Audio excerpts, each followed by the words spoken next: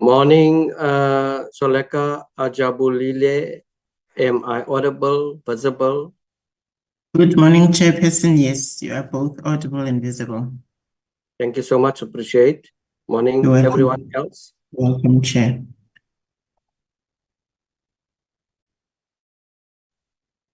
Morning, Chair. Morning, Honorable Mtetwa.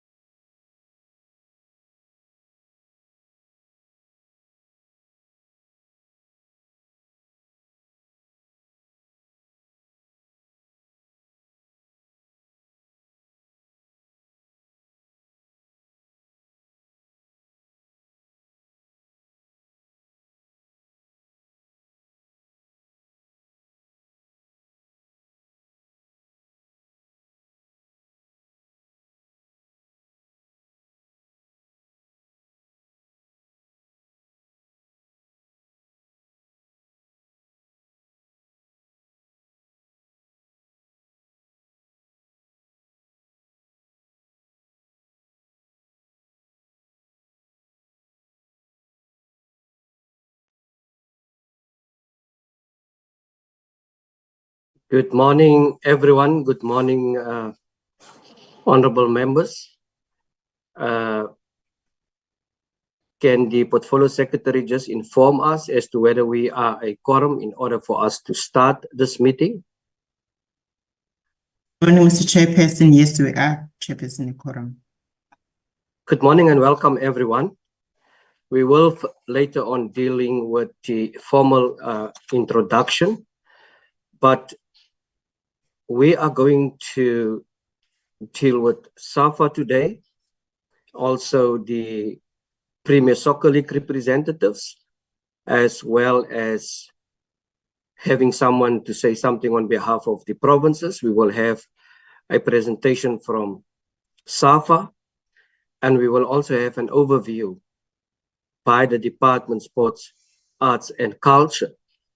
Following all those, we will have deliberations, and sometime during lunch, we will have a comfort break and also meet again with the department pertaining to deliberations on various issues as far as the recommendations of portfolio committee members is concerned on our oversight reports, as well as the PRRR and the budget. With that said, honorable members, with the agenda that has been flighted and in front of us, I would like to call on any member who would want to propose that we accept the agenda as it is, and also a second in order for us to start this meeting. Honorable Khabo.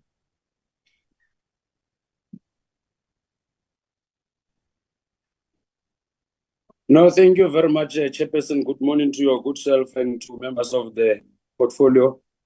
Chair, I would want to move to support the acceptance of the agenda as it is, Chairperson.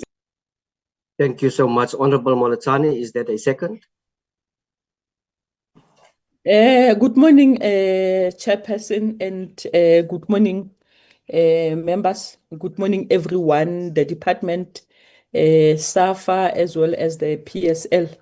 I would like to second the adoption of the agenda. Thank you very much, Chair. Thank you, Honorable Molatani. I gathered that the hand of Honorable Mutambi will be cancelled out unless it is for something else. Honorable Mutambi.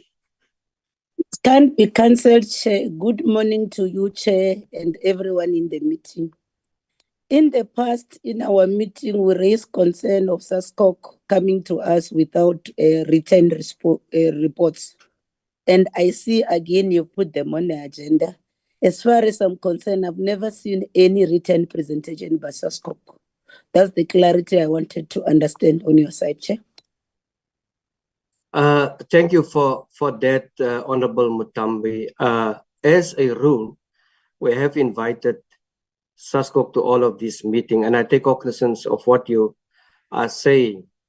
And SASCOC has indicated before that they were not aware of that, but they are now. Pertaining to today's meeting, if there is no presentation that has been sent up front, I will then going to make a ruling in terms of what you are mentioning, Honorable Mutambi, that SASCOC will then fall off the speaking list. If that is in order with you. I'll accede with that, and that's in order, Chair. We need to be taken serious as a committee. We raised that last time, and it was agreed that so we are sick and tired of verbal presentation, Chair. And they've got a role to play to do oversight on all over these entities, because one would like to know what has been their role in writing. These verbal things doesn't augur well with all of us, Chair. Thank you for that. We sincerely appreciate it. Thank you so much, honorable members. So the agenda is in front of us with the issue raised by Honorable Mutambi. We will then not having SASCOC to make their presentation. With that said, honorable members, the agenda is then agreed to. Is there any apologies, Portfolio Secretary? Good morning, Chair. Yes, Chair, we do have an apology from Ms. Nkosi, who is on oversight visit with the Portfolio Committee on Public Works and Infrastructure. We also received an apology from Mr. Daniels, who would like to be excused at 12 o'clock due to other commitments. The last apology, Chair, is from the Minister, who would like to leave the meeting early to attend an opening session of the G20 Social Summit that is scheduled for 1 o'clock. Thank you very much, Chair. Thank you so much.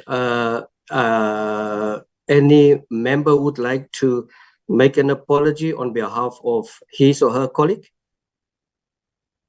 Honorable Potgieter. Thanks, Chair. I just have an appointment I need to commit to at 1:30, but it should only be an hour. So I will be online. I just won't be able to participate, so I will be listening. But if you can excuse me just for that hour. Thanks, Chair. Thank you. I see a hand from the Office of the Premier Soccer League. Please proceed. Thank you, Chairperson of the committee. My name is Ivan Koza, the Chairman of the Premier Soccer League. I just listened on your ruling just now that if there is no report, you can't participate. As a league, we don't have a report. I do not want to raise it first. 10 minutes allocation. Maybe if you allow me at that point to give the background to avoid you ruling me out of order. But upfront, I must say that, there are good reasons why. Dr. Koza, my humble apologies. I can't hear you properly. If they can perhaps bring the mic closer to you. I'm just saying that you can hear me now. No. Let me just try and put up my sound. Can you hear me now? Yes, you proceed, Dr. Koza. Can you hear me now? Yes, I can hear you. Yes. I'm saying that I saw you made a ruling on the SASCOC that they did not submit a report. The invitation to us was not clear. That's why in our response, we said we only engage to the extent where possible, which is an open-ended thing, which is untidy from my point of view.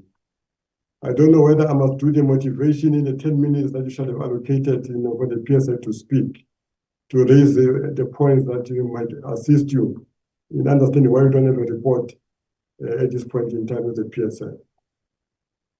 That's fine, Dr. Koza. As far as the PSL is concerned, don't worry, there's no yellow card here.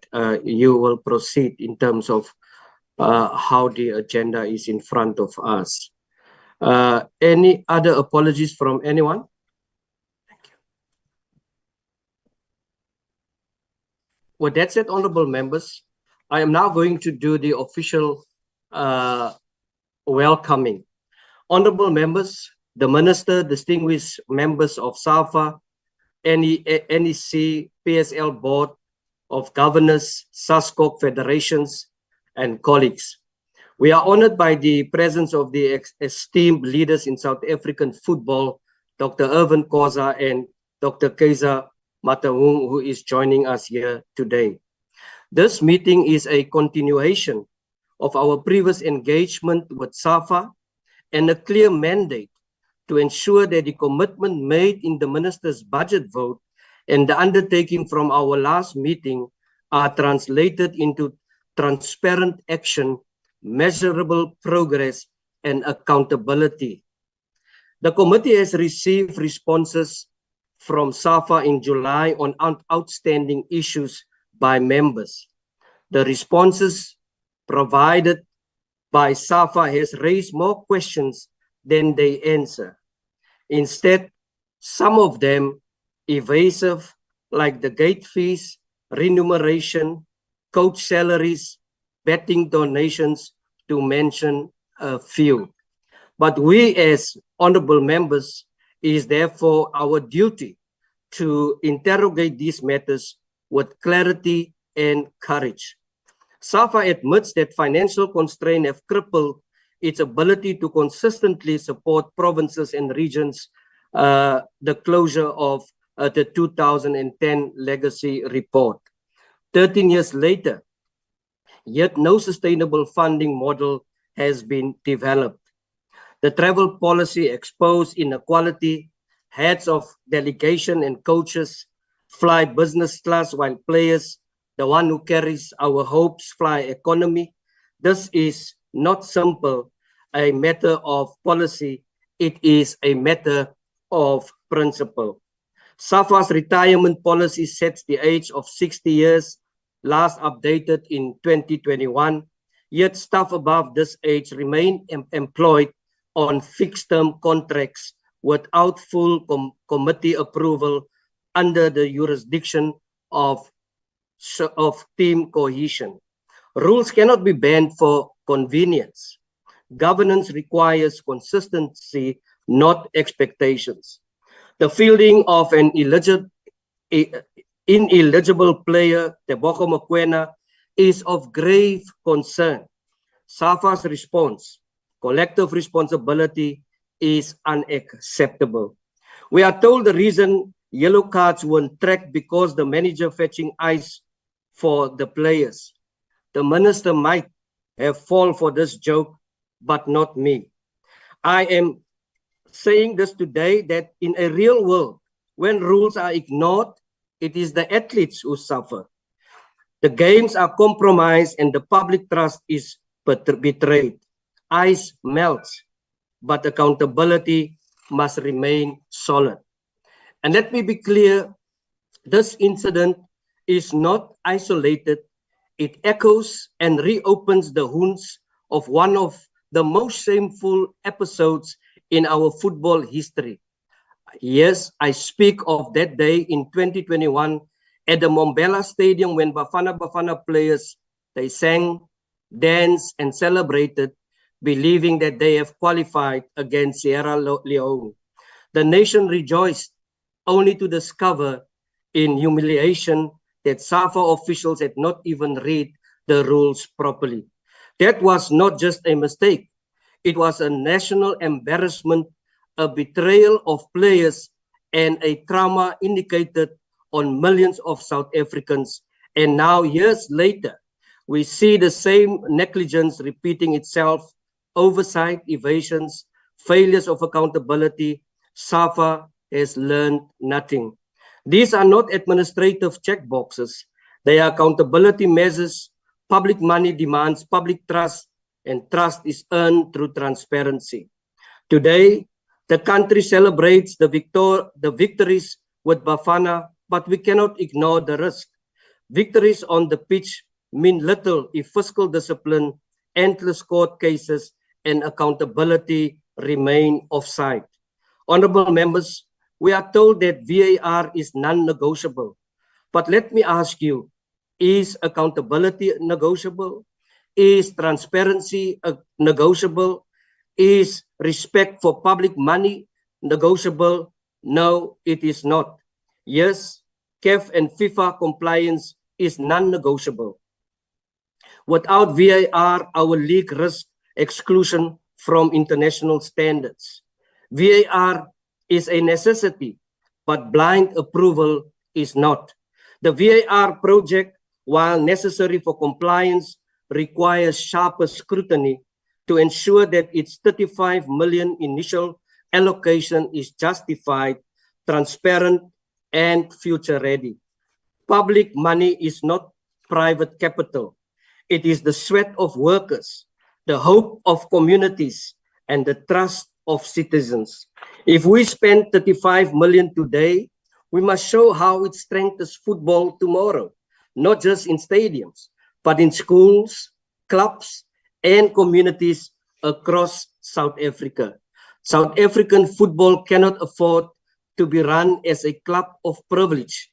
It must be managed as a national trust, accountable to the people and dedicated to the future of the game.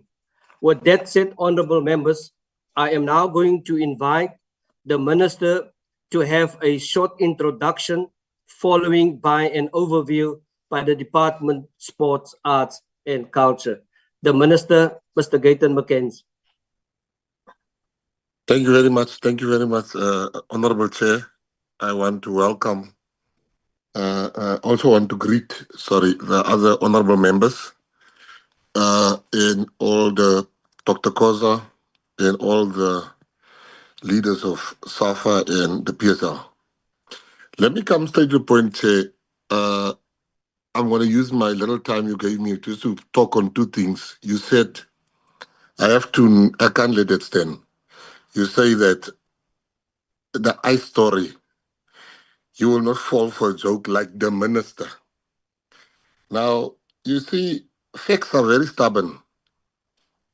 I am the messenger. I read about the ice. Who am I to say the person didn't go by ice? I never were part of any ruling for you to say I have fallen for that. I understand, and which I want to warn this committee about, number one, about interference in football. I want to be on record that we should understand the rules of FIFA in as far as interference in football is concerned. Football has investigated the matter. Football has given a report. I want to make very clear that I distance myself from this investigation into SAFA purely because in the UK, they had the same problem. And what the UK did, they went another route.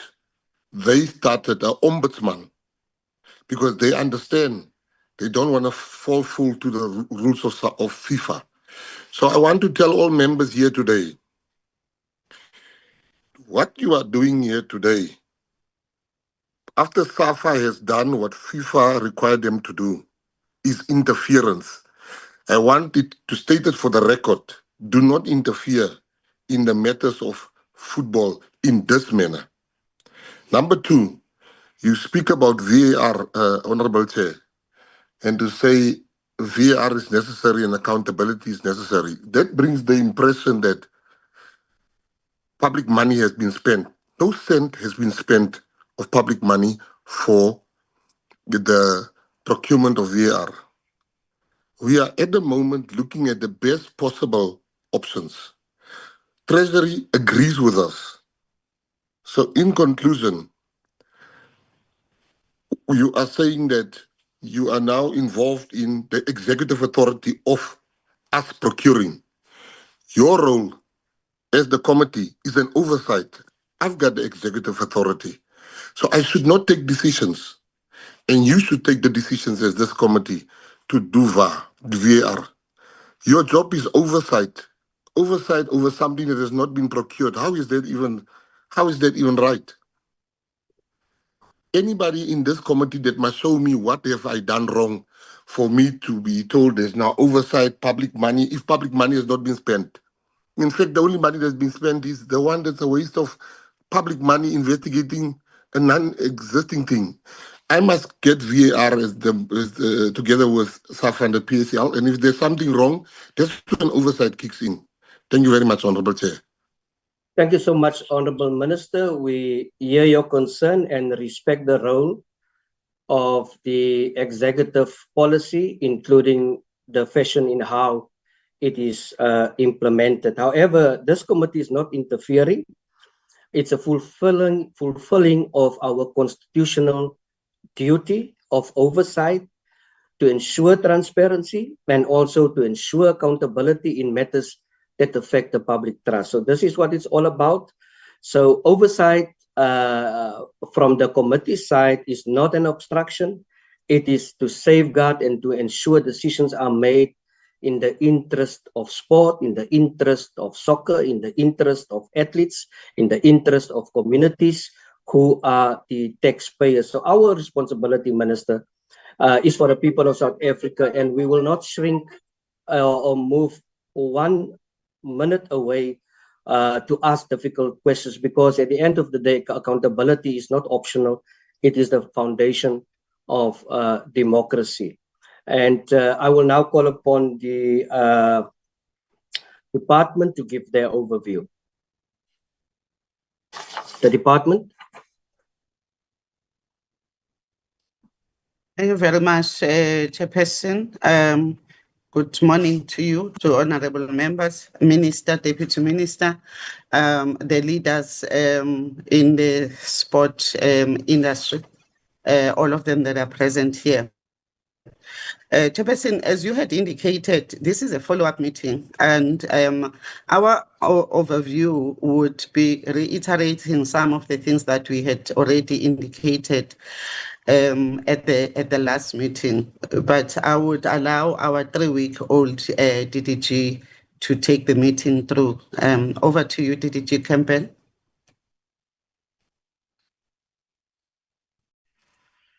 Good morning, Chairperson, and good morning, Minister, Deputy Minister, honorable members, DG, Premier Soccer League, etc., and all the other colleagues on the call. Chairperson, I'm going to take you through the presentation. I'll be very, very brief, Chair. I'll stick to my 10 minutes, Chair. I'm also told that large portions of this particular presentation has been shared previously with the Portfolio Committee, Chair, so I'll just go to those very salient slides, Chair, and then we will then take it from there. Can we move, colleague? Can we move to the next slide?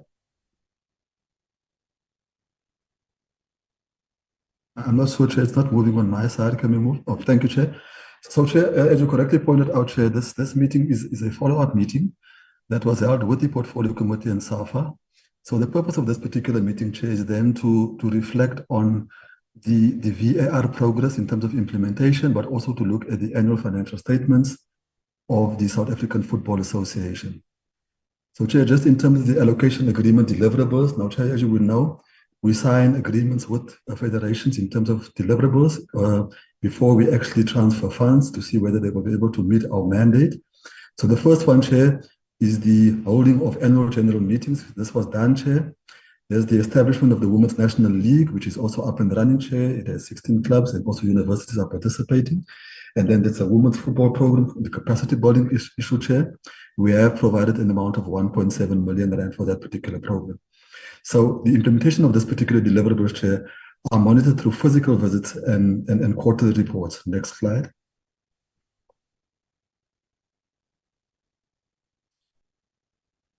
Can we just move a bit faster, Ludwig?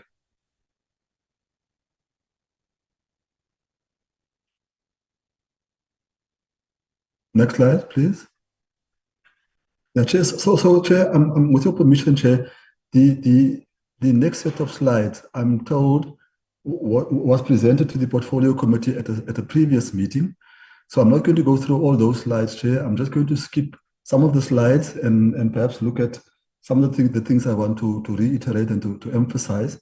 So I'm going to ask Lord just to flip through these slides. I'm told that these were presented previously to the Portfolio Committee. So I'm not going to touch too much on this particular slide, Chair. So the one, slide number 5 deals with issues of school football, Chair, and then the support overview in terms of the number of athletes that we targeted and participated. Then there's the slide around the attire and what we presented to the schools. There's also a summary on the schools football championships, Chair, that was held over the last couple of years. We can move, and these are just a pictorial depiction of some of the programs that we've held with the schools in terms of the school sports program for SAFA. You can proceed. These are some of the successes we had, Chair. These are the provincial tournaments that we coordinated, Chair, at district level, provincial level, etc. Again, Chair, some of the successes. Chair, I'm going fast on these ones because it was presented previously. I actually want us to go to slide number 16, Lord. Yeah, let's just pause here for a while. So, Chair, just in terms of the strategic support deliverables that we espouse to in terms of grassroots community football development.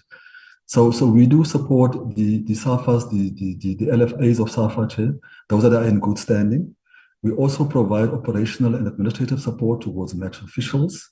We also provide financial support towards the organization for functionality and sustainability, capacity building for federations in technical and administration training, areas of support for community football clubs, playing equipment and attire, logistical support, affiliation and registration fees, meals and refreshments.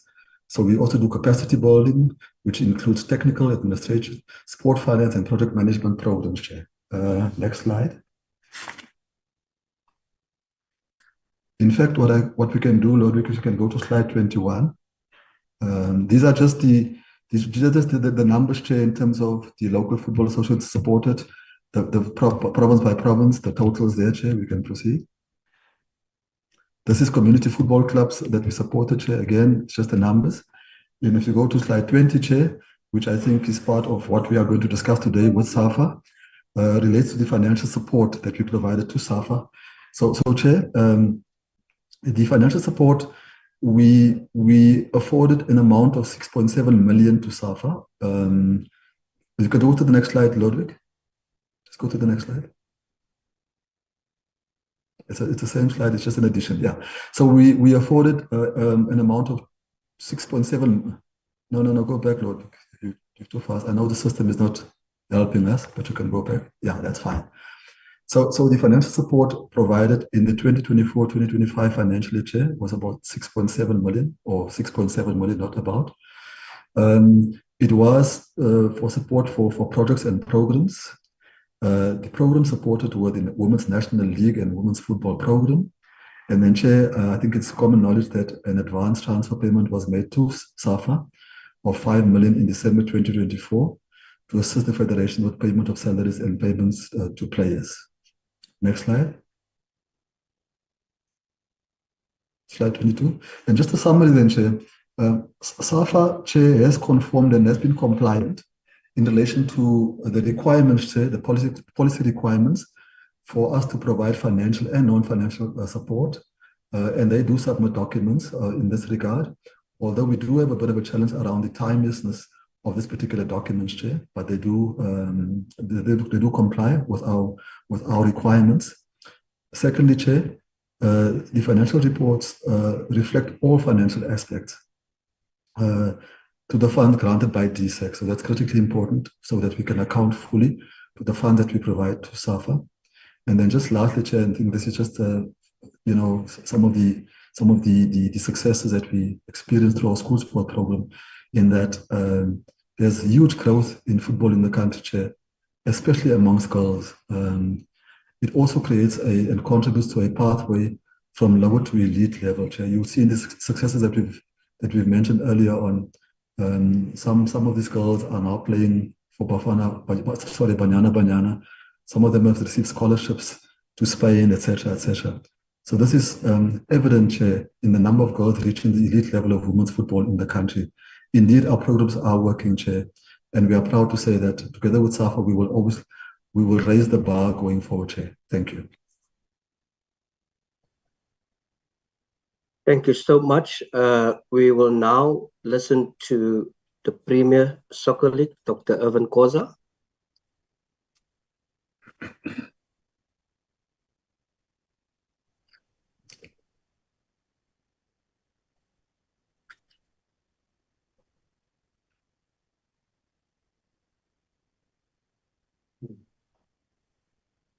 Thank you, Honorable Chairperson. Where I am now at this point is to explain that it's going to be easy for the PSL if you are given questions to respond. Because we are very much excited that there's also funding available to implement VAR. We started far back, in 2010 with the idea of professional referees and VAR when it was introduced.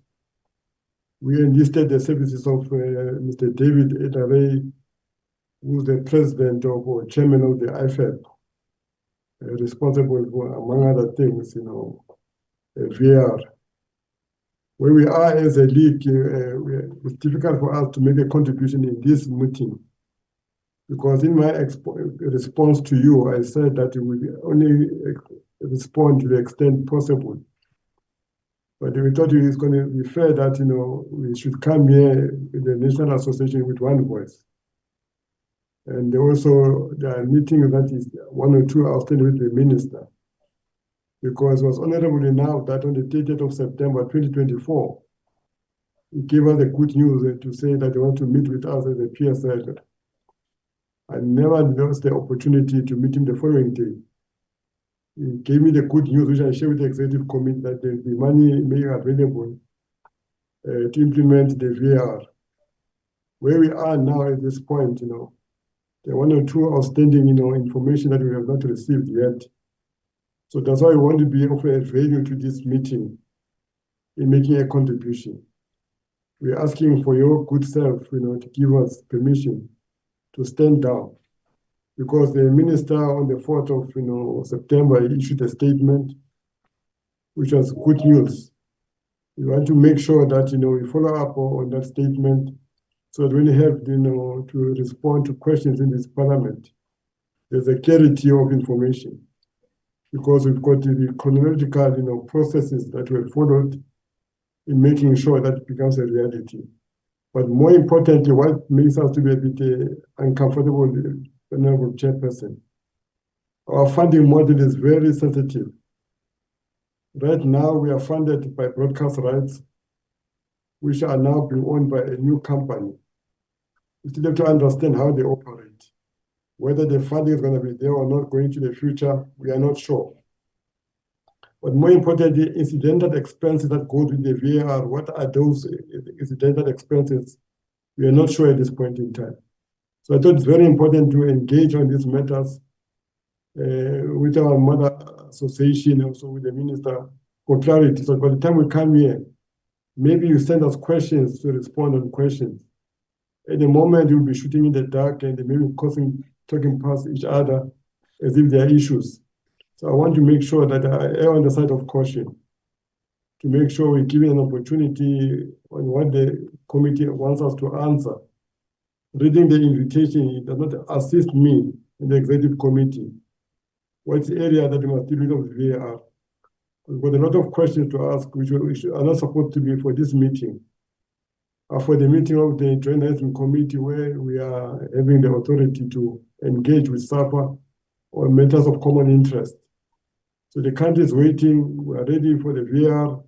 Let me say this: 2 years ago, the multi-choice wanted to sponsor us, the old multi-choice. Unfortunately, at that point, SAFA was not ready with the personnel.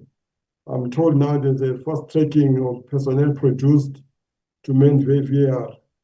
But also at that point in time, we're not sure the VAR is a full VAR or light VAR.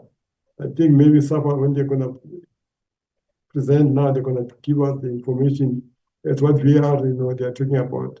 But I should not be discussing this in the meeting now. So what's for indulgence, Honorable Chairperson?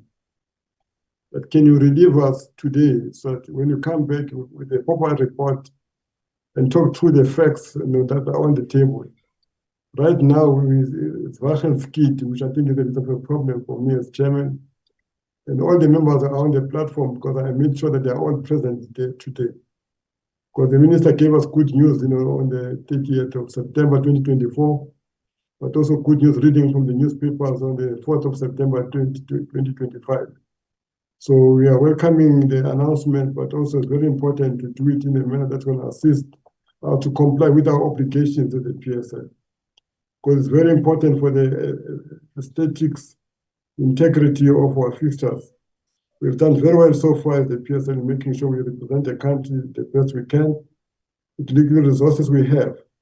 But I want to make sure that I don't want to make this session an attention of PSL asking question of clarity, but somebody listening at home misunderstand the question and becomes news. The VR is the news that we must focus on. But today, I don't think we are ready at the PSL to participate, because it's information that we don't have to assist the committee in the deliberation on the matter that have started long before we came to this session of today, the 18th of November. I thank you, Chairperson. Thank you so much for that contribution, Dr. Koza. What I suggest, honorable members, is perhaps further on to this meeting, when a presentation will be made, we will then have members asking those questions, and perhaps should those questions deems fit for PS it may SAFA or whoever to respond to, we will allow that. I'm now going to call, is there anyone who would like to address this committee on behalf of the provinces? Chair, if I may, have I been skipped, or is it Barry Hendricks? Have I been skipped, or Yes, have I yes, missed? yes, Mr. Barry Hendricks. We have made a ruling, but I think we have to work closer to one another pertaining to submission of reports. We Yes. have made a ruling for SASCOC not to do a presentation because we haven't received in advance the presentation. Can I make a statement in that regard, Chair, if you don't mind? I'll give you an opportunity. Please do so. Thank you. It is unfortunate that we've not been required to present a report for federations in the past. So this is a new request, and we won't mind doing that in future, where we can do an analysis of the current status of the federations and then present it. But I need just to state that we've not been required to present a physical report in the past, and as I said, we are quite happy to do that in the future, Chair. But thank you. What I would suggest, Mr. Hendricks, it's from now on. I see quite a few hands has been raised now, and I'm not too sure whether it's on the same issue. But let me make the following ruling. The previous meeting that we had, there was a request from the very same member for the one-liner report to submit.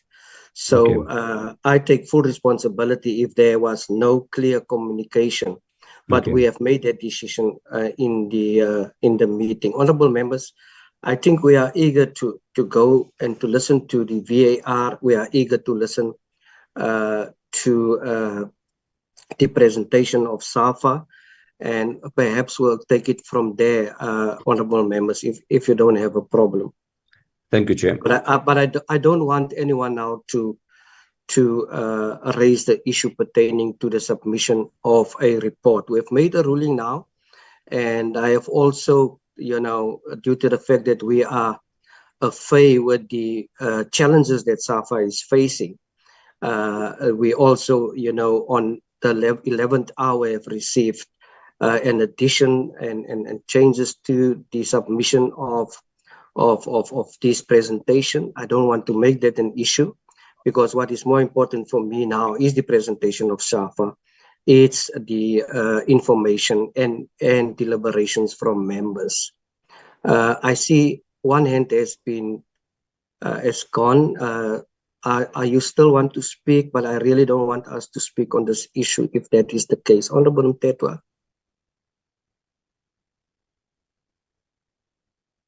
Chair. No, I just want clarity. It's a clarity seeking, or in fact a request. I had Dr. Koza saying that they are requesting to be released from the meeting. Can it be indicated when they are going to be leaving the meeting? Because I have one question for him. Just one question, that's all. Thanks.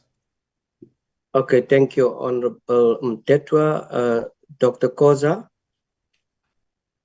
Yes. Can you respond to that? What time you would like to leave? Because the Honorable Mtetwa have a question. I think he's also a Pirates fan.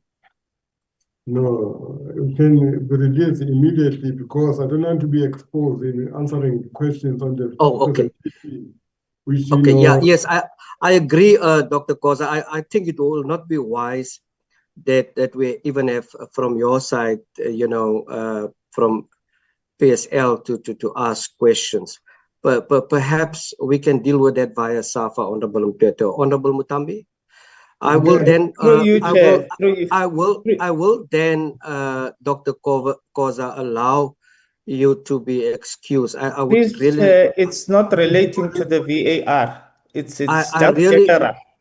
I really want to comply to the wish of the PSL representatives, Honorable Mtetwa. If we can perhaps take that on another platform, on a private matter, if that is fine.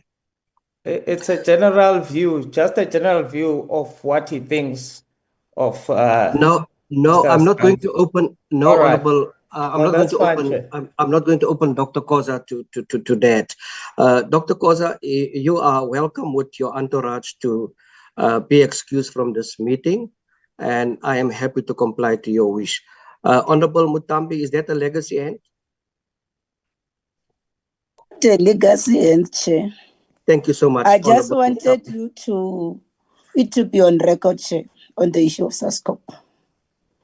It was a decision of the resolution of the meeting of the 11th of Agreed. November. And they were in the meeting. Hence, I'm saying you don't have to apologize for SASCOC. We have said that SASCOC must never come to our meetings with a verbal report, and it was a resolution of the meeting. And they were in that meeting. We raised that concern in the meeting. Yes, I think I agree, Honorable Mutambi, but I think the SASCOC president came late. The communication was to fade. Let's move on, honorable members. I'm now going to call upon SAFA to make their presentation. SAFA. Thank you very much.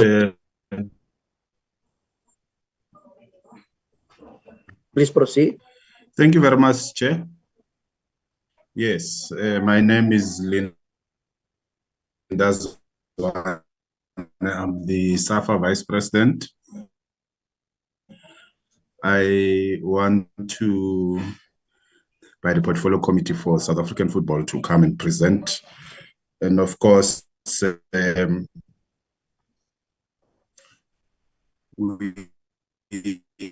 want to Linda, sorry to call you by your name. Minister, I saw the honorable. Linda, sorry to call you by your name.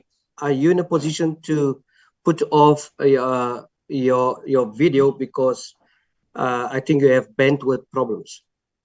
Okay. Let's try again. Yes. Thank you very much. Am I audible now, Chair? That's better, much better. Thank you very much.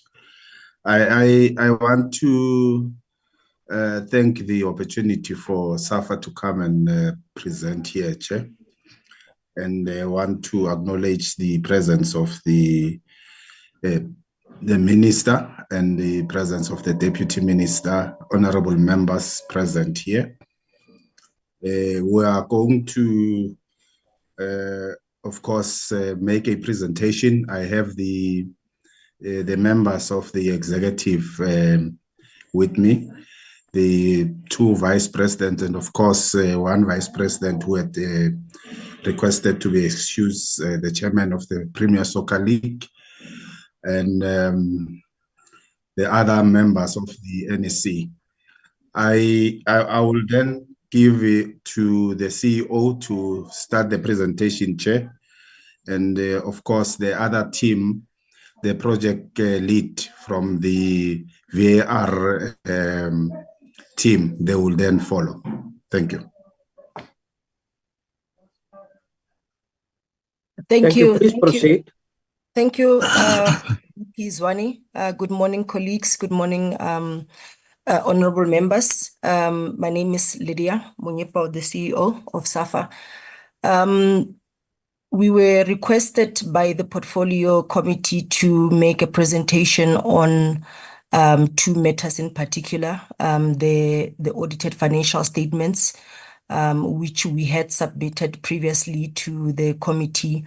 They were presented to the committee in the meeting that was held on the 3rd of June 2025. They were subsequently presented to the Congress. We had a Congress in Johannesburg held towards the end of June. And also the other point or area of focus was the update on the implementation of VAR. So I will request. Just a second for me. I see a hand, Honorable Monotani. My apology, Chairperson. I didn't want to interject.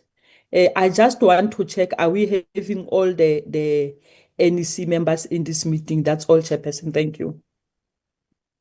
Thank you, Honorable Malatsane. You may respond to that.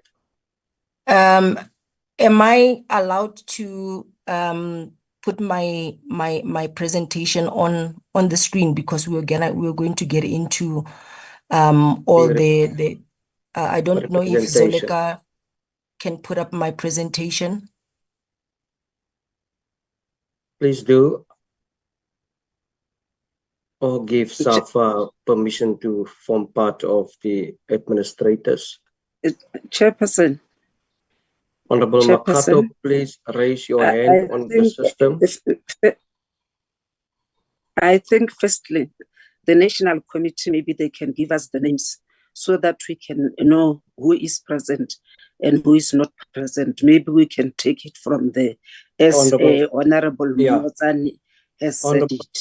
Honorable Makato, may I request that you use your gadget to raise hands? There were 2 hands before you, and you were just speaking. Honorable Molatani and then Honorable Mutambi. Thank you very much, Chairperson. Chairperson, I was just expecting the answer to say yes or no before we can even go further, because the invite from the portfolio committee, after our discussion, we said all NEC members must be invited in this meeting. I'm just saying that because it's according to our deliberations in the portfolio committee, as well as right. Thank you very much, Chairperson. Thank you for that. But I think they will also indicate, and perhaps if they, we have to give an opportunity when the introduction happen, that members should just open up their videos. Honorable Mutambi, you're the last one. Thank you, Chairperson. This is a clear, straightforward question. The reason why we are holding this meeting virtually, Chair, was to enable everyone to be in the meeting. It's a straightforward question, and we know the letter from the committee secretary and yourself was very clear that all NEC members must be in the meeting. So we are looking at the attendees of the meeting, because prior to anything, we just want that assurance that everyone is in the meeting, everyone has been invited, they are here in this meeting, and understanding the number of NEC members of SAFA. Thank you, Honorable Mutambi. In the meeting. Thank you, Honorable Mutambi. Lydia, can you respond to that question, whether everyone is present? Chairperson. Honorable Makato, please use your gadget. Yes, I've got a problem. I'm trying to raise my hand, but my gadget is not working. So that is why sometimes I'm just speaking. Please. Proceed, Honorable Makato. Understand me. That is why I said maybe the National Committee, if they can just bring the names to us, I think we can take okay, let me deal with this. Lydia, is everyone present in this particular meeting? Can you give us a yes or a no?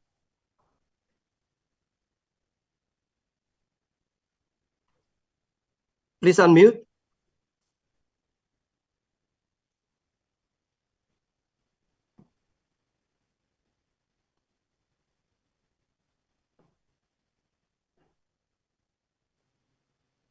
Is there anyone of SAFA that can respond to that question as to whether everyone is present in this meeting? Yeah, Chair, my name is Tankiso. My surname is Mudipa, through you. I think we have a head of delegation from SAFA, one of the VP, that is given the mandate by the management committee to lead this delegation. No. The question is yes, every one of the NEC involved? You see, we have dealt with this issue when we start. Chair, just give me the opportunity, Mr. Modipa. Mr. Modipa, give me the opportunity. When we start this meeting, I emphasize the role of oversight of this particular parliament and committee. So the question is everyone here and members, I can tell you now, I know them. They will not ask these kind of questions unless they know something. So what I'm reading here through as the chairperson, that I see two factions. If everyone is not present, then I see a faction NEC. We have held this meeting, accommodate SAFA, to have this meeting on Zoom to accommodate each and every one. Has each and every one been invited? Yes or no? Chair, the reason I was saying there is a Can chairperson, I ask the portfolio there is a secretary? vice If president that who is can not a yes, answer on that. please mute Mr. Mudipa. He's not going to take over my meeting.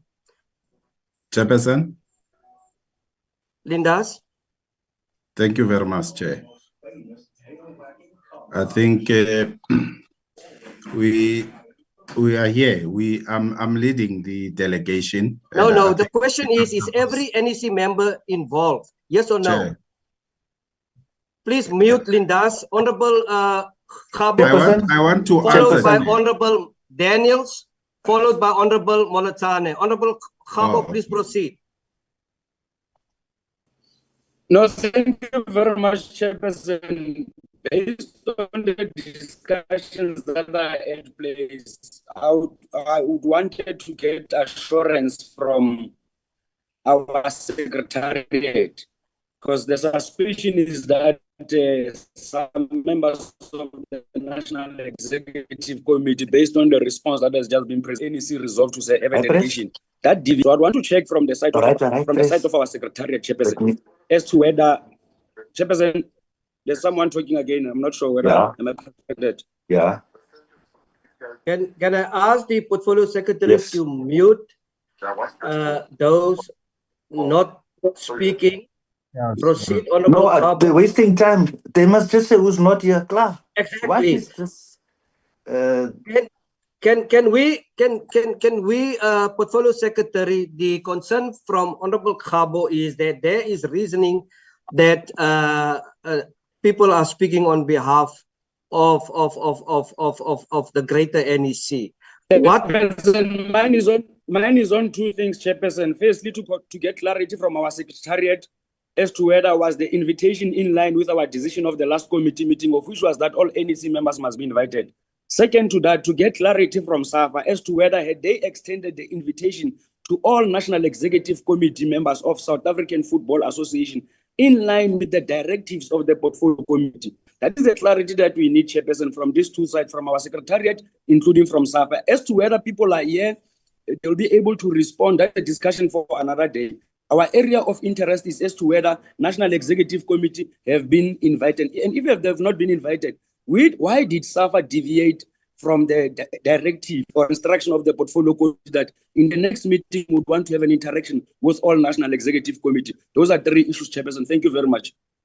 Thank you so much. May I request the portfolio secretary to give indication as to whether in terms of the decision of the committee, everyone has been invited.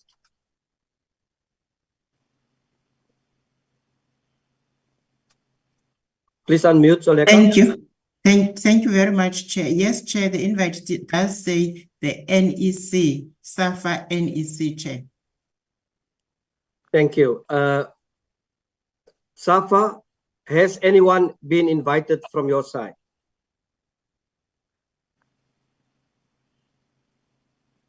Chair, thank you very much. I think we wanted to answer, but unfortunately there was a commotion. No, it's just a yes or a no, Lindas. It's just yes or no. Has everyone been invited? The CEO had extended the invitation to the NEC. Lindas, has everyone been invited? Yes or no? Chair, I said the NEC was invited through the CEO. Where's the CEO is in this meeting? Yes. CEO she was struggling with connectivity, but I think she might be back. Thank you. Honorable Daniels.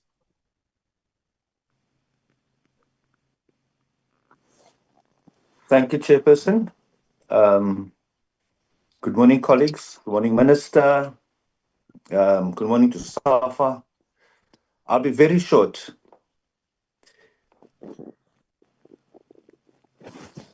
I'm slightly concerned because we've got the responsibility as members of this portfolio committee to ensure that we do our oversight, and as far as oversight goes, and I wouldn't want us to find ourselves wanting from our sole responsibility, which speaks to oversight. Yes, I understand the frustrations. I'm equally frustrated if we are being disrespected and members of SAFA is not heeding to our call or request to attend this meeting. I think we are wasting time running to and from. The question is just very simple. Who is not here? That's one. And my last point. I want to just remind us, the meeting has just started, barely started. I just want to remind us going forward, because SAFA has not even done their presentation. I want us to reflect on the constitution of FIFA, which speaks about the members' associations like SAFA that manages their affairs independently and ensure that no third party, including government, interferes in their governance. Now, that by itself is, if you want to call it red tape, if you want to call it what, but that is the protection of an entity like SAFA. So what is my point?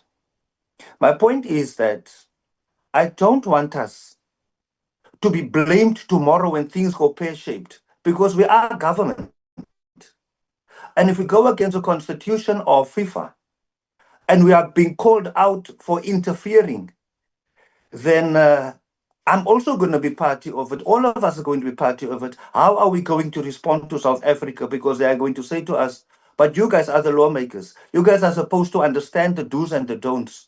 And if it is that you consciously know that you are interfering in the affairs when FIFA's constitution guides us not to interfere, then we are going to be very irresponsible if we do so. So it's not even a fine line, it's a thick line in how we're going to conduct ourselves. And that is the warning shot I want to suggest to all of us as members of parliament, and particularly this portfolio committee. We must really guard against those type of things, because what I don't want to happen, if anybody asks me what's my first sport that I love the most out of it is football.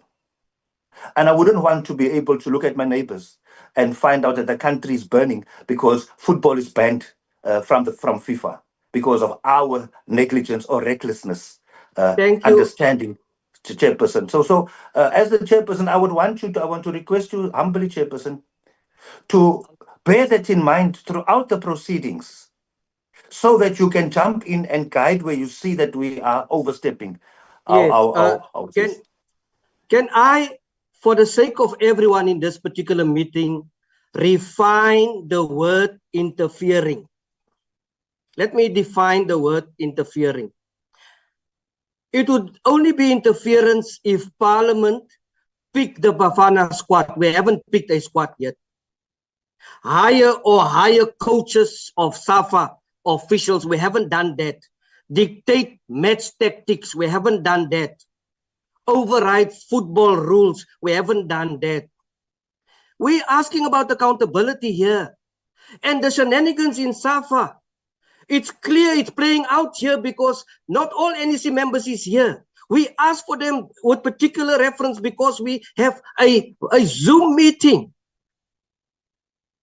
FIFA prohibited government from directly controlling national associations.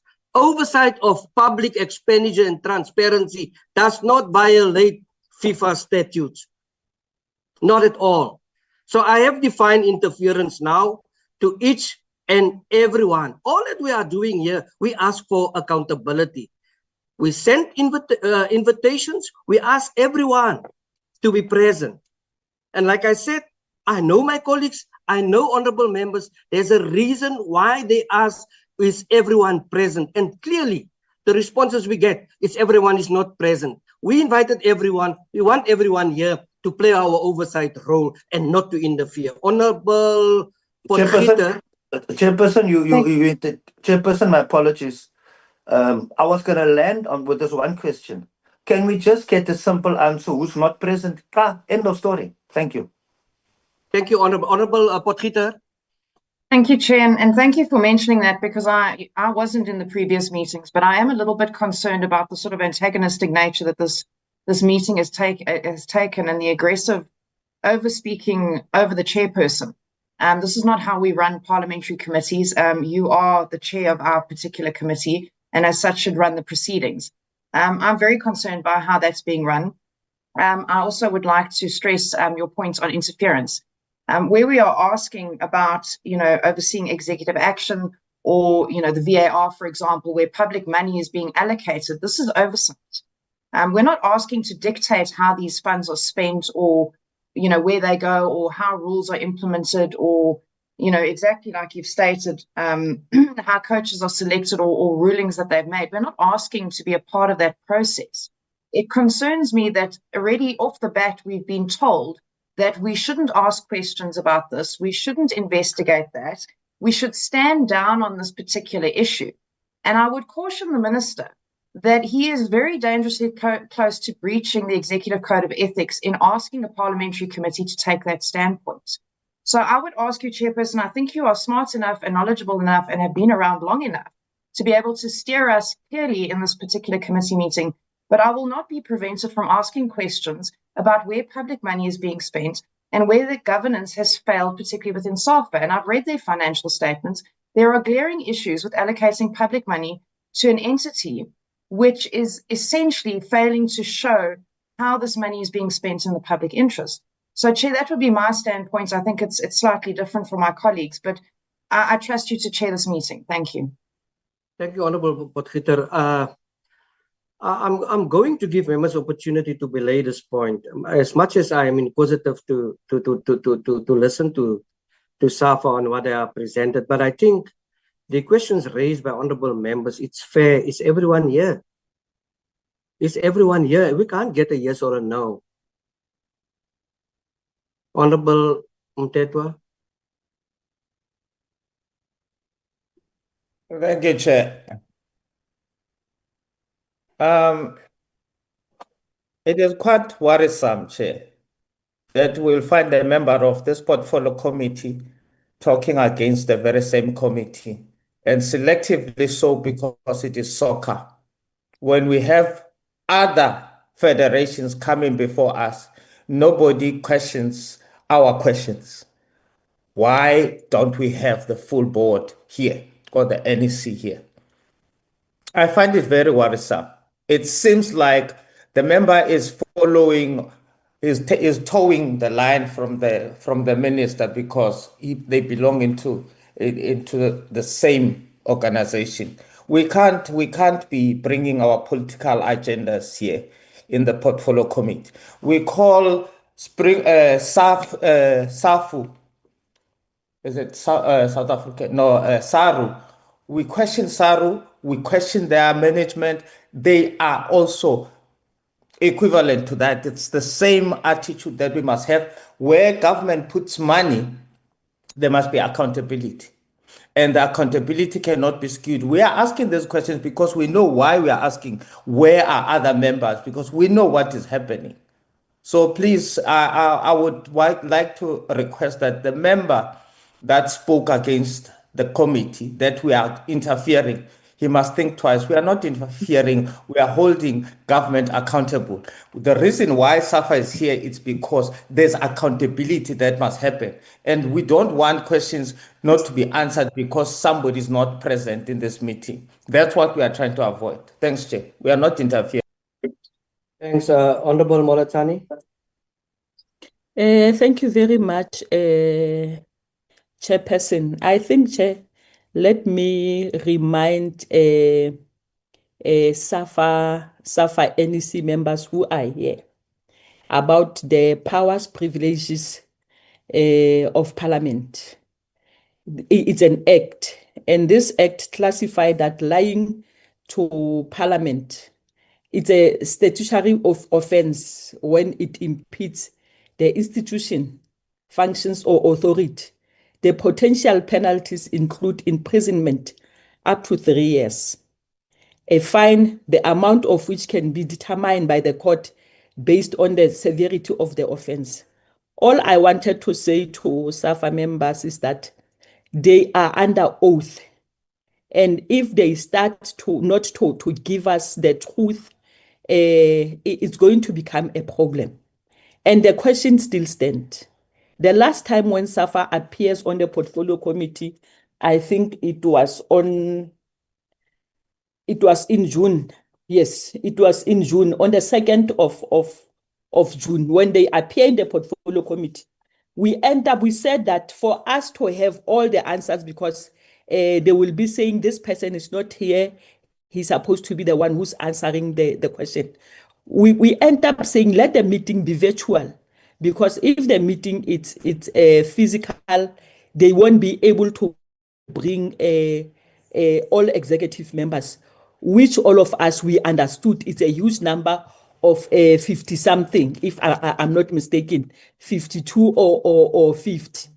But now the simple question, have you brought all the members that are supposed to be part of the meeting, yes or no? If it's a no, why didn't you invite them? Because the invitation stipulates clearly that NEC members, not a certain group of NEC members, not a head of delegation, all NEC members supposed to be part of this meeting. And I think, Chair, we've already wasted a lot of time discussing this matter, which is clearly on the invitation.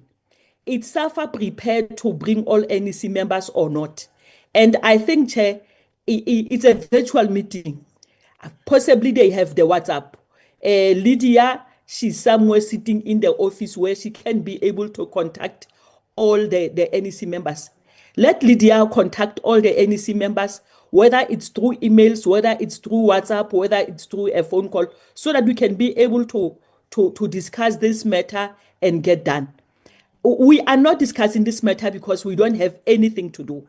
We have everything to do to save the situation in SAFA, to see to it that this sports entity doesn't fail on what they're supposed to do.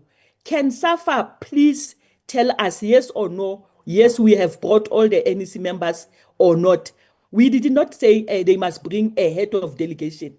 The invite is clear, all NEC members. Thank you very much, Chairperson.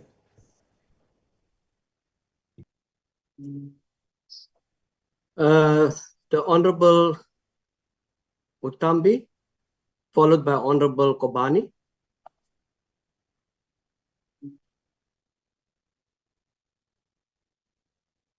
My apologies. Thanks so much, Chair.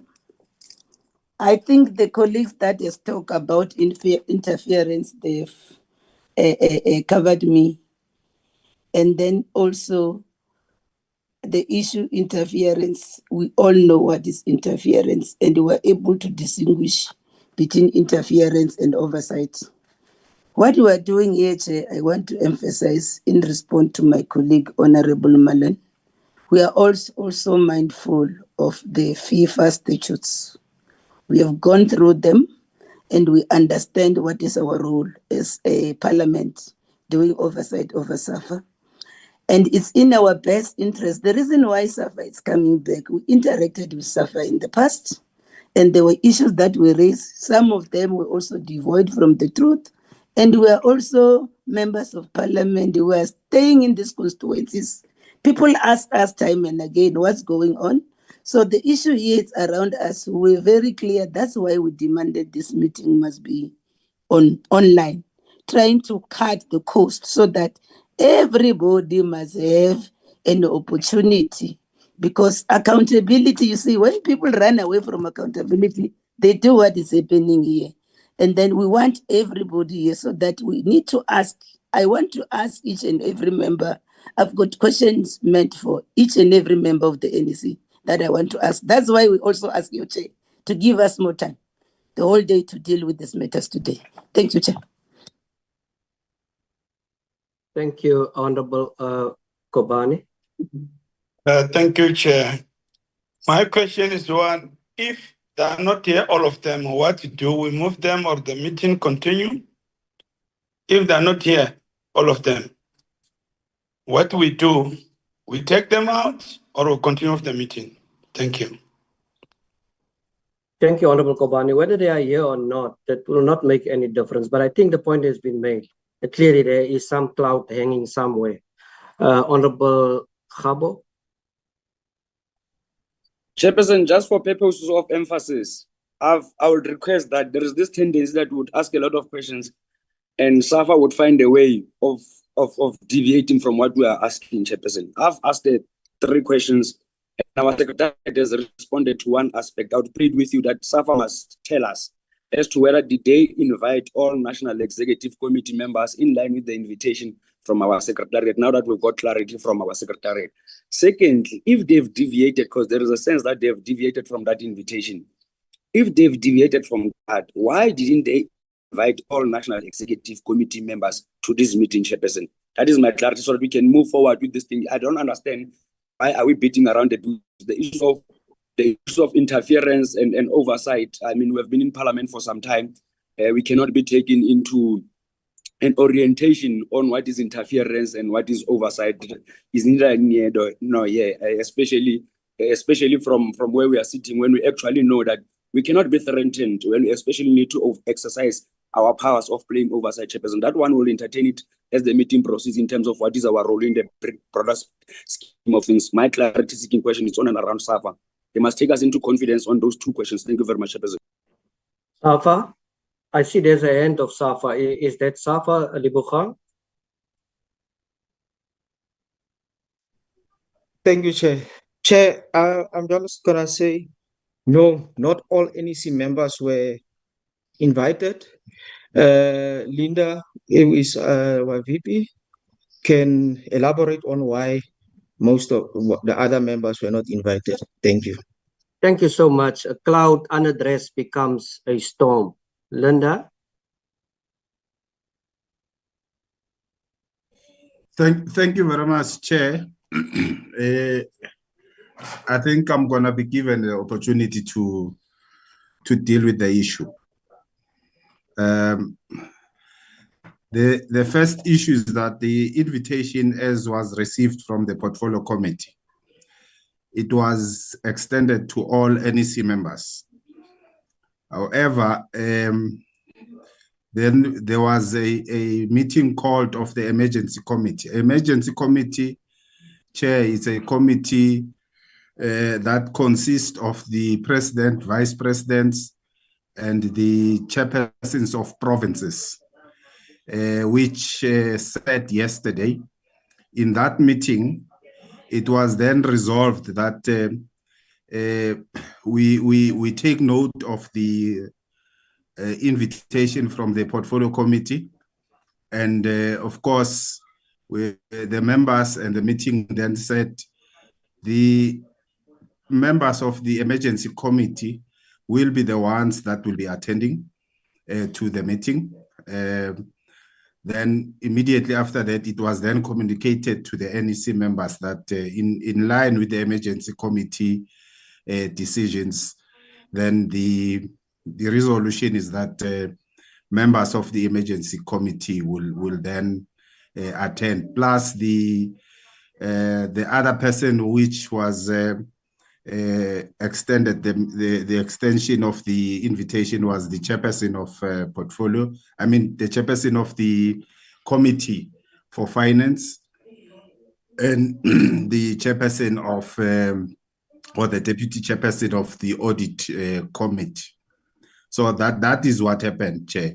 We have invited, the invitation was extended, but late yesterday, a meeting was held by the Emergency Committee to say, in line with what has been happening in terms of the delegation, the members, as I have alluded, will be the ones coming to the meeting.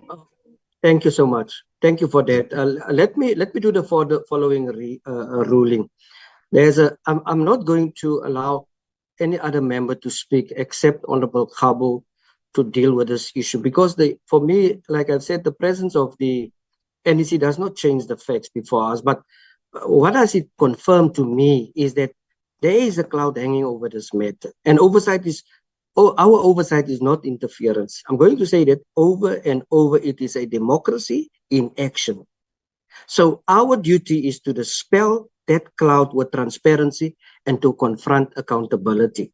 Honorable Khabo, are you happy with that? If you're happy with that, like I said, the presence of the entire NEC does not change it, but we have the message and we see the tactics and the strategy in front of us. So I don't also want us, any member, to politicize this portfolio committee, because we are duty bound to the community out there. Can we deal, Honorable Khabo? If you're happy, then I really would want us to proceed with this meeting and give SAFA an opportunity to present their presentation. Chairperson, yes, thank you very much, Chairperson. Thank you very much, Chairperson. I'm happy with the response, even though the response does not cover the other aspect. Because the question was whether all people have been invited. This other aspect of the question was that if not all people were invited, why did SAFA decide to deviate from the decision of the portfolio committee on who must be invited for this meeting? Because, Chairperson, you can only decide on who must attend on your behalf when you are the one who's initiating the meeting. Now, in this case, we're the ones who have initiated a second round of engagement with SAFA as the portfolio committee of sports, arts, and culture, who enjoys constitutional powers of playing oversight on some of these entities. That one is constitutional. If people want to change our powers, must go to parliament or win elections to change the powers that we're enjoying as a portfolio committee. I want to understand from SAFA, as much as we are noting that not all members, I want to check with them, why did they move away from that decision of the portfolio committee? And secondly, they would want them to confirm as to who's present in this meeting and who's not present in this meeting. But also, Chairperson, as part of our recommendations moving forward, we should note that SAFA has decided to operate outside the directives of this portfolio committee meeting. And to a large extent, as in when we are moving forward, we are going to demonstrate that SAFA, even this emergency committee, is then used as a form of a superstructure that deviates from the National Executive Committee meetings, which then becomes the highest decision-making body in terms of processing issues. So I'm saying to you, Chairperson, as much as we are noting that there is an emergency committee that is before us, we are hopeful that they will be able to respond. But this emergency committee, Chairperson, I want to put it to you, and we're going to prove it in this meeting, that this emergency committee, it is a way of making sure that other NEC members who seems to be having a different view on how governance issues are being handled, on how issues of HR has been handled in SAFA, on how a dominant faction led by the president of SAFA seems to be enjoying too much powers that makes others not to be held accountable. We're going to prove it into this meeting, Chairperson. Our issue has nothing to do whether the NEC is here, is not here, but we wanted to prove to you that there is a dominant faction that seems not to, that creates problems for SAFA. That's why SAFA continues to suffer from these images of funding and so forth, Chairperson. I'm fine with the response. Can they just clarify the second part? Then we can continue with the meeting. But they must know that our position is very clear, and they've managed to prove that there is an intention to keep away some information from this portfolio committee. Thank you very much. Thank you, Honorable Khabo. SAFA? Thank you very much, Chair. I think I have indicated that the emergency committee, the emergency committee is a committee that is established by the Constitution or the statutes of SAFA. Lindas, and yes. Lindas, do you agree that for us as parliamentarians, oversight cannot be reduced to half measures or selective appearance? We have made the call as parliament. You can't say that you have a committee of what nature and decide in your own wisdom that you are going to do that. As the chairperson, I have cancelled this meeting many a times. Many a times I have cancelled this meeting as the chairperson, and now look who is appearing before us. And for members here, if you listen to members, accountability requires a number of things. And SAFA must take this committee and the entire nation in their trust. They can't choose to come here to face the committee in the way they are doing here today. It is a fact of what Honorable Khabo said, that there's a cloud hanging over this matter. And this cloud will only thicken if we're going to duck and dive. We will not allow partial attendance by SAFA. We, as Parliament, has made the call who we want here. Not SAFA. You can't meet as SAFA and say, we decided you and you. I mean, listen to the allegations, whether it's true or false, of Honorable Khabo that he has made about factions. Then obviously this meeting is going to be diluted to seriousness as far as your mandate and our mandate of oversight and accountability is concerned. Chair? Point of clarity, Chairperson. Chair? Let me just give Honorable Marlon the point of clarity. Oh. Thank you, Chairperson. Chairperson, I hear about an emergency committee. I don't know who constitutes the emergency committee. There's an expectation as portfolio committee members as to who's supposed to appear before us. So hiding behind the emergency committee, there's no names attached to it. And forgive me for not knowing who the emergency committee is. Who is not here?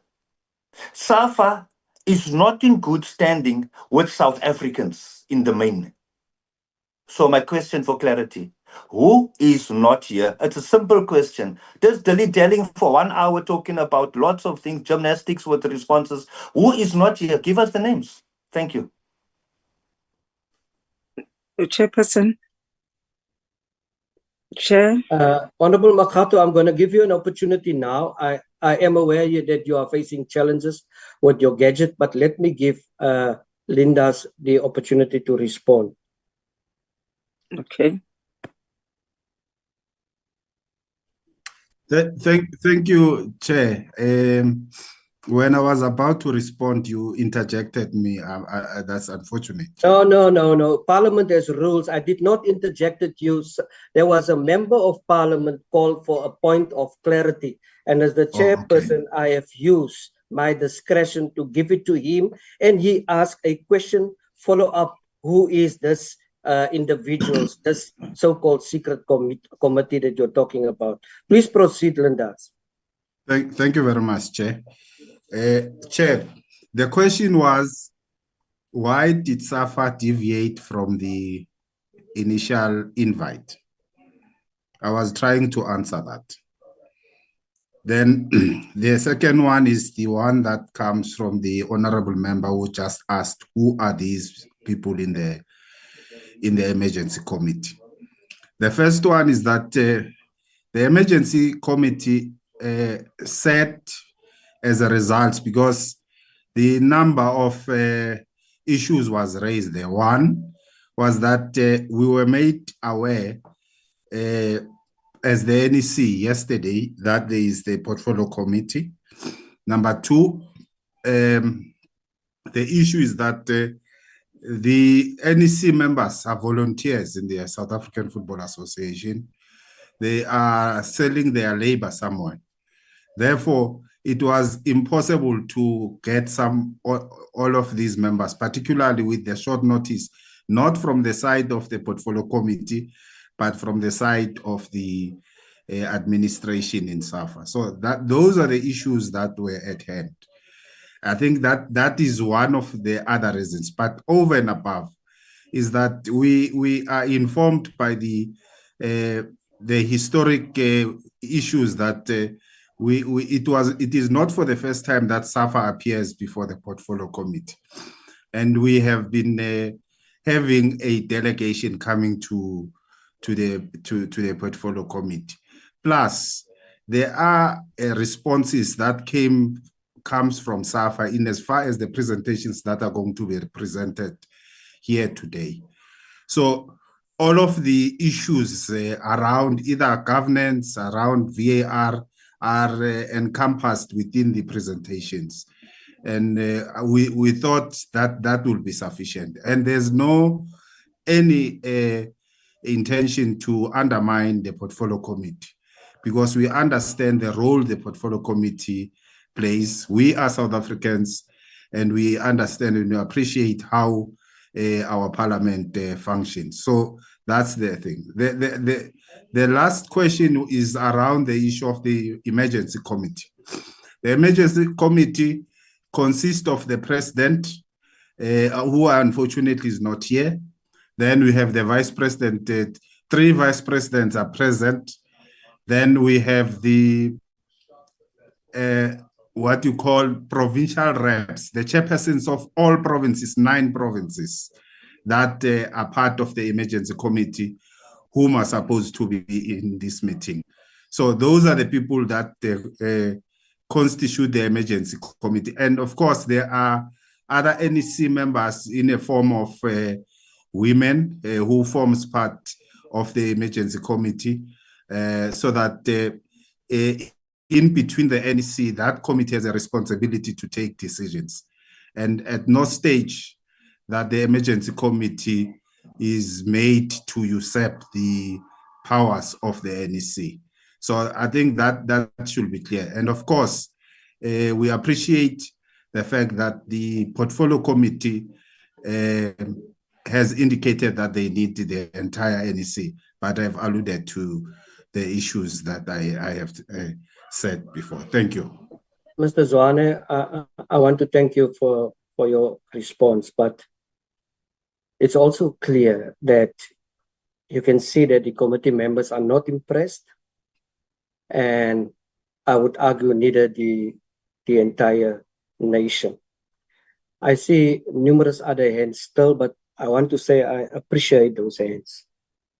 And I value your input, but I want to ask the honorable members and even the minister that we structure this meeting in the following way, that we deal with the scope of what we are here today.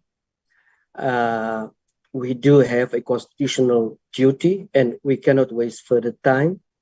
And let's respect the mandate why we are here. But I want to say to you, Mr. Zwane, just yesterday, I don't know for what reason, I grabbed the document. I think this is a 7-page document on the responses of SAFA. And I want to invite members again to go grab that document of July when SAFA appeared. Go see the responses. Evasive, don't want to give this information. There's a question that has been asked by one member. What is the status of your bank balance? The response is, the bank balance changes on a daily basis. I can mention it. I even printed it. I can't locate it. It's 7 pages that SAFA has responded. It says nothing. And your child, Mr. Zwane, and my child, and our child, and everyone's child in this meeting will one day do some research on SAFA, and they will find that document. That document will be published in Parliament. It will land in their hands. And we will be history, negative history on what has transpired. I'm going to call on SAFA to proceed with their presentation. SAFA. Thank you, Chair. Chairperson, it's unlike us to interject you, Chair. There was a proposal by Honorable Mlozane to say it has been our decision that all NEC members are here, and this emergency committee override our decision. So Mlozane proposed that can the CEO now call all NEC members who are not in the meeting to join this meeting? She must send the link to all the NEC members who were told, because this emergency committee meeting resolved to say these are the only people that must attend. And definitely that communication was sent to other members that they must not attend. The reason why we call this meeting virtually, Chair, I'm sorry, with due respect, Chair. We respect you, we respect your ruling, but I think we'll be doing injustice here, wherein we say we want the NEC to come in account, and then it's a same faction of the NEC that comes here, leaving others outside. And Chairperson, I did raise my hand. Who's that? Makgatu.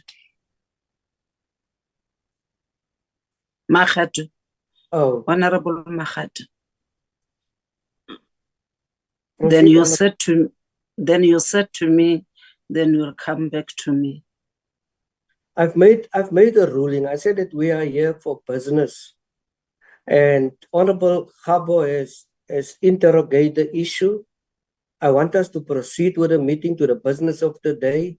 We still have answers to get from the presentation. And again, honorable members, the entire NEC will do nothing to this meeting, but the point has been proved by members on what has transpired pertaining to have the entire NEC members present. It is clear. It is clear. And you know, this thing has come up a lot of interference. Yeah, we need God intervention now with SAFA. That's what we need, God's intervention. Proceed, SAFA.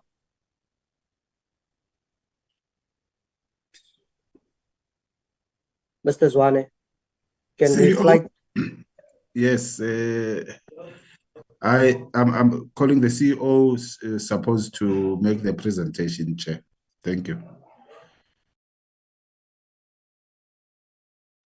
My apologies. Before the CFO is going to proceed, there's someone with the iPad named iPad 4. Can we assess who that is? Can you please indicate your name on your gadget? Otherwise, we have no option but to remove you from this meeting.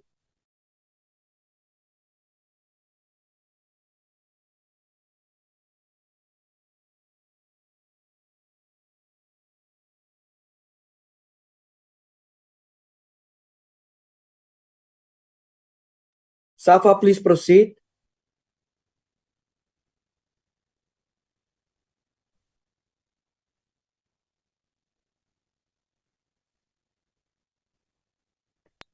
Chairperson, with all due respect, in the process, can you kindly request the CEO to extend the invitation? Because I honestly don't get. I've just shared with you the letter of one of the NEC members who's generally disputing whatever that the member was presenting before us, the vice president.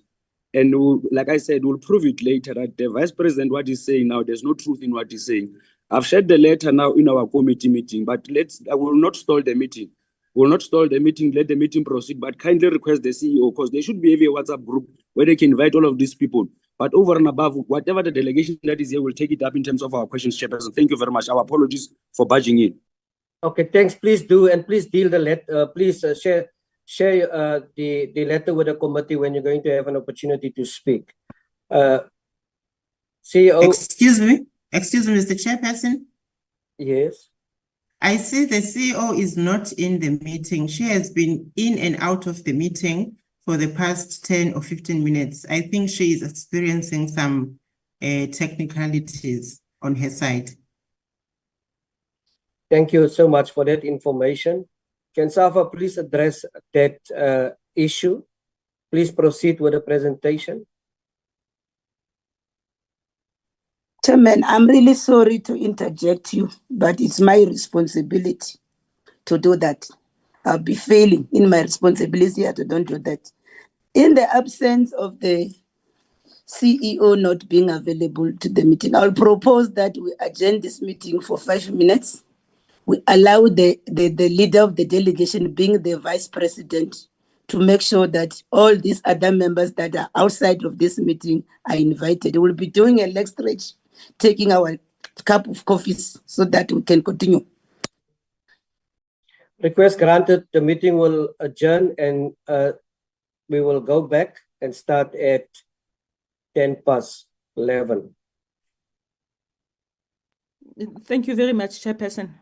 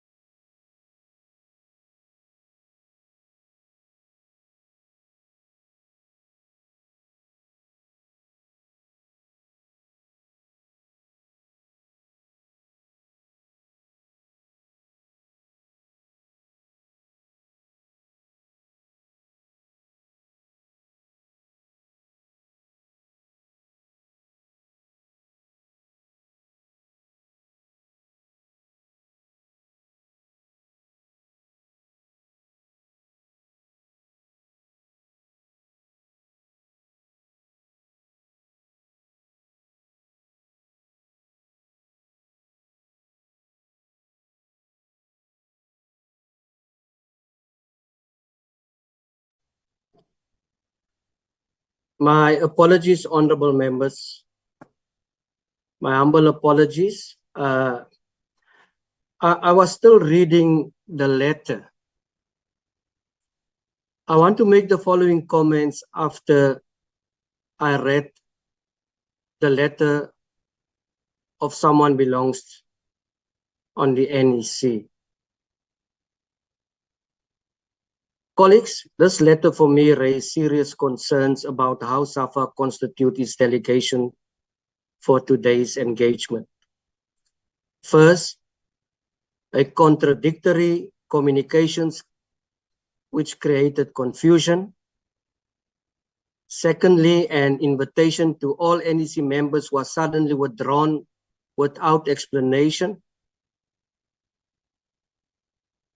And then there was an emergency committee meeting last night, but no notice, agenda or minutes have been provided, which undermines transparency. And you see, honorable members, this is precisely, and no one is going to get off the hook when it comes to our work to ensure transparency and accountability, especially where people are getting money. And especially in this particular case, where additional 5 million has been given to pay salaries. Third, the delegation sent here is made up of whoever is chairpersons. We are also a national parliament and we are dealing with national issues. We are dealing with the NEC. And then also SAFA has failed to report back to the NEC on its last appearance before this committee. I'm not too sure of that. It seems that there's a breach of accountability. And finally, directing NEC members to a channel input through the CEO's office, despite a record of non-responsiveness, is impractical and weakens governance. In short, I doubt this process that has been followed by SAFA. The delegation is improperly constituted. And it seems highly that the integrity of SAFA's engagement with Parliament needs to be corrected. I'm not too sure why accountability has been sidestepped in this particular. I'm going to open a discussion for only members on what I have said now, because this is a concern for me. Yes, it's a very serious concern on the letter that Honorable Khabo has posted on the group. Honorable Molatsani, Honorable Mtetwa, Honorable Potgieter, Honorable Mutambi. Honorable Makhata, thank you for coming up. And then Honorable Khabo, please proceed in that order. Did you mention me, Chair? Sorry, I've mentioned you, Honorable Mutambi. Can we proceed in that order? Chairperson, thank you very much for allowing us this opportunity again. And before I can even go further, my humble plea, this meeting is going to continue. Whether come may what, this meeting is going to continue because we cannot keep on rescheduling the meetings at the end of the day. Rescheduling the meeting is not going to assist. The countries here, it's waiting, they want to hear the answers. Number two, we don't want to find ourselves always reading the issue of the VAR on the news media and end up having wrong decisions. Today we have an opportunity to have answers where we can be able to ask questions and have the answers, so that all of us, we know where we are regarding the issue of the VAR. We know where we are regarding the spending of the money. We cannot keep on pinpointing fingers with half-cooked stories. We have a chance today to have a full-cooked story. Chair, on the issue of the letter, I'm not sure if I'm reading the correct letter to NEC members from Ms. Lydia, CEO 17, which is yesterday. We notify a follow-up virtual meeting between SAFA and Parliamentary Portfolio Committee, please further note that as recommended by the emergency committee meeting that is held virtually this evening. Chairperson, this emergency committee, I'm not going to support it because we are sitting here with phone calls, with WhatsApp messages, with a Facebook text will be text in a Facebook. As the portfolio committee, our decisions still stand. The reason we are having this meeting virtually, it's because we postponed the first meeting when SAFA was telling us South Africa it's playing in Bloemfontein. We understood. We didn't want to disturb the game. And to my surprise, I'm still saying it even till today. We were not supposed to postpone that meeting because SAFA NEC members are not the players. SAFA NEC members are not the one who are doing the physical work. The physical work was going to be done by the players, and the meeting was only going to be in the morning, whereas the game was going to be in the afternoon. And it doesn't mean that they were supposed to sit down and prepare for the meeting on the same day.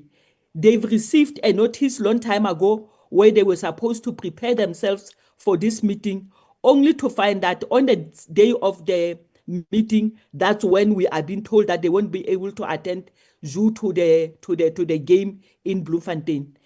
Chairperson, this meeting is going to continue. We are expecting all NEC members to be part of this meeting.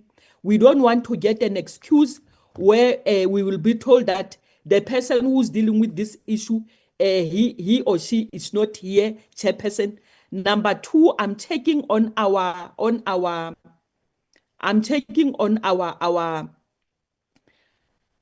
questions that we sent to SAFA way back in June, Chairperson. They haven't answered anything. Let me make an example. On the question number 3, is there a budget allocated for Bafana and Banyana for competition? If so, how much is it? Can you show it on the screen and provide proof? You know what was the answer? Already responded. So we are not going to go into that route up until we'll be told that we must write our questions. They will respond to our questions. SAFA has this bad tendency of not answering our questions, Chairperson. And it's either today or I'm not sure, Chairperson. So this meeting is going to continue, Chairperson. All members of SAFA must be here. And let me tell you something, Chairperson, that you are not aware of. I don't know how does SAFA do things.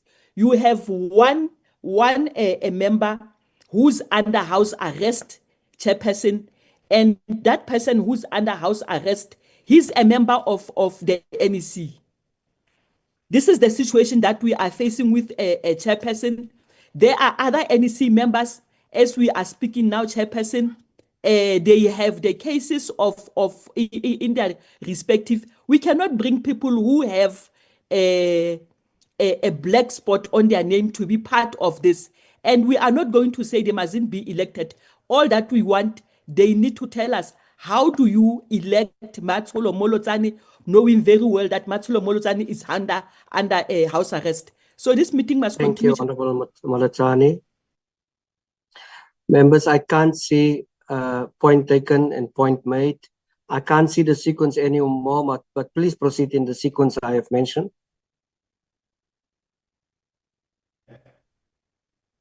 The next Chair, member. Proceed. Chair. Thank you, Chair. Chair, the Vice President of SAFA has been reminded over and over that lying to Parliament is a statutory offence. His version of how the decision was taken to only involve certain members, it's contradicted by the letter that we've received.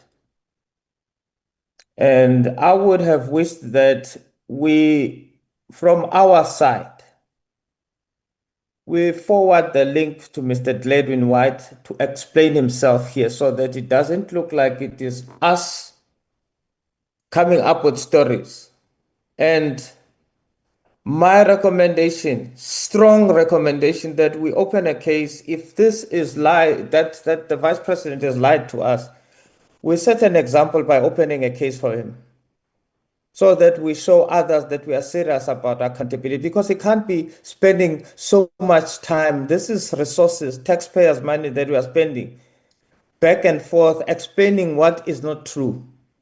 This member explains quite succinctly the issues, the procedures that were flawed, even the involvement of provincial who have no mandate on dealing with issues at national. They are here, but the people who have a mandate, constitutional mandate, to deal with issues of national importance, they are not here. Why would he send a letter when he is not available? It says this person is available, but he was barred from coming to this meeting. And I want to know from the president, vice president, why is Mr. Gladwin White was barred from coming to this meeting? Because he's available. You said people are working, are selling their labors somewhere else. But Mr. Gladwin White, he's writing now. Now he was sending a letter now because he wanted to be part of this meeting, but he was probably made. Who was barred from coming to the meeting. Please explain yourself. Thank you. Thank you, Honorable Mtetwa. And thank you for those who facilitated. Mr. Gladwin White has just joined this meeting. The next member. Chairperson. Proceed. Honorable Makhato. Please proceed, Honorable. Chairperson. I think let's give the national team time to go and invite all members and have time where they will be all. For now, I see different challenges from various members. Chairperson, I think you must come with the last decision because we need all members and all of SAFA must be here. And the meeting must go on. So I think we can see all the challenges in the national committee, but we need to go on as the as the portfolio committee. But we can see the challenges from various members. Thank you very much. Thank you, Honorable Makhato. Please note SAFA. The next member. Thank you, Chairperson.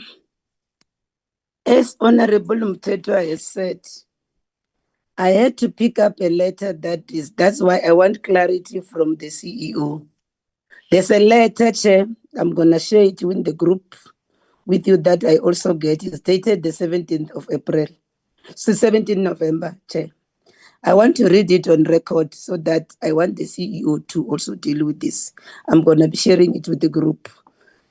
It's a letter to all NEC members. It's coming from Ms. Lydia Munyapawe, the Chief Executive Officer. It's dated 17 November 2025. It's directed, it raised the Portfolio Committee for Sports, Arts and Culture meeting. Dear Honorable NEC members, as notified, a follow-up virtual engagement between SAFA and the Parliamentary Portfolio Committee on Sports, Arts and Culture will take place on 18 November 2025 from 09:30 to 17 hours. Discussion will primarily focus on audited financial statement as presented in Congress in June 2025, an update on VAR rollout led by the VAR project team, and then follow up by Portfolio Committee. I want to highlight this. Please, further note that as recommended by the Emergency Committee in a meeting held virtually this evening, SAFA's delegation will comprise of SAFA President subject to availability, the Vice Presidents, 9 provincial representatives, and Finance Committee Chairperson, administration led by the CEO, and the VAR project lead administered by Mr. Abdul Ibrahim. This arrangement is intended to ensure the smooth running of proceedings while also ensuring representation from all SAFA provinces. SAFA NEC members who wish to make contribution or provide input on any of the above agenda items, I kindly requested to channel this through the office of the CEO and or their respective provincial representative of the NEC. Your cooperation in this regard will be highly appreciated. Sincerely signed by Ms. Lydia Muniapao, the CEO SG. So I'm trying to complement what Honorable Mtetra has said, Chair, and I'm in line with the proposal that Honorable Mtetra has raised, Chair. Thank you. Yeah, everything that has been said now, I'm going to give the next member a chance, boils down to the issue of our mandate in terms of oversight. And yes, it might be frustrated some of us, but we are not interfering. It is addressing the governance and the constitutional authority of SAFA. Dealing with public trust, and when invitations are selective or contradictory, it creates the perception of secrecy and manipulation, and that cloud you mentioned earlier, Honorable Khabo and Honorable Mutambi, grows heavier now when this letter surfaces. Who's the next member? I think that would be me, Chair. Please proceed.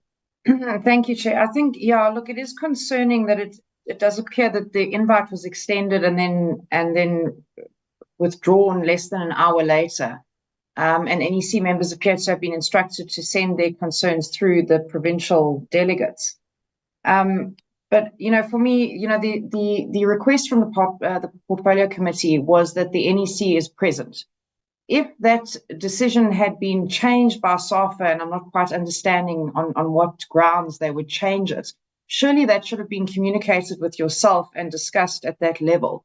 You know, our requests are, I can just imagine the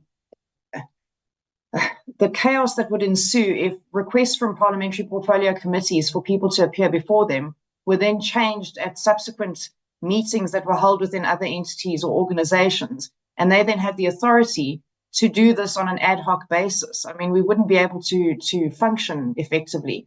So for me, the instruction was very clear, and I'd like to understand why you were not engaged on the decision to amend this to the emergency committee. Thanks. Thank you. The next member, please proceed. No, thank you very much, Chairperson. Thank you very much. I think out of this letter, we can confirm that indeed SAFA decided to deviate from the initial mandate or instruction of the committee when we said that all NEC members must form part of this meeting, Chairperson. I would follow and agree with the proposal that after the presentation of SAFA, we should also request Mr. Gladwin to take us into confidence and clarify the contents of this letter, Chairperson. Second to that, Chairperson, I've said that earlier on, this is just the one letter out of myriad of letters that I'm having from National Executive Committee members. And I would want to put it to you that there are some NEC members who are part of this meeting. And earlier on, one of the NEC members, Mr. Monde Monsiwa, had raised his hand. I think he wanted to take the committee into confidence on some of the processes that were deliberately raped as a way of favoring this committee or this emergency committee that continues to erode the powers and responsibilities of the National Executive Committee, reducing the work of the National Executive Committee to a group of provincial leaders whom to a large extent are not protected by the Constitution. And it is for that reason, Chairperson, I would like to follow the proposal that we should give Mr. Gladwin an opportunity after the presentation of SAFA to clarify his contents of the letter. But second to that, Chairperson, I would like to confirm my support, of which I believe other members will support this view, that now that we've got enough proof with number of letters that will also support or submit as a way of supporting our argument, it is evident that the Vice President had intentions of misleading this committee. It is evident that the Vice President has misled this committee, and I would follow the proposal that we should take him into account. Should be a criminal case open so that we can fully exercise our constitutional powers and rights that we are enjoying, Chairperson.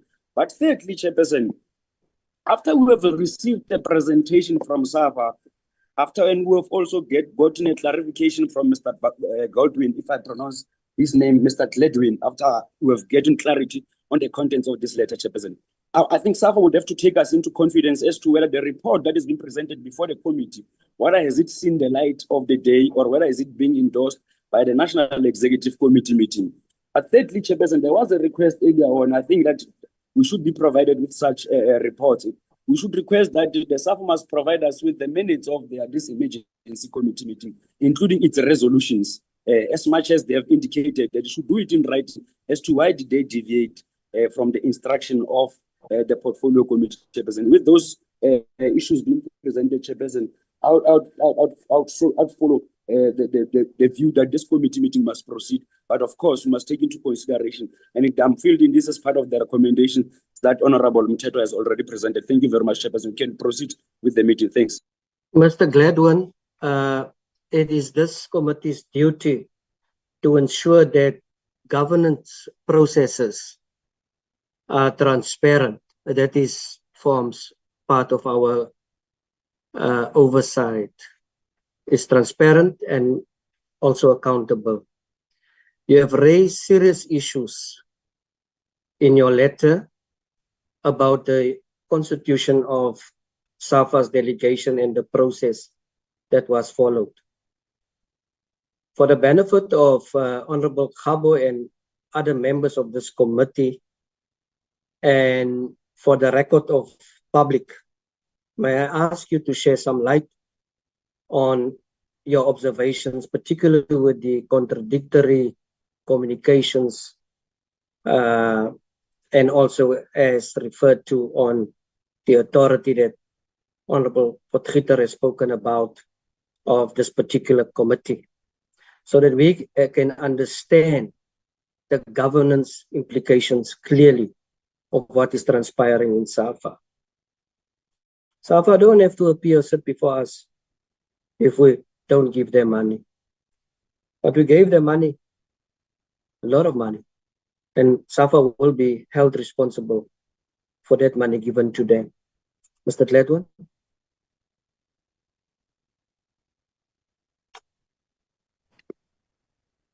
Please unmute.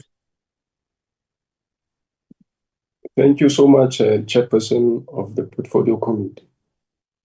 Good morning to all the members and my fellow colleagues. Chairperson, I must put a disclaimer up front that, okay, first of all, my name is Gladwin, my surname is White. I'm a SAFA NEC member elected from the national list since 30 September 2013. I must put a disclaimer, Chairperson, that it is my statutory obligation as a SAFA NEC member to have responded to the communique sent out by the SAFA CEO earlier in the morning. And I only circulated the letter to addressed to the CEO and the SAFA president and copied all the NEC members and senior staff members of SAFA. Did not share the communique to any other third party. Because I know after this, there will be some shenanigans unfolding against me, that how I must be deservedly be suspended for doing the right thing. Chairperson, I think in accordance to the SAFA statutes, all 9 provinces, provinces elect a chairperson and a vice chairperson on their own to entrust those individuals with the responsibilities of overseeing or their responsibilities are confined to their provinces. And we are having a second ballot paper, which is from the national list. When an individual is elected from that particular list, you are entrusted with the responsibilities of overseeing across the length of breadth of South Africa throughout the 9 provinces.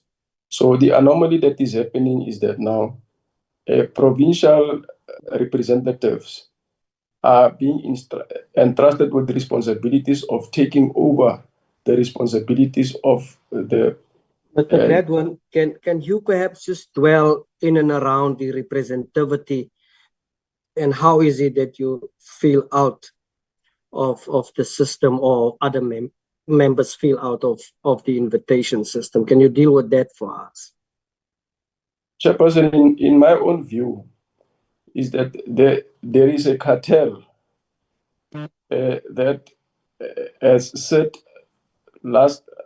yesterday, after the CEO has circulated a notice to the rest of the NEC members. That particular cartel is moonlighting as the emergency committee, because those people, except for the chairperson of the Northern Cape, who is ethical and morally, his morals are very high in terms of defending the interest of SAFA. So they are moonlighting as that particular emergency committee to take decisions and to delegate themselves to such serious engagements on behalf of the rest of the of SAFA. There was no an urgent matter because of the notice from the portfolio committee came last week, and the invitation was supposed to have been done last week, but because of certain pressure coming in the way of the CEO, they have decided and succumbed to the pressure to ultimately yesterday only inviting the rest of the NEC members to this particular meeting, and subsequent to that, eliminating that particular resolution by putting forward an illegal resolution or recommendation from an emergency committee meeting that has never said that there is not even a notice, there is not even an agenda of that particular meeting that can take a resolution on behalf of the rest of the NEC. Thank you.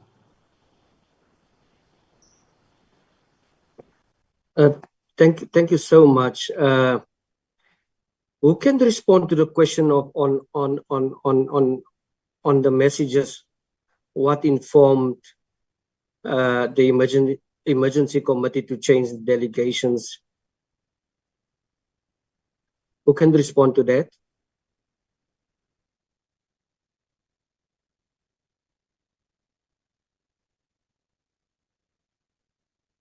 Who served on this emergency committee? Please respond.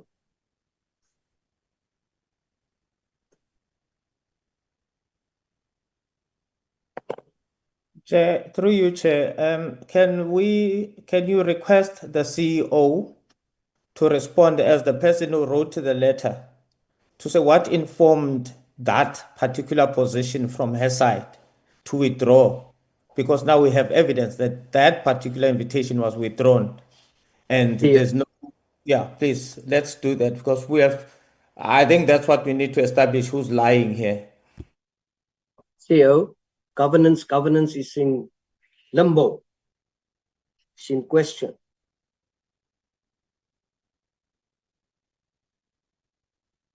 Is the CEO in this meeting? Chair. Chairperson? Yes, thank you very much. The CEO had just indicated here that she has allergies, and the issue of the network was troubling her. She has been prescribed some medication by the doctor, so that's what she had. But Mr. Hluyo, for presentation purposes, is present in the meeting, and Mr. Daniel Bennett to do so. So there's been, I think, as indicated earlier, that she has been in and out because of network, but over and above, she had indicated that she has swollen eyes and swollen face, and she has been prescribed medication. Thank you. Can someone then flight the presentation so that we can start with the business? Let me give Mr. Mondi Onshua an opportunity. I see your hand for quite a while, and I'm so sorry. I would like to hear your voice. Mr. Monshiwa. Please unmute yourself.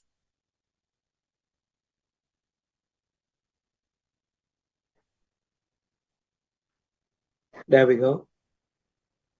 Thank you very much, Chairperson, and protocol observed.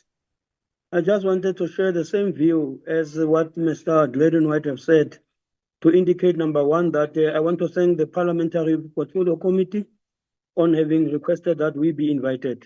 I'm one of those people who have been excluded from this particular meeting, and all the reasons that were given by Mr. Linda Zwane, all of them are false, and all of them are misleading. The real reasons are they don't want the Portfolio Committee to hear the other side of the story, that as much as all of you are raising serious governance issues, there are people in the NEC who are raising those issues, who get sidelined and who get suspended. Myself, Mr. White, Mr. Reid, and Mr. Matate were once threatened with suspensions because we are raising issues. So thank you very much. But Mr. Zwane has misled. The people who are sitting there delegated are a faction of the NEC. And that is the truth. And I'm happy that you are saying you're going to take action after this particular session. Nobody has put an excuse of work commitments. We are called to meetings on Friday. By SAFA, we go. It's amazing that today they talk about our commitments. We have never said we are committed. They have just excluded some of us so that you don't hear the other side of the story. This is, the NEC never met for the report that's going to be presented, but we are happy, we'll listen. But it was never approved by the NEC. It's a faction that is running SAFA, led by the SAFA president and the people who are delegated. All of them are from a faction other than Mr. Reid. Yeah, it's a problem. Thank you, Honorable Ngwenya. Oh, sorry, Miss Ngwenya. Thank you, Chairperson. Followed by Mr. or Miss Mosim Mangape, then Lebogang Reid, and then I'm going to give an opportunity for SAFA to present the presentation. Please proceed. Thank you, Chairperson, that now you have given me a chance. Chairperson, I want to start by putting it on record that an emergency committee is there on the SAFA's constitution, and it is known, and it was made before everything happens. The emergency committee, as VP Zwane has explained, it is a constituted committee. It is true, we met as a committee yesterday night. And I want to clear that Zwane said in the meeting, we said it's difficult to call all members now at night for tomorrow's meeting, but not that members said they won't be available. I think Zwane, that's how he put it. Another thing, Chairperson, that I want to put on record, we are a bit worried because when the invitation was read to us last night, there were two items that was to be discussed as an agenda items. Then we come prepared for those two items. Then now, surprisingly, you can hear there are many confusing things that are coming on the table that we were not prepared to respond on as we are here. So I want to request, Chairperson, to refer back to the items that the meeting was called for. And then if maybe there are new items, we need to be informed, because now I'm really confused, me, myself, where I'm sitting, because now there are many things mentioned that are not in the agenda. So now one end up getting confused. That is my request, Chairperson. Thank you. Yeah, thank you, Mr. Ngwenya. One will become confused if democracy is not alive and well in our organization. The next person. Thank you very much, Chairperson. I want to extend my greeting to the Minister, yourself as the Chair, all members of Parliament, and NEC members. My name is Musimane Khape Mati. I'm a member of the SAFA National Executive Committee.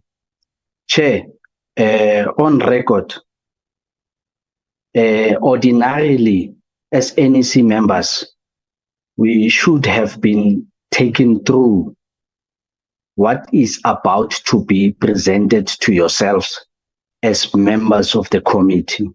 So I want to put it on record that I disown myself from this presentation that this faction is about to present, because the first meeting when a delegation went to Parliament in July, as NEC members, we were not involved to actually agree on membership that should go to Parliament. After the meeting, we are told that there are minutes and questions that were sent to the National Executive Committee. Those questions were never presented in the NEC. You can request the minutes of the NEC meeting from Mayor Lydia Munyapao to agree to what I'm saying now.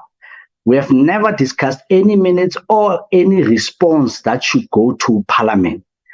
In this second delegation again, we have come to learn that there was an instruction yesterday within that particular meeting that we should not be invited to this particular meeting.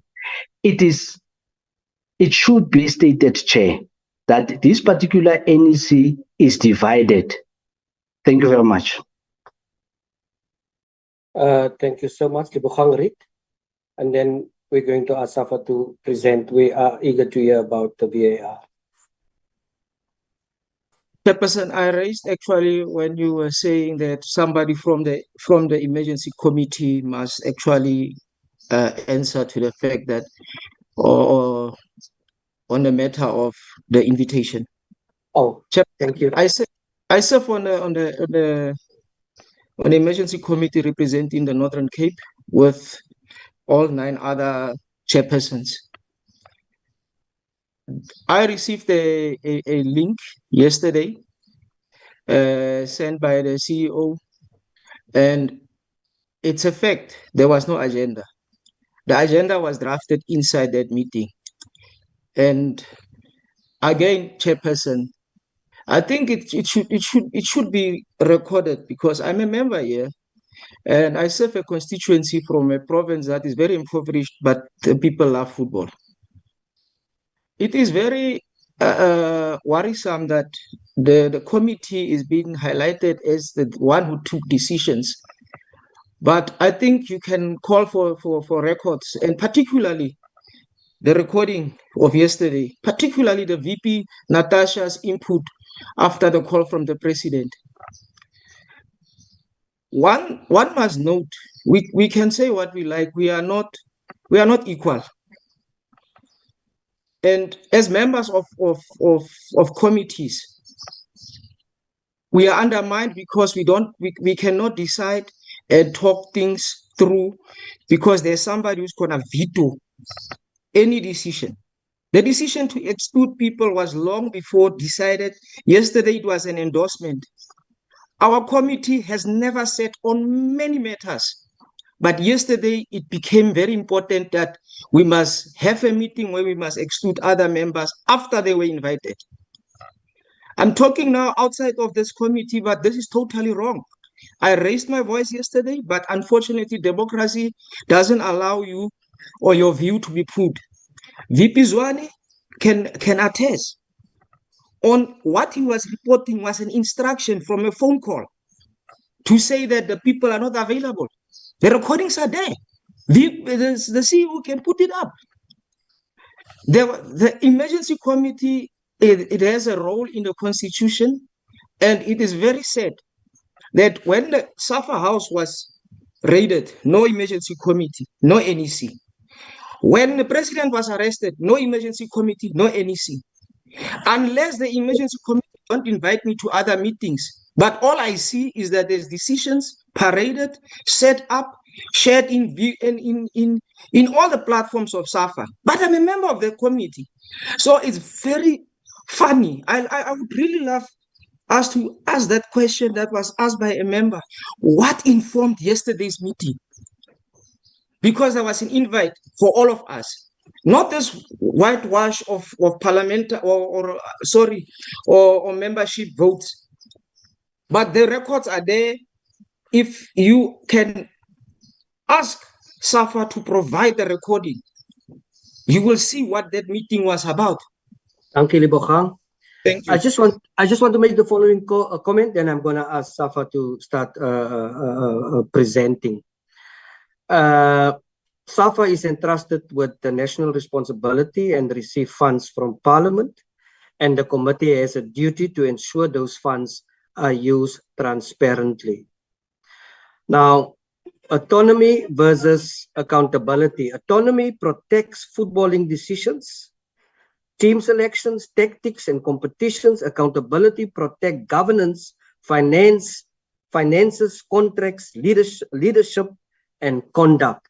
So I am happy what is happening here. At least we have an idea. I'm now going to call upon Honorable Mataung.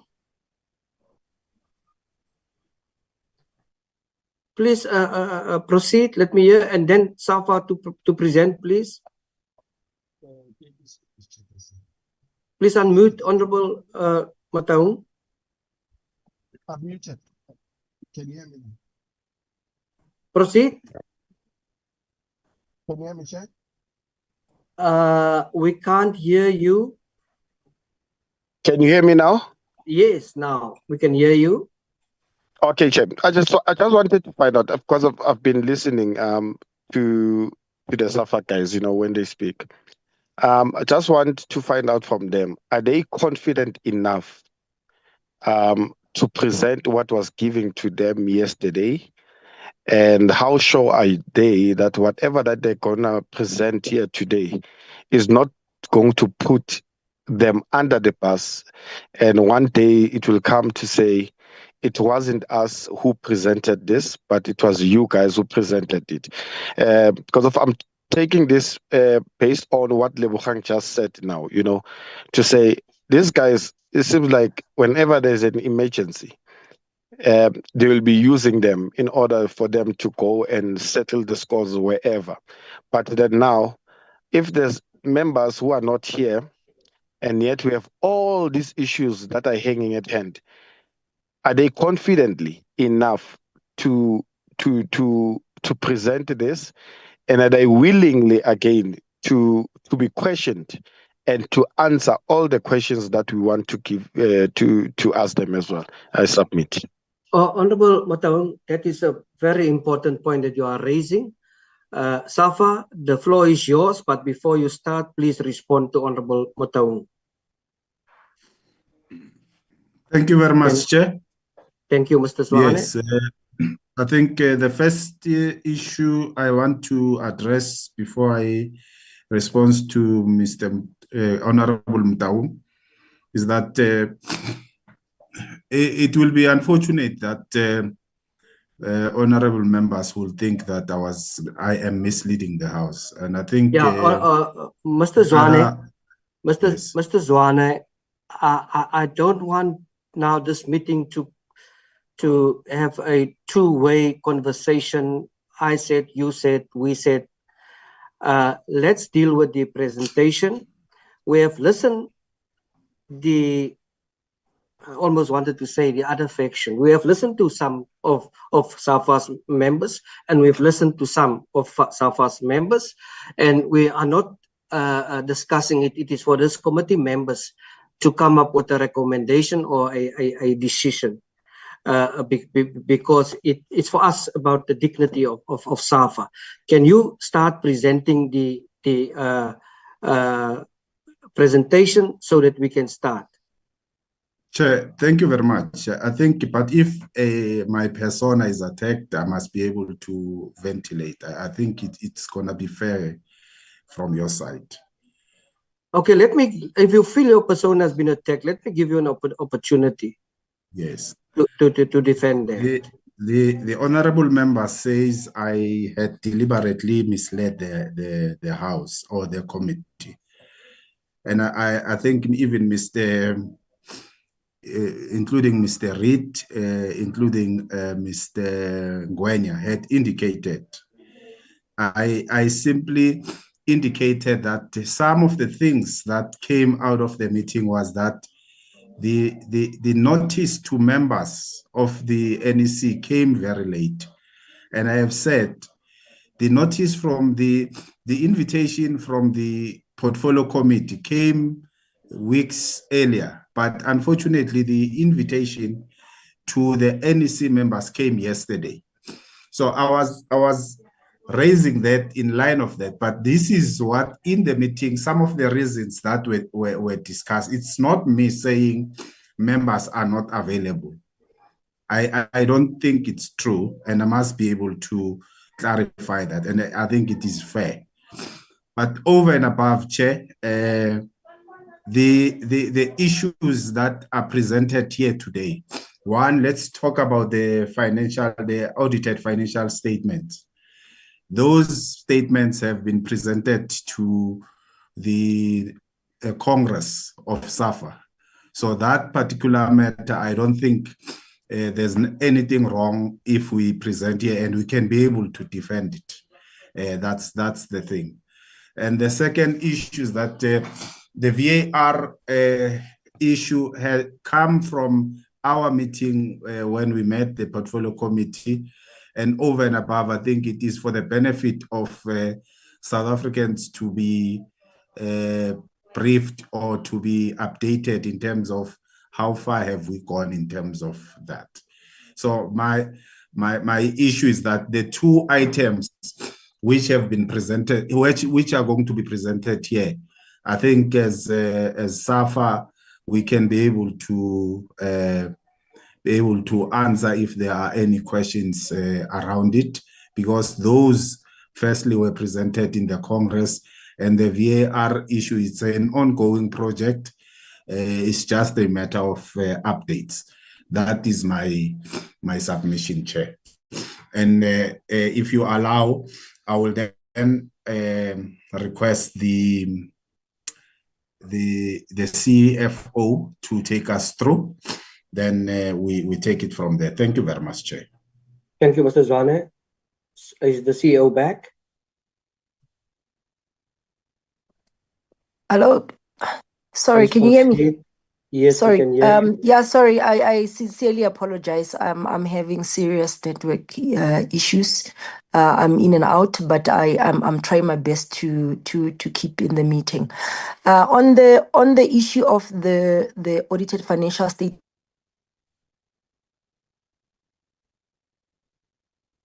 as VP Zwane said, the summary of the annual financial statements that were presented to the Congress, after which we will allow the VR project team to take us through an update of where they are as far as VR is concerned.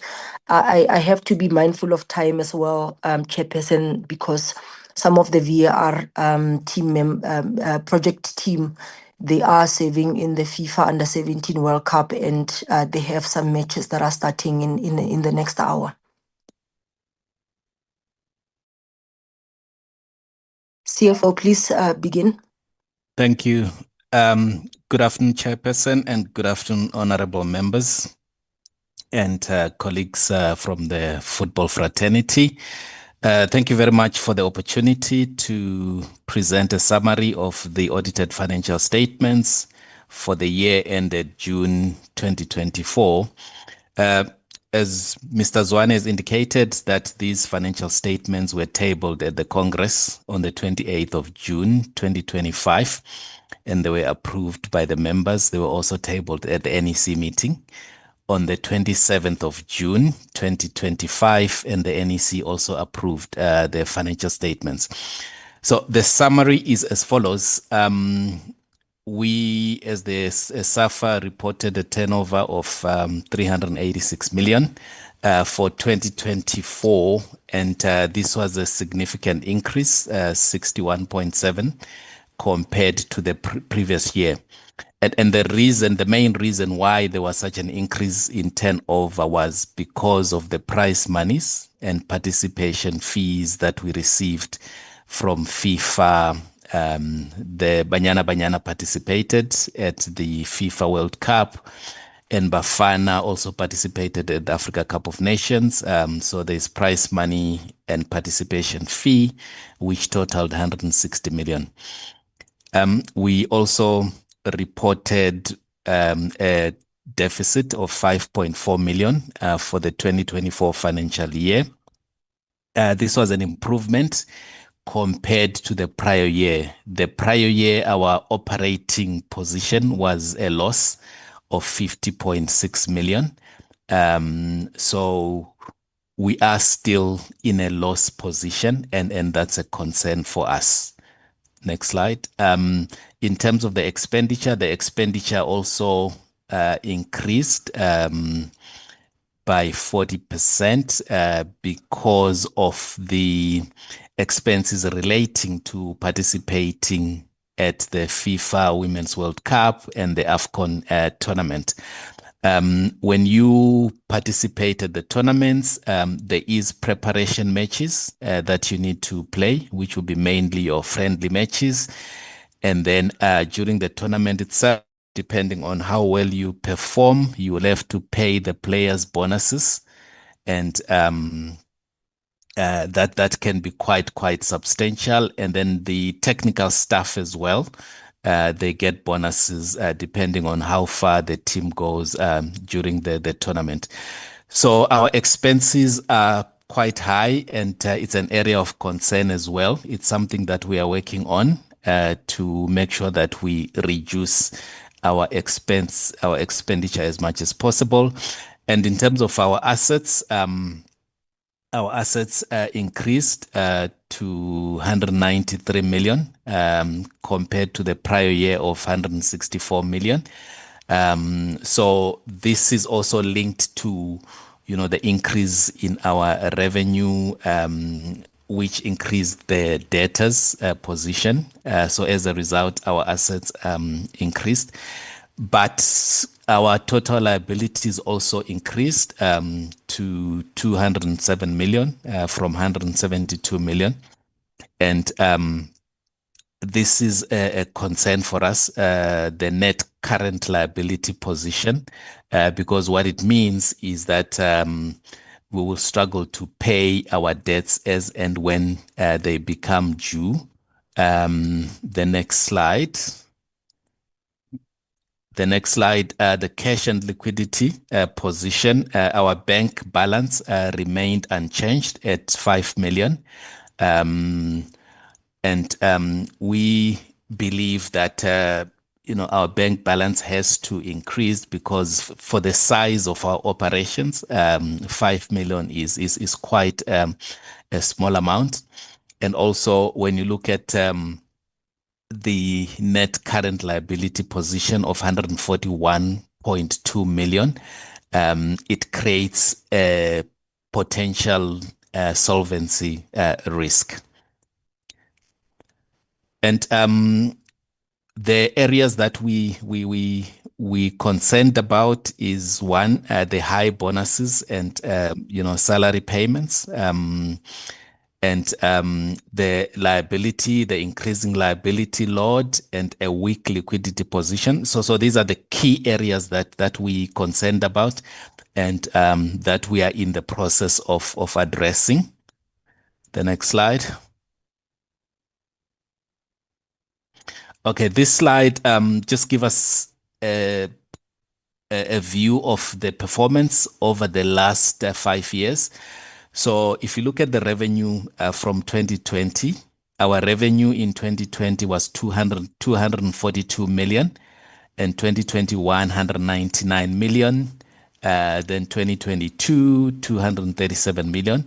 Then in 2023, there was a spike to 296 million, but that is mainly because of the revaluation of our fixed assets, in this case, the SAFA house.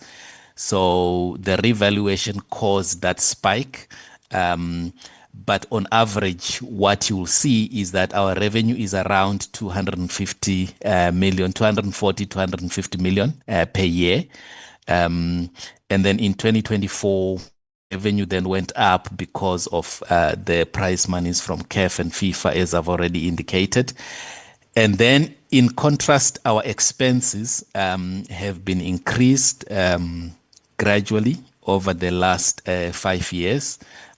So even though the revenue is steady, stabilized around 240 to 50 million, our expenses are increasing, which is why I indicated that one of the areas that we need to address is to contain and reduce the expenditure.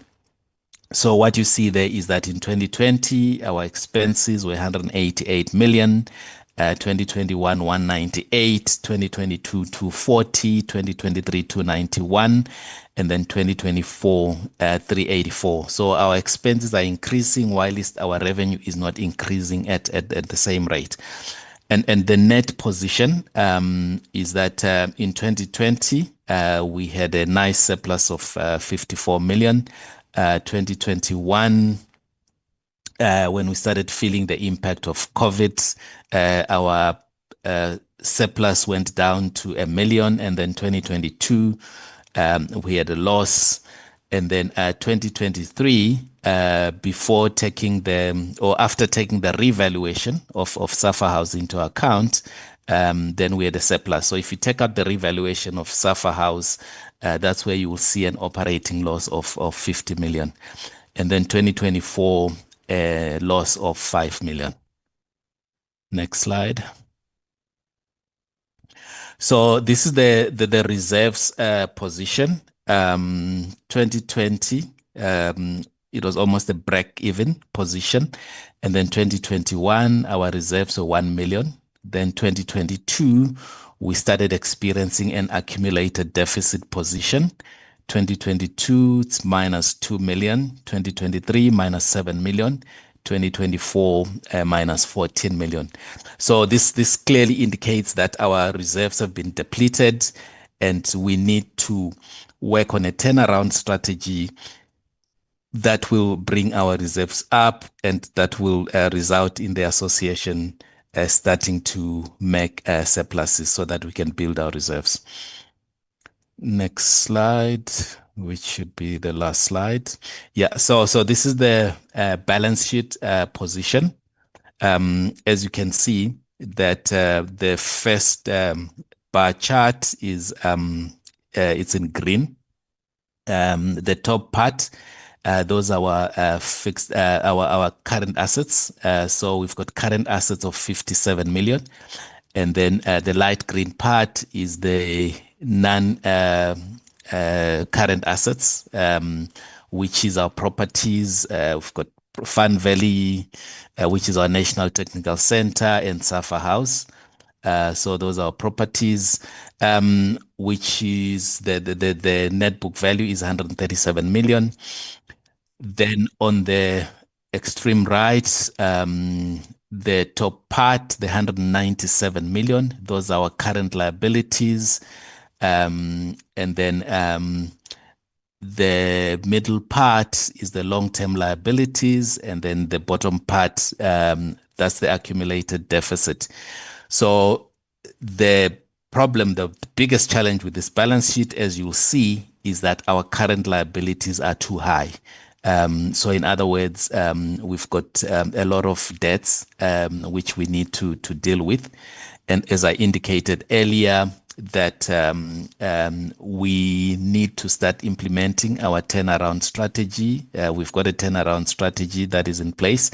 The NEC agreed that we should have a workshop early next year to deal with this turnaround strategy and implement it. And we believe that once we implement that turnaround strategy, we should be in a position to change our financial position. Thank you. So that's the presentation on the financial statements, and then I'll hand over to the VAR team. Thank you so much. It was crisp. VAR team? Can Zoleka please project the VAR team's presentation? Zoleka, please assist. Mr. Bennett, are you going to lead us? Before I lead, can I just please ask that Victor Gomes goes first as one of the management team, because he does have a FIFA commitment. He's at the World Cup right now. And then after Victor has finished, I can then explain what the progress has been so far.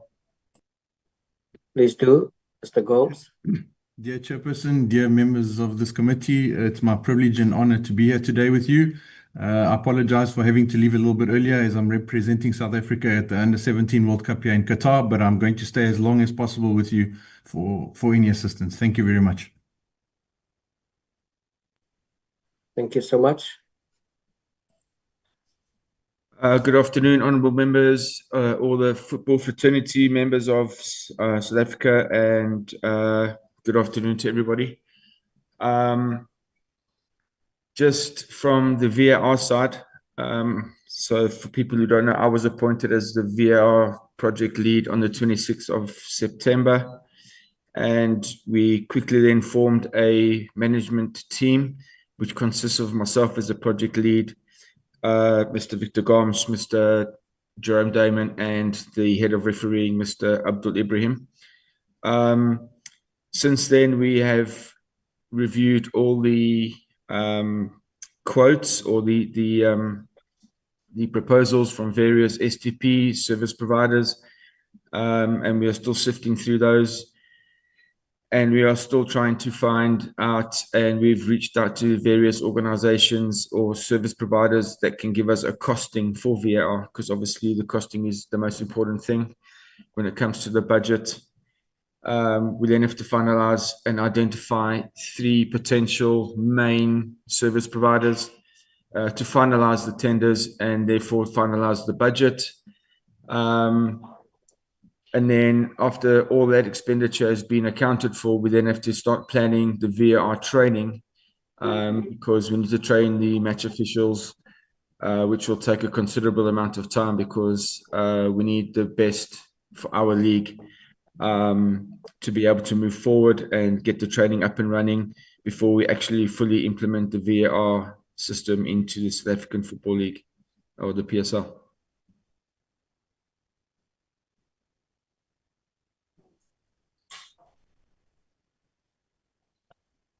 And that's what we have at the moment. So we do have a timeline going about, and we then have to, as a project team, have to then execute that timeline, and we pretty much have to do it pretty quickly, because this is a massive project,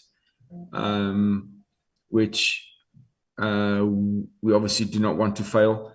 And being one of the biggest federations, especially with Bafana qualifying for World Cup now, this is a much needed incentive in one of the biggest leagues in the PSL on the African continent. This is going to be one of our sort of legacies for South African football. Hi, Victor. Thank you so much, Mr. Bennett. Are you also done, Mr. Gomes? No, thanks. I would just like to conclude. I would just like to make it known to everybody that it's imperative that we follow our directive in terms of any media or any social media, to ensure that we comply with FIFA's regulations and to ensure that we're following the IAAP. So please, it's from us. We will give out all the updates on VAR and stuff. I know the general public is excited and everybody's making their own videos and stuff, but we'd just like to reassure everybody that we are the drivers of this with your support and with the backing, and we will lead everybody. Thank you. Thank you so much. Honorable members, with that 2 presentations, I will now invite members to ask questions. I would prefer that we perhaps go first for the VAR, the fact that Mr. Gomes is also leaving early, unless we are going to leave Mr. Bennett alone with with that answers. Honorable Monatani, Honorable Mtetwa, Honorable Potgieter in that order. Please proceed, Honorable Monatani. Honorable Makgato. Honorable Makgato, Honorable Mutambi, Honorable Kgabo, in that order. Thank you very much, Chairperson.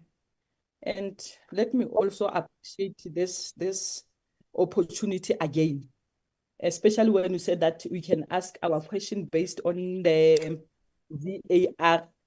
Chair, let me, I want to check the last meeting that we have with SAFA, which was on the 2nd of June, 2025. I'm going back. I'm going back to this meeting, Chairperson, after the presentation that has just been done by Victor. No, that has been done by Daniel Bennett on the issue of the VAR. First question, Chair. I would like to answer to ask the question and then they can be able to answer me back because my questions are going to overlap on top of each other. I just want to check. He was appointed on the 26th of September 2025, and then already he's on top of the issues. The last meeting that we had, when we asked about the issue of VAR, we were told that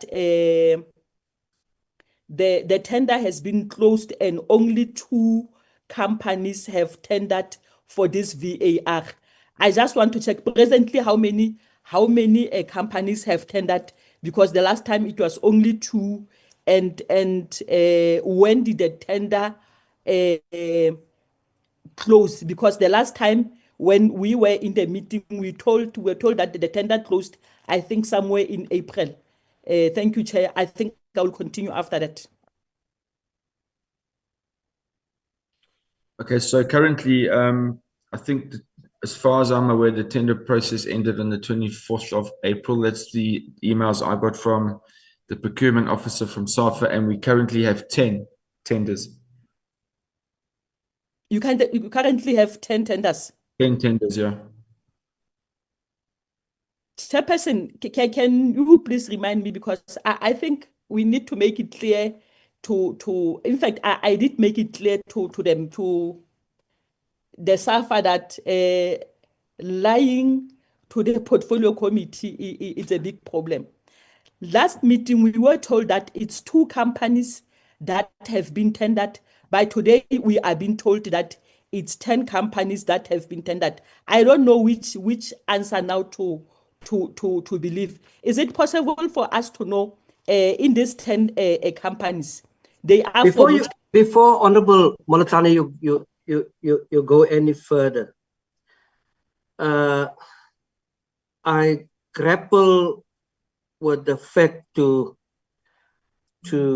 assess or to make a decision who will be the accountable chain here today.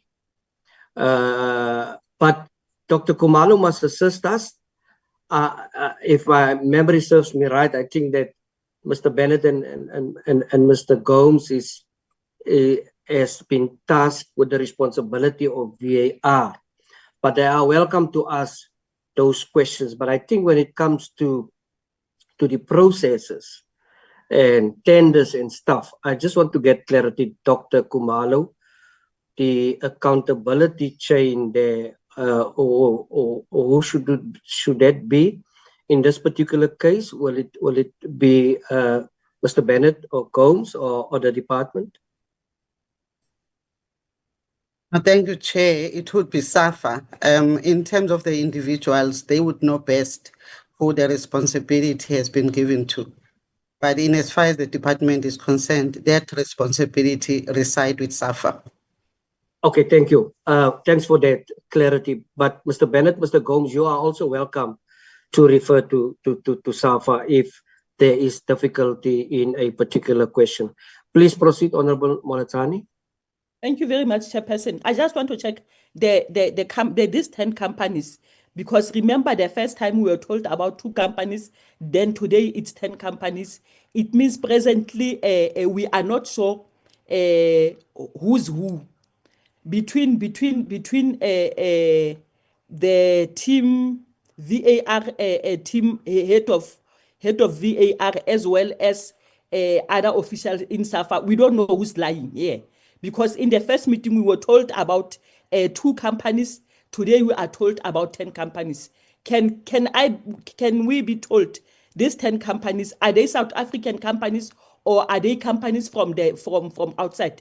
The reason for my question is that this morning on SABC, I was listening to the news when one of the sports analysts was answering the question from the SABC news that you were in Spain and there are companies that you went to go and check who are doing VAR.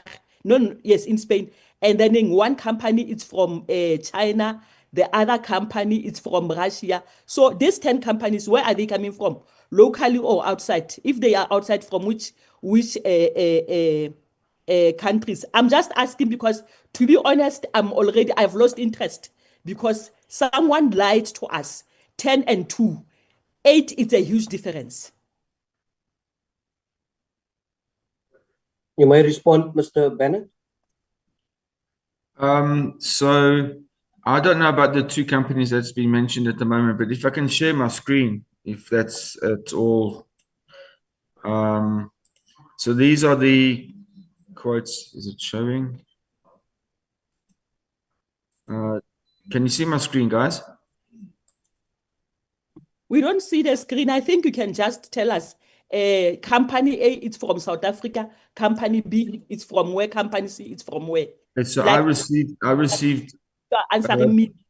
I'm already just lost interest because someone has lied to the portfolio. Between Chairperson, on a point of order to the respondent, Chair. Can I raise a point of order, Chair? Yes, what is the point of order, Honorable Member? There are no guys in this committee meeting. Do you see on the screen, guys? There are not guys in this meeting. Guys. Thank you for that. Thank you for that, Honorable Mutambi. Let us address one another in a respectful manner. Honorable Member, if we address honorable members, and Mr. or Ms. if we address representatives of SAFA. Before I'm going to give to Mr. Bennett an opportunity, I'm not too sure whether Mr. Abdul Ibrahim will that be to our assistance or a response. You're welcome. Good afternoon and thank you very much, Honorable Chairperson. Good afternoon, honorable members.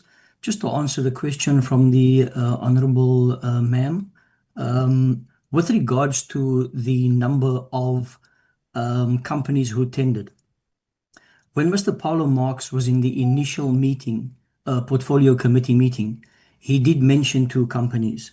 The companies he mentioned was Media Pro and Seb4 Vision. When we had an initial JLC meeting, that is SAFA and the PSL, those were the 2 companies that I had used as benchmarks to do a presentation with regards to VAR and the possible costs that would be applicable.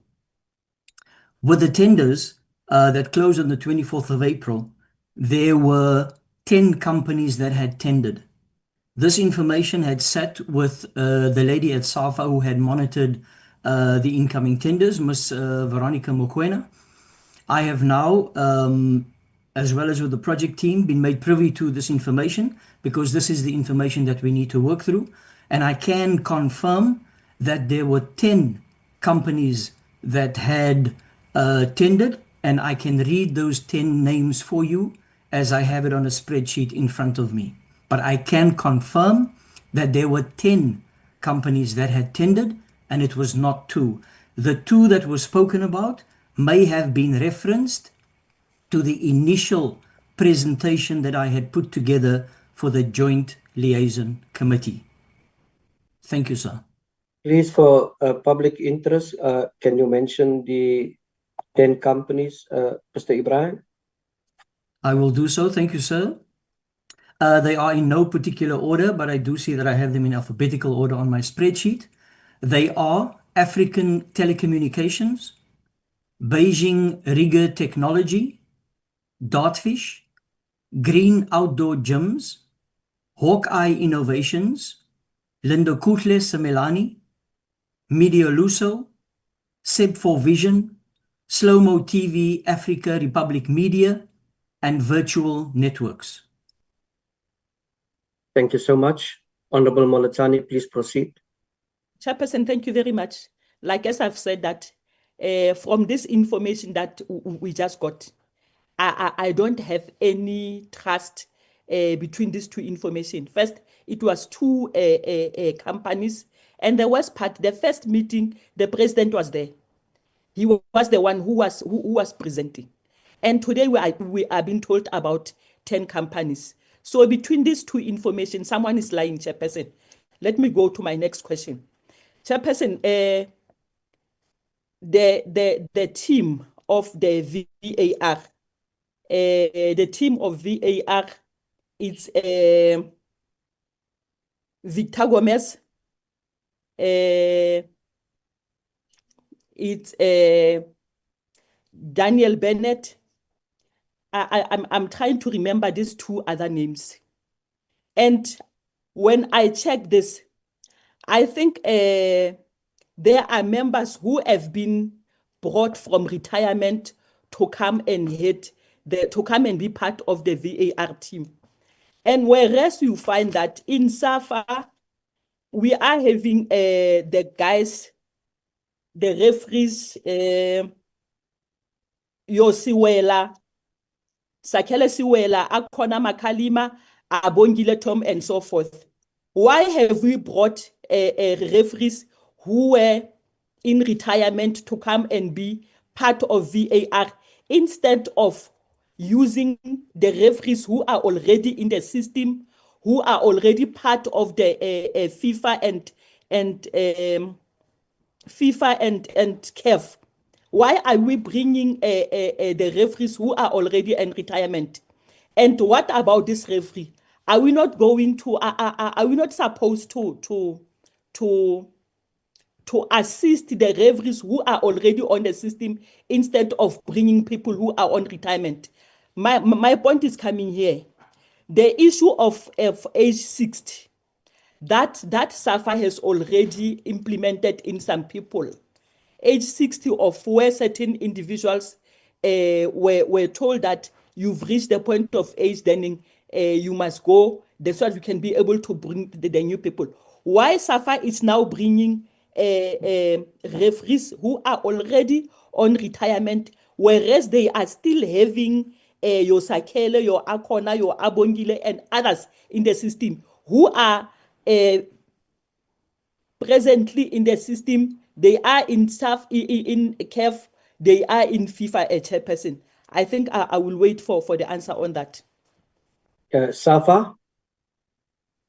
Thank you, Mr. Chairman, and thank you for the question, Madam. I just wish to explain how this actually operates. But just for the record, I'm 42 years old, and I'm still eligible to be a referee. I'm currently the chairman of the Referees Committee in South Africa. I am the vice president of the Referees Committee in CAF, and I'm also a FIFA instructor, VAR instructor, and I'm also a member of FIFA's Referees Committee. An active member cannot serve. You cannot be a trainer. You cannot run the organization of refereeing when you're an active referee. So I think that answers that question. This committee, I believe the four of us are the ones who are working actively in VAR in our country, and we are trying to train other people. So it's not a matter of getting retired people. It's a matter of having active referees on the field. Zakele Sewela is still an active member. He's an AVAR, which means he's an additional video assistant referee. He's never had any training or as an instructor because he's an active referee. Madame Akona is an active referee. She is a VAR accredited referee. And Mr. Abongile Tom is an active referee who's also trained in VAR. The three of us have been trained, and with the likes of Mr. Bassett as well, Abdul, have been trained in VAR. And I think this answers the question. Maybe if I've missed something, I could fill up. Thanks, Mr. Chairman. Thank you so much. Honorable Molatani. Thank you very much, Chairperson, but still it doesn't add up to me.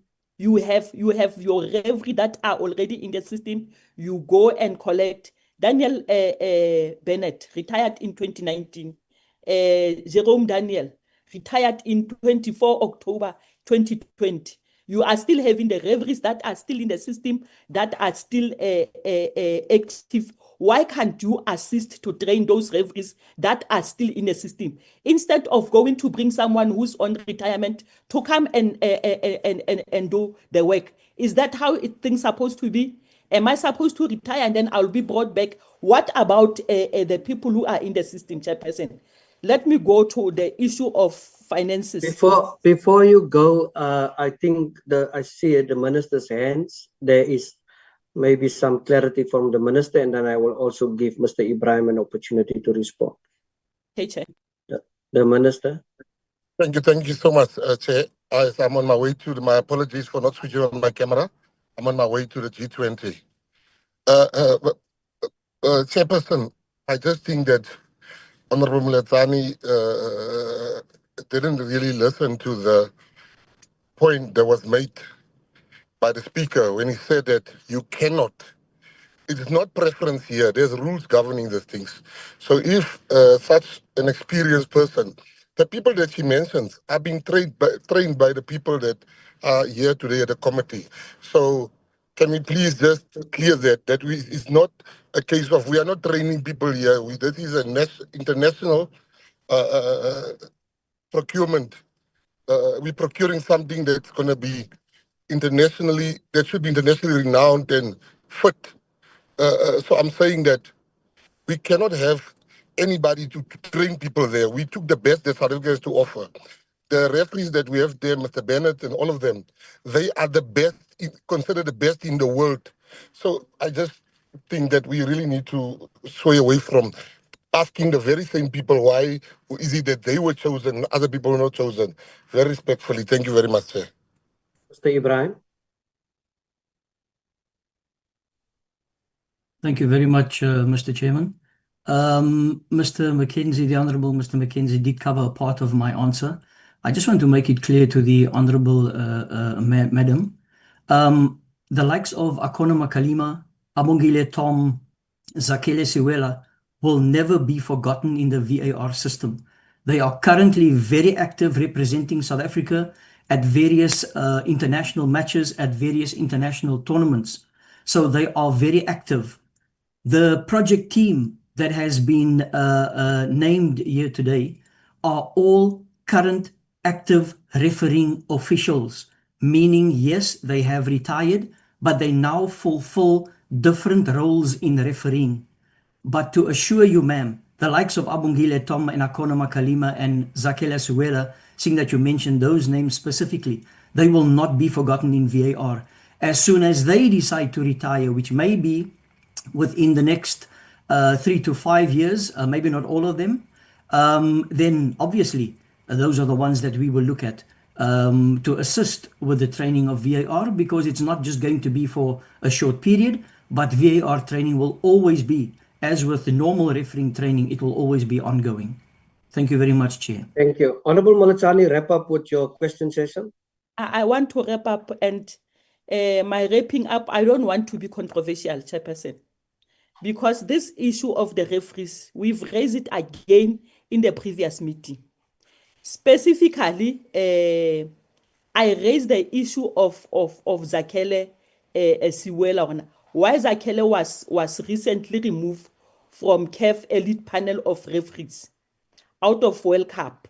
I raised that, and this VAR panel were not there. You know, the problem is that in the first meeting, people were answering on behalf of other people. And today, the original people who are supposed to answer, they are here, and the answers are not going to be the same. That is why I keep on saying that what we got in the first meeting and what we got now, it's two different things. And someone somewhere along the way is lying on us.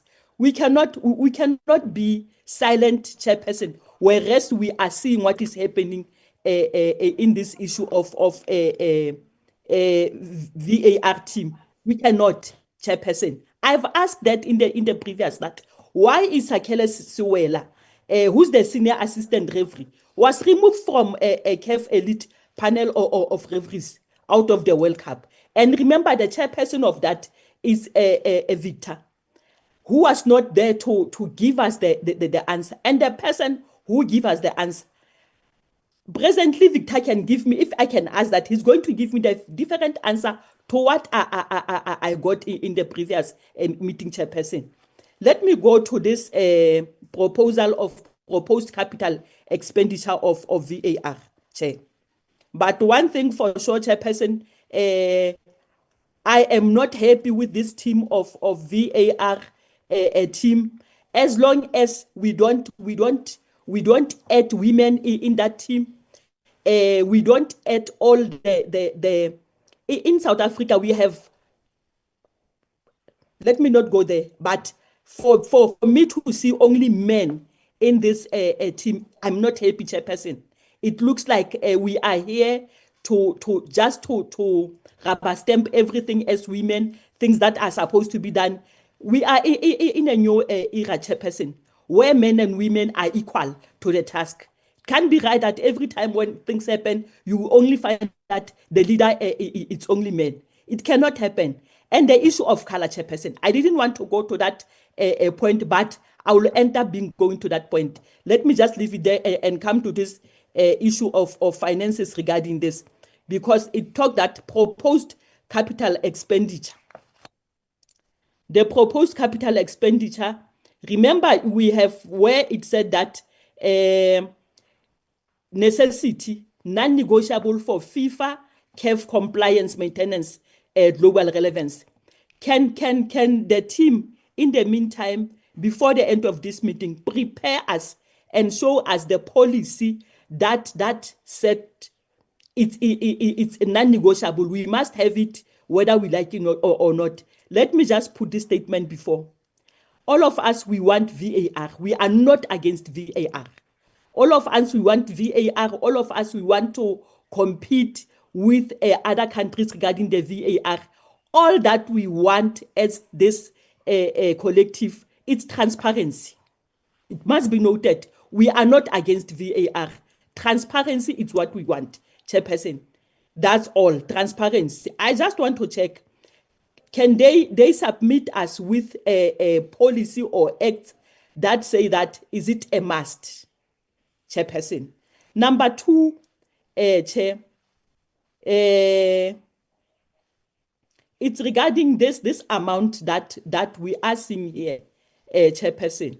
For an example, said VAR initial procurement licensing, securing necessary FIFA, IFAB FIFA license, technology selection and initial deposit for hardware and software.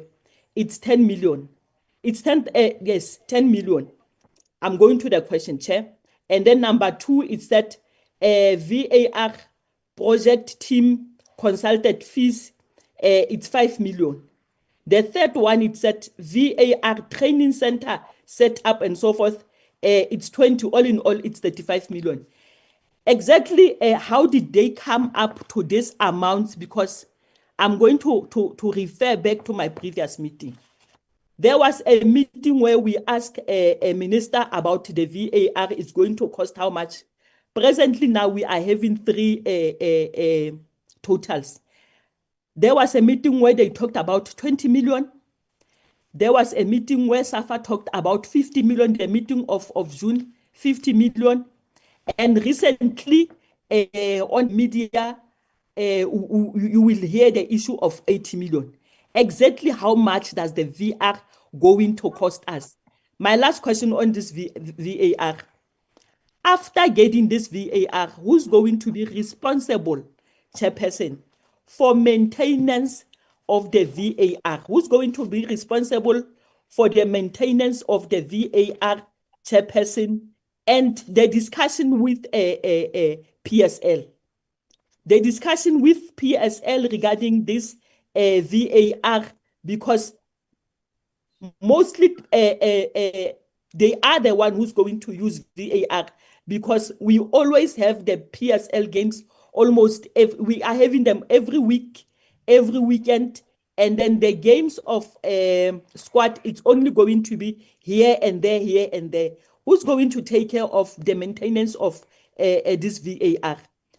The discussion between PSL and SAFA, can they tell us their discussion regarding this VAR and how is it going to be managed? Because SAFA doesn't own stadium, PSL doesn't own stadium. That's going to happen. That will be my last question, Chairperson. Thank you very much. Yeah, thank you. Seeing that the Minister is the accountable authority, I see the hand. I'm going to give you an opportunity, Minister. And I also want SAFA to address the issue of the imbalances of gender has been raised by the honorable member. Minister Mackenzie, your surname is also been spelled wrong on your gadget, but please proceed. They did tell me that, Honorable Chair, and I keep on forgetting to fix it. Maybe it's my disguise, Chair. Yeah. Honorable Chair, let me just answer this one question that Honorable Moletsani raised about pricing. When I heard for the first time and I inquired about VAR, I was told it's 120 million. I went to SAFA to listen to a presentation about VAR. The person then said that was presenting, it is 80 million maximum. Subsequently, calling around and meeting with the Spanish and different football presidents, they said to me, you will not pay more than 50 million for it. If you pay more than 50 million, you must know that it's a waste of money. Leaving it there, the committee that has been put together by SAFA, they are tasked, and that's exactly what they are doing. They're looking at the best equipment, and they're the best people. There's nobody better than the people on this committee, the referees, Mr. Bennett, Mr. Gomez, and them, and Mr. Ibrahim. So they have been tasked to find us a price. So if they were happy with the prices we got, which I've not seen, they would not have looked further. They are looking for the best prices, and they will come. As I said, Chairperson, the executive will come I will oversee this project, and you oversee me. I am the minister that must oversee this project, and you oversee me. But now it's like you're doing my work for me. I'm the minister. I'm the executive.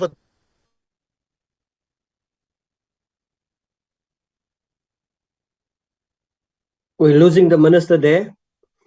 I'm going to give an opportunity to Mr. Ibrahim. Please do not touch on the issues the minister already touched on. Thank you very much, Honorable Chairperson. Just to touch on a few questions that the Honorable Madam has, some of the questions that she's raised.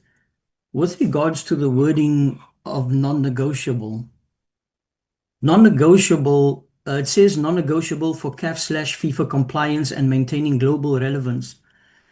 We are not saying that everything is done in accordance with FIFA statutes, CAF statutes, and we are not going to know. The non-negotiable means that we are not going to negotiate on maintaining high global standards as far as VAR is concerned.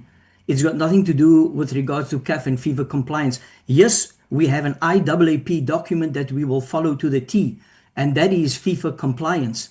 But the non-negotiable refers to the standards that we want to maintain, that we're currently seeing with VAR worldwide.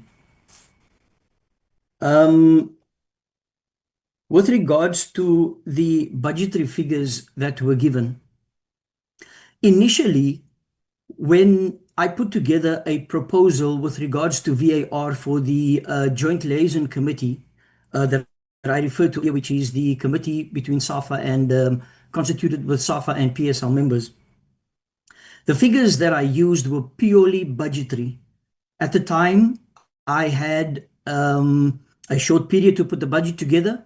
The two companies that I consulted at the time, as I mentioned previously as well, was MediaPro, a company from Portugal, and Seb4 Vision, which is a local company in South Africa. The figures that they gave me is the figures that I used on the initial presentation, and the figure that I arrived at based on their figures provided was 70 million. I had never put it out there that we needed X amount of money for VAR. The 70 million that was proposed had everything involved. It had equipment, training, setup costs, etc., etc. And again, just to reiterate, it was purely budgetary. There was a lot of work that still needed to be done to ensure that the costs that are out there is within that 70 million that I had on the initial presentation. The Honorable Madam asked about whether the costs were 20 million, she heard 50 million, she heard 80 million. I can only speak for the referees department that was never a figure that we had never put any figure out there. Like I said, I refer to the initial presentation that I had put together, and the figure that I had come up with was 70 million, but nowhere did I say to anyone that what we are looking for is 70 million rand. Where 20, 50 or 80 came from, I really do not know, sir. With regards to the maintenance of the VAR in future, obviously with whoever the technical service provider is that is appointed by the project team, there are maintenance contracts that need to be signed, and it also will depend on the project team whether they prefer, if we buy the equipment flat out, we can then sign a maintenance contract with the company that the equipment is bought from. Or if we sign a contract that the technical service provider we're going to hire the equipment from them, then obviously within the contract will be built in maintenance as far as the VAR is concerned. And maintenance contracts can be signed for any period of time. And finally, with regards to the gender question that was asked as well.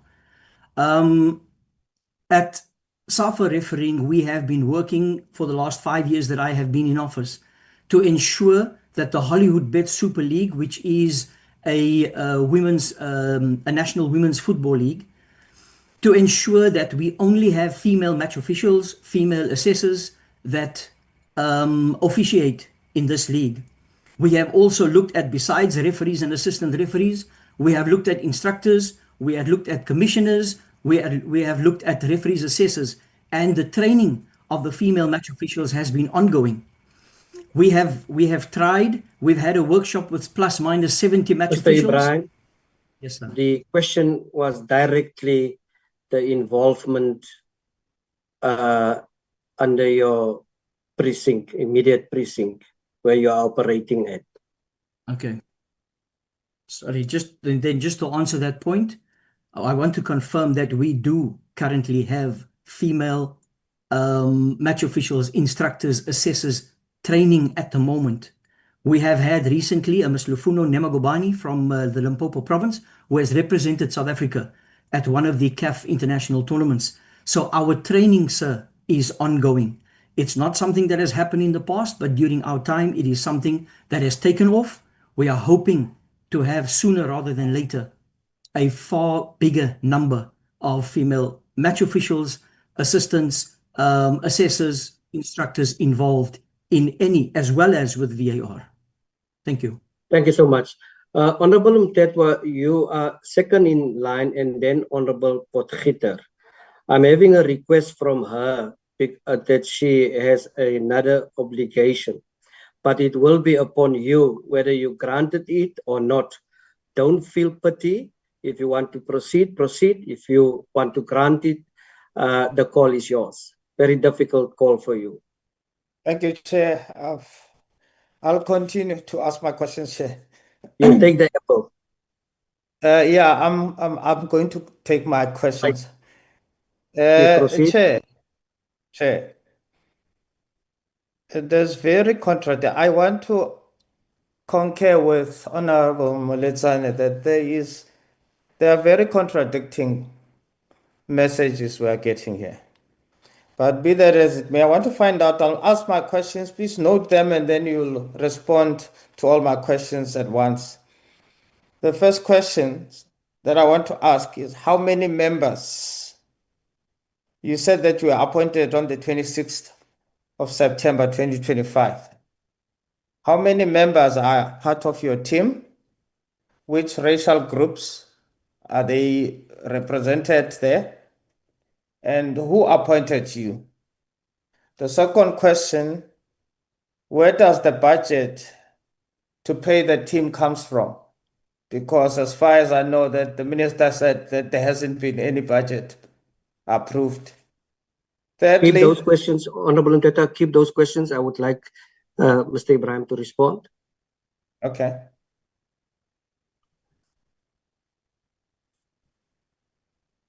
Thank you very much, Chair. The number of members in the project team is currently 4.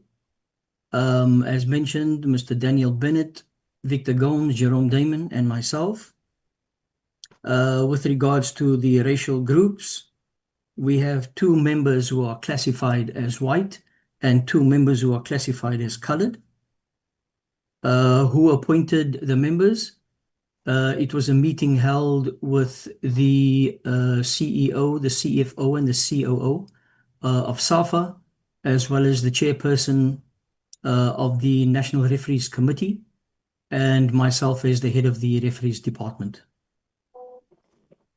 Where does the budget come from? Currently, the members in the project team are doing the work without remuneration.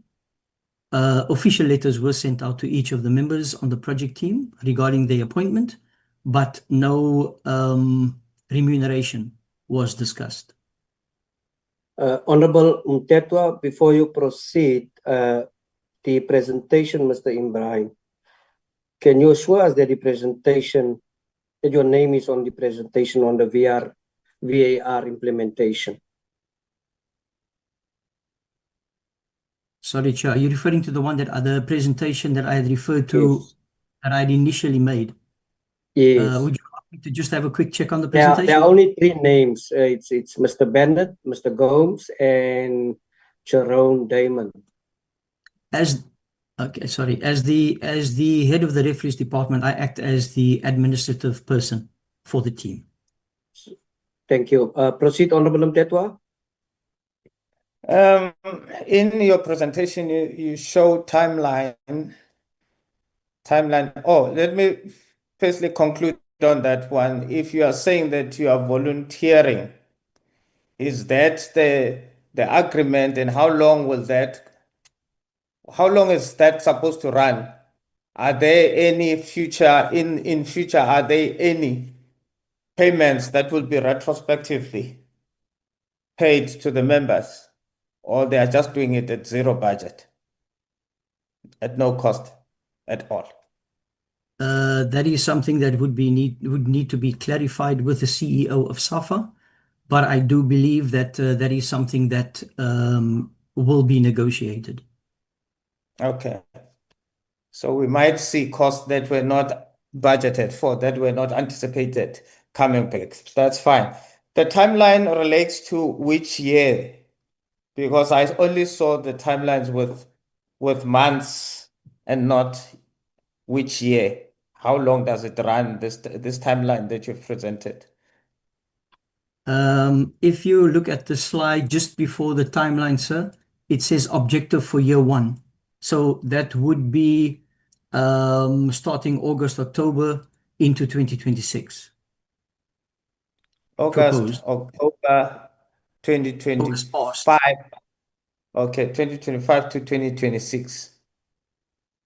Okay, and then very worrying that the minister once said that there hasn't been any training done. But you are talking about training and ongoing training. And also as the team, you seem to be very well trained. But the minister said that in his previous, I think it was during the budget, what he said that he is even seeking, you are even seeking training modules from FIFA. And I personally asked a question about training, but today we are told that there's training. In the previous presentation, there was issue of training, that people were already trained. So which one should we believe? Do you have people who have already been trained? Or do you have a team that is going to train people? Or you are still waiting for the modules to come from FIFA to train people? With regards to training, the training that I was referring to that is ongoing, sir, is refereeing training, technical and physical training, be it match officials, assessors, instructors, etc. We have not done any VAR training in South Africa. The match officials that we do have certified that are able to officiate with and be active VAR and AVARs, they have been trained by SAFA, CAF, and FIFA respectively. Hence, they are able to officiate in tournaments where VAR is used. But to answer your question, the VAR training in South Africa has never happened. Okay. And then the people that are on the team, you describe them as the best that this country, or even the minister added that you are the best in the world. You are one of some of the best people in the world. And when the appointment happened, did it describe, or should I say, did it indicate that the focus should be on colored people and white people? Or is it because black people or Indians are not available? Best people in the black community and Indian community are not available? Or was there an instruction that you should focus on?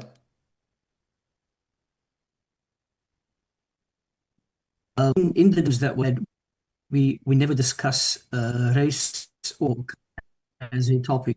And I don't think anybody said that we are the best in the world. But I can assure you the credentials that each member carries as far as world refereeing is concerned is very high. Each member has represented South Africa, excluding myself, at a FIFA World Cup. So the experience that we have on the team is vast. So there are no black people who have that experience, or Indian people with that experience? So it just happened by default that you end up with colored and white people. So you are drawing me into responding to something that I don't necessarily feel comfortable with. However, it is not a topic that came up. We looked at the best possible people for the job right now, and those were the names that were finalized. Maybe let me further ask to you. Are there any black people with such skills in South Africa, or they don't? Are there any Indian people with such skills, or they don't exist? There are many people in South Africa with the refereeing skills that are required. There are not necessarily some that have the experience at this level to drive the project, but certainly they can be trained to do so. Oh, okay. So in other words, you're saying there are no people at your level of experience, black people or Indian people. That's what you are saying. Indirectly, that's what you are saying. The word indirectly is important. Okay. All right. I don't have any other question on VAR. Can I continue with other questions, Chair? Yeah, please do, Honorable Member. Yeah. Firstly, on the SAFA presentation, it is not reflective of the professionalism that is proportional to what SAFA represents. I saw that there's... I'm sorry to interject, my colleague. I thought we initially agreed, Chair, that we'll first dispose the VAR thing and then come back to the other questions. No, because the VAR team need to no, leave. Honorable Mutambi, the ruling was first ask the first questions on VAR following on the second presentation. I said that because Mr. Gomes indicated he might leave early. So all the first shots of questions will be VAR, and the second bite of the member, as Honorable Molatani has been given the same opportunity and chance. So I'm going to allow it in this fashion, and we're almost done. It's only 3 members left. Proceed, Honorable Member. Thank you, Chair.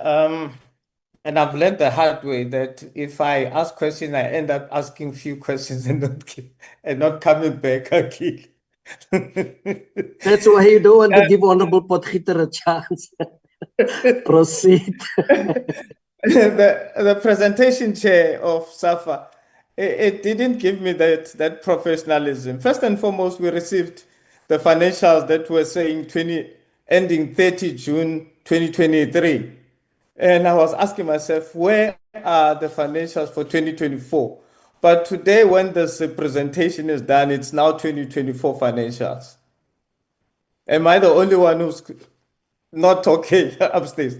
Maybe I missed them, but the ones that I received were saying 2023. And that is why my questions were asking, where are the 2024? Now, I'm raising this question because I don't want to be suspicious that this is a cut and paste situation. SAFA, please respond to that. Lydia. Thank you, Chair. The financial statements that we sent were for the year ending or year ended 30 June 2024. And our financial year starts from the 1st of July 2023 to 30 June 2024. Thank you, Chair. Thank you. Proceed, Honorable Member. Yeah, the ones that I got, they're saying ended 30 June 2023. So I don't know when did you send the ones with 2024? Maybe it's you sent the revised one later, because there was a question also, there was an issue that we did not get the reports on time. That is why we couldn't have the researchers going through the reports so that they can advise us accordingly. I'll wait. I'll pass that one, but you can clarify when you respond to other questions when were these sent through. Who owns SAFA? Can somebody tell me who owns SAFA? I raised my hand. I want to respond to that. Yes. The nation. You can respond here. The nation. Proceed, Honorable Member. So, the nation. SAFA, please respond to that question. SAFA, SAFA as an organization or SAFA House? My apologies. The NPC, non-profit company. Or it's owned by the members, and the members are your regions and associate members. Okay, all right. Who owns Banyana Banyana? And the same question, who owns Bafana Bafana?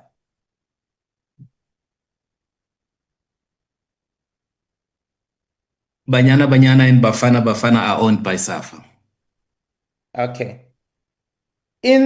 And I want to bring this to the attention of everyone that with SAFA, in the manner that SAFA has been managed is going on, if SAFA could collapse, would we still have national teams? Would we have Bafana Bafana continuing beyond SAFA? Or the national teams will die with SAFA?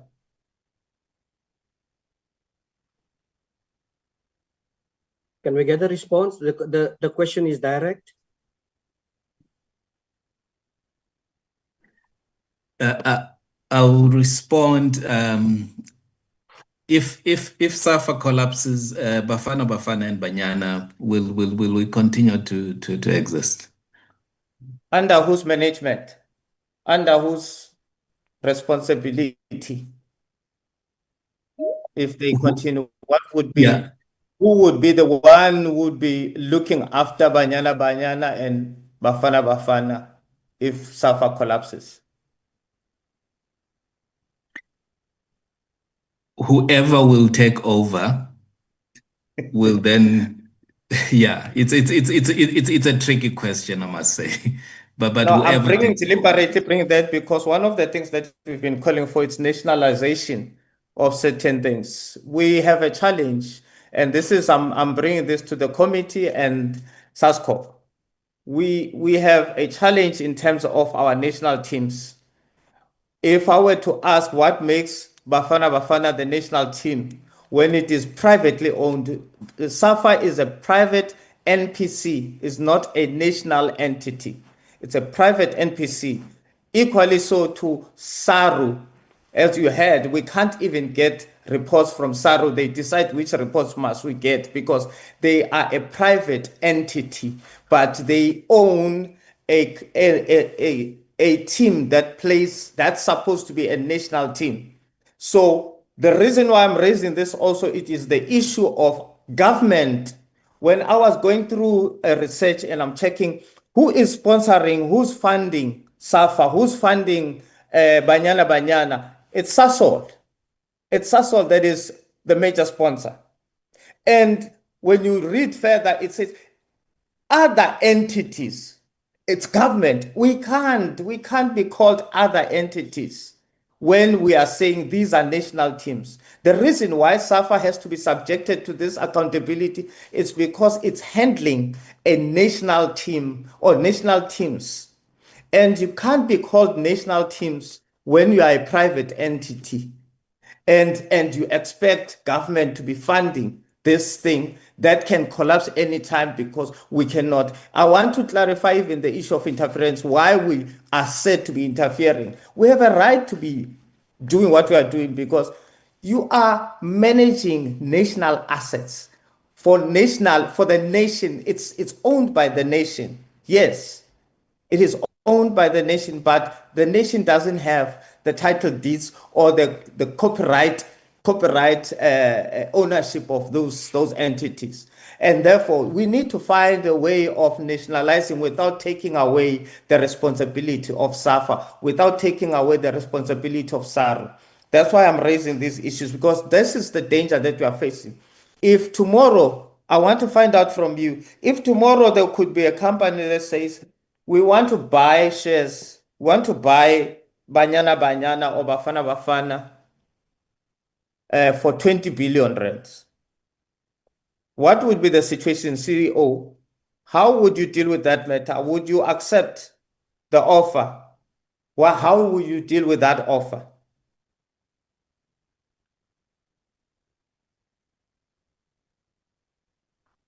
My time is moving. Please, can you assist? Mr. Mteto, one cannot buy a national team. You can't buy Banyana, you can't buy Bafana, but you can be a sponsor of Banyana or a sponsor of Bafana. Like you're rightfully saying, SASOL is the main sponsor of Banyana. We currently don't have a premier sponsor for Bafana. SAB was previously the main sponsor. However, they took a lower package at the moment. And we're in the process of finding a premier sponsor. So someone can come on as a premier sponsor of Bafana. So, but you can't come and say you are buying a national team. That's not possible. Okay. Please explain to me. Is SASOL not dictating terms? The one who pays the piper dictates the tune. Is SASOL not dictating the terms under which or conditions under which the sponsorship is offered? We get into an agreement. Before the agreement is signed, we agree on key performance indicators in terms of how we are going to run the team in terms of the maybe the number of camps that they are going to be. Obviously, just like anybody who gives us money, government gives us money, they want us to account for that money they give us. So SASOL also wants us to account for the money that they give us. I don't know if that is dictating terms. There are in instances where we agree. There are instances where we don't agree with some of the things they put forward, but it's for us to find a middle ground. I mean, there has been instances where we had to come to the table when we didn't agree on certain matters. Okay, what makes you accountable to SA government and by extension to Parliament? Why are you giving us all the financials, all the incomes, where the sponsorships come? Why don't you just report on the 6.7 and the 5 million that you got from department? You tell me, your Parliament. Are you not? I was told that it's part of. You are an oversight body. So just like you're saying, the nation has got an interest in the association. So we come here so that we can account to you and the nation. I'm not sure what else I'm needs to be deliberately said. doing this. Sorry to interject. I'm deliberately doing this to show government that whatever that we are putting for what we call a national team, that is why even in my research, when I went through to check, we are classified as other entities. When it comes to Banyana, it's SASOL. And then government falls under other entities because of the money that we are giving to this national team. We are not committed to what we call a national asset. So I think we need to really look into that. Okay, fine. What is the salary of Bafana player versus the salary of Banyana player?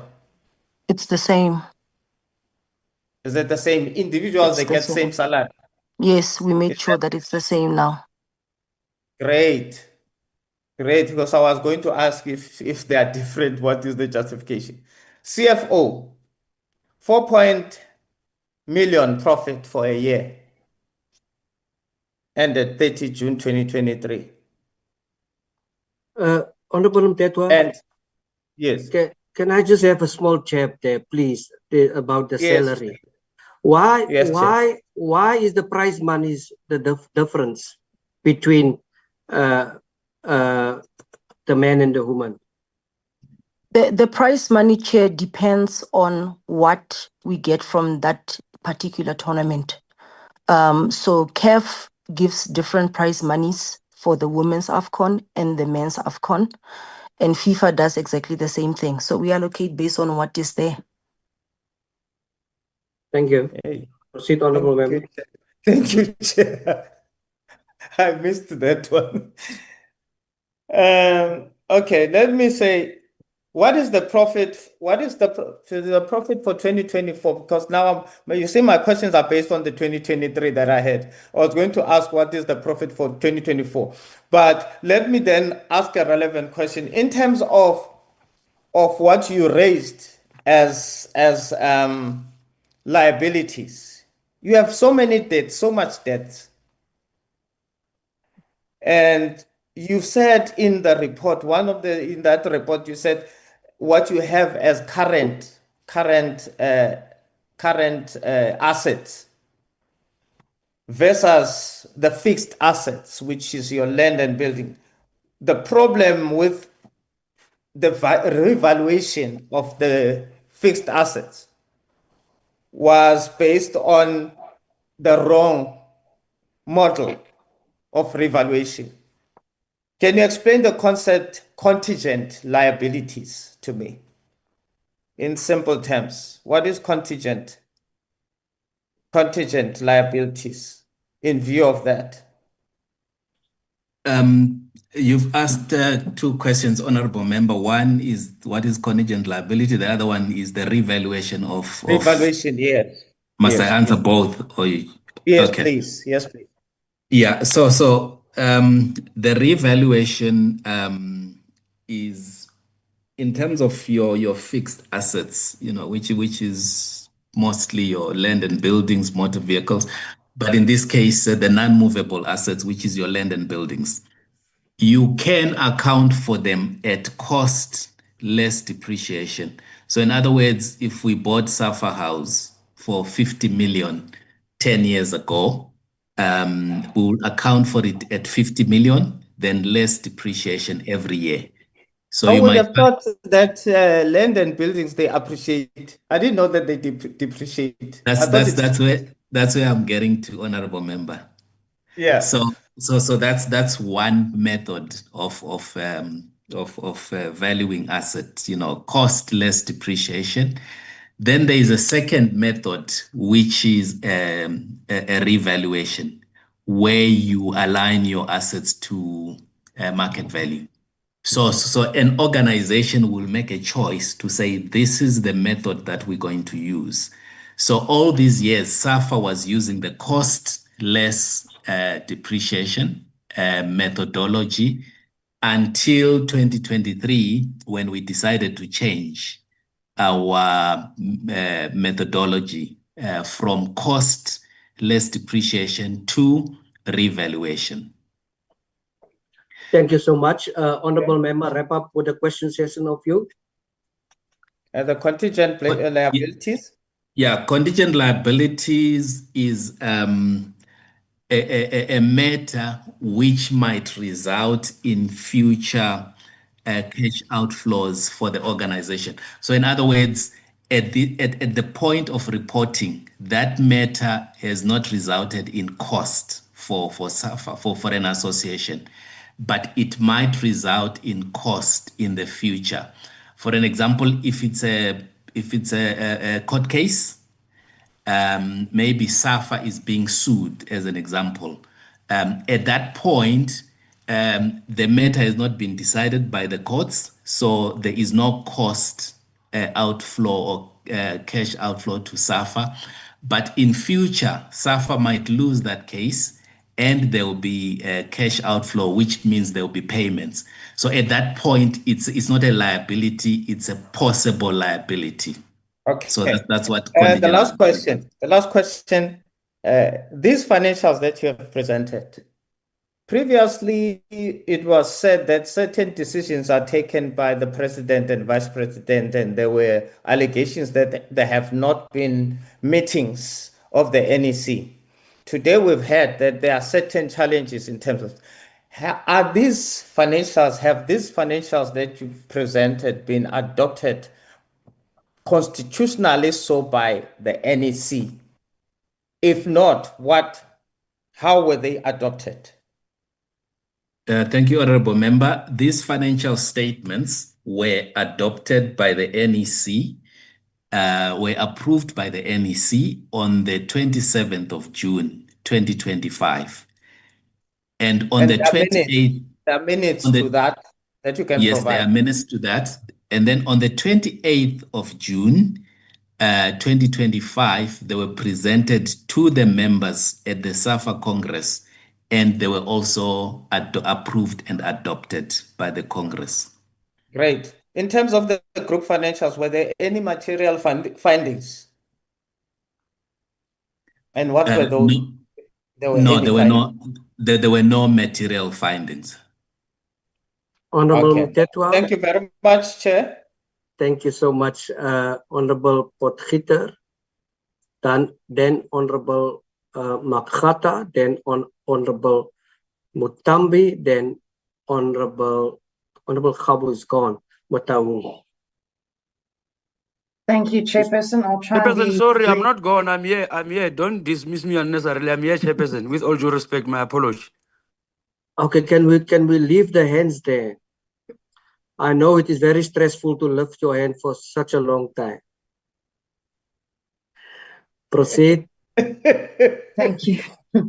Thank you, Chair. And thank you to the project team for including Mr. Ibrahim. I was wondering where the engineering technical expertise would come from. I don't have any particular issue with the project team at large, except maybe to the extent that it's operating. If we can get an idea, I think from the members that have been presented, including Mr. Bennett and Mr. Gomes and Mr. Damon all bring with them, various specialties with regards to VAR instruction and refereeing, etc. And Mr. Ibrahim brings about the engineering technical expertise.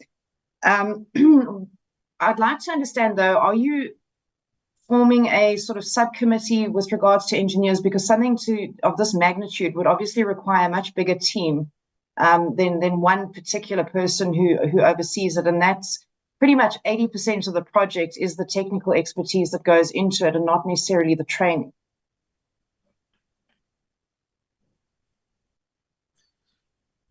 Abdul, Victor, can I come in here? Yes, you may. Okay. So obviously the project team that we've adjusted we've formed at the moment is just the management team. There will be certain allocations for, obviously, the project team cannot be on site wherever the central hub may be for the VAR center all the time. So we will have to form a subcommittee or sub-management team for people to oversee the running of the VAR center week in and week out whenever there's games on site in a particular weekend or in a particular midweek fixture situation. So we will have to, we are still, guys, as a committee, doing baby steps. Like I said earlier, we've only been operational for probably a month and a half, and we are still at baby steps. We're still acquiring budgets and costings for the actual VAR setup. Once that setup has been done and all the training has been done, we then have to allocate managers to oversee the actual overseeing, who will not be particularly VAR officials or AVR officials, somebody to oversee the whole site as a management process. Thank you. Chair, I think, I don't think anything more needs to be said about the initial project team. And I do think we've got experience with regards to people who have been the subject of unfair discrimination, if you will, in the past with regards to decisions that they've made. So I do see the purpose of VAR. My issue really is with the planning and the commitments of funds that has been given from National Treasury. And if in this vein, and this is not a question but more a statement, because I think it needs to be provided us in due course, if we can get the commitments of 20 million rand that was given from National Treasury towards the VAR, including the vote number, etc., because it's been reported, and I think the minister did respond in a written question that they have committed to that 20 million. But there isn't any evidence on our side because it's actually not in the budget as it stands. It was an adjustment that was made after the budgeting process. But related to that, the presentation that was given commits to an amount of 35 million. The minister did also say, because I asked specifically about whether or not they'd approached FIFA and other organizations with regards to assisting with funding. We already know that SAFA is not contributing financially, which is a concern for me. Essentially, they need to be able to run this, and the fact that they don't have a vested interest financially is problematic. But if we can get an understanding, where's the other 15 million coming from with regards to the presentation? And also, there doesn't seem to be a forward plan for years 2 and 3 and what the budget requirements would be for VAR in that respect. So we as a project team have got a meeting with FIFA on Thursday with a guy called Michael Bailey. And we are going to have this meeting regarding what funding can FIFA provide for us, if any. Regarding the initial budget from the minister, we as a young project team don't understand what's been allocated. We have not claimed any money yet. From not one single cent has been spent on VAR yet, because we are in the baby steps right now, just getting costings from certain service providers. And at the moment, we are just investigating the costing of what the initial outlay will be regarding which service provider eventually does get after all the tenders have been submitted, which service provider gets to provide the service for VAR for South Africa. Honorable Potgieter, I just want to follow up on your issue. A very pertinent question to SAFA. Are you at any given time intend to make any contribution, even if it's 1 cent, to VAR? SAFA.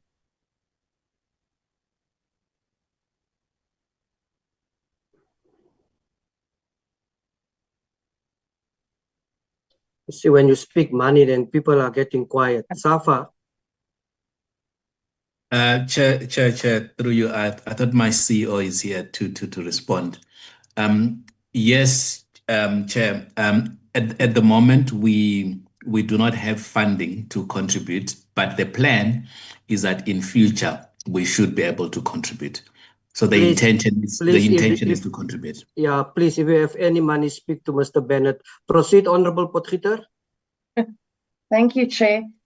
Look, I think, yeah, Chair, I think this raises the issue that this is in the initial stages, and my concern about the minister already committing 20 million rand is that the plan actually isn't finalized. I can appreciate that it's in its beginning stages and that there are costings, but what I would like to see from our perspective is the 3-year plan in totality, the costings across all 3 years, as well as what sort of investigation SAFA has done into its financial contribution towards this project, because it is being run and it is actually being implemented for their benefit. I would think at this stage they would have done some sort of feasibility study to this extent. So if we can get from Treasury Chair I'm pleading with you, the actual commitment that National Treasury has given, and from the Minister that he provide us with an updated 3-year breakdown plan, which would include a full breakdown of the money that has been allocated for this year, because it's going to consultant fees, etc. And I understand Mr. Bennett has said they're in the initial discussion, so I understand it can't be provided now. But we would need a breakdown of the 10 million, the 5 million, and the 20 million for the training facilities. And also the benchmarking that they have done on their engagements, which I assume will come after they've engaged with FIFA on Thursday as well. But possibly if they can advise, I think this would be the sort of last questions, the major risks or that they've identified that could possibly delay or inflate the costs of VAR, and whether or not they have started putting together any mitigation plans in that respect. Mr. Ibrahim. Thank you very much, Chair. With regards to that, ma'am, like I mentioned earlier, we have a group of experts together and we do not foresee any problems. The biggest problem that we may have is the funding. If the funding is not there, we may not be able to operate. But to gather the information, that would be absolutely no problem. We have had a meeting with FIFA in the past. We have met with personnel from CAF, and they are there to provide us all the technical expertise and the guidance on the technical expertise that we need. So they have all the experience of working with VAR, and I am sure they will come to us and we will ask all the questions with regards to what are the possible snares that there could be. So we are hoping that with the funding in place, we are able to function, do the necessary report backs as is required, so that there are no snares that we can hit along this journey. Thanks, Chair. Thank you so much, Mr. Ibrahim. Thank you, Chair. If I can ask that we have a follow-up meeting at some stage, I do think this is in sort of fledgling stages at the moment, and that the team will be able to provide us with a sort of more improved project feasibility study, if you will, of the rollout of VAR, which will give us a better understanding. It's almost like we're questioning things that they haven't decided yet. But my main issue is the allocation from Treasury and the basis on what that is going to be used and when it is going to be used. Thanks, Chair. If I can move on to the issues with the department. Please do. Thank you so much. I'd just like to understand from the department, I'm going to put these all together, Chair, if you don't mind. With regards to their financials, I think it is, my colleagues mentioned the fact that, these documents came to us late, which is apparently a continuous issue. If that can maybe be addressed for future meetings, it does become very difficult to assess financials in a very limited period of time. And then, again, I think I'm also with my colleague on the past financials. I think we received a previous presentation and then an updated one. But my concern lies particularly with the reevaluation of land or buildings, which essentially starts creating paper gains, if you will, and it masks operating losses. And that for me is problematic, because you now start almost, adjusting your books to look better than what they actually are.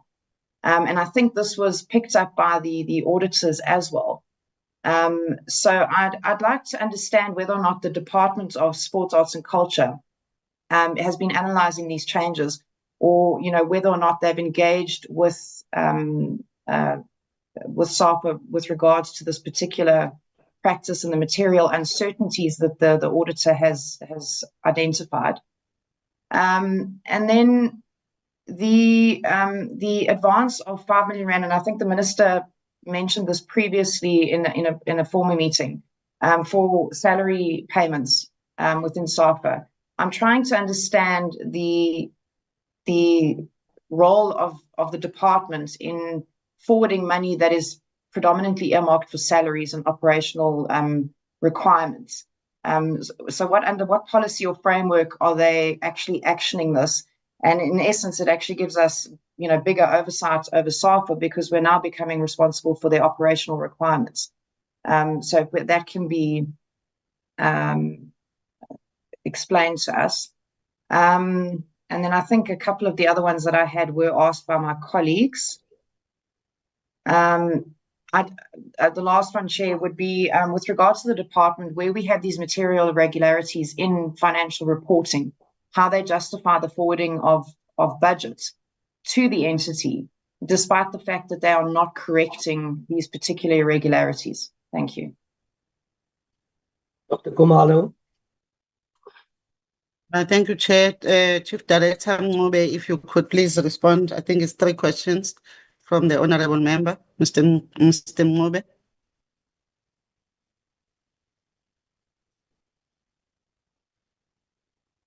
Simpiwe, are you? Thank you very much, DG, and good afternoon to the chairperson, the members, honourable members of the committee, the minister and the deputy minister, and the leadership of SAFA. Chair, firstly, I think when SAFA was presenting on their financial statements, they actually were asked the question whether there were any material irregularities that were pointed out in the audits, and their response was that there were no such material irregularities. So Chair, there isn't in terms of the direct answer, there isn't any specific engagements, particularly relating to how the financials are presented, and in particular the aspect of asset re-evaluation, which the honourable member referred to as potential paper gains, if that does answer the question. I'm going to weigh in here.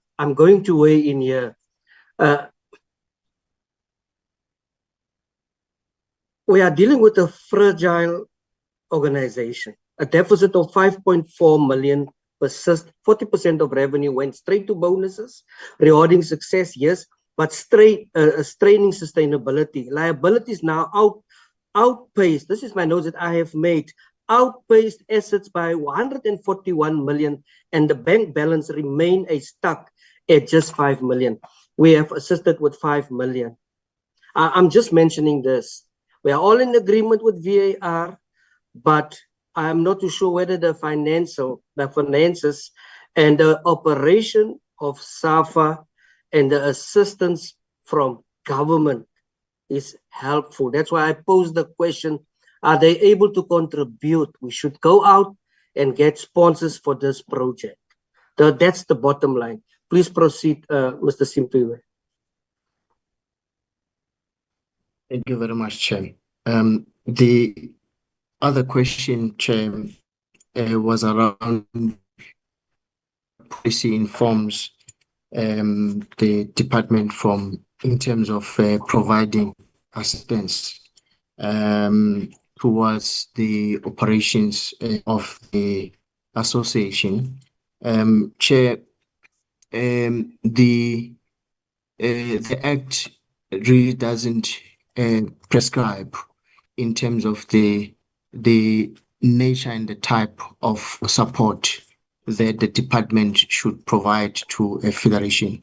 However, it empowers the department to provide financial support to an association and national federation, and it then specifies under Section 3A of the Act that as the such support should be in line with the agreement that is signed between the department and the federation concerned. It is the Act, therefore, that in particularly Section 3A and the section that deals with that enables and empowers the department to provide funding to the federation, and in this case, not just limited to programs, but also including operations. Chair, I am not sure whether I missed any question. I had the DG making reference to 3 questions, but for some reason I had noted these 2 questions, Chair. Thank you very much. Thank you, Mr. Simpiwe. Can we now call upon the Honorable Makato? Thank you. Thank you very much, Chairperson. I think most of the questions are our honorable members. Hey, gone far. So I've got only 2 questions on FAR. I just want to ask whether there is a compliance with the regulation, whether they are complying with FAR or true or false, they will tell us. And again, they've given us the financial report. In the financial report, there is an amount there. So can they please share with us how are they using it or allocating that money in their financial report? It's just that I didn't tackle it, but it's 3 something. So if they can just share with us how are they using or allocating that money? I've got only these 2 questions. Thank you very much. Thank you so much, Honorable Makato, the department.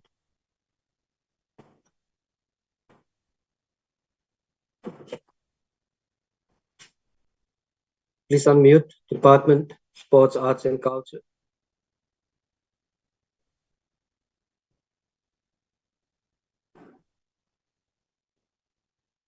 Dr. Kumalo, please direct the question to someone.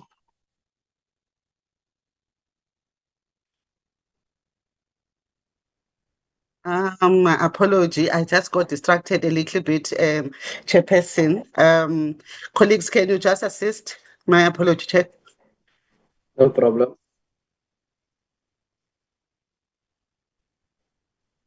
Simpiwe. Colleagues, can you, or Simpiwe, you coming on?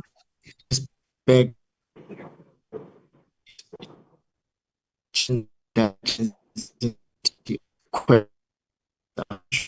There are questions to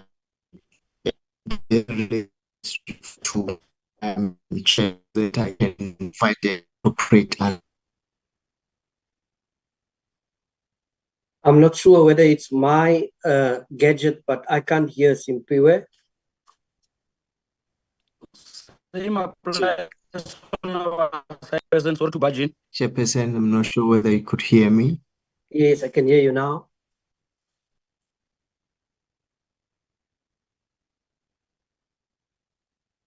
Let's wait for Simpiwe to come back. I'm going to call upon the Honorable Mutambi. Chair, I just want to ascertain how much time do I have for VR? Proceed, Honorable Member. I will give you direction. So your time that you use, it's VR as well as on the other side. Oh, I don't think that's what you said. Use it wisely, Honorable Mutambi. Yes, I'm on VR. I'll come back for the other issue. That was the understanding, Chair. I think those that went to the other side is those that now deal with the VAR. If you're done with that section and with the, I almost want to say the panel, then you ask your second bite on the others. Chairperson, I want to take you to the meeting of the 3rd of June, 2025, that you had with SAFA, wherein the CEO, she provided a briefing on the matter. And then there was an issue that it was explained that the tender was issued and had closed on 21 April 2025. And then 2 companies have submitted their proposal, one an international one and one a local one. And at that time, the names could not be disclosed. Then today we are hearing that from them, I want to understand, because that is the tender that closed. Was the tender then reopened to cater for these other 2 applicants that have now, because we are to cater for these other 10 applicants that have been sent, and Mr. Ibrahim indicated the names. I want to understand that first. Mr. Ibrahim, Mr. Bennett. Thank you, Chairperson. Just to confirm that when the process closed on the 24th of April, it was closed, sir. It was not reopened for any further submissions, according to my knowledge. Honorable Mutambi. Okay, Chair. We had the chairperson of PSL here saying and raising a disclaimer and his reservation earlier to comment on these matters. Then I've got an issue that I want to raise to that effect. We know that the PSL is going to be the end user of this system.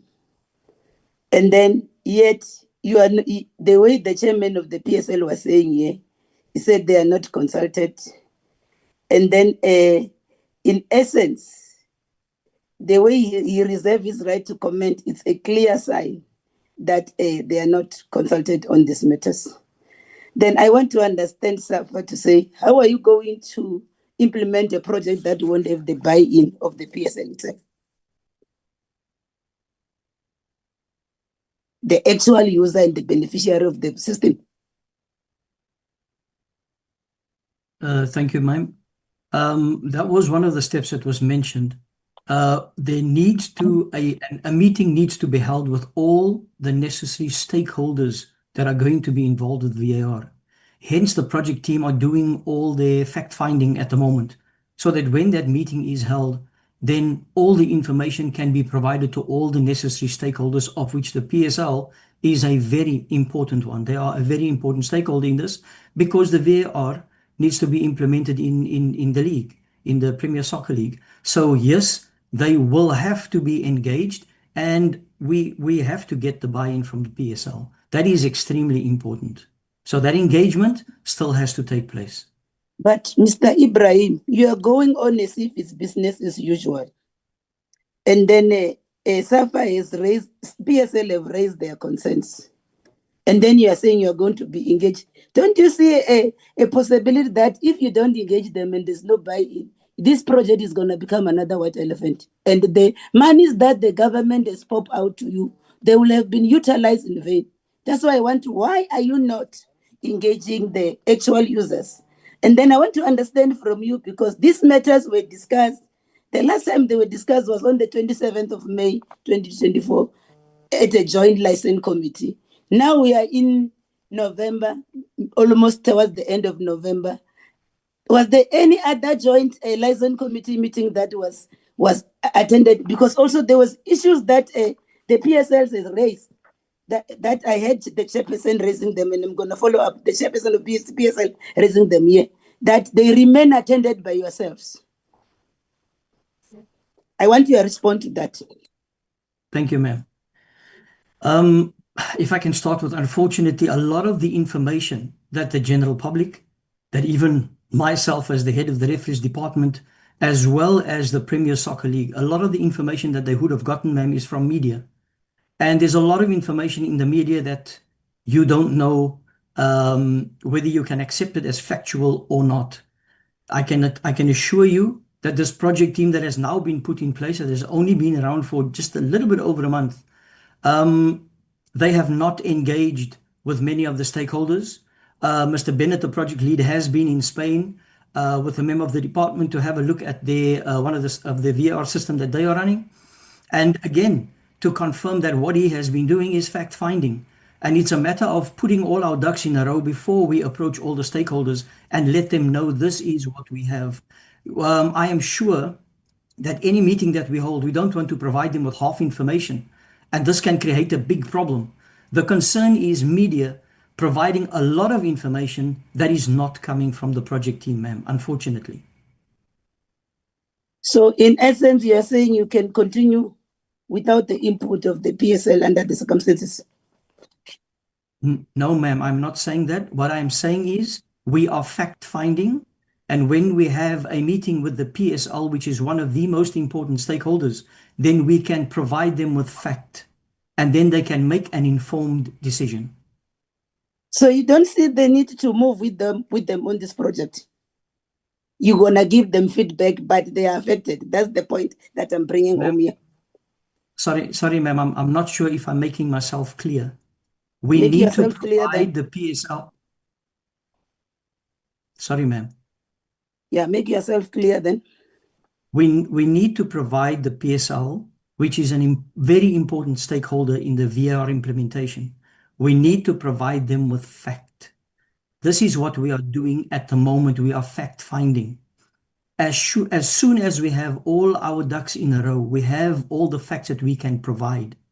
The project team are not going to run with this alone. There are other individuals, other entities, other parties, other stakeholders that are going to get involved, and everybody is going to walk the journey together. So yes, once we provide them with the facts and they make the necessary decisions, then obviously they will walk the journey with the project team. Yes, okay, sir. I'm a South African, and I think I need to be schooled by you as the expectants, the project manager of this project. Can you share with us so that we clearly understand what is the VAR configuration system as far as you're concerned? Is it going to be light or full, and the consideration for the country?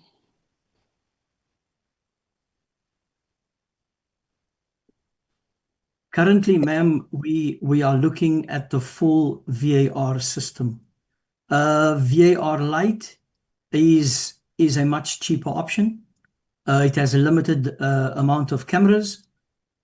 But for the type of league that we have in South Africa, the Premier Soccer League is one of the standout leagues on the African continent and can very favorably be compared to many of the leagues around the world.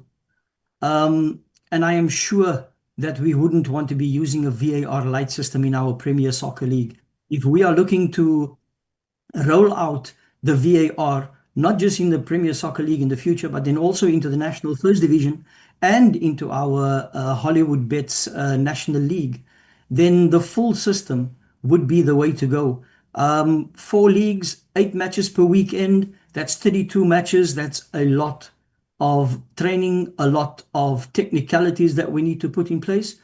So yes, we would ideally be looking at the full VAR system.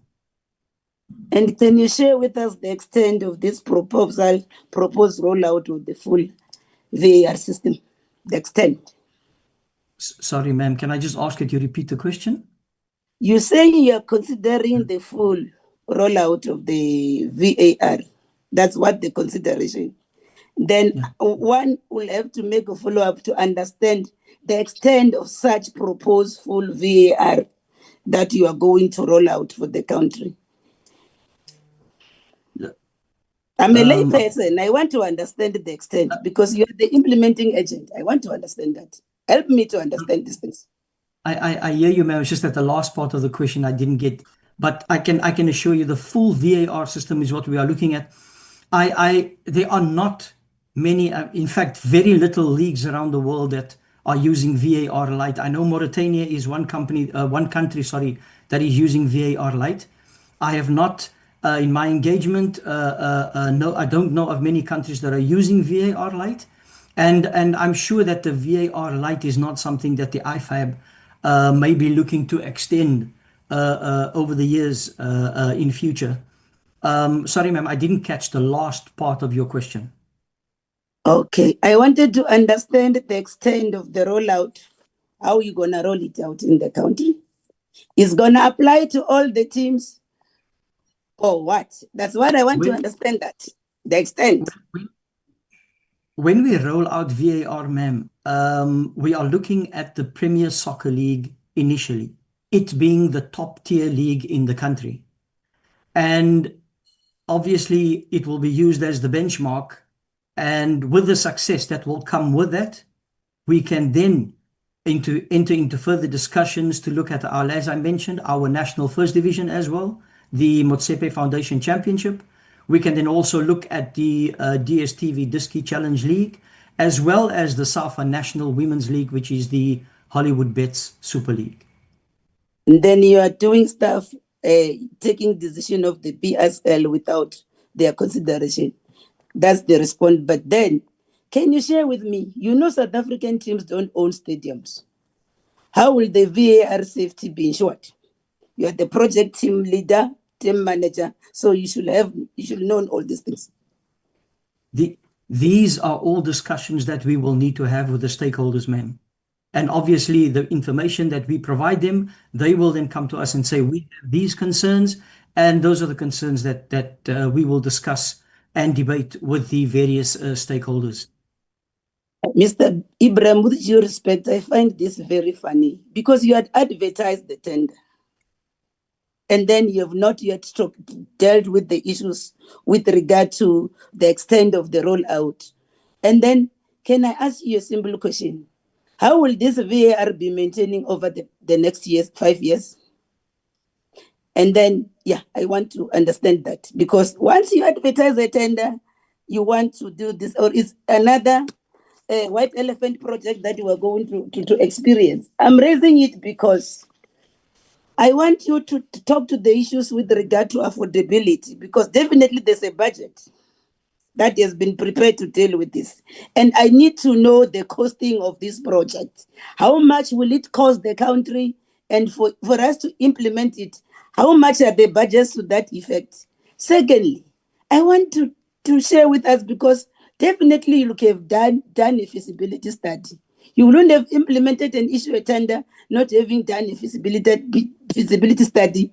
I want to understand its affordability, including its sustainability moving forward. Because I don't want a situation wherein the government money will just be pumped in. At the end of the day, it's going to become a white elephant. Already, I'm worried because there's no buy-in by the actual users of this thing.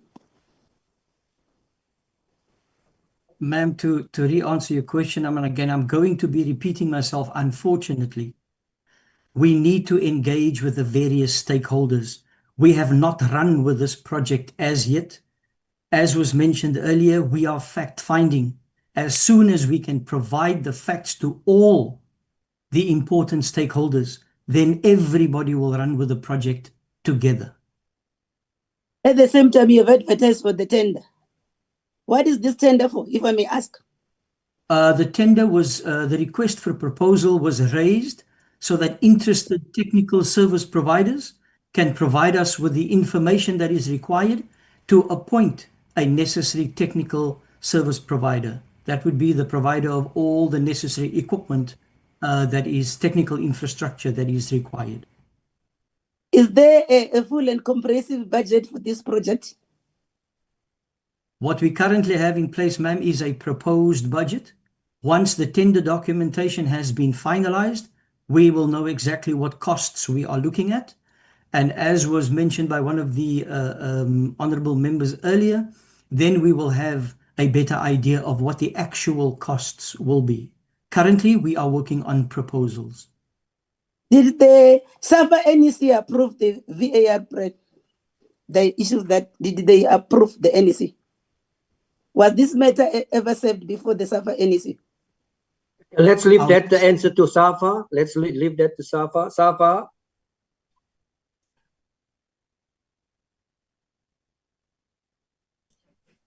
Thank you, Chair.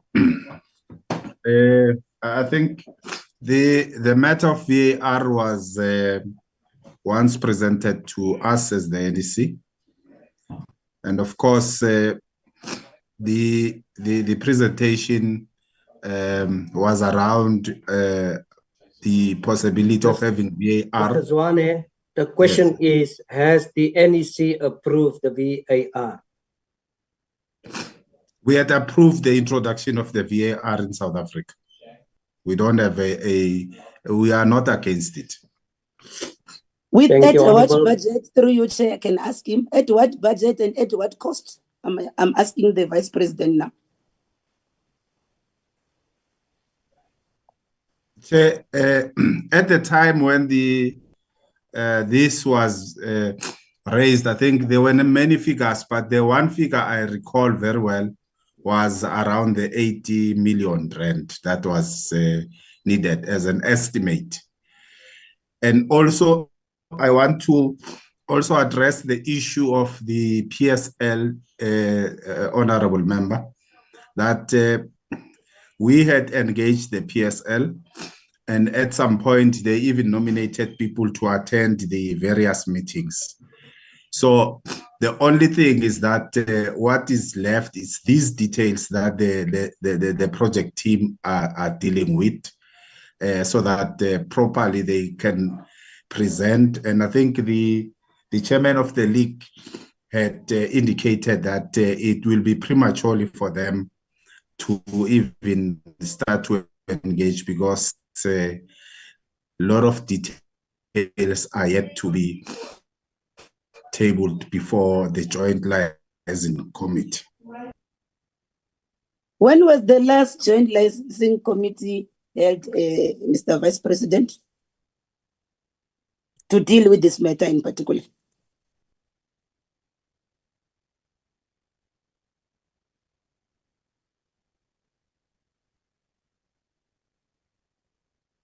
SAFA?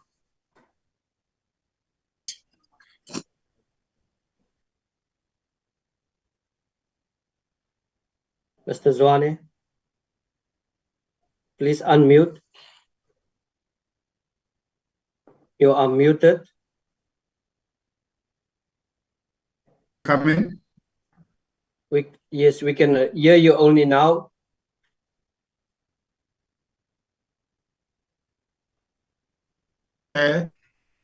Yes, I'm saying the CEO can indicate when was the meeting, because I am not a member of the.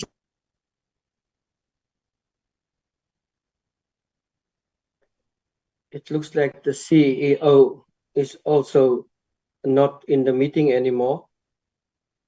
Chairman, I'm raising all these things. You can see that it's like putting the cart before the horse.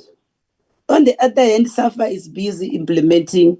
They've advertised tenders, but they are leaving the critical stakeholders, unless they say they want the critical stakeholder to just come and rubber stamp.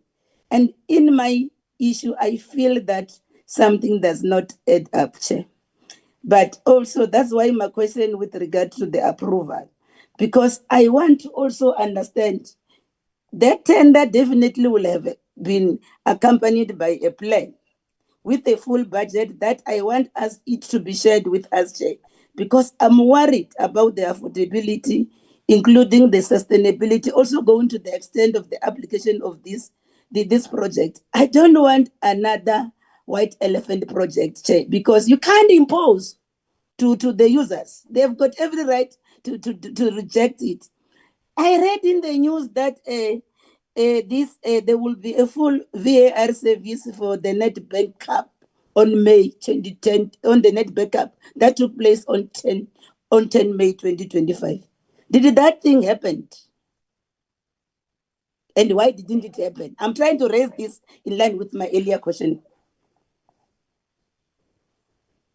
It was all over that SAFA was going to made arrangement with Media Pro for a full VAR service for the Nedbank Cup final of the 10th of May. Did that thing materialize? And why didn't it materialize? Because my question is linked to my earlier question, and I'll tell you why, Chairperson.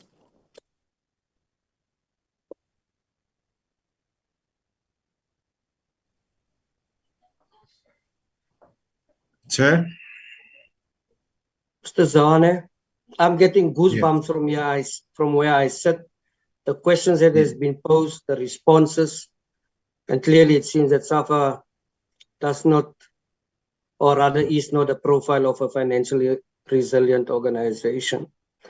But in light of what has been said, I'm going to make the following request or ruling that Mr. Ibrahim give us a proof of process from now on going with the stakeholders with particular emphasis on the process with PSL, which is a very important stakeholder. We need that process, whether they're going to contribute, what are they going to bring to the pot.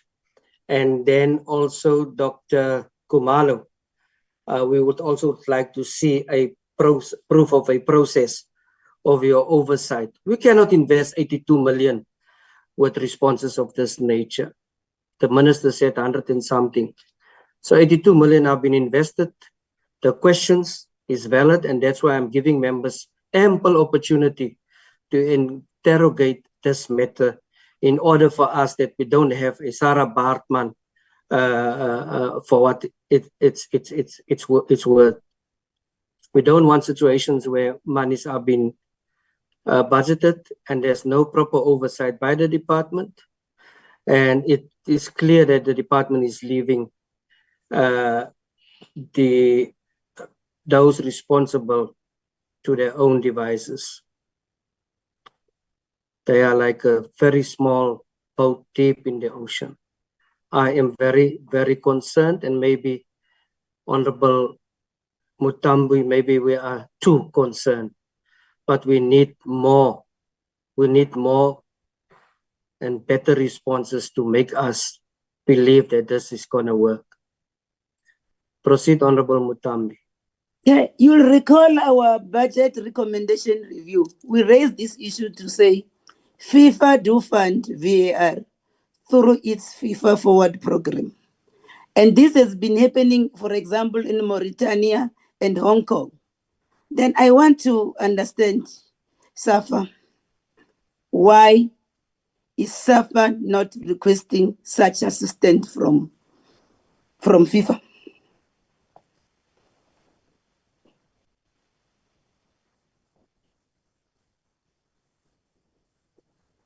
Sure. We are not getting responses here. Can I answer, Chair? Please. Yes. Honorable Mutambi, in terms of the FIFA Forward funding, FIFA allocates certain amounts to each member association, which is $2 million or $3 million per 4-year cycle. So in the current cycle, SAFA has committed that $3 million to certain projects. For an example, we've got the Girls Academy in Pretoria. So the projects that we've allocated that FIFA Forward funding excludes the VAR. That's why we cannot apply for the FIFA Forward funding.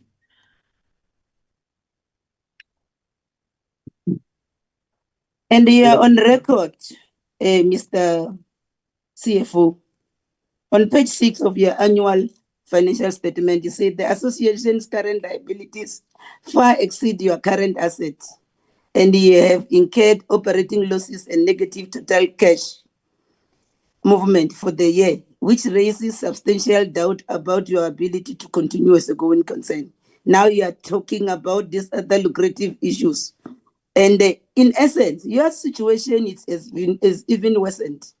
And then, but I'm going to raise it in the next questioning to say with regard to your going concern status. But coming back to this issue of VAR, I want to understand, Chairman, how can a tender be issued without the main stakeholders' input? And also including that this report now is for a task team that exists for 6 weeks. And then the tender indicates that also the final technical specs have been completed. I think I want to also ask the CEO to come to this to the party here and explain on what ground she reported to the committee previously as she did, because I've got also issues with regard with the request for the RFI. You know, the RFI also needs some technical specs. Then the RFP that you've issued also requires technical finality. And then there was an 82 million figure that was bandied about. Where did the figure come from? If it's not coming from the some technical detail. And then I also want to also understand that how can the Joint Liaison Committee not include you, Deputy Vice President? Because the SAFA Constitution, when I'm reading it, is before me. It says that you must be a member of the Joint Liaison Committee. And this is Article 44. That is of your own constitution. That is very explicit. So I don't understand when we are given responses that like of this nature, but I will need responses, Chairperson, so that I can also follow up to that effect. SAFA. Chair, when the honorable member was speaking, I was kicked out. I just got the last part. I might have not captured what she had raised, but in terms of the last part is around the issue of the Joint Liaison Committee. So in the Joint Liaison Committee, there are a number of NEC members, including the president who sits there. And those committees are normally established at the beginning of the term. And I am not part. I'm not saying I want to be part or I don't want to be part, but the fact of the matter is that I am not part of the Joint Liaison Committee. I'm not sure. Vice President Bailey is here. I'm not sure whether he's part of it, but I am not part, and I'm raising particularly with myself, and that is why I was requesting the CEO to respond to that particular matter, because the matter sat in a meeting where I was not in, which I'm not part. Chairperson, with this response, I think I'll have to read what the Constitution of SAFA says. In particular, Article 44. It talks about Joint Liaison Committee. The Joint Liaison Committee shall consist of the SAFA president as the chairperson, the SAFA representative composed of all, I underline, all the vice presidents. And then I'm hearing this response from the vice president say he doesn't know, and this is their own statute. Then the question that arises, Chairperson, is like we're taken for a ride here, because they should know better their constitution than I do.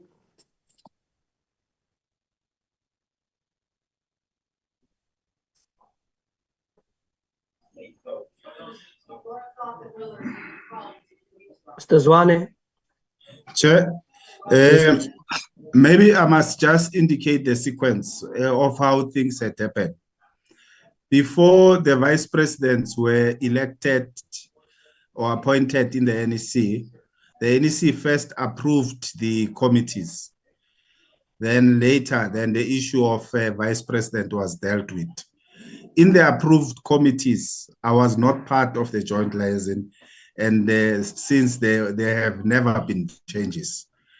And I'm upfront about it because I have never attended a single joint liaison meeting or being invited to one. So I am raising this because there are factual answers needed by the honorable member. So I can't just lie and say things that I was not part of. And thus I have requested the CEO to deal with that particular matter. And unfortunately, she had been kicked out if I read her message well. But I am not part of the Joint Liaison Committee. You, Chairperson. So I believe this is the statutes and the Constitution. So then in SAFA, this statute of yours doesn't work under the circumstances. Because my last question, unless we are not told the truth yet, I've also asked, when did the last Joint Liaison Committee took place?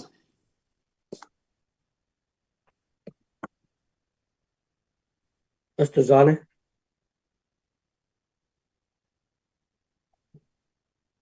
Governance. Fair.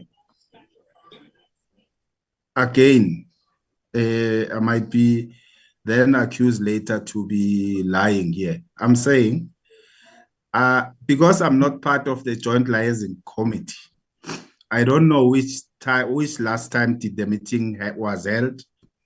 And of course, the report Mr. that I got from Mr. Zwane, keep your word. Let me do an inverse interrogation. Yes. Are you the only person that is in a position to respond to members' questions here?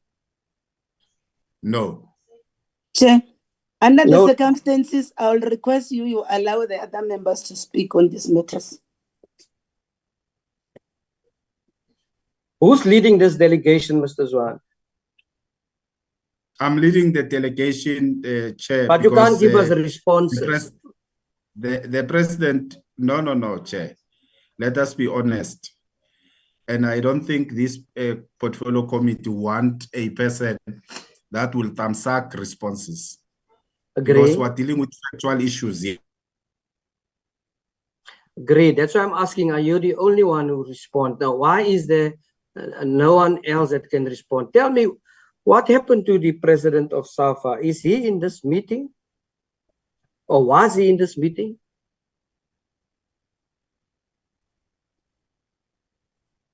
Mr. Zwane?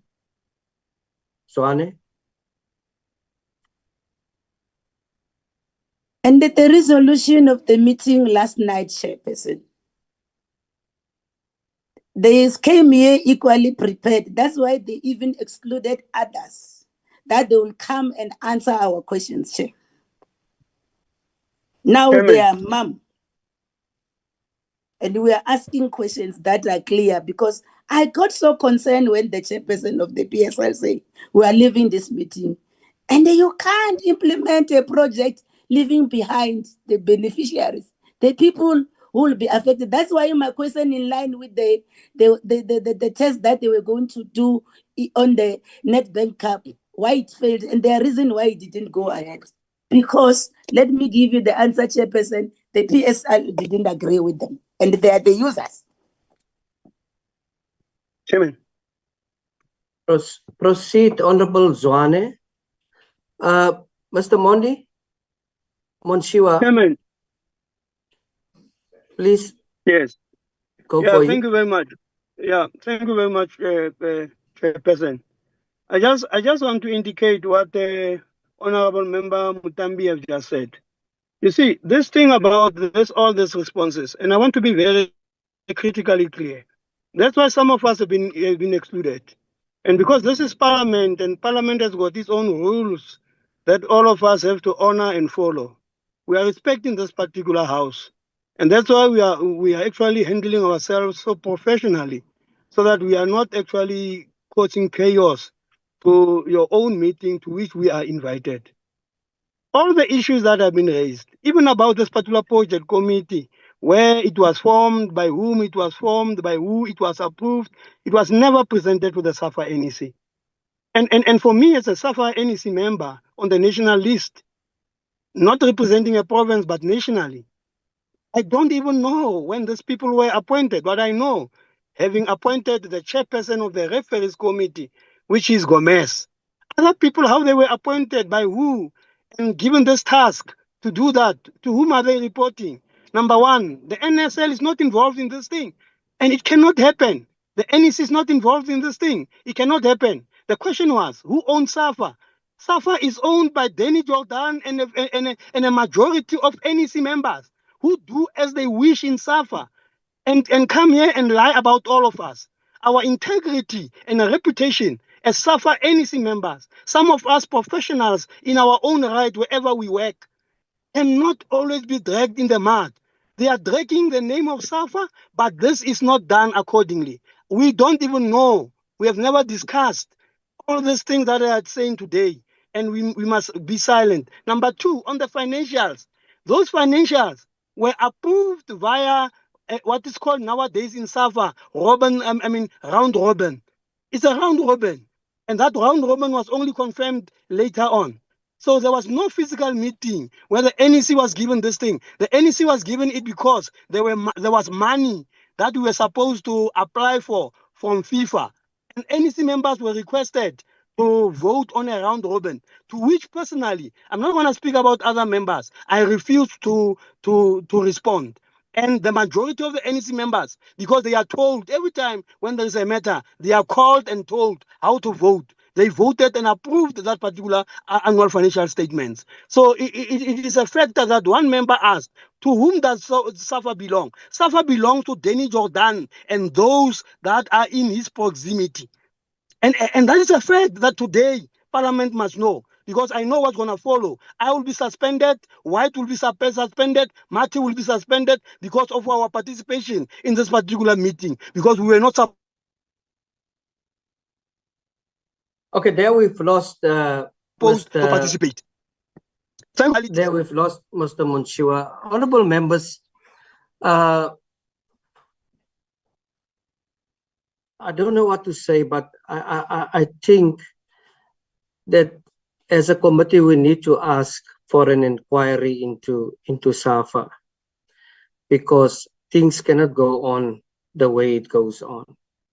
It is embarrassed.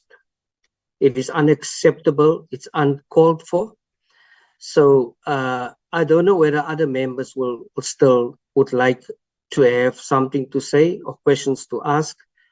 But the way things are going on in this particular meeting, I would suggest closing this meeting with SAFA.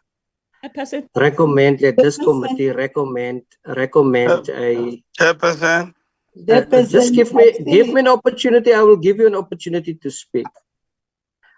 I really want from my side, this committee must consider that we ask for an inquiry into what is transpiring within SAFA. The Honorable Mutambi, can I go to the next member? Chairperson, Honorable Mutambi. The CEO is back. Chair, can you hear me? No, I'm not going to deal with the CEO anymore. She should by now. The CEO by now should have gone to a place where there is proper signal. It did not happen. It's quite clear that there is no interest in this meeting. Honorable Mutambi, are you still want to go on, or should I give to a next member? No, I'm finishing up, Chair, and I want to put a statement here. So that I can go to all the other members. I think this conduct of the CEO, Chair, she's just running away from accountability. You can see, because by now, since she realized that there was no network, she should have left and go to a place that she must then have network. The other issue, Chair, that's where we came in, as Honorable Tetwa says. There are public funds. That's far. The funding that is coming from government. That is public funds. And then when public funds are utilized, we need to understand they need to be utilized in accordance with the principle of the Constitution, the Public Finance Management Act, and any other related legislation. So and we must say that what the minister has done to give budget, it's a wonderful thing that he has done, but there has to be accountability. It's our responsibility as Parliament to do oversight on how this money is going to be utilized. That's why we are saying without a good plan, including the sustainability plan, also, Chairperson, this implementation, this IAAP that we're talking about, that talks about implementation, we need to know how much is going to be involved. And then also, we also need to get clarity how this public money that is being allocated is going to be utilized. But since I've been asking this question, I didn't get clear answers, Chair. That's the issue that I want to raise, that I will agree with your proposal. Secondly, SAFA is governed by its own statute. Then I've been raising a clear issue on the license committee, and I'm worried to have a vice president in a meeting who doesn't understand his role in terms of the constitution, Chair. I've got a difficulty to that effect because the constitution is unambiguous. It says who does what here. But now I'm told here, it was before I came in, Chair, I will never accept such a response. I rest my case, Chair. Thank you, Honorable Mutambi. And now, before I'm going to give an opportunity to Honorable Kobani, is the CEO now in this meeting? Thank you, Chair. No, wait for me, Honorable Kobani. My apologies. Is the CEO in the meeting? Is Lydia in the meeting? Honorable Zwane, Mr. Zwane. Chairperson. Mr. Zwane was the president of SAFA in this meeting? He didn't join, Chair. So was there any apology for him? As far as I'm concerned, that indicated that he will join subject to availability. So that's what I know, Chair. But there were no apology made for the president. This just shows what members are saying here today. Honorable Kobani.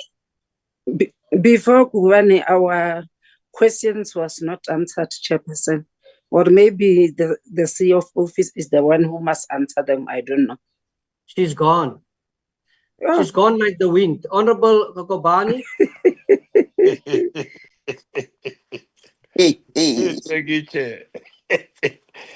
Chair, I think, on my view, we've been wasted our time to speak with the wrong people, as they're not together, they're not united.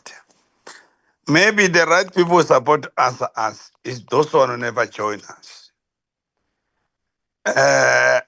We never get the answer from this morning from this committee.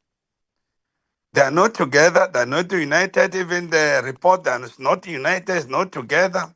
Something smoke is fire in here because as pedalang labantu. We just search there and there, but we never get any fish here. There's nothing fish you catch it because now they are fighting. They're doing everything and they don't understand what's meaning of portfolio committee is a government.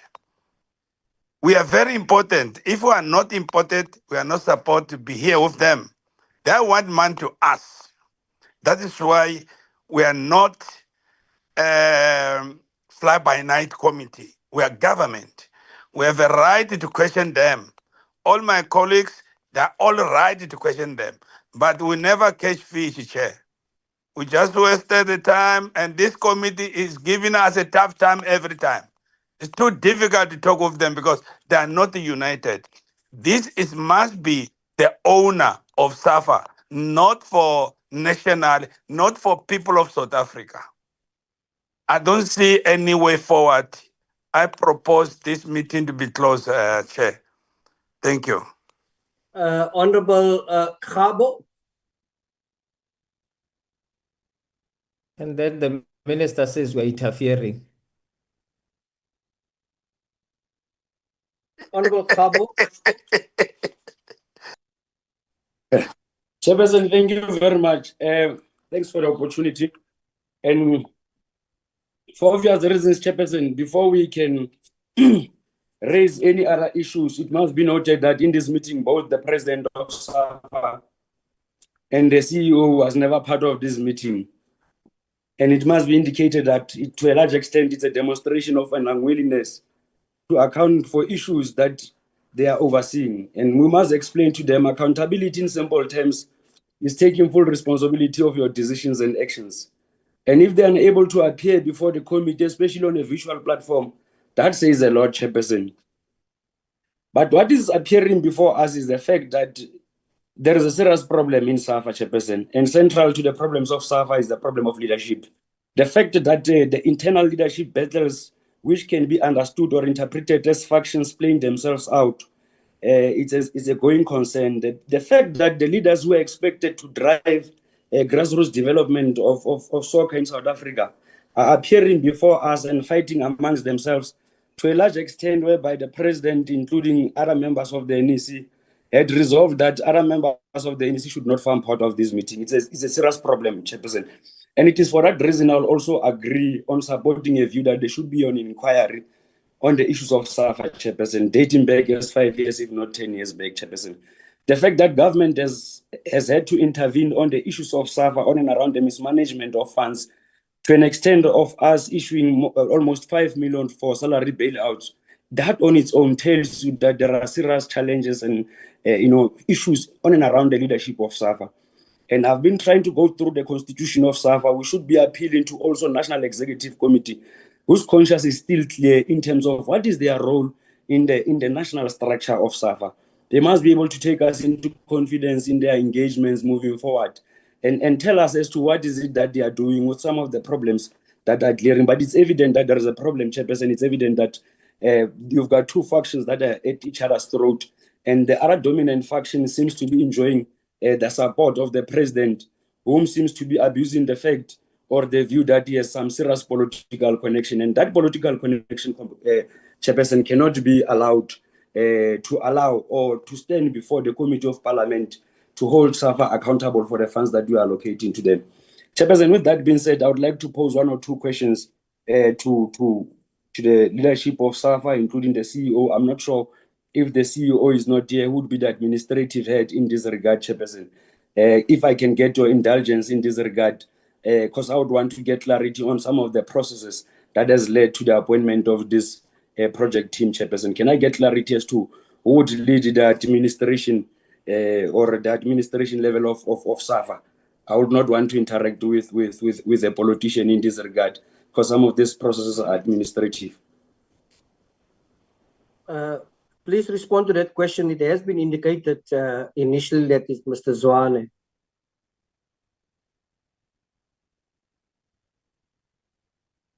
Mr. Zwane has indicated that he was not part of the process that led to the appointment of the technical project team.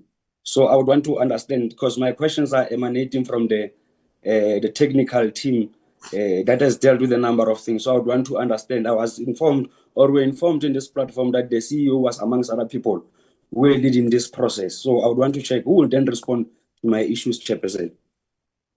Mr. Zwane, is the CEO on the platform? I'm not sure. She was indicating that she has been kicked out now, and then she was back and she is kicked out again. However, I think Mr. Ibrahim had indicated, the referees guys indicated that in the meeting where they were appointed, I think the CFO was also part of it. Maybe he is in a better position to can answer that. And I agree with the honorable member that it is more administrative because it happened at the administrative level. Thank you. Excuse me, Mr. Chairperson. Fellow Secretary. The CEO has just rejoined, Chair. Proceed, Honorable Cabo. The CEO has joined again. No, thank you very much, Chairperson. Going straight to the issue of the project team that must deal with the VAR project, Chairperson. I would like to check as to how was the 4 members appointed, Chairperson, in terms of the process. Remember, we are dealing with a department where the minister has a tendency of acting outside legislative processes that speaks to transparency. where to a large extent we have seen number of boards where people were handpicked to form part of strategic and highly financially implicated processes. So I would want to understand, how was these four members appointed, the process that they had followed, whether there was a public advert? Can we get clarity on that first part, Chairperson? Mr. Bennett, are you taking it?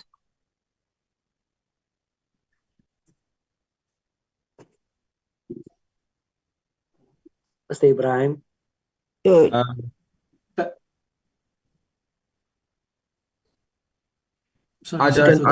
I don't get involved with the process of being appointed. Like I said, I was appointed on the 26th of September, and from what I understand is they just appointed a committee that has got experience in the Chairperson, can we stop the member there? If I understood correctly, he was the one who was appointed. My questions are directed to the people who had appointed you, as to which process was followed, whether there was there was an advert where you had to submit your qualifications through your CVs. I would want to deal with the process of appointment. And I was told that the CEO and the CFO were part of that process. Hence, I clearly indicated that my questions are more administrative. Can the Thank you, honorable member. The CEO is here. The CEO. Sorry, Chair. Today it's not been a good day for me. Unfortunately, I'm home and my network is not so great. Unfortunately, I'm sick, but that's a story for another day. So as far as the appointment of the VR project team is concerned, the people we've got a referees committee, like we've got different committees at the association, whether it be the legal and compliance committee or the finance audit. We also have a referees committee comprising of mainly referees as it's indicated by FIFA. So we gave that responsibility to the referees committee to assist us in terms of identifying the relevant candidates with experience who have worked on VRR, who are also, I have been recognized by CAF and FIFA as far as VR is concerned, to help us, guide us with the VR process in terms of, the process to follow as far as FIFA is concerned, and also identifying a relevant service provider that will be brought on board. And obviously, at some point, we have to train our referees. And they will be very much beneficial as far as the training of referees is concerned. So that's that in a nutshell. I don't know if I've covered the basis. If not, Abdul can come on. Chairperson, with all due respect, can the CEO respect us and respect this meeting? And can she also respect process of government, process of parliament? And would I want to refer to section 55 of the constitution of this country. She must not respond to us as if she's making us a favor. She must listen to the question. What process has been followed? The question was whether there was any advertisement on qualifications and advertisement and all of that. The question was whether there was any advertisement on those positions. Lydia.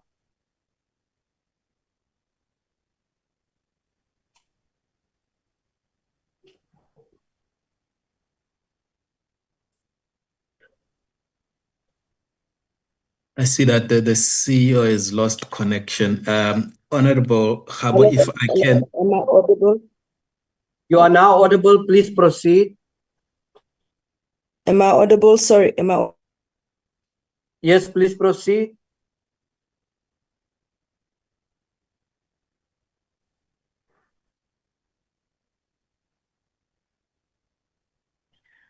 Okay, it looks like we've lost her. Yeah. Just to respond to your question, Honorable, there was no advert that was flighted.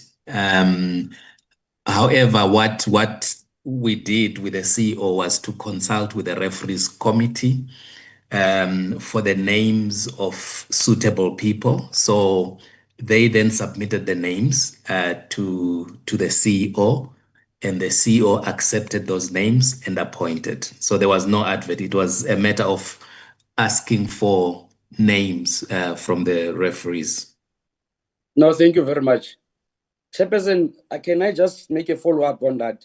Would I be right to understand that, the 4 members who must oversee the implementation of VAR project were rather handpicked without any transparent process, which would have then enabled other people whom are having the necessary capacity and qualification to have an equal opportunity to contest as a way of making their meaningful contribution. So my question is, would it be safe for me to conclude that these people were handpicked and in a way there was no transparent and competitive process open for everyone? I share your view on the process, Honorable Member. Yeah, Chair. That it was not- My apologies, Chair. I'm not sure whether the word is handpicked, but the word that I'm using is we sought recommendations from the referees committee, and then they recommended. Okay, no, thank you very names. much. Where do the referee committees get those names? Did the referee committee have any transparent process of inviting suitable candidates who might be having the relevant qualification and expertise within the implementation of VAR? Did they conduct such a transparent process? We're running government here. This is not a private sector arrangement where you can do as you wish. There must be a public process that allows everybody an ample opportunity to contest. I want to check with you based on that. Now that we have delegated the responsibility of thinking, including of implementing the process to the referee committee, what process did they follow? Or have they handpicked these people based on their little understanding and knowledge of who might be having, probably if one may put it, whether they have consulted a Sangoma to get a list of names, or where do they get these names if we can get clarity, Chairperson, or they have applied their prophetic thinking of who might be having the relevant qualification and skill in this regard. Where do we get these names? Chairperson, I'm not sure where, what processes they follow. They'll be able to answer for themselves. However, what I know is that the request was made to them, and then after some time, they submitted the names. So the process that they follow, I can't answer on their behalf. Can we get clarity from the referees committee?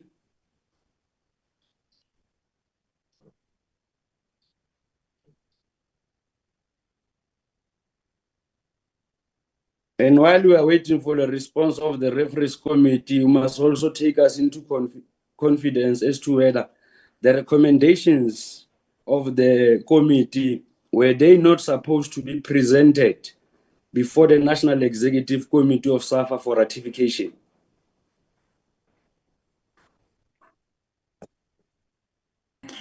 Mr. Ibrahim? Mr. Zwane? Yes, I want to indicate that the person from the referees committee is Victor Combs, and I'm not sure whether he's still here. Mr. Ibrahim is an administrator.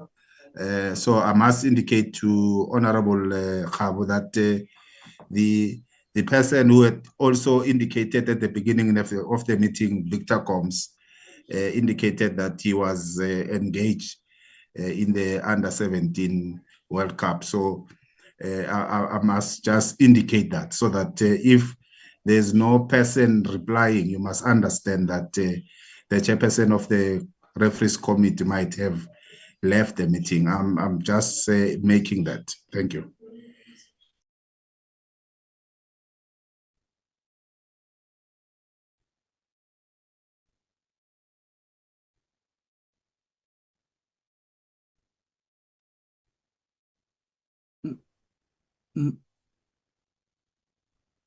Sorry, you are muted, Mr. Chair. You wanted to say something, Mr. Ibrahim? Okay, Mr. Gomes is unfortunately not in the meeting.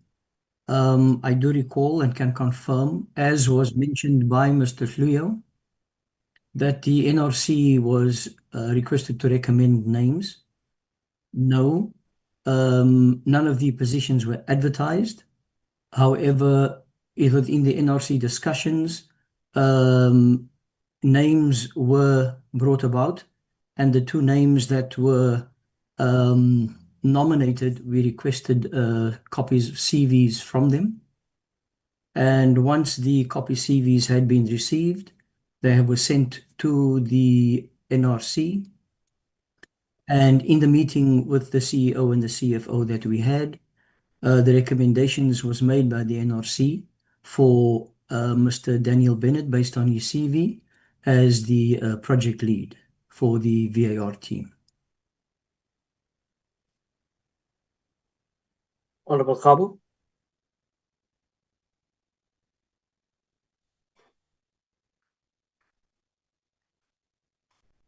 Have we lost Honorable Khabu now?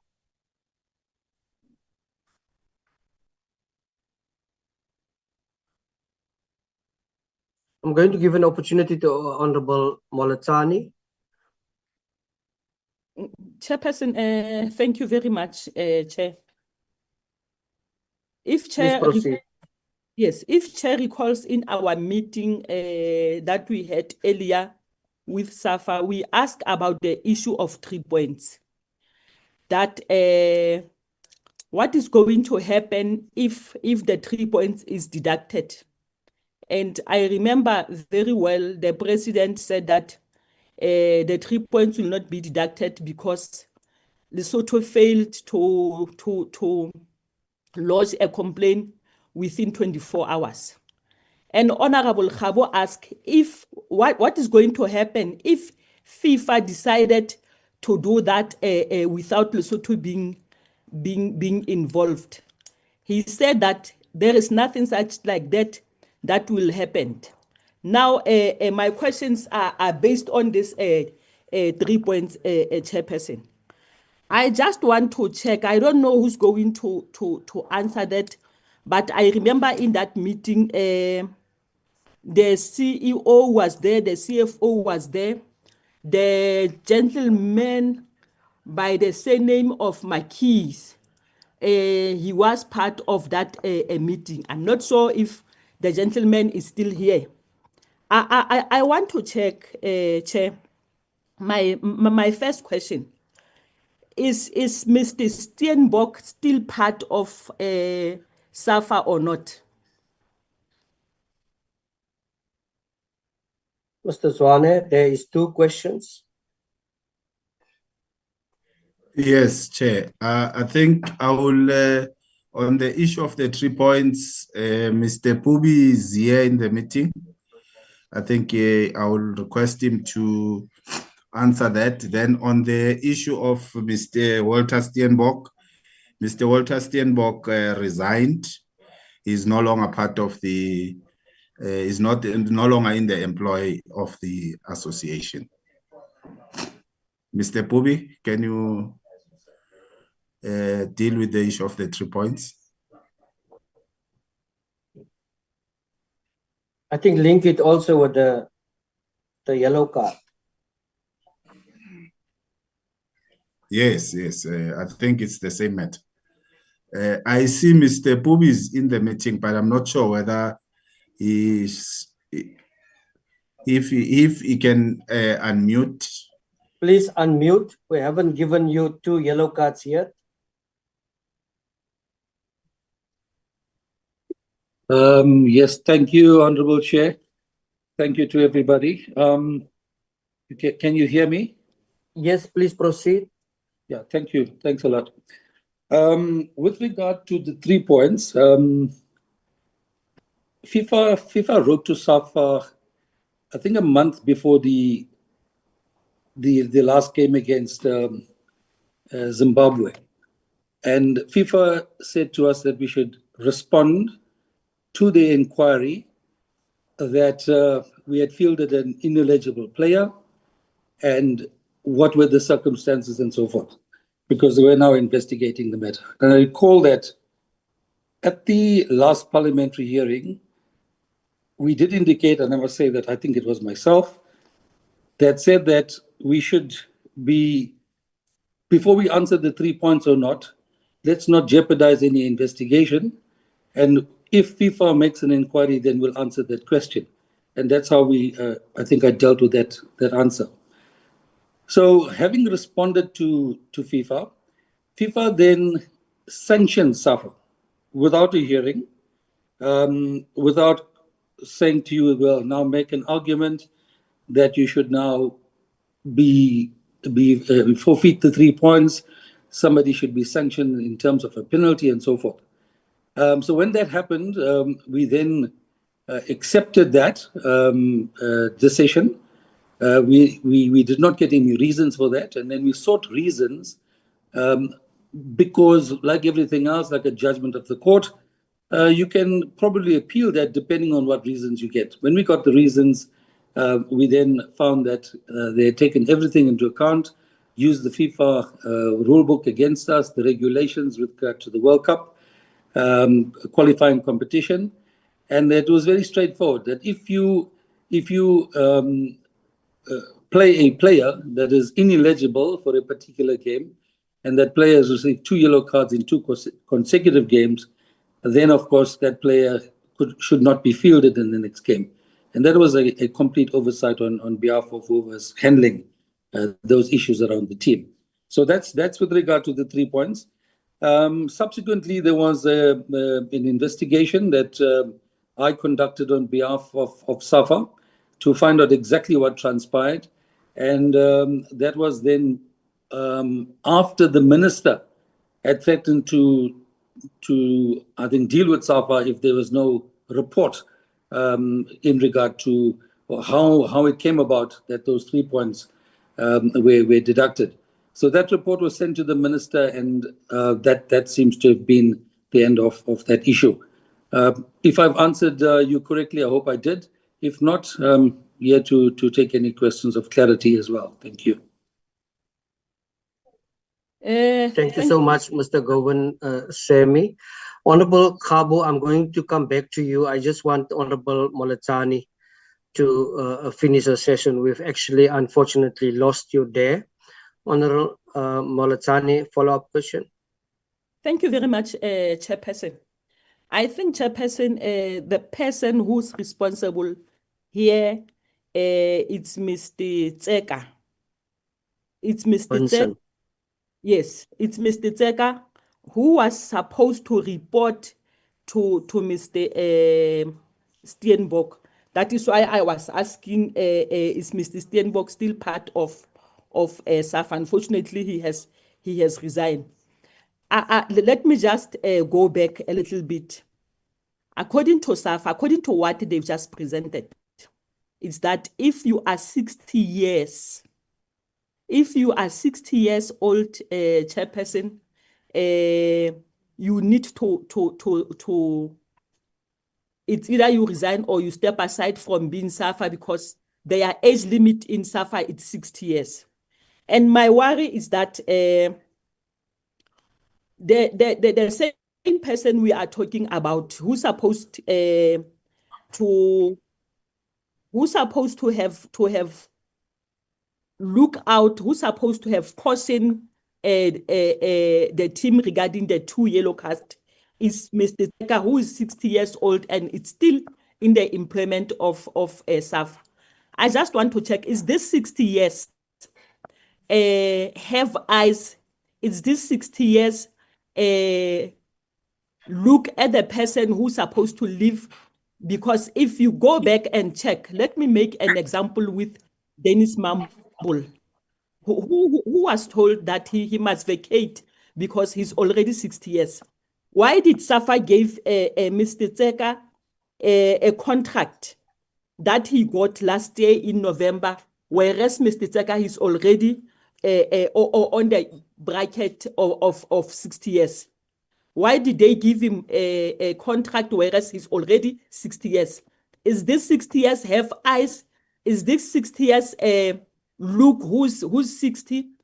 Are there any other people who are aging according to the age, or are there any other people who are aging but they are not reaching that point? Thank you, Chairperson. I think I will make a follow-up after the a response. Chairman. Please proceed, Mr. Gladwell. Thank you, Honorable Chairperson. I just wanted to make an input with regard to the misleading presentation made by.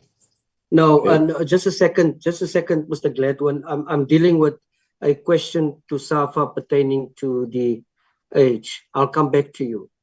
Thank you, Chair. Mr. Zwane, who's going to respond? I think the CEO is a better person because that is an administrative issue. I don't think it's in a purview of the NEC on the issue of Mr. Tseka. A wonderful scapegoat. Particularly He's not on in the contractual meeting. issues. I'm not sure whether the CFO can be able Okay, let to. me help you. Let me help you. There was allegations that it was without full committee approval, and the reason was for it was done, for team cohesion. Your response? Chair, like I said, it's administrative. I'm not privy to the information you have that it was extended on the basis of that. Okay, let me ask you an inverse question. Do you believe that rules can be bent for convenience? I don't think so. Okay. Honorable Molatani. Thank you very much. It has been referred to. Lydia, she's not here. I was expecting this. Today we are dealing with an entity that doesn't want to respect this portfolio committee. But at the end of the day, the department is supposed to give them funds, and which is good by giving them funds. The unfortunate part is that they can't be trusted with these funds that we are issuing them out to them because they fail to come and answer the question. One, the same person that I'm talking about, Mr. Tseka, who made us to be at this point. There was a game that was played where he was supposed to ensure that he brought the correct jersey. I think that game it was in Zimbabwe or Mozambique, one of the two, where that the team played with a jersey that had a black black patch on it, just to hide the logo of the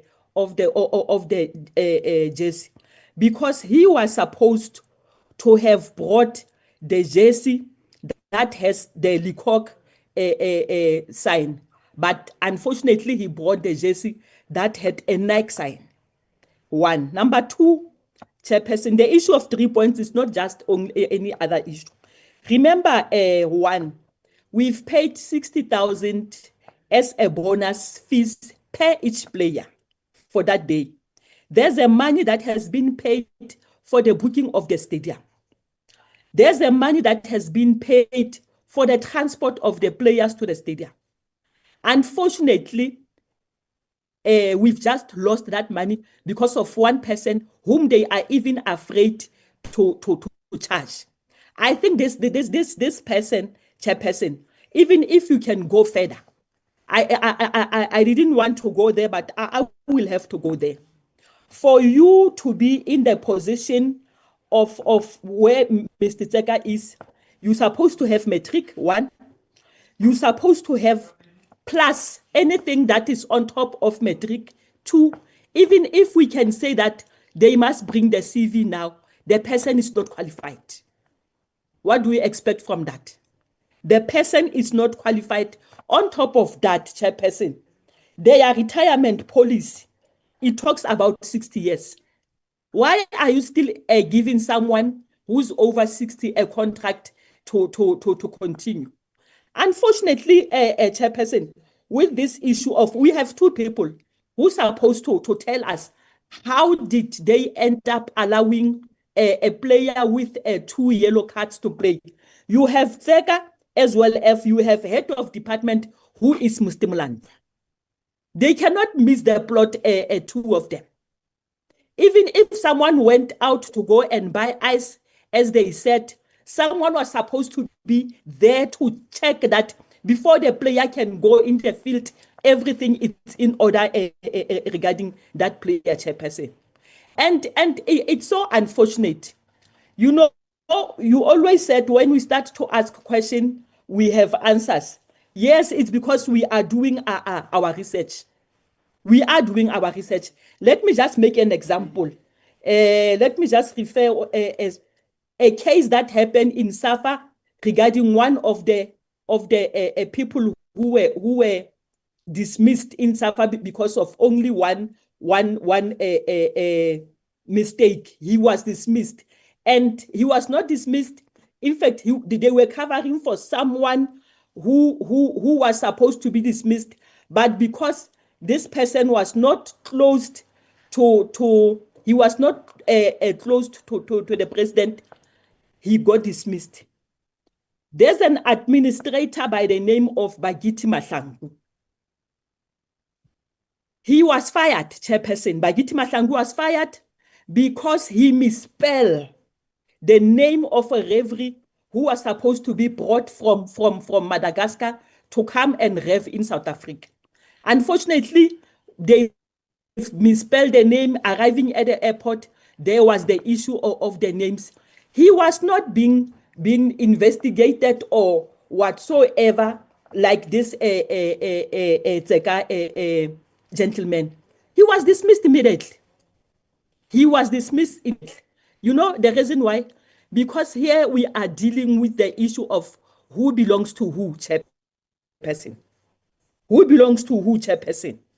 The worst part, the same Tseka guy that we are talking about today, presently he failed also to secure a stadium for Bafana to do training.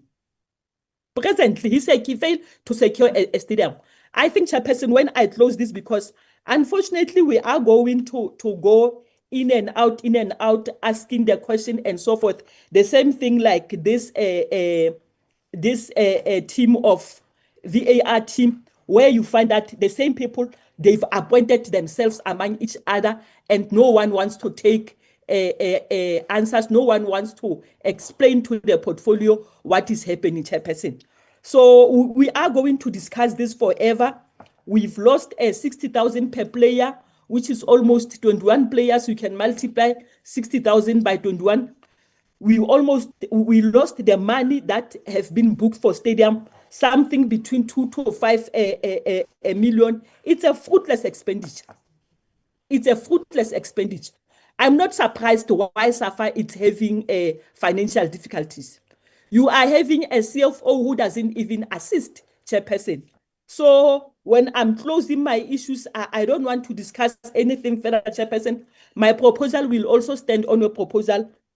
In fact, my recommendation will be let the portfolio committee, through the correct processes of parliament, appoint the ad hoc committee that is going to investigate SAFA from the time when we received the legacy money of 2010, which they cannot even account up until today.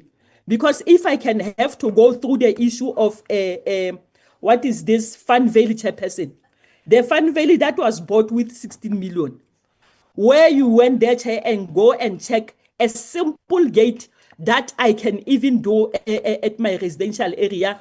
For SAFA, it cost them 4.5 million. A simple gate, chairperson, it cost them 4.5 million. You go there to Fund Valley. That Fund Valley, it's a mess, chairperson, for us to spend 16 million. So my recommendation, let the portfolio committee, through the correct processes of parliament, establish the other committee that is going to investigate SAFA from from that money we received, we received after World Cup up until today, chairperson. Because if we are going to leave everything like this, we are having a problems. As I conclude, thank you very much, chairperson. Thank you so much. I'm going to ask SAFA to respond. I'm now only going to give a short break or recess for 15 minutes. Members to go refresh, have something to drink, have something to eat. We'll come back. SAFA will respond. In the meantime, may I call upon members or the secretary to try and get hold of Honorable Khabo, as we have lost him again. So the meeting is adjourned. No, I'm here, Chairperson. I'm here. The Tokoloshi was defeated. I'm back in the meeting. Thank you.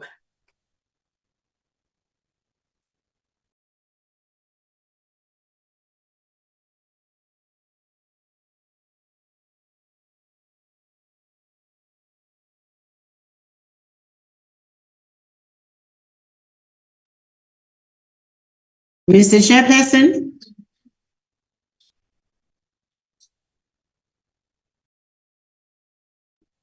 The Tokolosha has taken, Mr. Chairperson. They said we must adjourn for 15 minutes, Akir. Oh, thank you, Mr. Tabi. I wanted to be sure if you're taking the 15 must minutes adjourn now. For 15 minutes. We've been sitting for quite some time here. Okay, thank you. You must be the timekeeper, Madam Secretary.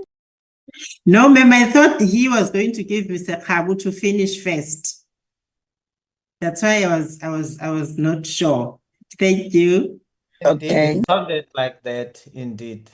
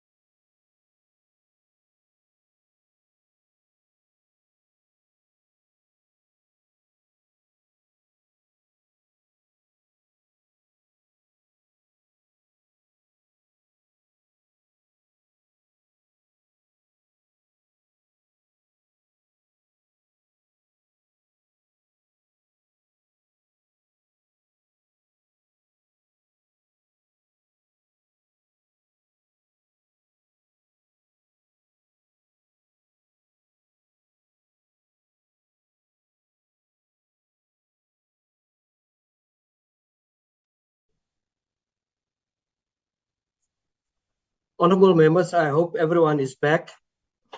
Am I audible, Portfolio Secretary? Can we start?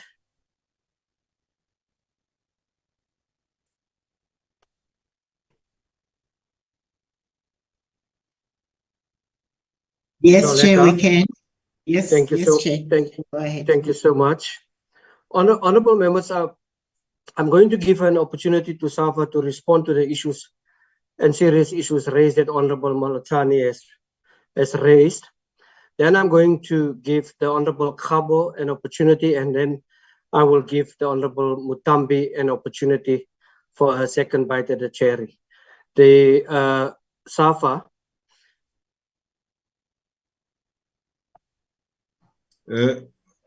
Thank you, Chair. I think most of the issues were relating to the issue of the age and the policy and all of that. And as I've just said, that I will request the CEO to address that. And CFO, if the CEO is not here, maybe it can be addressed at that level, please. Thank you. Thank you so much. Please proceed. Thank you. Thanks. Thank you, Chair. I can confirm that the retirement age for SAFA is 60. That is the retirement age, yes. And I think as far as it relates to Mr. Vincent Tseka, I was not part of the process, the reappointment or extension of the contract. I was not part of the process, so I will not be able to comment on that one. Thank you, Chair. Is there anyone that will be able to assist us and to comment on the issue? Chair, I think the CEO, I'm not sure whether she's here, but she's at a better position to can answer that, Chair. There were also other issues in comparison to the people who resigned, other issues that has been mentioned where a comparison has been made, where there was action taken against some and not against others. Chairperson, can I come in? Yes, please come in. Especially when we are taken for a ride, I've got a problem, Chair. The issue of appointments, it's a governance matter. And all these NEC members that are here, they must be able to respond to that. To be told that the CEO is not here, and we've even made provision for other members who were not invited to come to the meeting. And they were told it's up to the CEO. This is a governance matter, and every responsible NEC member should have been concerned about this, especially when you are dealing with these matters. That's the issue, Chair, that I'm trying to raise here.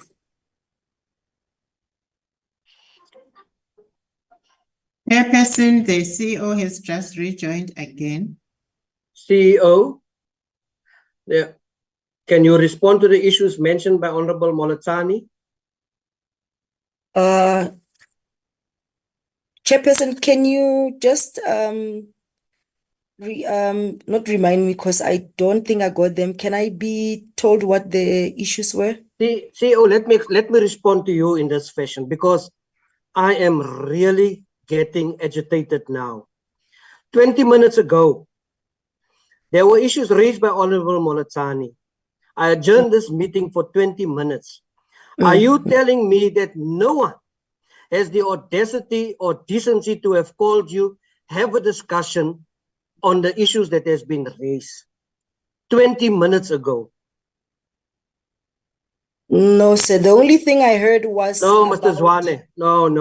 Was about the purchasing of Fun Valley. I heard towards the end the purchasing of Fun Valley, the money that was spent, and the gate and the investigation. That's what I heard. Then I got knocked out. I have CEO have given 20 minutes adjournment. Issues has been raised, and there were no consultation on how to respond to those issues pertaining to age and and the discrepancy of those have been fired and others not on issues of national interest. A red card that has been just swept under the carpet for South Africans. Although some, Honorable Mutambi. To add on that, the CEO has since been knowing that she has got connectivity problem. If she was serious about this meeting, she would have moved to a place where honestly, we are taken for a ride here, and I know this is evading accountability check. The network is used as a scapegoat check. Honestly, we can't. Just a second, Mr. Monshiwa, I'm going to give you now an opportunity. Sorry, Chair. Chair, I think at the beginning I did indicate that I was trying to sort out my network. I had network issues, and Zoleka can be my witness. Every time I got knocked out of the meeting, I was always telling her what is happening. Okay, that's fine. That's fine. Challenges. You are either way not in this meeting. That's fine. That's fine. I think we don't need any. I did indicate that I am at home, so I'm at home because that's fine. You have problems. We don't need you anymore because you have problems. That's fine, CEO. Gladwin, I'm going to give you an opportunity. It's a little bit difficult sometimes for me to follow when I can't. Please mute the CEO. Gladwin, I'm giving you an opportunity, and then Mr. Monshiwa.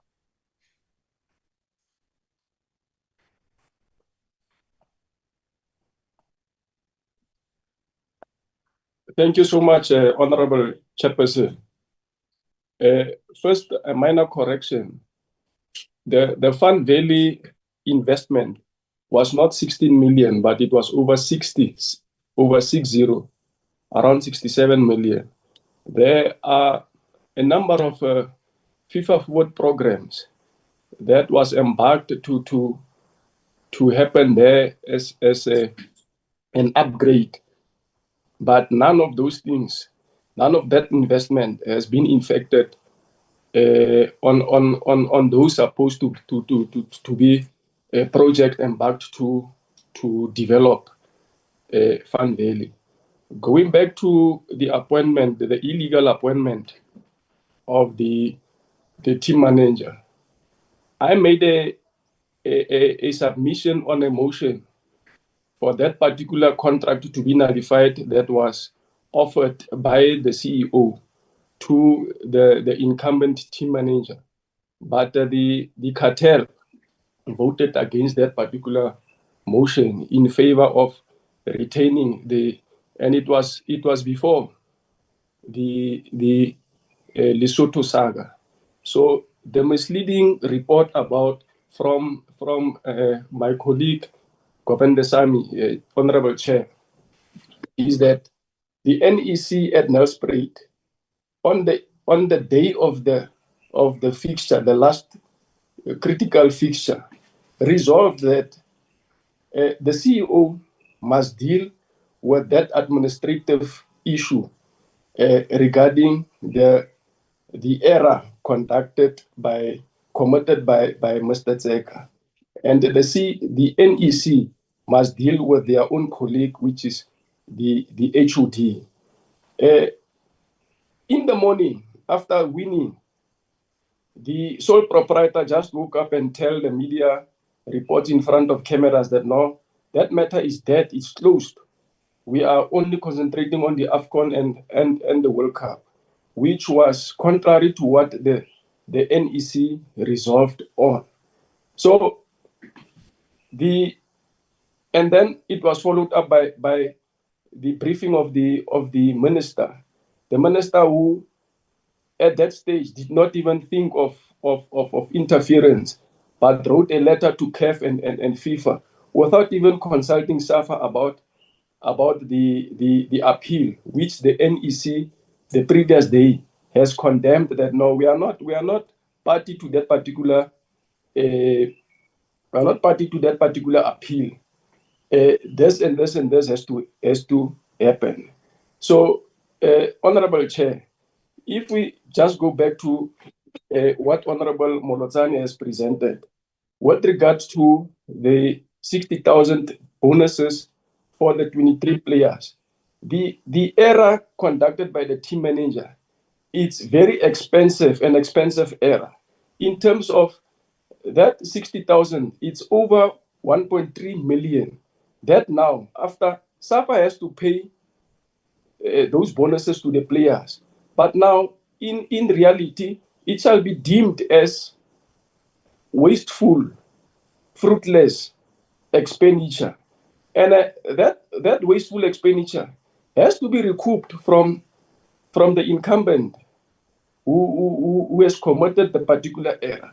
We have got a fine from FIFA, which is equivalent to 250,000 South African rand, which must also be recouped from the team manager. So the coach has now raised an issue in one of his media conferences before the Zambia game, that particular loss to Lesotho has cost us a place in the top 10 rankings. We are now seated at number 11. DRC, that qualified after, not necessarily qualified yet, but have performed wonderfully in terms of the playoffs. Have surpassed us now. They are inside the top 10 and we are at 11. And at that stage, we were at number 9. And these rankings are critical in terms of when the World Cup draw and the AFCON are going to be conducted. Whether we are going to be put in a favorable seating position or unfavorable seating position. So those things have a negative impact. We can't be saying that the team manager lost to record the match stats because of he went to buy some ice. It has brought the brand Bafana Bafana, the longest serving partner of Bafana Bafana, which is the SAB, South Africa, brand South Africa in itself, into disrepute. Globally, we are now deemed as people who are a mediocre brand of a federation, chair.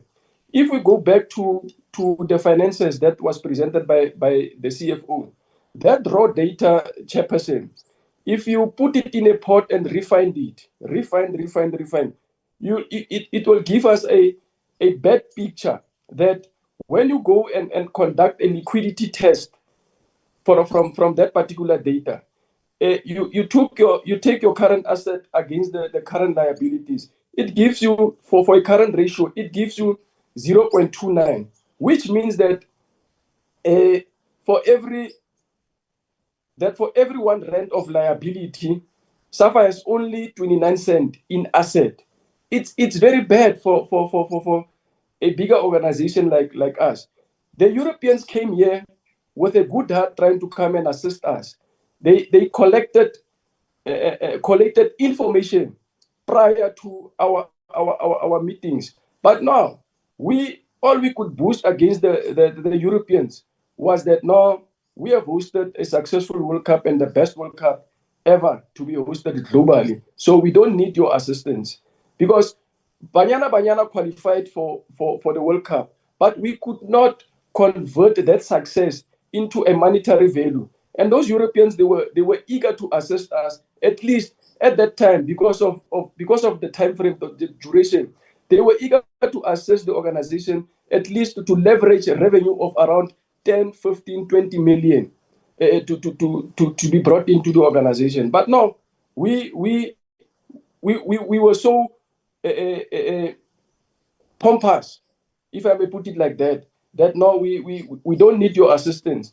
Now that CAF themselves, FIFA themselves, we have written to CAF, we have written to FIFA, we have written to the Ethics Committee of CAF, we have written to the Ethics Committee of FIFA, we have written to the Minister, we have written to SASCOC.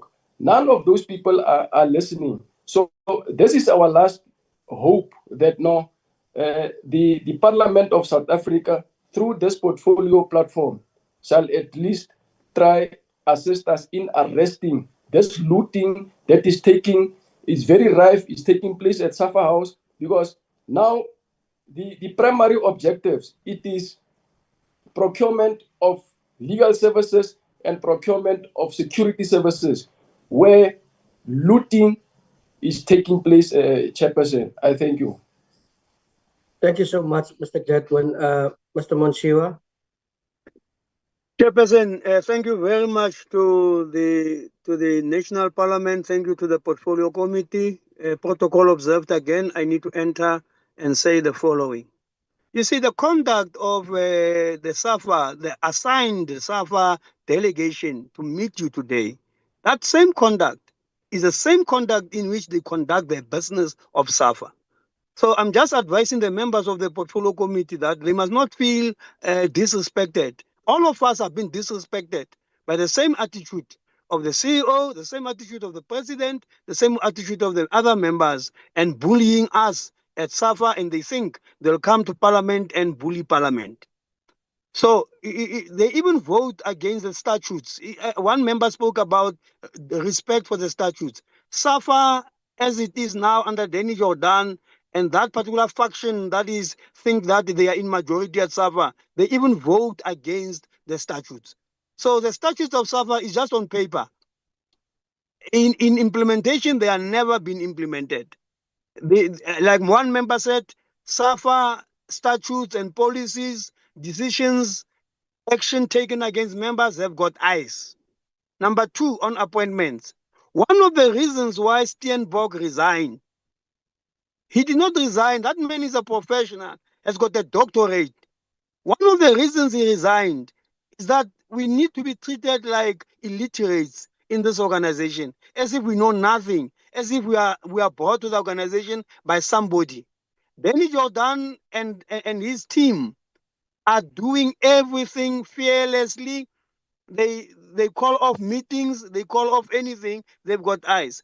The appointment of Mr. Tseka, 60 years, it's an age cut at SAFA on employment of employees.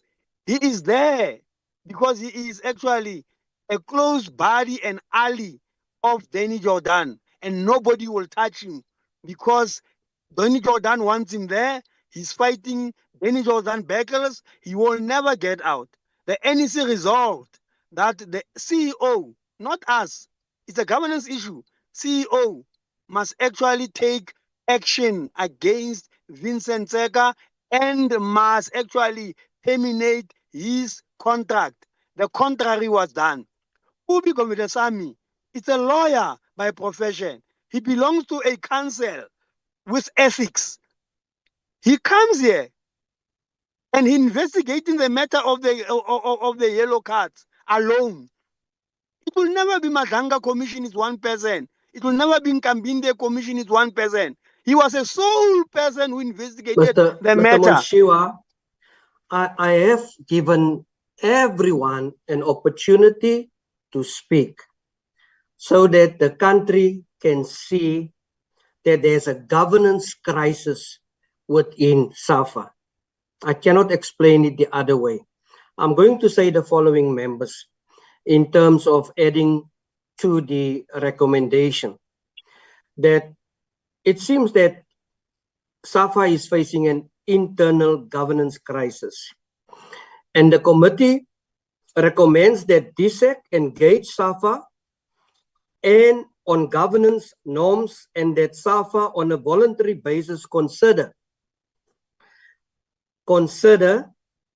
an inquiry and commissioning by an independent forensic audit and reporting the outcome publicly. The committee further recommends that SAFA explore requesting FIFA to assist in this regard. These recommendations are made in full compliance with FIFA's prohibition on governmental interference.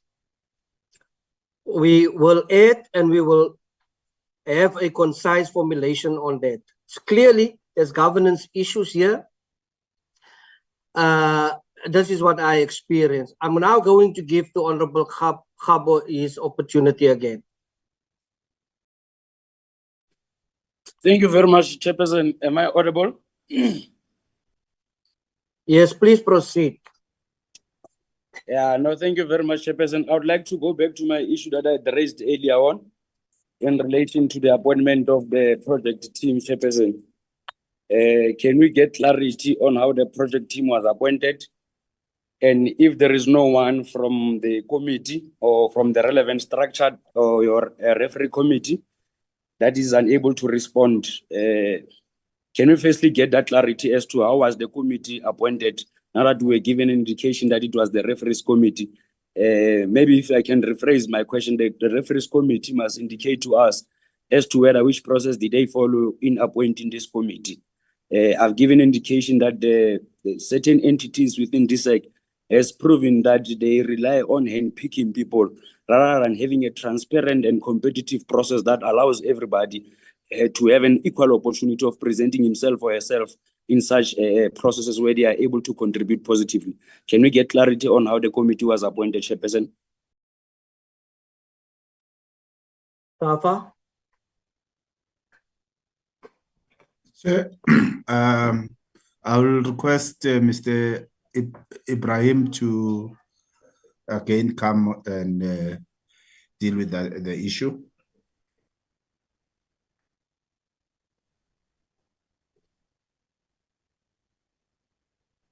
Mr. Ibrahim? Thank you, sir.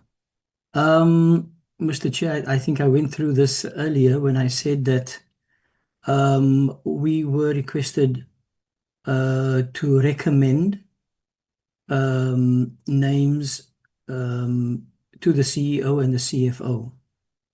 A meeting of the NRC was held where the discussions took place and the members made recommendations.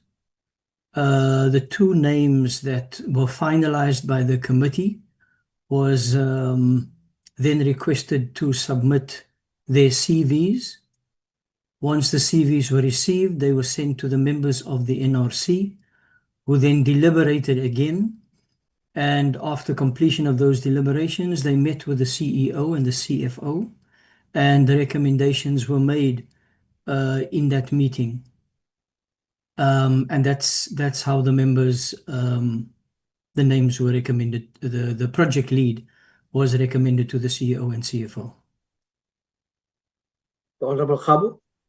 No, thank you very much, Chairperson. I just wanted to check as to whether in terms of these names, the member has just indicated, or the official has just indicated that they were recommended from themselves. Can I get clarity as to how the names were sourced?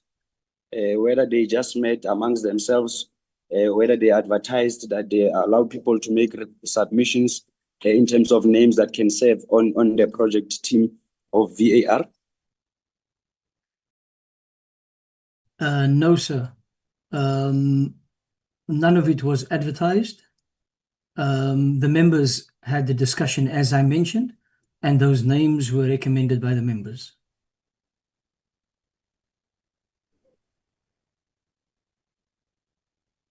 Thank you very much. Honorable Member.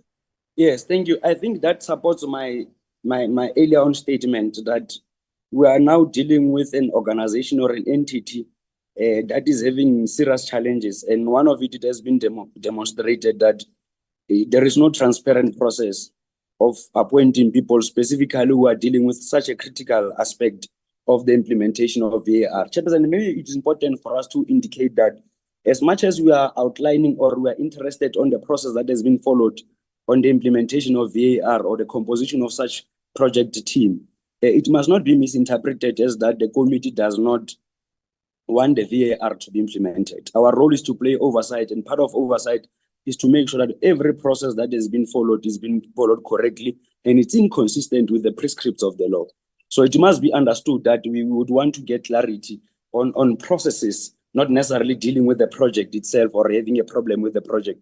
So with that being said, Chairperson, this process of VAR, Chairperson, South Africa is a loving country of football. I mean, one can confirm with the recent research that one has went through that football is one of the loved sporting codes in South Africa with serious support. So the issue of VAR should not be misinterpreted as much as the issue of the Teboho Mokoena debacle. It must not be dismissed as something that does not hold water or as something that has not captured the international attention. So it is for that reason that we would want to get clarity on how some of these processes were handled. I'll get back to the issue of Teboho Mokoena. I'm still much more interested on this team, Chairperson, that has been given so much powers. Chairperson, I would want to check in terms of from the CEO or the CFO, now that we are aware that these people were not subjected to any transparent process when they were appointed, I think it's safe to say that they were handpicked in line with the process that was explained, because there was nothing transparent. One could argue that that was an unfair process that excluded other people who might have had or whom are having the necessary capacity and qualification, who would have contributed much more better to the VAR implementation process. Let me go to the CFO or the CEO, Chairperson. It has been indicated in this meeting that these 4 members are volunteering. I want to check 2 things. Is there a service level agreement signed between SAFA and these 4 members? That service agreement outlining what is their roles and responsibility. But before I get into that, Chairperson, I would like them to provide us with a detailed report on the process that they had followed, like they've indicated, including the minutes and attendance registers of meetings that they've handpicked these people who are now serving in the project team, Chairperson. I think it's safe to say that these people were handpicked because there was no any transparent process of appointing people, Chairperson. I want to check, is there a service level agreement?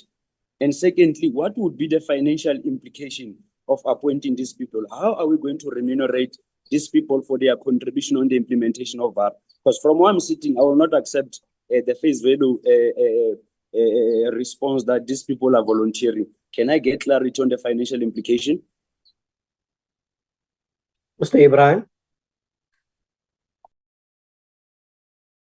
Can I come in, Chair? Please do. Thank you, Chair. Yeah, there is no financial commitment from SAFA. When they were appointed, they were given appointment letter, by the CEO, and there is no financial detail. What it simply says is that we are going to negotiate with them their compensation at a later date. So in the letter of appointment, there is no financial commitment. No, thank you very much. Can you take us into confidence in terms of that negotiation? Is there a baseline allocation where you'll be arguing your remuneration, or that is a discussion for another day? Because it is obviously important for all the obvious reasons that before you can begin any project, you must first and foremost understand as to what will be the financial implication of those who will be overseeing the implementation of the project. I would give you a practical example. On any project of infrastructural development, you've got these professional fees that you pay to these consulting engineers as a way of making sure that they provide the necessary monitoring and evaluation during the implementation of the project. So I would want to check with you in line with that, Chairperson. That is my question, Chair. The negotiations have not started, mainly because the funding will be coming from DSEC, as promised by the minister. So, because we were not, or at this point, we're not sure, how the funds are going to be released and how the budget is going to look like. So, therefore, we could not engage with the financial discussions. So the financial discussions have not started. So it's safe to say that you have appointed people whom, to a large extent, you don't know how much are they going to charge you after they have completed their work. Not that how much are they going to charge us, but how much we're going to offer them. So it's very clear that in terms of the appointment letter, it's very clear that we're going to make them an offer. So it's not a service provider who's going to charge us for the services. Let's agree that you give an offer. They are at liberty to reject that offer and counter offer or present a counter offer. as the people whom you have appointed to implement a particular project on your behalf. So can we agree that it does not only depend on SAFA, it's also reliant on the willingness of the people who are then charged with the responsibility? Sure, we agree. Okay, I want to check with you, I think it's Vice President, CFO. On the project conceptualization, was it done by the department or was it done by SAFA or is it done by this project team? The project conceptualization is done by the project team. So there are guidelines that we get from FIFA, and the project team is supposed to work in line of that, including preparation of the project concept and the business plan. So that is the project team that does that.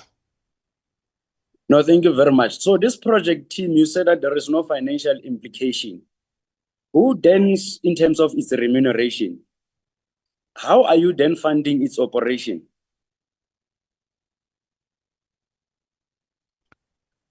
So far, practical example, they would go on a fact-finding mission. We're told of a fact-finding mission to Spain, amongst others.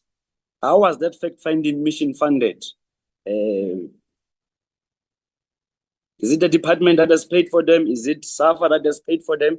Remember, we had to bail out SAFA with 5 million in the past few months because of their internal challenges of being unable to respond to their financial responsibilities as an entity.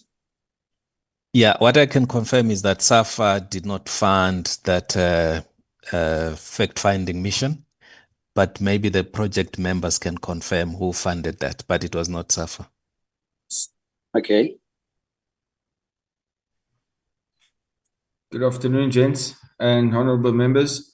I was the one that went to Spain over the weekend to go and do the fact-finding mission, and the trip was sponsored by the Department of Arts and Culture. I traveled with Mr. Charles Leers, who is the chief representative for Mr. Gayton McKenzie, and we went with a delegation of 5 people, and that funding was done by the department, not by SAFA or myself. No, thank you very much. Can I check with you while you are still there as a leader of the project team? In you conceptualizing the implementation of VAR, did you ever interact or consult PSL as the recipient or as the end recipient of this project? Like I said in my earlier comments, I've only been on this job for about 4.5 weeks since I've been appointed.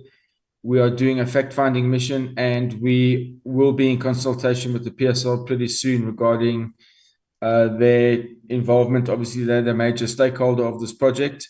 Like I said earlier in my earlier comments, we are at baby steps right now. We are starting from scratch on a massive project, and we cannot just thumbsuck figures. We need to have our precise budget in place before we approach the PSL. But they are obviously... Thank you very much. Thanks. I think your response is very clear that PSL was never consulted. And I would want to check with you whether the project overview or conceptualization has been concluded. And if it has not been concluded, what mission are you finding, or what fact-finding mission are you embarking on? Because my understanding is that the project conceptualization must give you an outlook on what the project intends to achieve and on how that project would be implemented. At the moment, we have to follow certain protocols by FIFA. It's a document called the IAAP. But from the outset, we follow those protocols. But the main obstacle is us finding out of the 10 tenders that were submitted, finding the top 3 that will benefit the league and our federation going forward. No. I want to understand from you, when you're embarking on that fact-finding mission on behalf of the department and on behalf of the people of South Africa, were you paid any remuneration in the form of S&T for representing the state abroad? I've not been paid any monies as yet. I only got back from Spain yesterday. Indirectly, you have benefited from the public funds by being booked or by the department handling your traveling expenses. That is the only way you have benefited from this process. The only benefit I've had is they flew me, they paid for my flights, they paid for my accommodation and our train fares from Madrid to Barcelona. I've not received any remuneration in the 6 weeks that I've been doing this. All right, no, thanks. I think I'll go back to the department, but for now, while you are still there in terms of the implementation of this project, you have indicated that SAFA has not been included in terms of the conceptualization of the project. And there was an indication that in the media platform, the general population of South Africa believes that the implementation of VAR will be tested during the Nedbank Cup. Can I check with you how true is those media allegations, and if that is the case, have you engaged PSL in this regard? Well, SAFA have been engaged because they employed us and gave us our letter of appointments. I just said earlier that we have not engaged the PSL yet because we have to have, like Mr. Abdul Ibrahim said earlier, we have to have all of our ducks in a row before we approach the stakeholders. So yeah, we're at very minimum. We're at the basics right now, and we are trying to do as much as we can and as quickly as we can to get this project up and running. We have not sourced any public funds from none of the committee or the VAR team has been paid a single cent in the 6 weeks that the group has been formed. So the only thing I can say is I've not remunerated from anything except for my flights were paid for, my accommodation and my train fare and my meals were covered by the department. No, thank you very much. Thanks for that response. From where sitting, my last question to you before I move to the department. My last question to you, in our last meeting, we were informed that the department, in fact, SAFA has received 2 service providers who has responded to the initial advert of inviting, potential service providers for the implementation of VAR. We were informed that there are 2 service providers who have responded, one from South Africa and the other one was from international. In today's meeting, you have informed us that there are 10 service providers that has made submissions. I wanted to check with you, is that the report that you have received from the department, and have you seen the 10 proposals that you are referring to as people who have responded to your call? I received emails about 3 weeks ago from the procurement manager, Veronica, regarding all of those 10 service providers, the tenders. I have those on my laptop and I can confirm that there are 10. The fact that there was 2 before, I was not involved in that at that stage of the project. Like I said, I've only been appointed 6 weeks ago. But when I received those emails 3 weeks ago on the 24th of, when the tenders had finished on the 24th of April, there were 10. All right, now tell me, now that we'll take it up with SAFA. I think the CEO is here. She will have to tell us as to why did she mislead the committee by an indication of 2 service providers instead of 10. I think that one the CEO will have to respond and the CFO in that matter. But as a project team, can you tell us how far are you with the finalization? You have spoken about the tender evaluation process. Can you clearly define that process? How far is it, and whether who's part of the tender evaluation committee? Is it you as a technical team, or who are those people, and how are you conducting your evaluation committee? Well, it's basically the team of the 4 of the project, the VAR project. There's 4 members. It's myself, Abdul, Victor Gomes, and Jerome Damon. We're sifting through those tenders, and we are going to have to identify 3 that we can work with that's going to be within the budget and also benefit the Federation and the PSL. Honorable Khabo, please move. Honorable Khabo, please move to the presentation of SAFA. Yes, Chairperson, this is part of the presentation. And yeah, we are no, there's a VAR and then there's a SAFA. Yes, but I'll get to that point, Chairperson. Allow me to summarize this last part. Because in this meeting, we are now being indicated that the 4 members who were appointed in a process that is not transparent are now having the powers to adjudicate an appointment of a service provider that involves more than 50 million. Now, that's why I wanted to check whether this committee itself, and it's an evaluation committee. And you know, Chairperson, we have always been raised issues on issues of conflict of interest. But thanks for the response. This is a matter, I'll take it up with the department. Let me go back to the issue of the department, Chairperson. Let me leave. I think the appointment of the committee clearly indicates that there were deliberate intentions of directing the appointment to a particular way. But let's take it up with the department. I think they will have to inform us as to how did they get to a point of appointing people on a process that has not been transparent, yet they pay for expenses of these people. And at the same time, these people have so much powers to a large extent of evaluating a tender process on behalf of government. And I would like the indulgence of the department in this regard, Chairperson. I would like to check from the department on the implementation of VAR. Their numbers are not clear in terms of how much. You'd know that we have raised the issue even in the level of parliament, where the minister has to clarify as to how much have we allocated for VAR in particular.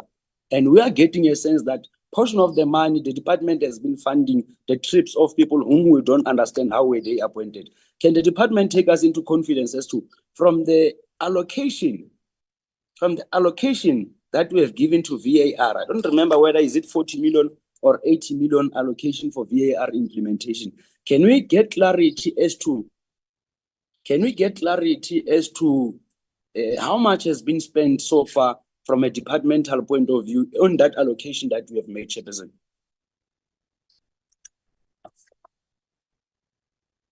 Thank you, Chair. I will ask the CFO to come in here, but Honourable Member, just to indicate that you recall that we did indicate previously that there wasn't an allocation at the beginning of the financial year towards VAR.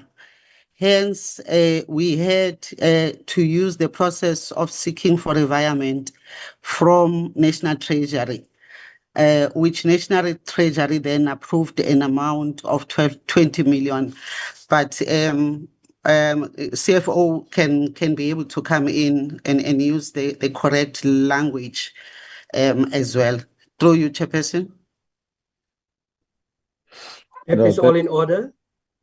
Thanks, Honourable Chair, Honourable Members. Like we reported in the previous meeting, we did make a request to reprioritize our budget. Initial amount, like it's been said, it was 80 million.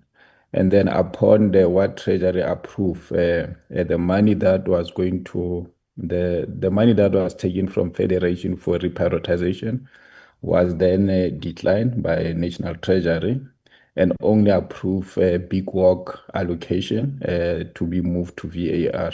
So where we said as a department is only about 20 million that has been approved by National Treasury, and we have not spent a cent on that 20 million, Chair. Thanks very much. No, thank you very much, Chairperson. Can I get clarity from the CFO now that we have just been indicated that it is the department that had paid the expenses of the project implementing committee? How much have we spent? Can we get a report on that, Chairperson? A written response. Let me go to my issues that I wanted to check. And this question is now linked to, in fact, is directed to the leadership of SAFA, specifically the CFO. Chairperson, can I get clarity, as much as we have indicated that the running expenses are much more than the income that SAFA is having, as per the charts that has been presented before this committee. Can I check with the CFO how much is SAFA having in its bank account as we speak now? As we speak now, we've got about 3 million in the bank account. Now, with the 3 million in the bank account, is it enough for you to sustain your operations for the coming financial year? No, it's not. I think the financial statements are very clear that our liabilities are much more than our assets. CFO, how much did you allocate for sports development at the grassroots level?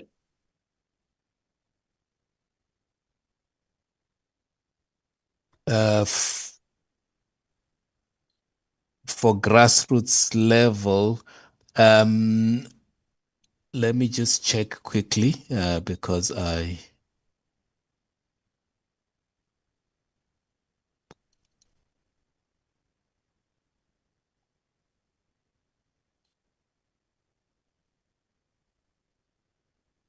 So women's football development with a budget of 1.4 million. General football development 20 million. The girls academy 4.9 million. Coach education 2.7 million. According to you, CFO, we've got 9 provinces in South Africa. We've got 54 districts. And I'm from one of the highly rural districts in the Northwest Province in Dr. Rotsofo Party. In your own view, the amount that you have set aside for the development of soccer from grassroots level, especially in small towns and villages, is it enough, according to you, for the development of soccer? No, it's not enough, because even what we budget for, some of those commitments we're not able to meet them because of cash flow challenges. So it's not enough. I mean, we agree 100%, because we're supposed to fund that development through regional grants, but because of cash flow challenges, we are unable to pay. All right. Now let's go to your income now, CFO, before I get to that issue of the 3 points that you somehow, some of the members of SAFA wanted to discuss if it's something that does not hold or that has not attracted international attention. I would want to check with you, CFO, in relation to that allocation that you are speaking of. According to you, CFO, the financial turnaround strategy that you have spoken of, does it include sponsorship as a third stream income?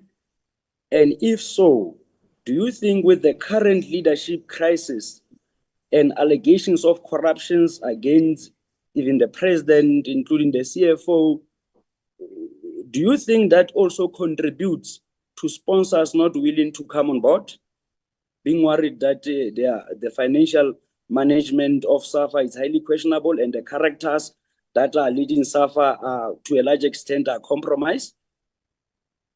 I'm not sure. I can't answer that question. I think it's a bit of an unfair question to me, yeah. All right. No. What is unfair to you might not be unfair to me and the people of South Africa. In terms of your ticketing system, I want to check with you. Do you deal with your own ticketing system, or do you have a third party dealing with the process? And how much are we spending on that third party? We've got a third party. We use a Ticket Pro, and we pay them 2% of whatever we make.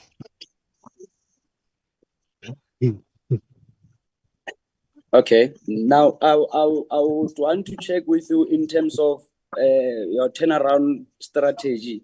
What is your key areas that will then change the financial situation of SAFA? Because from where I'm sitting, I believe that largely your financial income sources is dependent on your credibility as the leadership of SAFA.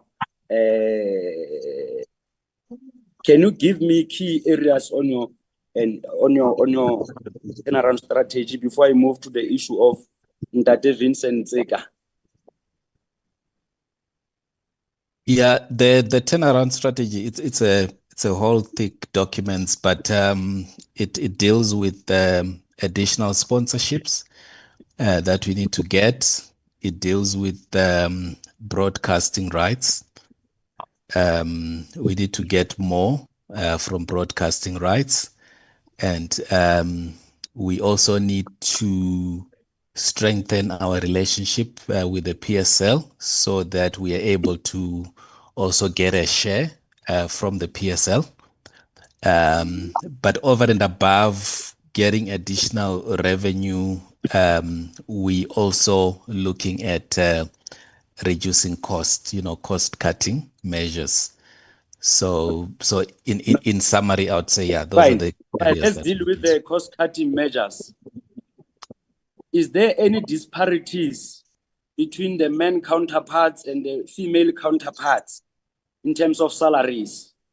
There are accusations and allegations that as part of dealing with these disparities, we spend a lot of money in terms of salary, especially on the side of Bafana Bafana, compared to the Banyana coach. I would want you to get that clarity and confirmation, and probably give us an indication, because last time we were told that the coach of Banyana is earning 20,000 per month, and I would like you to take us into confidence in relation to the new contract that the Banyana coach is having.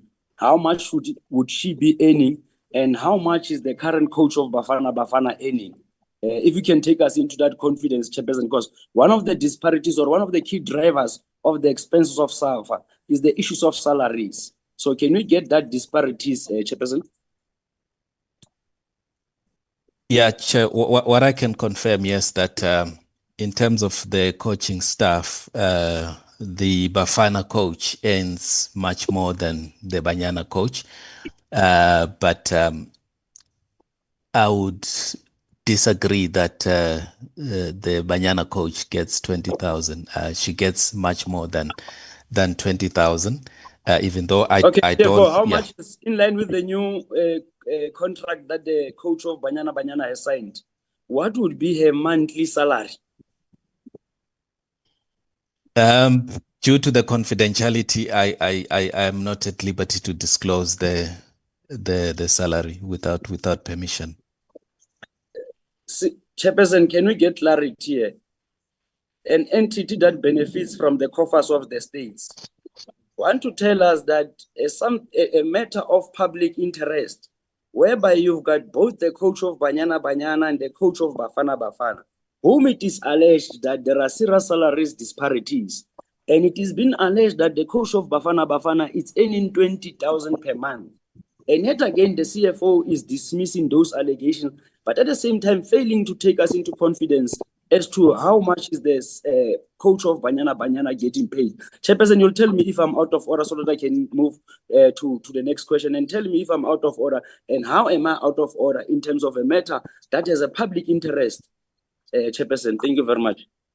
Yeah, Mr. Zwane, take the honorable member in your confidence.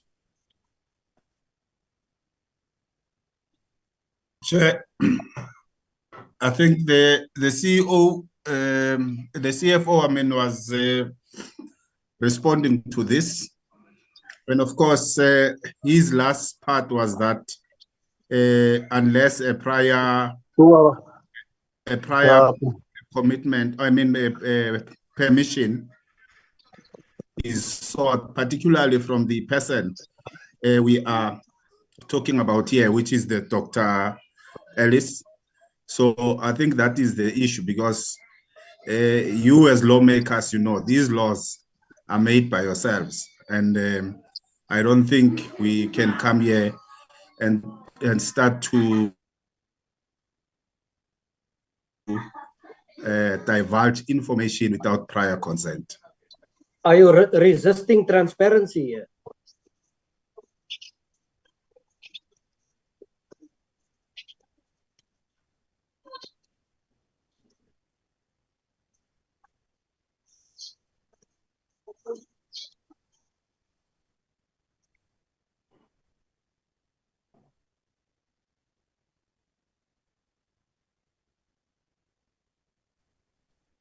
Public accountability demands transparency. This is what the honorable member has conveyed, that you are getting money from Parliament, especially when taxpayers' monies are being used.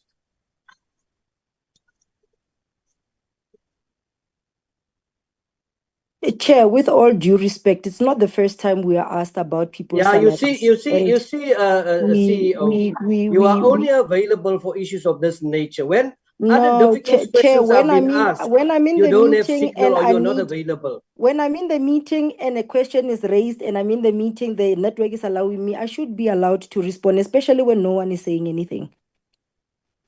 Now, what I'm All I'm saying, saying is it's not the first time Parliament, the Portfolio Committee for Sport, asked us about salaries. In June, we did put it on record that we cannot disclose people's salaries. We are asked about Mr. Raymond Mdaka's salary. We are asked about Hugo Bruce's salary and any other people's salary. And we put it on record that we cannot disclose people's salaries. It is not right for us to disclose people's salaries on a public platform. It's not right. It's not right. The PO, you've got the Poppy Act there. And why I would not want my salary to be disclosed to anybody out there. As much as anybody wants, I would not want people to disclose my salary to the public. you know, when players go unpaid and bonuses are whispered in the alley, there's no Poppy then Act. it is right for us to know from that secrecy who's getting what. This is But we public don't money. as SAFA, we don't disclose that information. I would never disclose anyone's bonus. I would never disclose anyone's salary to anybody.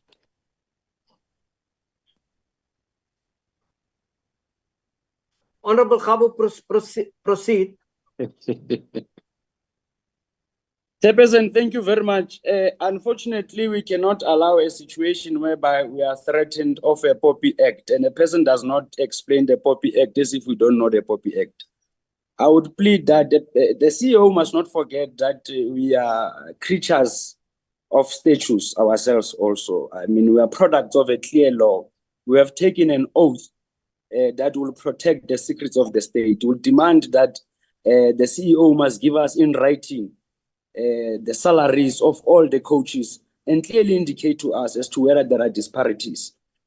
I would want to get clarity from the CEO who decides, Chairperson, and I would want to dismiss that issue, that I would want the CEO to respond to these issues, because you would not want to take a process or want to benefit from a public purse and want to argue issues as if now these people are not benefiting from a public purse. I want to put it to you that all South Africans are much more interested to know how much, according to the new contract of the Banyana coach, how much is she going to earn?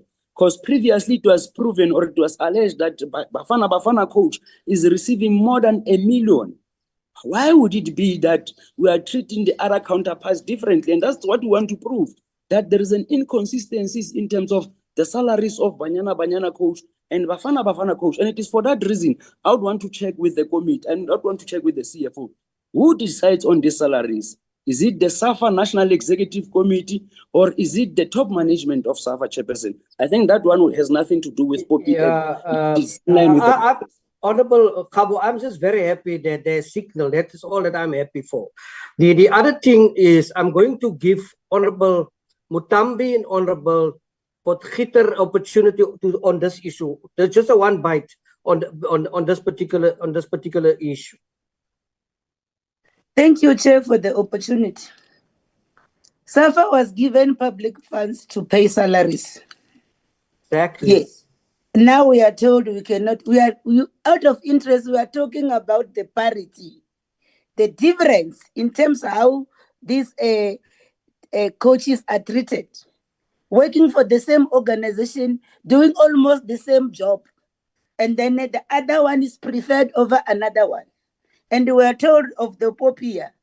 I mean, even public servants, we know. Myself, yourself, we know, Chairperson, how do you end? It's public knowledge. We know that.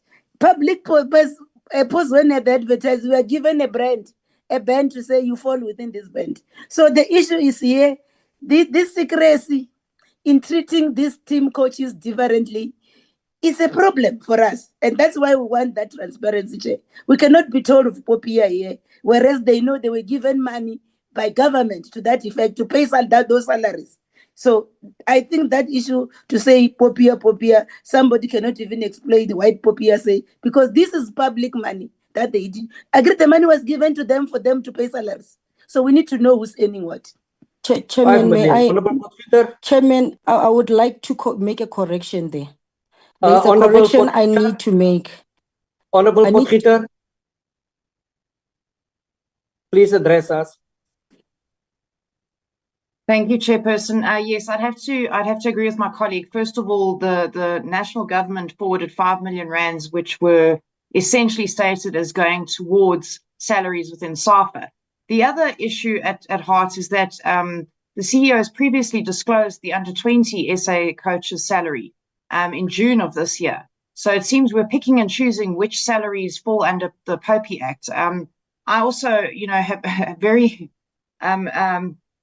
intently read legislation, and the POPI Act is used more often than not to conceal issues. If a valid reason is given for not disclosing the salary, then I'm 100% up to hearing that. But it cannot be a pick and choose scenario where we want to discuss one but not the other. Thank you. Agreed. The record must reflect. I'm moving away from this issue. Honorable Kabo, let's proceed. We're still having another meeting with the department. And then I will move to Honorable Matahung. Honorable Kabu, one last bite at the cherry. No, thank you very much, Chairperson. I'm not sure if I'm audible on your side. You are.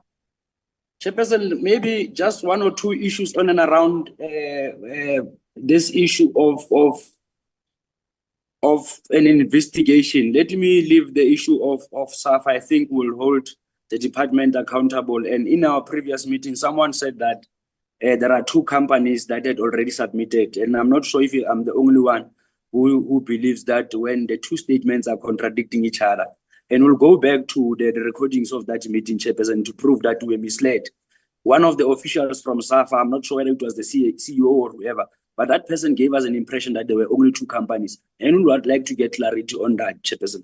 The second issue that I would want to raise is in relation to what was presented. In the last meeting, we asked as to what punitive measures did SAFA take on and around the team's manager, especially having after failed to caution the coach for fielding an ineligible player. Then SAFA told us that the matter is still sub judice.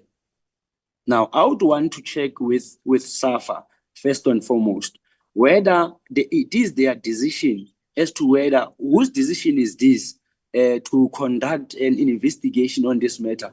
Whether was it the decision of the NEC meeting that one of the NEC members must investigate this matter? And I would like to get clarity from Mr. Goldwyn or Mr. Monsiwa. Whether this was a decision of the NEC that one of the NEC members must investigate this matter. And second to that, what did Mr. Goldwyn says that, what did he mean when he said that there is a cartel in a form of an emergency committee taking decisions on behalf of SAFA? Am I right when I say that somehow NEC meetings of SAFA are unable to sit and as a result would rather use the emergency team to process issues that were supposed to be processed by SAFA in line with the constitution of SAFA? The last part that I wanted to check, Chairperson, is this issue of Mr. Vincent. You know, previously we were told that he has a 2 years contract, and we were told that he's above 60 years, meaning that he has reached old age. He should be home playing with his great-grandchildren. But unfortunately, he's still in SAFA. And we raised the question as to whether, was he appointed before the 2 years contract? I mean, does the 2 year contract, did it come into effect after he has passed 60 years? And we could not get the response from that. And I would want to put that question forward as to whether this 2 year contract that Mr. Vincent Zega is enjoying, was that contract signed after he has reached 60 years? And if that contract was signed after he has reached 60 years, why did SAFA National Executive Committee members who are here don't have to respond? Why did they deviate from the prescripts of the law of their own statutes that speaks of 60 years as a retirement age, Chairperson? Let me get clarity on those three things so that I can have a follow-up on this issue of Mukwena, who was fielded by the team's manager, Chairperson. Thank you very much. SAFA, and I'm going to give you one follow-up, and then I have to give Honorable Mataung an opportunity before I'm going to give other members a second bite at the cherry. SAFA. Thank you, Chair. I think the CEO and Mr. Govind Disami will address you.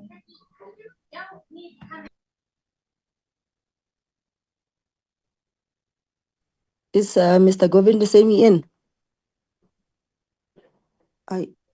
Yes, he was here. He was here. He's here, in fact. Pubi? Pubi? You're on mute. Yeah. Yeah. Thank you. I'm here. I've just unmuted.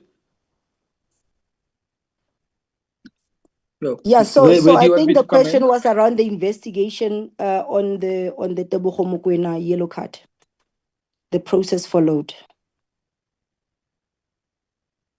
Yeah, the process that was followed. No, let us not be taken for a ride here. I said National Executive Committee members must clarify, and I've specifically said Mr. Goldwyn and Mr. Monsiwa must take us into confidence as to whether was it an NEC resolution of SAFA that one of the NEC members must investigate this matter. Granted, Honorable Khabo, Mr. Monsiwa.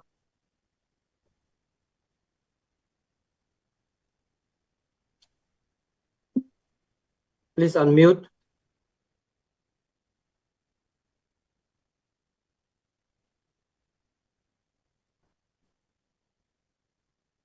Is Mr. Monsiwa still in this meeting? Please unmute.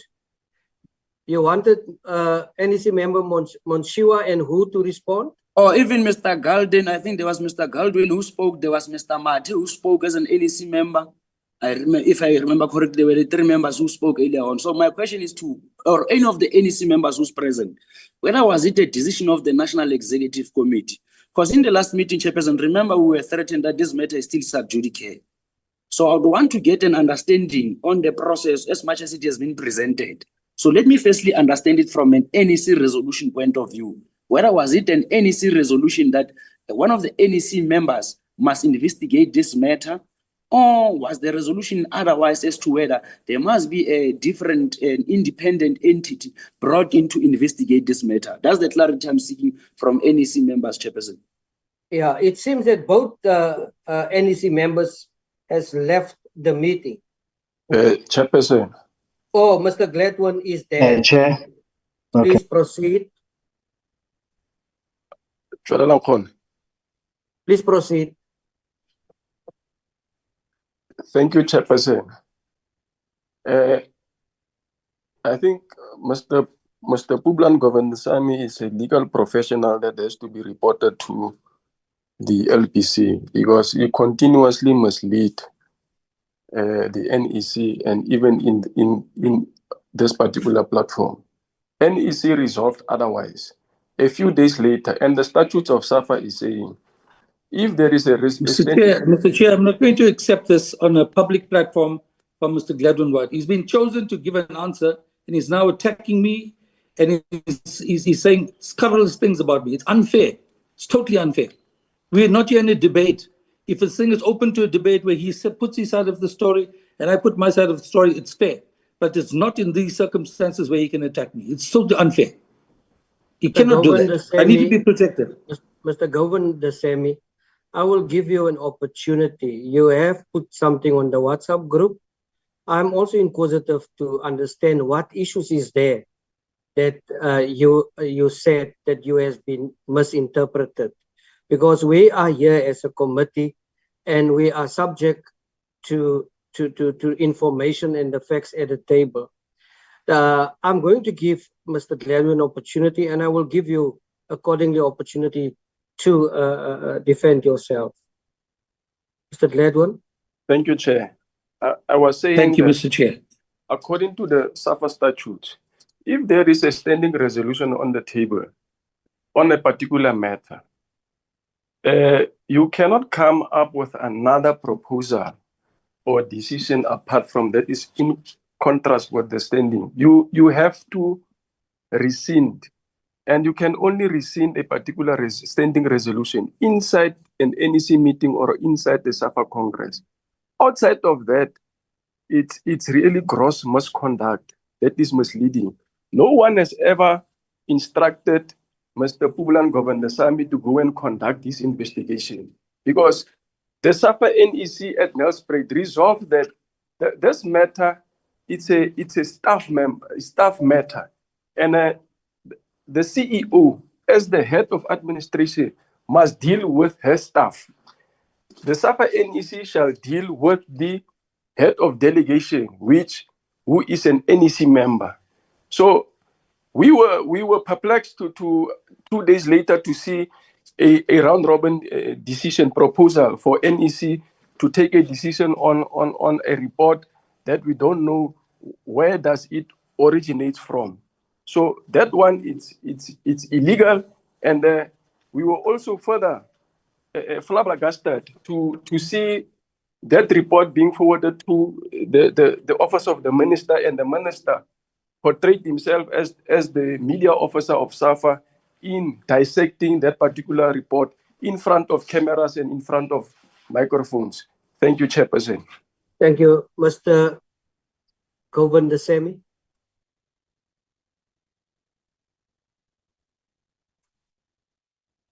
Please unmute.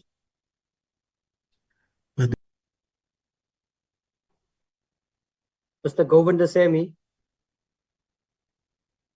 Thank you, Chair. Now, I'm just going to respond to Mr. White. Where is the misleading? Oh, where does he say I've misled this committee? On what basis does he say that? I haven't heard him say that, but he uses the word misleading. He cannot say that because I produced a report, it's against a standing resolution, that resolution must be rescinded. Does that mean that I misled this committee? I am saying what I did. What I did comes from SAFA. I can't investigate something on my own accord. I'm a member of the NEC. I'm the chairperson of the legal committee. I've been requested to conduct an investigation as soon as possible because of the request by the minister, and after the findings of the FIFA disciplinary committee. On what basis have I misled this house? Surely, Mr. Gladwin White, with due respect to you, you don't know the context in which I dealt with the report. If you're unhappy, debate the matter at the SAFA NEC. You claim to be part of another clique, and you claim to condemn me because I apparently belong to the other side. Please get your facts right. I don't belong to any cliques. Don't condemn me openly when you don't have the facts to do so. Thank you, Mr. Chair. Thank you. I'm still unsure whether you have, correct the mispresentation, but I'm giving that opportunity because we don't believe in blanket denials, and we are here to uphold public trust. Honorable Khabu, no, thank your time is expired. My last part, maybe in my previous questions, Chairperson, I had raised issues on two things, Chairperson. Whether the contract, the new contract of Mr. Tseka, was it signed after he has reached 60 years? And nobody has responded to that question, Chairperson. And I wanted to make a follow-up on and around that, and especially from the financial point of view, Chairperson. The CEO keeps on trying to refute the fact that there was a government intervention of 5 million for salary bailout. That is what she's trying to dismiss. And we are sitting with a report here, and that's why, amongst others, Chairperson, I will support the view that we should have an ad hoc committee, as much as we'll be having an investigation. We should have an ad hoc committee that looks into these issues of SAFA, Chairperson. It can't be correct, and we must never accept a CEO who wants to blatantly disregard the accountability framework that is there in South Africa, Chairperson. It is quite evident to a large extent that some of these pronouncements made by both the minister and the operations of this team, there's a lot of issues taking place. You've got 4 people appointed whom you don't know how were they appointed. You've got a minister pronouncing almost 7.5 million on bonuses, yet you've got SAFA saying that they've got 3 million. It raises a lot of issues, Chairperson. Those are some of the things that would want the committee to, or the ad hoc committee to look into, Chairperson. I do also support that we should look into the affairs in a form of an inquiry, an ad hoc, that will also look into the issue of the 60 years saga, look into the issues of the 5 years. My last part to the CEO and CFO, Chairperson. Can they clarify to us as to whether are we lying to ourselves, or are we misinterpreting what they said previously when they said that there are only 2 companies? And thirdly, is there any criminal cases, or is there any investigation that include corruptions against any of the officials both the CEO and the official. If you can get clarity on that, Chairperson, other issues will raise them in writing, Chairperson, because clearly we have been taken for a ride, and you've got the president who has not been part, who must never take it light. You've got the CEO who wanted to be arrogant unnecessarily with things that cannot hold water. So, Chairperson, with that being said, Chairperson, I'll fully agree that we need a follow-up. Thank you. Thank you, Honorable Khabo. Mr. Zwane. Thank you, Chair. On the issue of the contracts, unfortunately, I am not privy to that. I think if the CEO is who's responsible for that? Is the CEO. It's an administrative thing. She's gone. Khape. Yes, it's an administrative matter, Chair. And I think it will be very difficult to indicate. No, Mr. Zwane, we have been informed by SAFA that the whole committee has agreed on this. You must know something about that. You are a CEO. You're running the organization. Chair, I'm not the CEO. CFO. Order, Chairperson. Order, Chairperson. Order sustained, Honorable Mtetwa, please. Chairperson, from the beginning of this meeting, the person who is leading this delegate has been saying, I'm not privy, I'm not part of that, I was not there. We can't be dealt like this, Chairperson. I don't think that you are allowing this particular delegate to abuse us. We are being abused. We're sitting here for hours for nothing. All we get, I'm not privy, I wasn't privy, I was not part of it, I came before, I came after. We are not getting answers here. There's no governance that where there are decisions made, serious decisions made even by the CEO that the board would not know. There's no such. So please, can we be taken serious, Chair? I would have proposed closure of this meeting long time ago. I'm actually hard-fought. Sorry to use that word. Sorry. Order, Honorable Mtetwa. Mr. Zwane, who can assist us with the issue of the contract? Chair, I request the CFO to deal with the matter. Thank you. Please proceed. Thank you, Chair. So Mr. Vincent Tseka's contract extension was done after he reached the age of 60. When he reached the age of 60, then he was given an extension to end at the same time as the Bafana head coach. Until when is his contract? His contract is until end of the World Cup next year, the FIFA World Cup. And that has been done in the spirit of cohesion. Well, in terms of the contracts, they're issued by the CEO. I mean, the CEO is the one who employs. So that part I can't answer. But I can answer. The CEO. The CEO employs, yes. That's the one who jumped in and out of this meeting every time.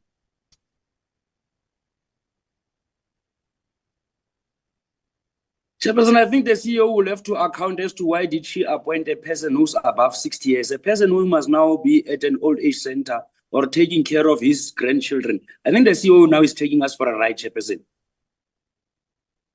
Earlier on, including some of the members, were very confident, and of which I believe it was an unguided confidence. They were extremely confident that they will be able to respond to every little issue.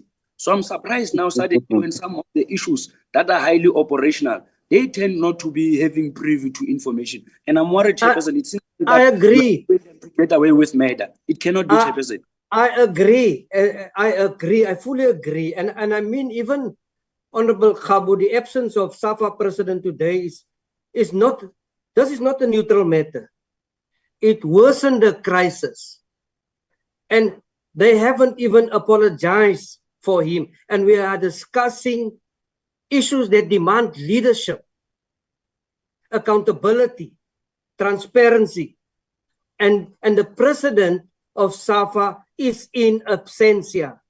Now, silence and absence in this moment are themselves a statement from SAFA and towards this committee.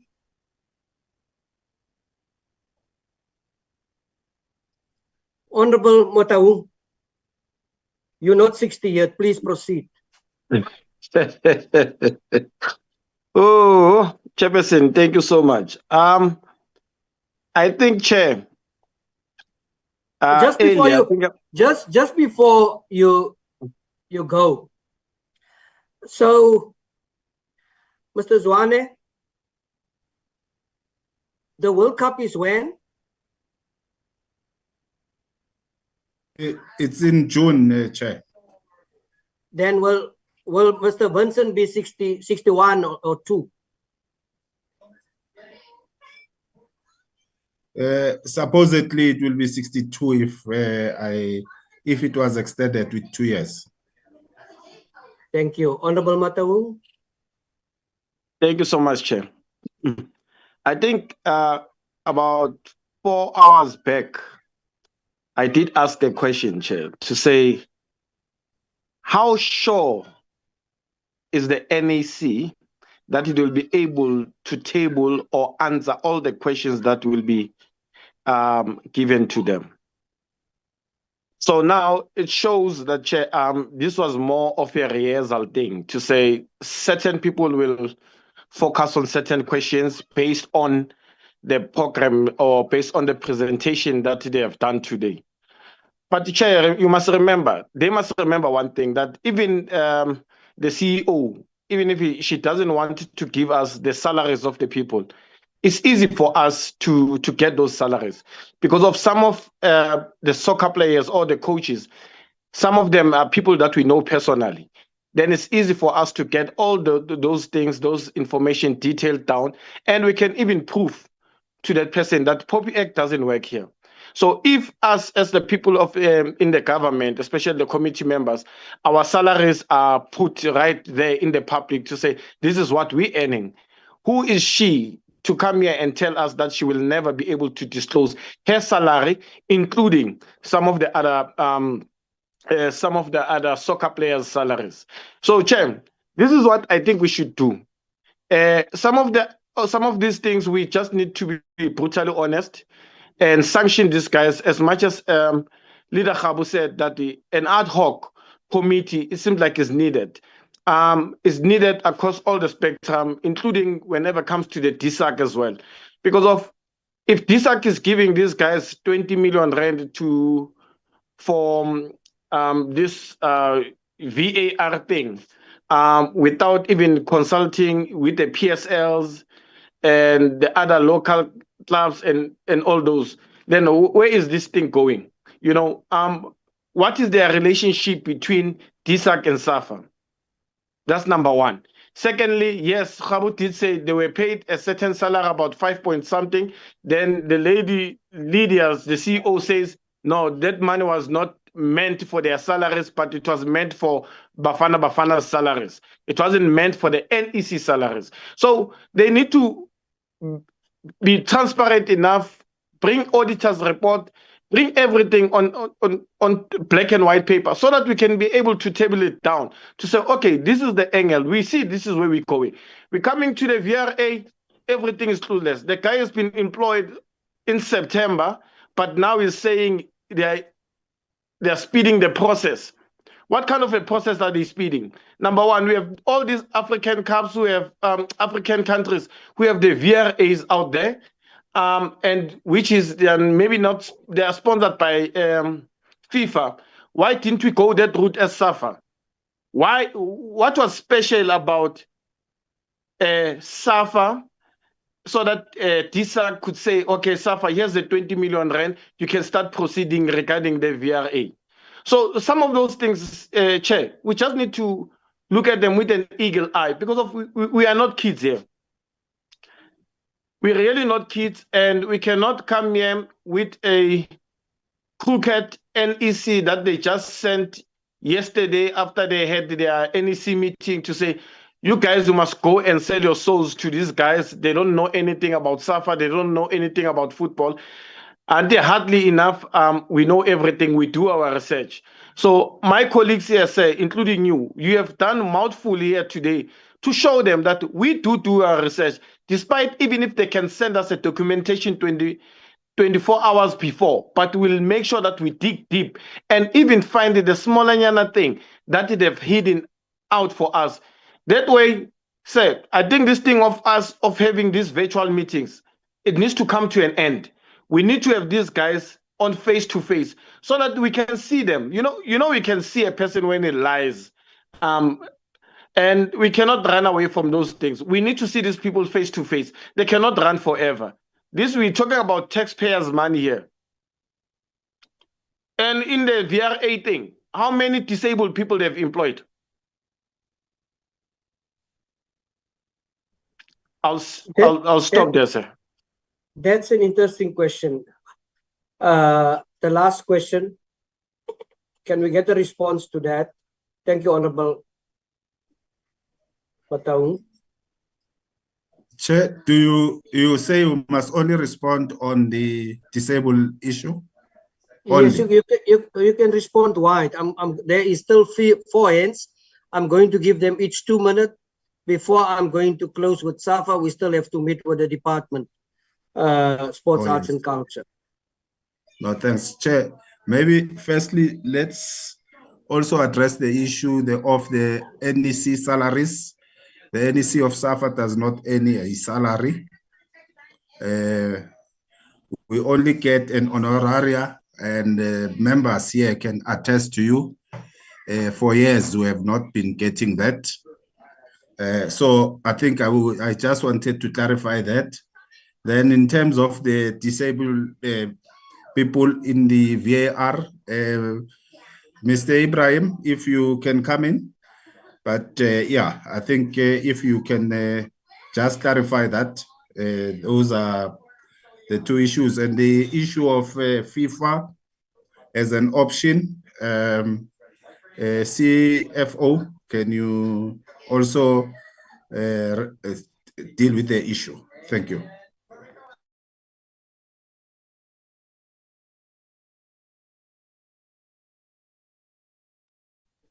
Thank you, Mr. VP. If I may respond with regards to the employment of disabled VAR people in the VAR project team. Currently, none of the members on the VAR project team are disabled.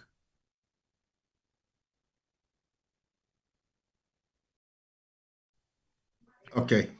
Yeah, in terms of the chair, in terms of the employment, the VAR has yet to, if there will be any employment, they are yet to do so. As we have indicated that they are still at the fact-finding phase. And of course, the issues ought to be dealt with, particularly the issue of equity as they go forward. I think it's something that Mr. Abdul should be able to take into account as we proceed with the project. CFO on the issue of FIFA.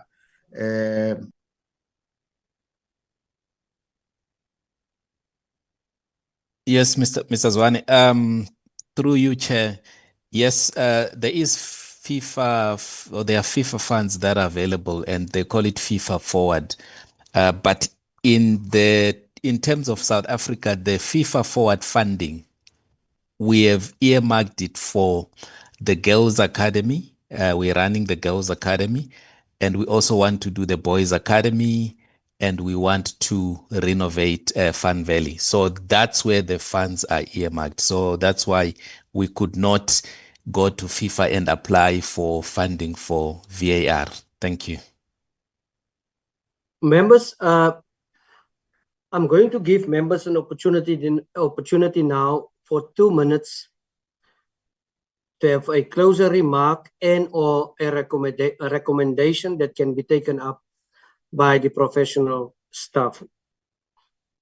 Sorry, before I'm going to do that, I'm going to give you an opportunity now, Honorable Motaung. Before I'm going to do that, I also want one individual to say something who wanted to say something much earlier on. The name on the screen is Buti M. I'm going to give you an opportunity, and then I'm going to come back to Honorable Motaung with his issues and closing remarks. Next is Honorable Mutambi, Honorable Mtetwa, Honorable Molatsani, and then Honorable Potgieter, in that order. Buti M. Thank you, Honorable Chair, and honorable members for the opportunity. My name is Buda Matate. I'm a former professional football player, and I'm also a member of the SAFA National Executive Committee. Chair, I think I'll be doing an injustice to keep quiet and not say something as part of the SAFA National Executive Committee. Maybe for starters, Chair, Honorable Khabu asked a very, very simple question earlier on regarding a resolution by the National Executive Committee to appoint one national member, executive committee member, to investigate the Vincent Seka issue. And I don't think he got the response that he wanted. And the simple answer to that question, Chair, is that the SAFA National Executive Committee didn't make a resolution or take a resolution to appoint one SAFA National Executive Committee member to do the investigation. Maybe if I could add quickly, Chair, on that note, in our last SAFA National Executive Committee meeting, which was in Bombela, we took a resolution as the SAFA National Executive Committee to say the SAFA CEO must take a disciplinary inquiry with the team manager, for the team manager for doing what he did. I don't have to go back in terms of the two yellow cards and the fine that we got as SAFA and the cost of that error. We took a resolution as the NEC chair to say that the CEO, as the head of administration, she must make sure she disciplines the team manager and come back and give the NEC feedback. And one of the other resolutions we took in that NEC meeting, Chair, was that the HOD of Bafana Bafana is equally at fault, is guilty of the same error that the team manager is guilty of as the head of delegation.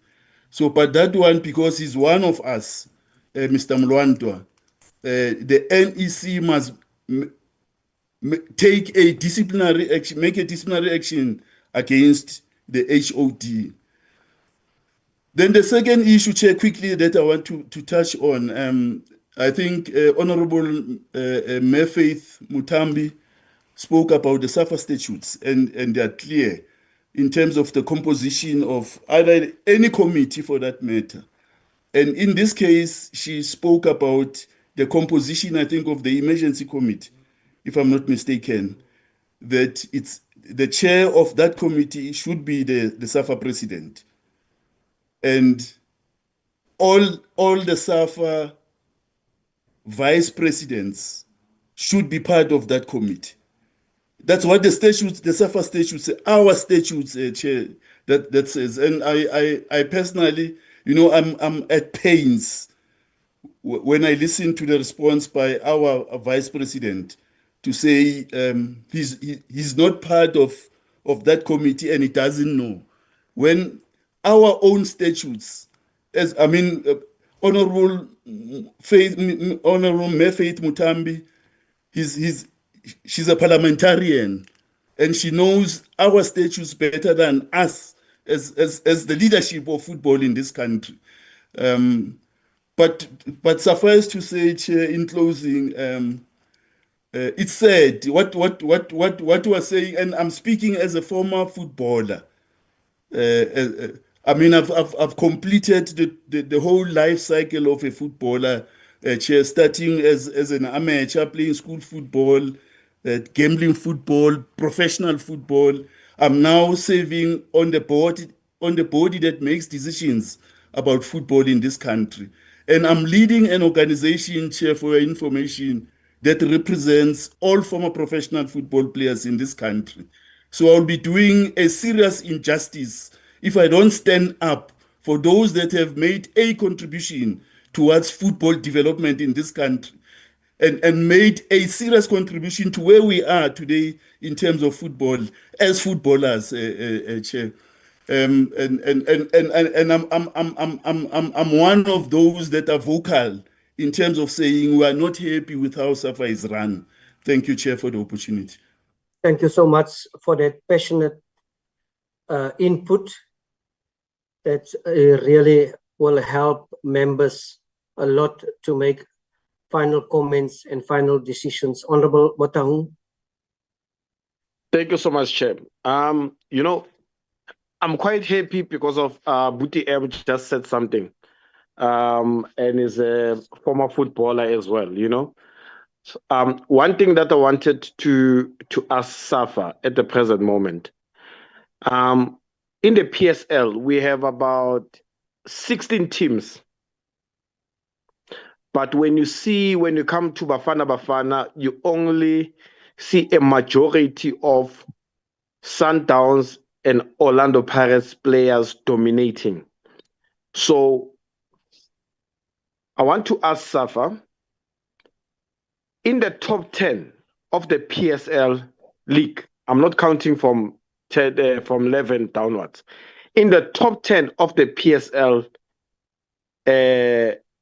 teams, couldn't you, as SAFA, probably choose the best 24 or 32 team from the top 10? I've seen less colored, less white. Chairperson. Hello? Proceed. No, Zippo, Yes. please mute. So that's the only question I wanted to ask the Chairperson to say. In the whole 16 PSL teams, why is only Pirates and Sundowns be the ones that are dominating? I submit, Chair.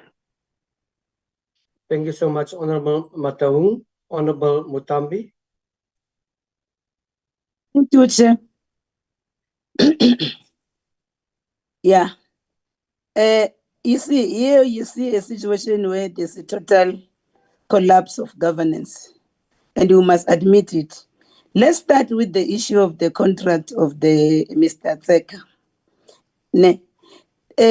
This issue, I want to ask the NEC, in particular the Vice President.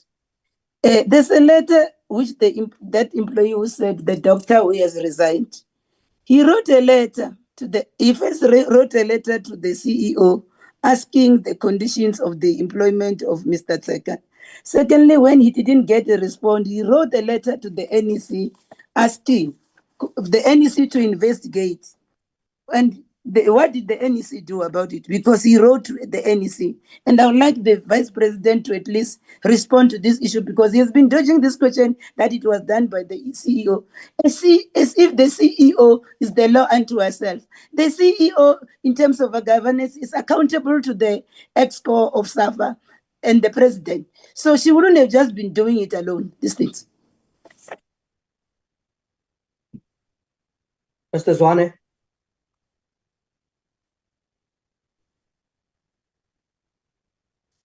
Thank you, Chair. Must I answer both questions? There are two questions from Ms. Honorable Mutaung and please do, the Mr. Zwane. Yes.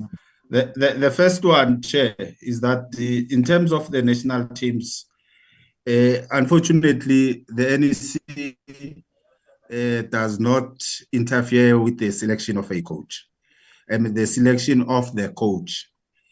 Because there are a number of things that are involved. The profiling of players, that suits the style the coach wants to play, and all of that. It is everybody's wish that, if possible, players can come from all the teams and those who are playing abroad, but the coach has a right to select a team that will make him win, because if the team loses, it is his head on the block. So those kind of the selection of players to the national team reside squarely with the coach.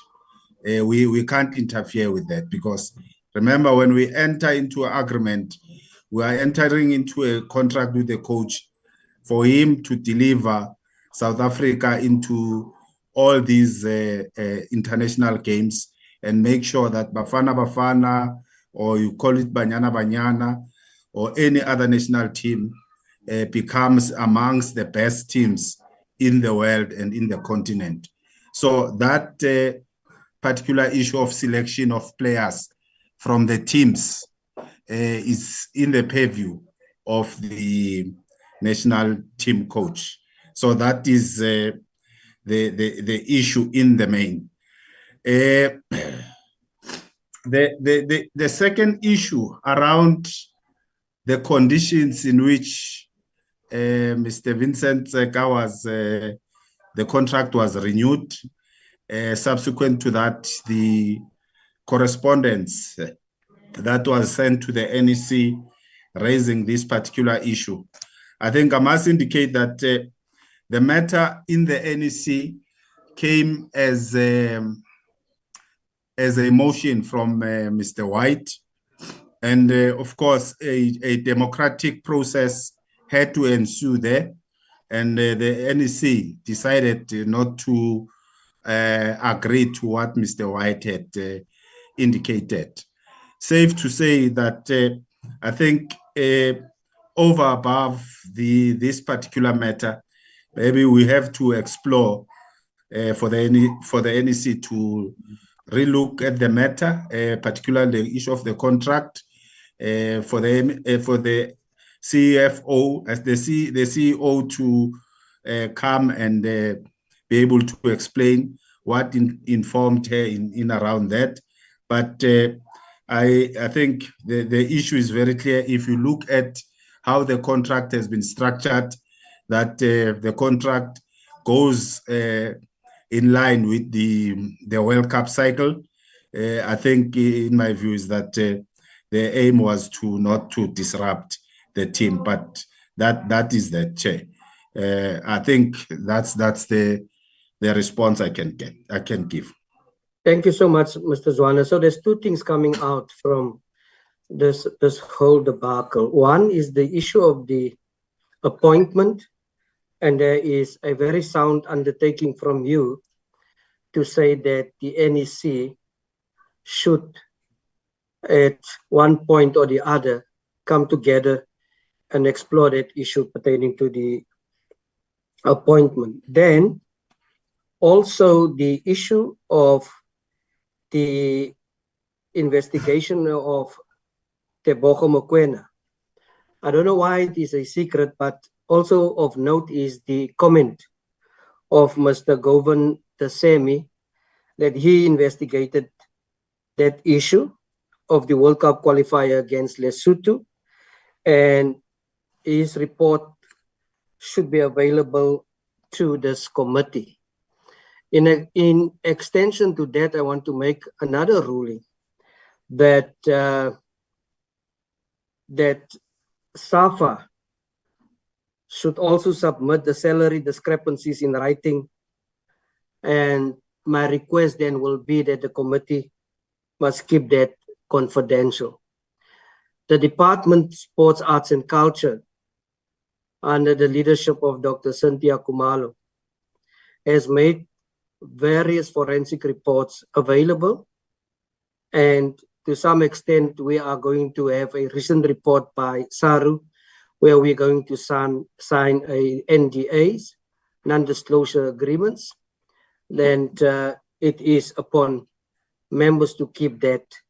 But we cannot allow a situation where monies are being given, doesn't matter what the reasons are, it comes from the department. And this parliament has a duty to ensure that governance in that particular area are being run properly.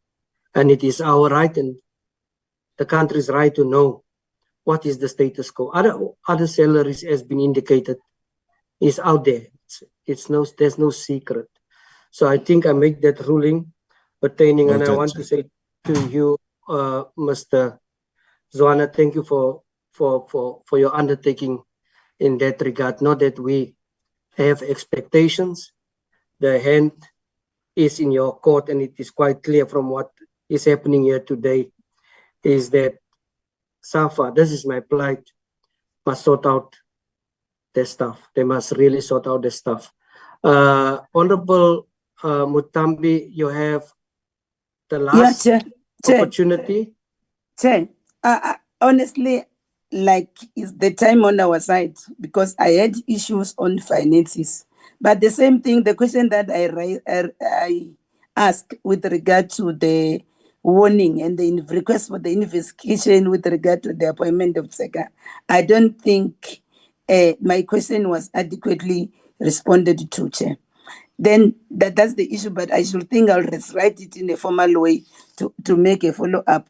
Because also with regard to that report that is there, and then I've got reservation with this report that the minister has indicated the matter is closed. Whereas, you see, that the duty description of a team manager, he's got a responsibility to manage the database for national teams and also technical staff in respect of the selections and the other stuff.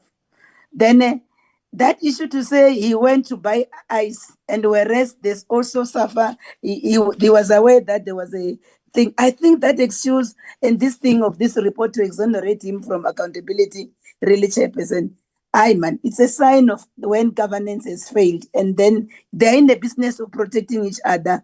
I should think this matter, Chair, must be referred to. The other issue that I wanted to raise with regard to remuneration, that flimsy report by response by the CEO. You see, SAFA, like any other a governing body, it's governed by King 4 code of, you see, Chair. I've written it in the group. And then the code encourages the disclosures of remuneration of the CEO and any other highest paid executive, not just an aggregate figure as what the CEO was trying to do here. It's when somebody is running away from responsibility, and that's the information we're entitled to, because even in their annual reports, they have to disclose the salaries of executive and of board members. So I don't know what we're being told here, that there is a popular people cannot disclose. And the reality is that there's disparity on the payment of the three coaches, the under 20, Banyana coach, and the Bafana. Same thing with the payment of bonuses. We all know that society, and then where other coaches are preferred over others, as if South African is not governed by a constitution that preaches equality. I think it's a matter of concern. We are aware even on how they travel. The national coach of Banana, when she travels abroad with the team, she travels economy, whereas the coach of Bafana travel business. There's a lot of disparity, just that we don't have time to deal with it. And then the issue of SAFA not having money. Look at their telephone bills. Because the way, if we can be given figures of the telephone bills, there are some of the NEC members who are forever outside the country. And you look, and their telephone bills are not limited. At the end of the day, SAFA doesn't have money, but there's a lot of wastages. I think because we don't have time, but there's a lot of things that I also raise as a follow-up. And I think I'll agree with that recommendation. We are not given things here as they are supposed to be. Most of our questions have never been responded, and there's people who are running away from accountability, and it's the matter that we need to seriously discuss as a committee on the way forward. Thank you, Chair. Thank you so much, Honorable Mutambi. Mr. Govan, I don't want to put you on the spot. The Honorable Mutambi raised the issue of the matter that's closed. You raised it that you investigate the matter. The report is available, and thank you for the promise so that that report can reach members. But I don't want to put you on the spot. What does closure means in this particular case? Does it mean justice served, or is it simply paperwork completed? Although we know that when it comes to administrators, the letter applies. Can you respond to that? Thank you, Chair. I think very simply, after the FIFA issue was over and the matter was now in the public space, I then investigated the issue surrounding the playing of Tebogo Mokoena. So that was it. I did not investigate Vincent Seka. That was not within my domain. It was a broad investigation about how and under what circumstances the player was fielded. So that's my question is, Mr. Govan, is it justice served, or it is just the issues closed with paperwork? Well, I dealt with the paperwork. It's up to the National Executive Committee to determine whether justice was served. There was a resolution that I proposed, and I believe that resolution went on round robin, and that's the decision taken. So it's a question of interpretation whether justice was served. Mr. Seka is still in the employ of the association. He is under the control of the administration. My report was presented to the NEC. So that's where I can leave it. Thank you, Chair. Thank you. You also indicated that you investigate the whole matter, on very broad. Do you think there's any reason for SAFA to make a public apology to the country? Yeah, I think I'm not too sure whether anybody came out to do that, but I recall that the coach at one stage says that, we all are responsible and we apologize. I'm not too sure whether the president made an apology or the CEO, but I myself was not involved in any apology as such. But yes, I think it is a matter of concern, and that is why I urgently dealt with the matter. And yes, there are many things that came out of the report. And if an apology is needed, and I think it is, then let me say on this public platform myself that I apologize as well as on behalf of SAFA for the errors that were caused or that were created causing this whole debacle. Thank you, Chair. Thank you so much, Mr. Govan. The Honorable Mtetwa. Hey, Chair, yeah. Hey. We shouldn't give up. I want to echo the same sentiments shared by Honorable Mutambi, that here we are faced with a situation that resembles that which was faced by SABC, that Advocate Tulima Donsela referred to as when government and ethics fail. Here it's the same situation. Governance and ethics are failing. Now, just now, is it Govan say? He says that he was investigating the issue around the player. Yet we have heard the NEC members saying that we don't know who appointed one of our national. There was no resolution to investigate the issue of not of the player, but of the team manager. So there's a lot back and forth that we are told we don't know what to believe now.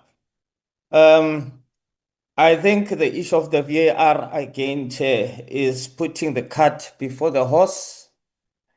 Here, there's a plane that has been built and it is fixed whilst it is flying. A very dangerous action or attempt to fix the plane whilst it is flying. I wanted to find out. I'm actually discouraged to even ask questions.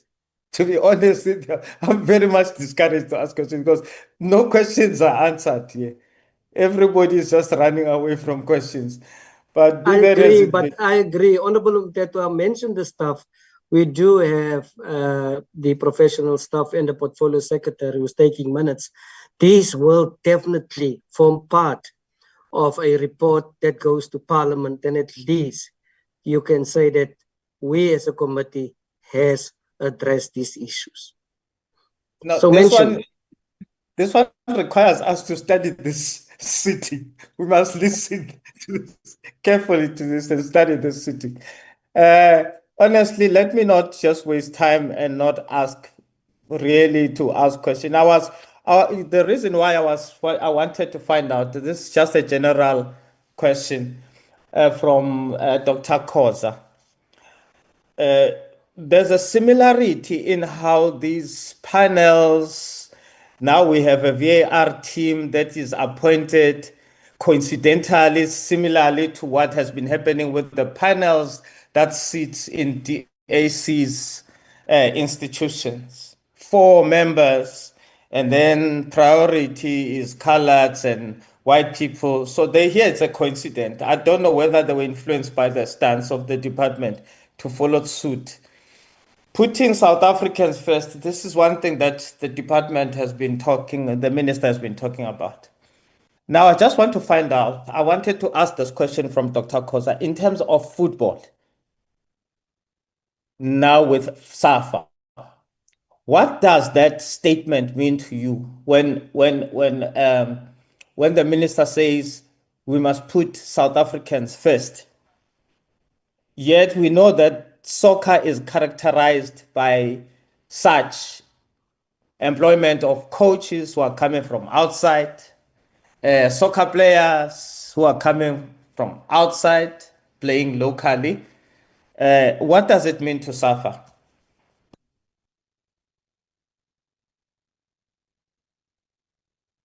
Vice President, you can answer. Local is lekker. Yeah. Thank you very much. Thank you very much, Chair and Honorable Member. I'm not sure whether it was Sharon T. Local is lekker, but very important is that, of course, we have to put our own first. And of course, where the skill is not local, we're able to then go outside. And always depend on what is the target. But in the main, Honorable Member and Chair, is that if you look, I'll start with the ladies or women's football. If you look at our national teams, all of them are coached by locals and women. So it tells you that we understand what it means to start to address the imbalances of the past, but over and above, not as a matter of quota, as a matter of merit, that women themselves are capable of leading the national teams and coaching. So I think that's the first issue I can say. Then secondly, on the issue of coaches, whether for Bafana and coaches in the entire PSL. Firstly, the PSL is run differently from the national teams. So there, a chairman will decide what kind of a coach and the results that he wants. Obviously, it's all about profiling. But of course, when it comes to players, we wish that our teams can prioritize South Africans, because if you have many players of South Africa playing in the PSL, it widens the pool for the national team. So that is very important for us. So in the main, you'll then understand that there ought to be certain changes that is made. And I know that with the women's football, there's a decision that we made that we will want all the Hollywood Bets teams to have, in terms of goalkeepers, to be only South African players that occupies that particular position, because we know that goalkeepers are a very scarce commodity. And if we don't build from in-house, we are not going to achieve what we want. We will struggle. And it has been a something that is there. You'll recall, Chair, that Itumeleng Khune became the longest serving goalkeeper in the Bafana, whilst we're looking for a replacement. And of course, with the new generation, it's a bit different. There is a pool, but it's not enough. But what we need to see is that we want to see in key positions to find South Africans. But that is entirely at the club level where you have that. But our issue is that we have to prioritize South Africans. And on the issue of color, I will not speak to the panel because we are not involved in it. But all we are saying is that football is open to every race. You would have seen that. Please conclude, Mr. Zwane.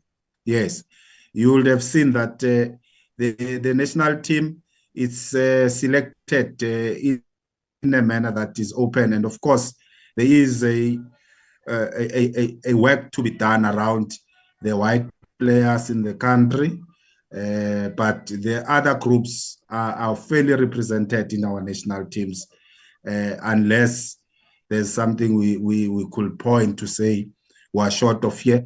And one of the other area that we think ought to be dealt with is the Indian group in our national teams. Before, we had good players coming from those quotas, but in the current, if you look even in the PSL, very few are those. So I think my take is to agree with you, Honorable Mtetwa, that we have to prioritize our own and make sure that we do rules that will favor our own players coming from the grassroots. Thank you. Wrap up, Mr. Mtetwa.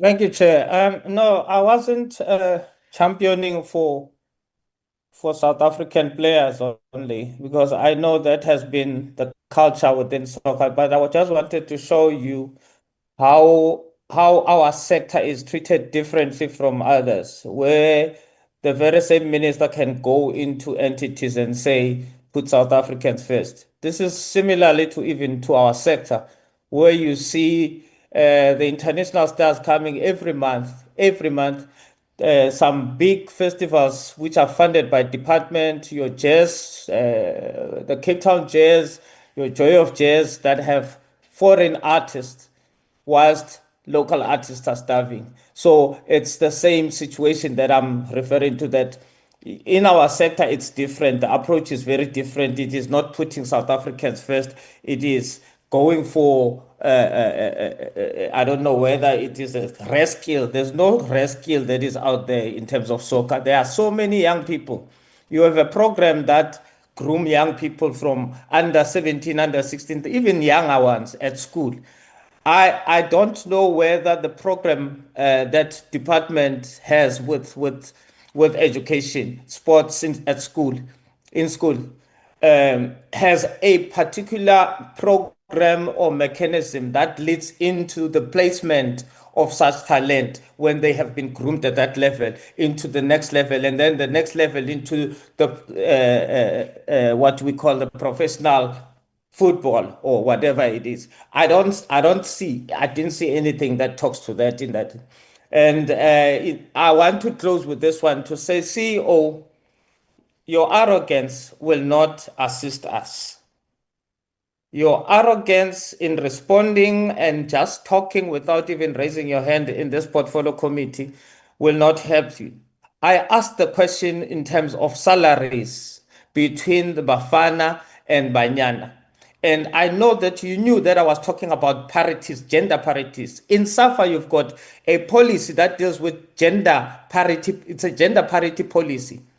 So when you answered that question, you answered that question with full knowledge that there is this situation, pretending or posing as if at SAFA we are very considerate of these parities. Yet you did not indicate that, except when it comes to coaches, that where you put anyway, foreigners, international people are taken so serious in this country. Even in our sector, they get paid 1 million for a show, but they cannot, government cannot even pay 20,000 for a local artist. So it's very clear that we are struggling. We need this political will that must change things. Chair, we need to change things for this country. Thanks.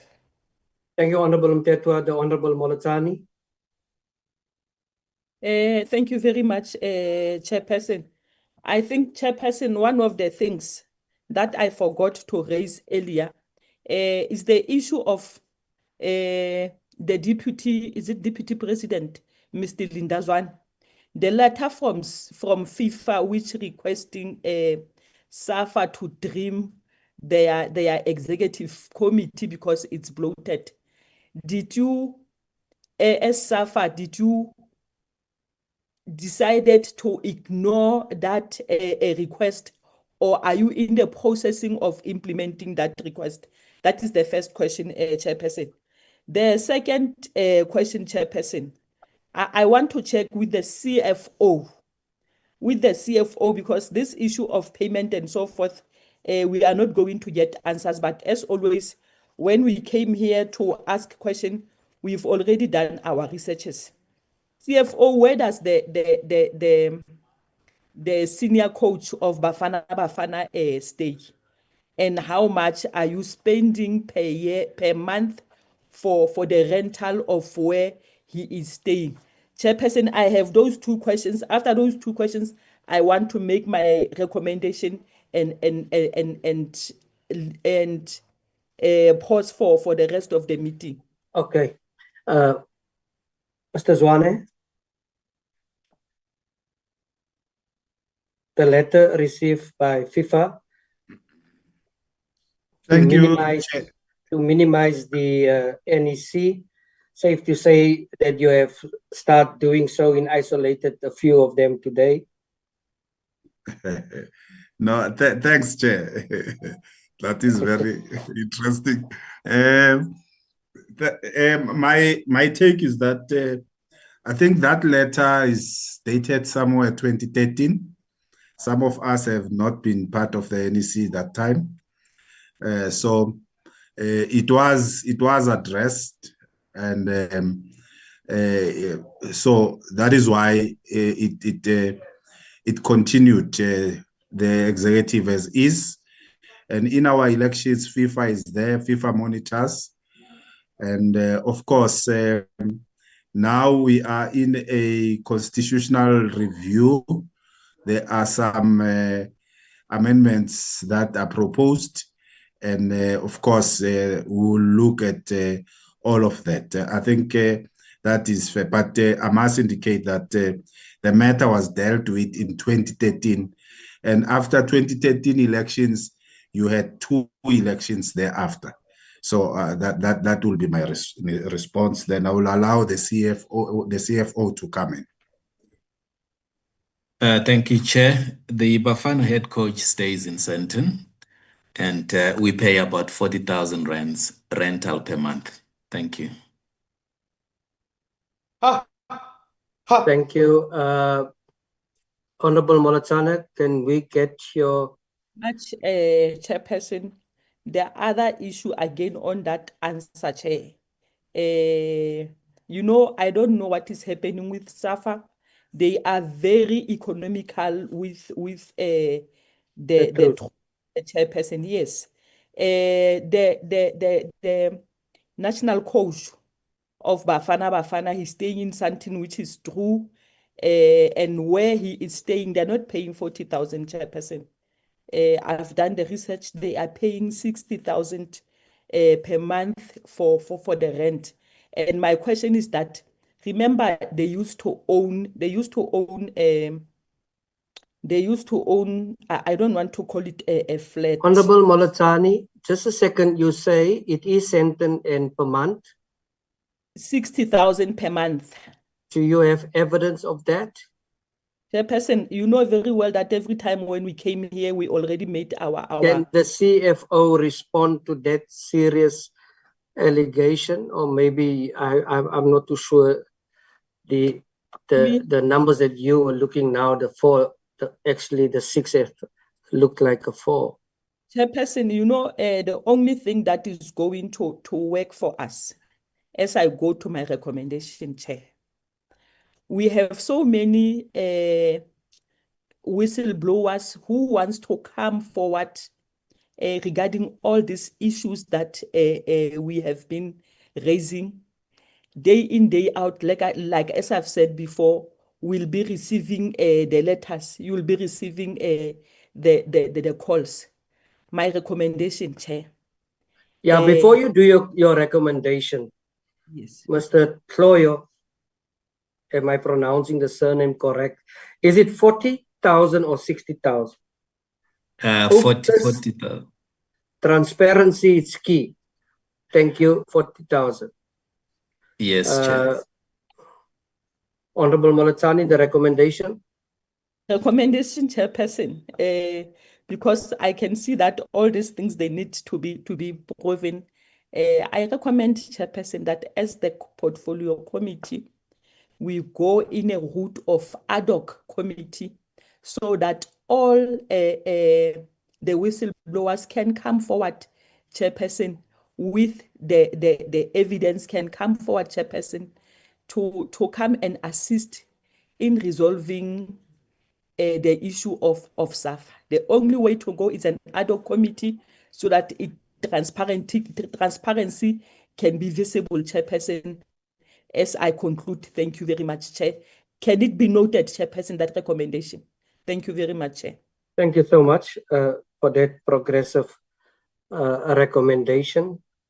The Honorable Potgieter.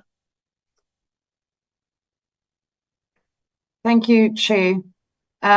Yeah, look, I think my issues is really with the money that's been allocated by National Treasury towards VAR, if we can get clarity on that. I think that the project team that has been put together and the feasibility study that's being done is fantastic. However, that should have preceded the allocation of budget. And I'm a bit concerned that they seem to be doing, you know, the one before the other, and we don't have a clear idea of that. So I repeat that request to yourself. And secondly, I'm very concerned with the sort of the attitude that we've experienced from the CEO of SAFA, and I wasn't in previous meetings, but it seems that allergies affected her attendance on this meeting, then the connection affected her attendance, but she was able to get back on to write little notes in the chat box where she refutes any questions or allegations made by committee members, and then jump straight off when she has to answer those responses. It's very bizarre to me that a CEO hasn't mitigated for Wi-Fi connectivity. As a member of Parliament, I certainly have. I have backup so that I'm able to attend committee meetings and do my duty as a member of Parliament. And I would expect that a CEO of a national, team and sporting organization would make sure that she is able to attend these meetings. I do think that this speaks to a pattern of behavior with regards to not wanting to release certain financial information, but in other respects, releasing financial information. It also speaks to earlier this year, where she also cited Popey as the reason that she couldn't release information related to certain deals that SAFA had made. I've requested now in this meeting to be given the exact provisions and reasons as to why this information cannot be given, and that wasn't forthcoming. So I would request, Chair, and these are not the only issues that are on the board. When a CEO is exceptionally ill, but she's not ill enough to give us her disdain on this platform and refute everything without providing reasons and proof. the reports clearly stated that that 5 million rand went towards SAFA salaries and player investments. So it wasn't a an overstretch on our part. It's right there. The fact that our researcher is also unable to even put together a qualitative report because of the lack of information in what was provided to us should tell us something. So I would ask, Chair, that you refer this to the speaker at or at least through your channels as the chairperson of the portfolio committee. And I would support my colleague's request for a session where we are able to actually interrogate and be provided with proof of the issues that we've put before this committee. Thank you. Thank you so much for that. Portfolio Secretary, please take note in order for us to deal with the issue at hand. And then I just want to say to Honorable, I've made a note here, Honorable Molatsani, the issues that you have raised, may I request that you perhaps just forward to the Portfolio Secretary clarify the scope as well as the mandate, goals and objective of the proposal pertaining to the subcommittee, and perhaps if possible that also to include the expectations and the setting of boundaries and so forth. I am now going to call upon the Honorable Khabo. Oh, no, thank you very much, Chairperson. Thanks for the opportunity. Chair, I think out of this meeting, we're then taking into confidence that indeed you've got a project implementation team that was appointed in a very funny way. I think we'll have to get a written response and a written reply in relation to the process that was followed, Chairperson. I think equally, one must support the view that we must have an ad hoc committee that will look into the affairs of SAFA dating back from the issues of the World Cup, Chairperson. But second to that, Chairperson, it was also indicated in this meeting that the 4 members who are part of the project implementation committee, to a large extent, they themselves, they are the evaluation committee for the appointment of a suitable service provider who would then implement the VAR in South Africa. I think if you are aware, the media statement out there of the department clearly indicates that, I think it was released yesterday, that there are 4 companies that has been identified, and all of those companies are being owned by people who are being owned by foreign nationals. That is a fact. And this part of the fact-finding mission, basically it's a process that will lead to the appointment of a service provider. We will not want to be involved in the process of a service provider. The law does not allow us to do that. But we are, of course, entitled in terms of the law to be involved in developing an understanding on the process that has been followed, leading to the appointment of these people, when clearly it is indicated that this team is not only overseeing the implementation of the project, but they are equally involved in the adjudication and evaluation of this tender, Chairperson. We'll have to get a clear indication and report for that, Chairperson. My other issue that I would want us, of course, of importance to emphasize is that the CEO, it has been indicated that, number one, the decision of the National Executive Committee of SAFA was never that one of the members must investigate this matter. And including the person who have investigated this matter has not disputed that. And the CEO will have to take us into confidence as to why was the resolution of SAFA in terms of the investigation of this matter deviated from. Because I deliberately asked the question as to whether was it a SAFA NEC resolution that one of them must investigate this matter or not. And it was indicated in this meeting that it was never a resolution. Rather, this resolution, in a way, was changed. The matter was never before the NEC meeting. We were told of the Robin Week roundtable that resolved on this matter. To a large extent, that demonstrated that there were deliberate intentions of, in a way, managing this matter differently, Chairperson. Chairperson, there is financial implication for some of the decisions of the team's manager. We have suffered a legitimacy in the international space, because to a large extent, we have had a team manager who has failed to interpret the rules of the competition. And we cannot, as a committee, accept, Chairperson, a flavious or a decision or an excuse that does not hold water, that a person had went to buy ice. I mean, will be a laughing stock to the population of this world and the soccer lovers of this country. When would we want to accept? That's why it is for that reason that the CEO must equally give us the reasons in writing. Why did they give Mr. Tsega a contract of 2 years outside the age or retirement policy of SAFA chairperson? And it is for that, all those reasons, that we've got enough evidence that proves that, number one, there is a crisis of leadership in SAFA. And to a large extent, some of the people who are leading SAFA National Executive Committee have been into that leadership in such a way that they now believe that it's now a private entity.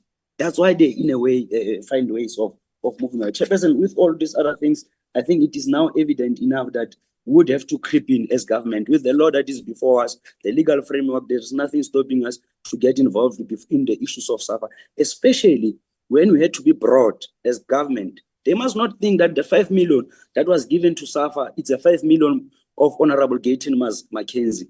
That is 5 million from the public funds. So our responsibilities as the security guards on the correct spending of the public funds, it is then we are involved. We had to intervene. We assisted them with 5 million. They were failing to pay the salaries, including the bonuses that they had committed. So with that being said, Chairperson, I think sadly, the last part is that the issue, the behavior of the CEO, including the absenteeism of the president of SAFA, must not be disregarded, Chairperson. And how SAFA has equally proven to be unwilling to align themselves with the framework of accountability in South Africa, Chairperson. It is for that reason I'll support the view that we should have an ad hoc committee that closely look into that matter, Chairperson. Thank you very much. Other things I'll submit them in writing because some of the things were not really responded to, like the issue of interest, Chairperson, that an ad hoc committee that is expected to oversee the implementation of a project, they are already on a fact-finding mission, whereas the receiving end of this project, of which is PSL, is nowhere located in the project conceptualization. That raises eyebrows, Chairperson. Thank you very much. Honorable Khabu, appreciate that input of yours. And as a committee and also as the management, we are taking note of all the requests made by all of the members. And we will accordingly revert back to on numerous of these issues. Honorable Mataung, is that a legacy hand? Both you and Honorable Mutambi. No, Chair, this is not a legacy hand. Please proceed. Thank you so much, Chair. You know what, Chair? Honorable Khabu touched very sensitive issues whenever we come to the SAFA and the SAC at the same time. Chair, the most important thing that I want us to do, to be truly honest, you know, the time that was spent here, I believe next time if Order, Chair. Order. Can I raise your point of order, Honorable Mtetwa? raise a point of order? Chair, it doesn't look good that an honorable member is appearing before us wearing a vest. Please, Chair. Please, you are wearing a vest, honorable member. It doesn't look good. Thanks.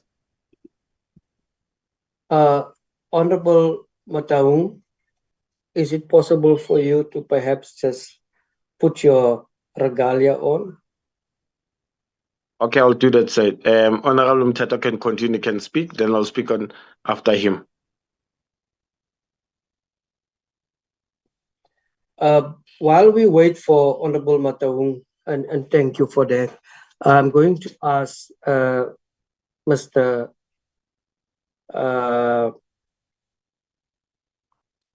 Linda Zwane to have his closing remarks on behalf of SAFA.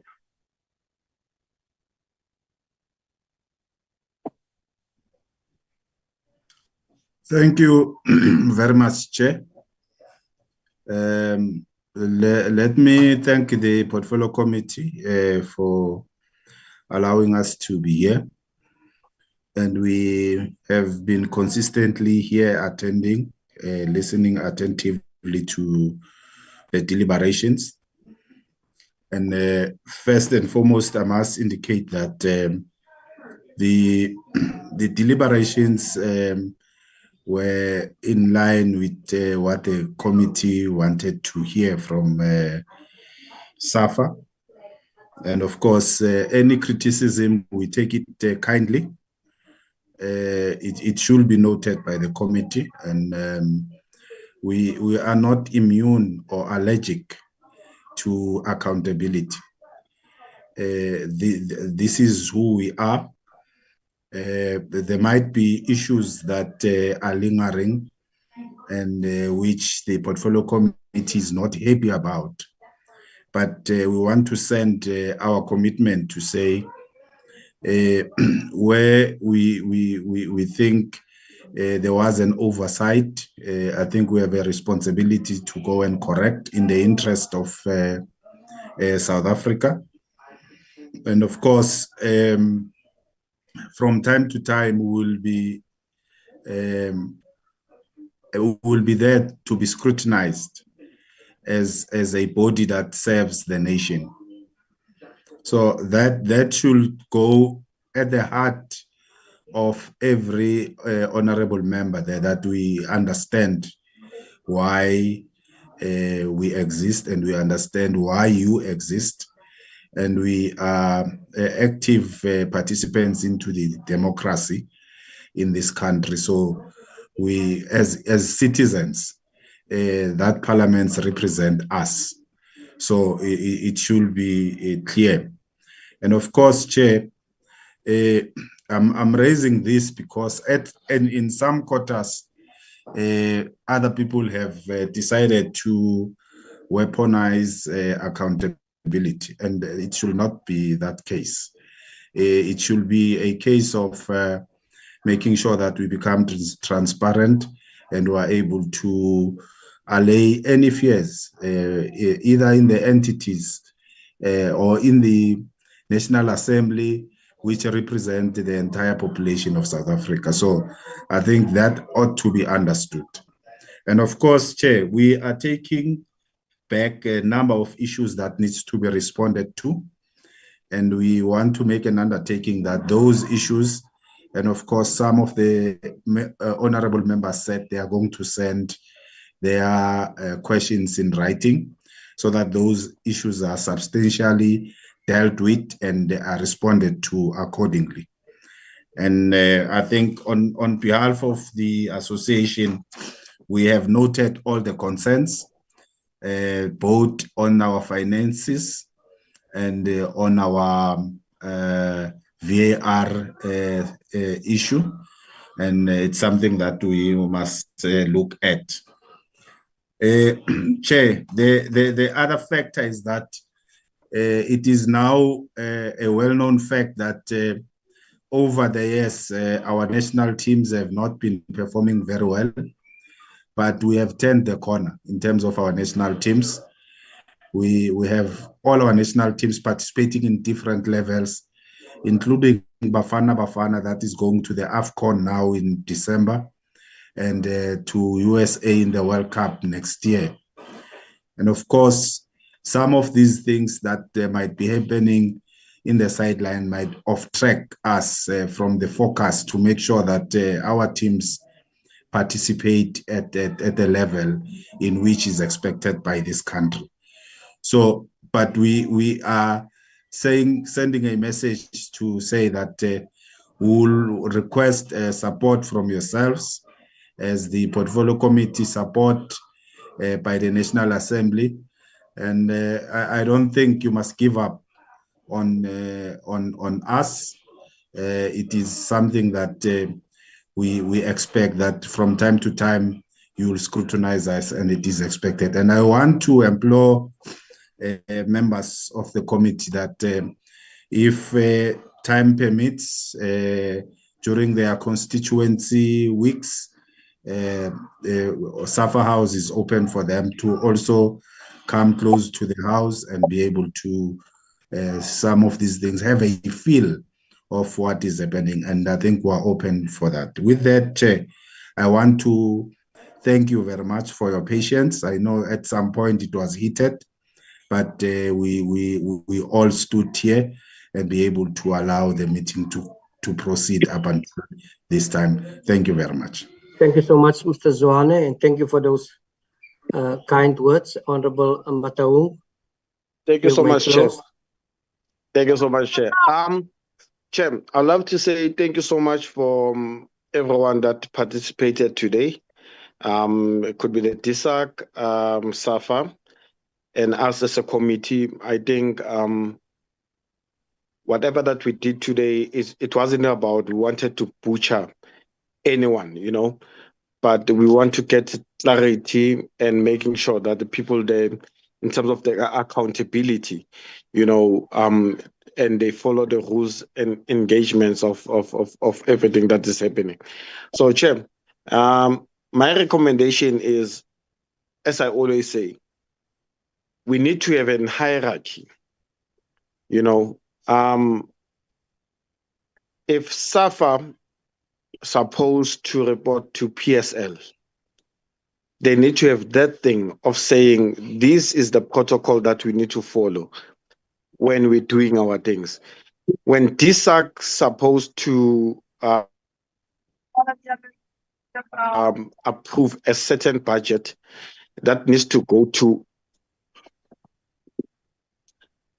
when DISAC maybe supposed to approve a certain budget that is supposed to go to SAFA, it will be lovely, Chair, that we as a committee, we are alerted of some sort, so that whenever we go and do our oversights, it will be easier for us to say, yes, these people, they are permitted to receive money or not. Because at the end of the day, Chair, we're spending taxpayers' money, and from the taxpayers' money, when it hits back again to us as the portfolio committee to say, as a portfolio committee, what are we doing about the matters that are coming in hand towards us? And sometimes it's paining because of the certain issues or certain things that we cannot speak about or cannot talk about. Some of the issues are issues from 2023, and yet today is 2025.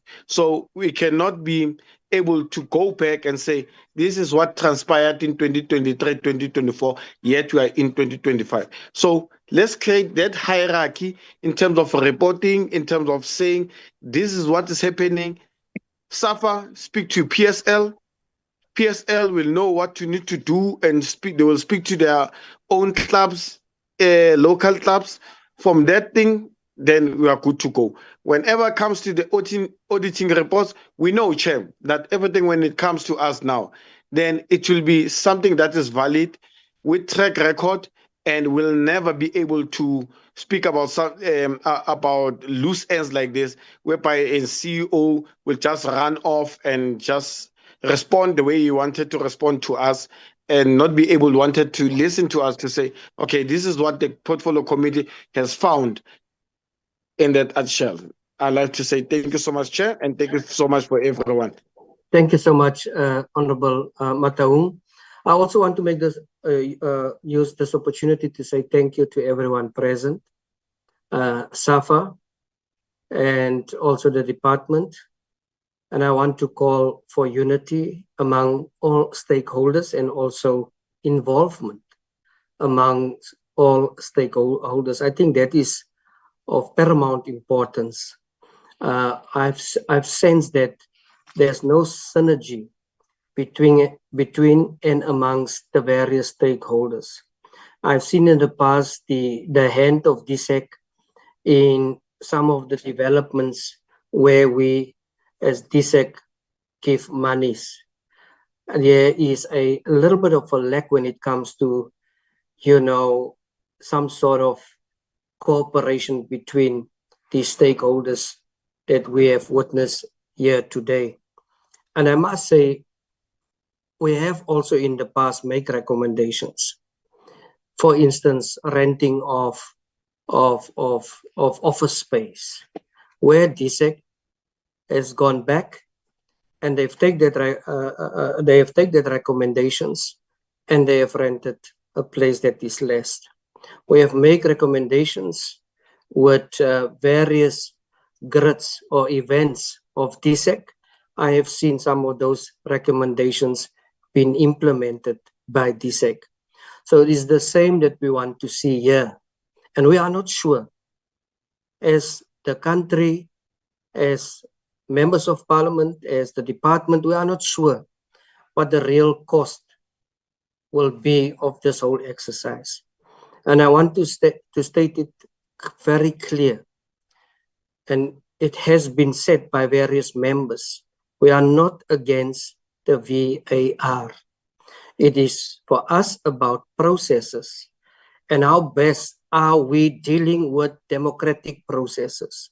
I think that is important if you listen to the interrogation, so that when we go back, we can explain to the company, to the country out there, this is what we have done, and this is the reason. We cannot give a blank check out there. And also when we reject, we cannot give a blank rejection out there. We will do this certainly with reason. So I want to thank members for this particular day, for this particular meeting. And we have to admit that we have challenges within SAFA. But we can win all these challenges. It is upon every single role player to bring his or her part and put all differences aside and work together, take hands and take the sporting fraternity, in this particular case, soccer, forward. I would now thank the SAFA for their presence in this meeting. They will be recused. We will then proceed another half an hour, 15 minutes or half an hour with our next meeting. I'm going to give 4 minutes for a comfort break before we proceed with our next meeting. Thank you very much, Chair. Thank you and bye-bye.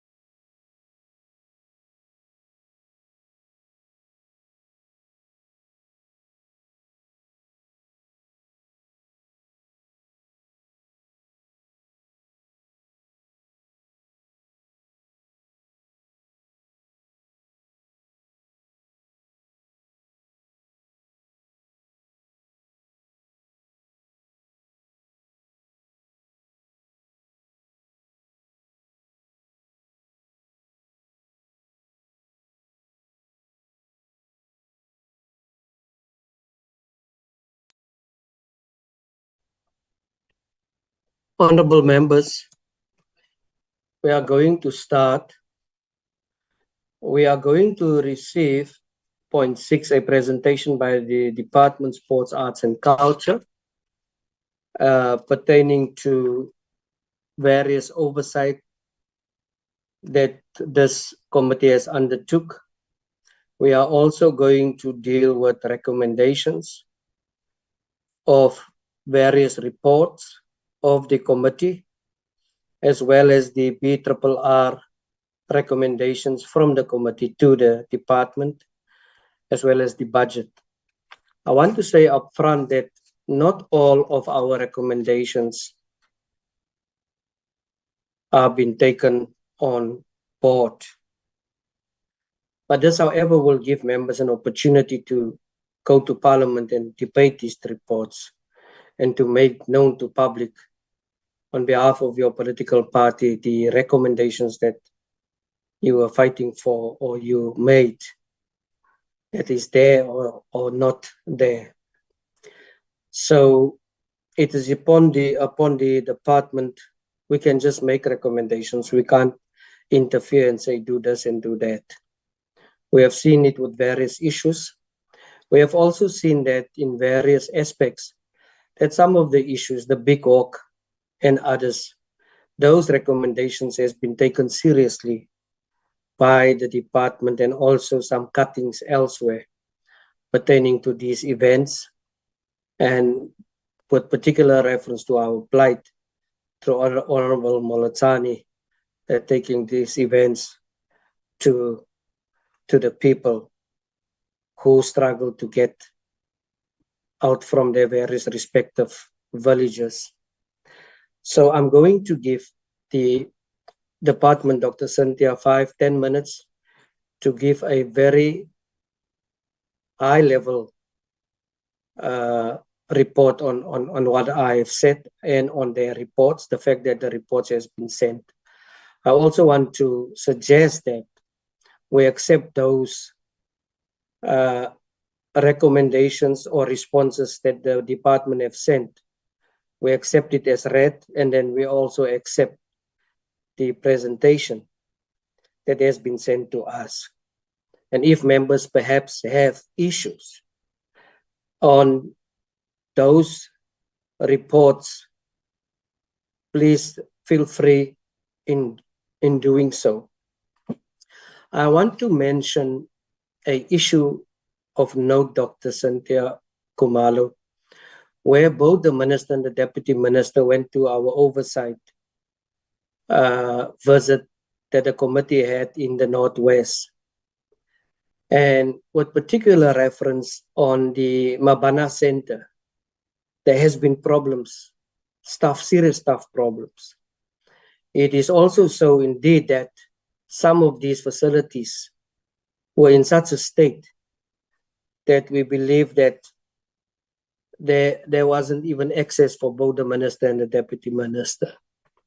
There are issues that we also bring to this committee, so by the way, that we are mentioning, and my apologies, but I think it has become culture among members to stand for their provinces, which I really love.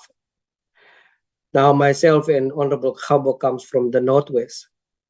There is no particular stadium that was ready to play PSL games.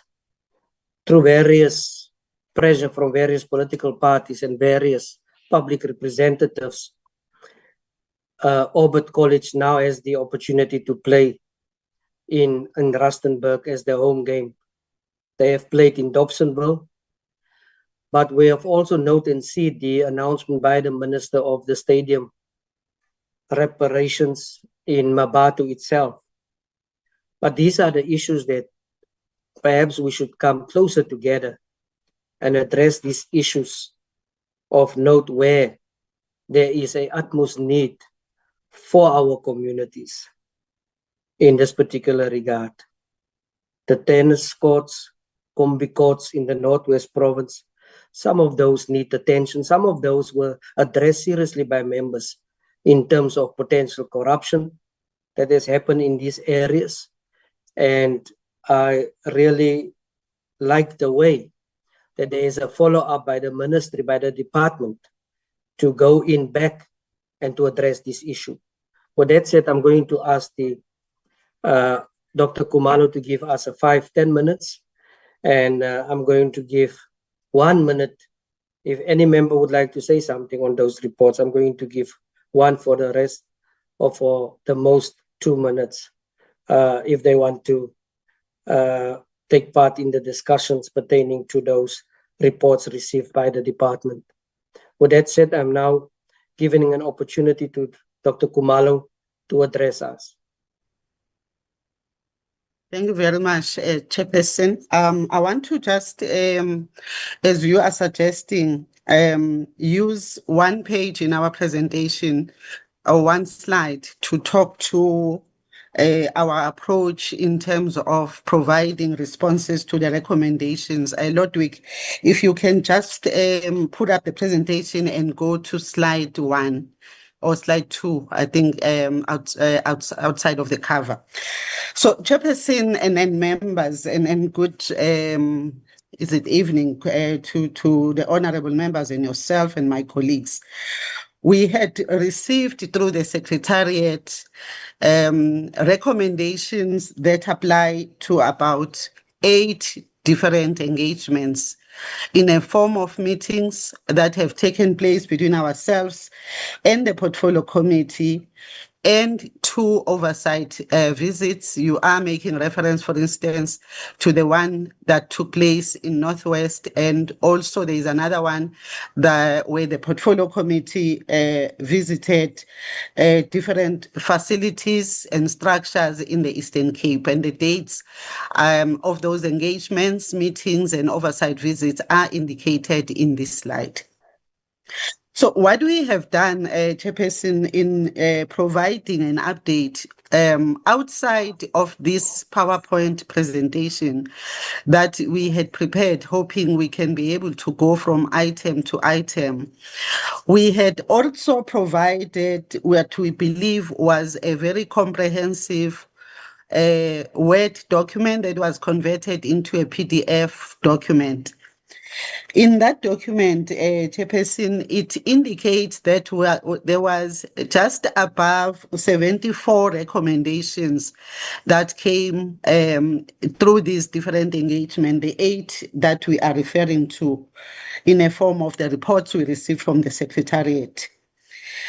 And the PDF document, that Word that was converted into a PDF document, as I'm saying, outside of this presentation that we thought we will take the members through, we then had attached annexures, and the annexures go from Annexure A to Annexure Z.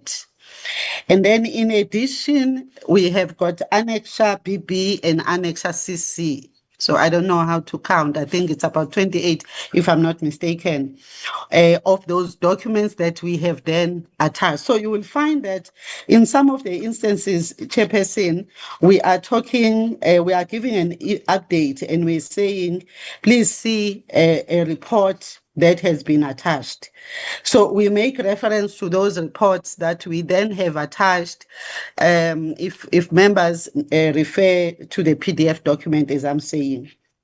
So, Chairperson, I am just summarizing this, and I'm not sure how you would want, whether you would want me to then just highlight a little bit further in terms of the update that we had, because I think all the matters, 74 plus that I'm making reference to, that came as recommendations in the different meetings, we thought all of them bear a lot of importance.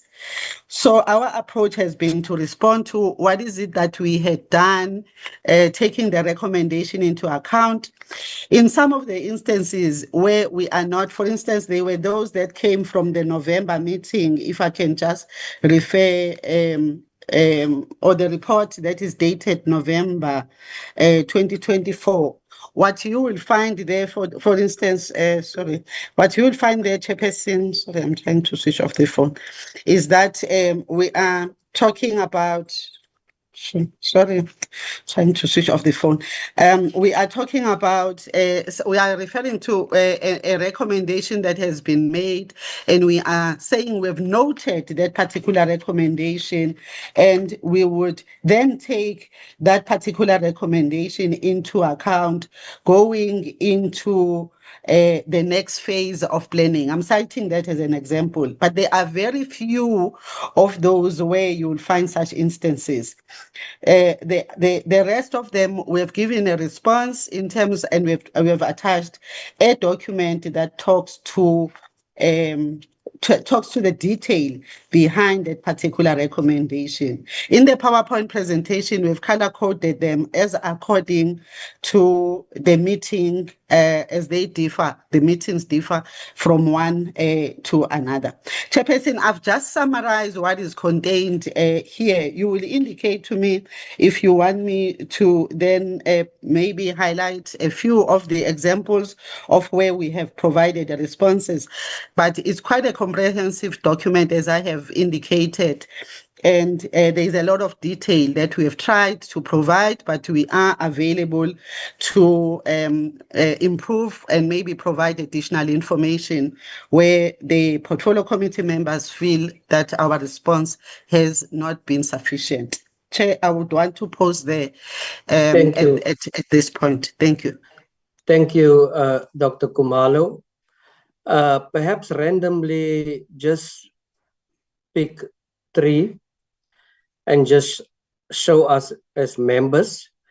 And I must say, even the APP and the format of the APP, that has changed drastically, and it also comes from recommendations from the committee. So I would request that you just randomly take 2 or 3, and then we can take it from there.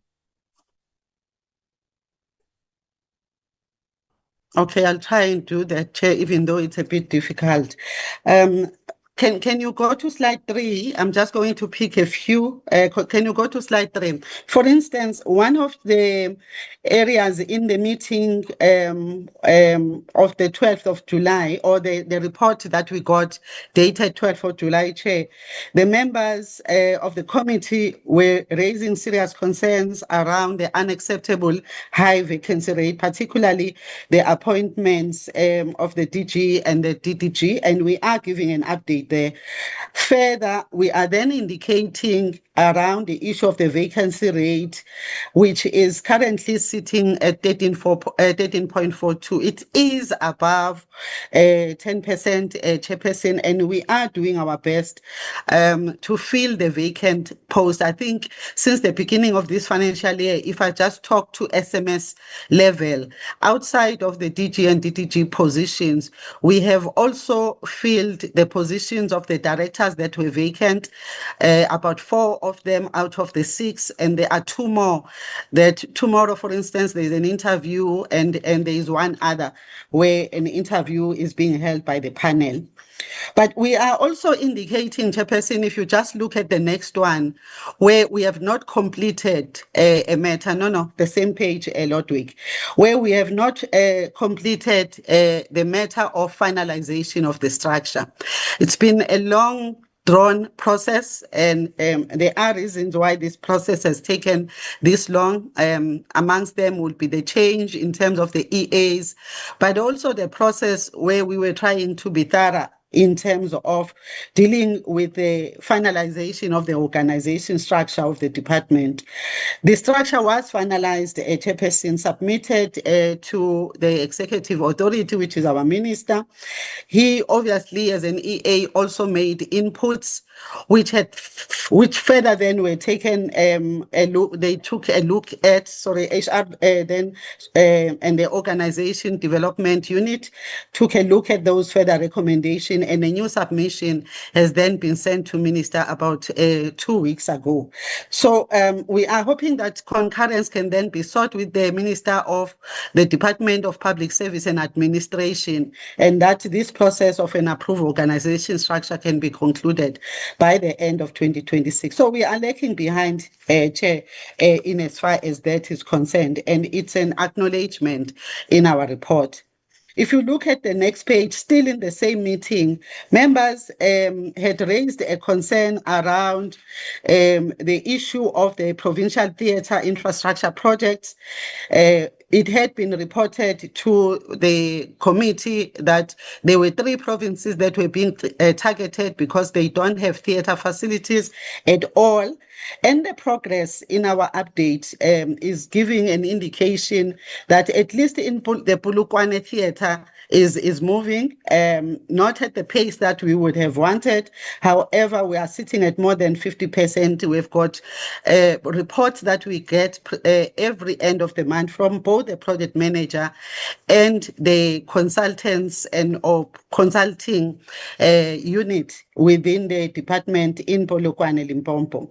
Northwestern Mpumalanga, we have given also an indication there in terms of what is happening, but we are more so at the bottom of that page, Chairperson, talking to what we are doing in terms of municipal theatres or municipal theatres and the community arts center refurbishment. It's some of the concerns that have been raised time and again by the members of the portfolio. What we have done, for instance, with regard to the municipal theatres, we have finalized a conditional assessment report that has highlighted about 23 theatres whose state or the condition thereof warrant an intervention, agent intervention from ourselves. There is a projected budget for 2026-27 financial year to deal with those 23 theatres that are functional but at different stages of dilapidation. Chairperson, I am trying my best. It's a bit difficult to just pick up a few. I think, Dr. Khumalo, I'm happy. I just want to say that this is great food for thought, especially for members in their personal capacity or party political capacity to go out and do some oversight. But I'm going to give you a very difficult one now, Dr. Khumalo. A very difficult one. I understand.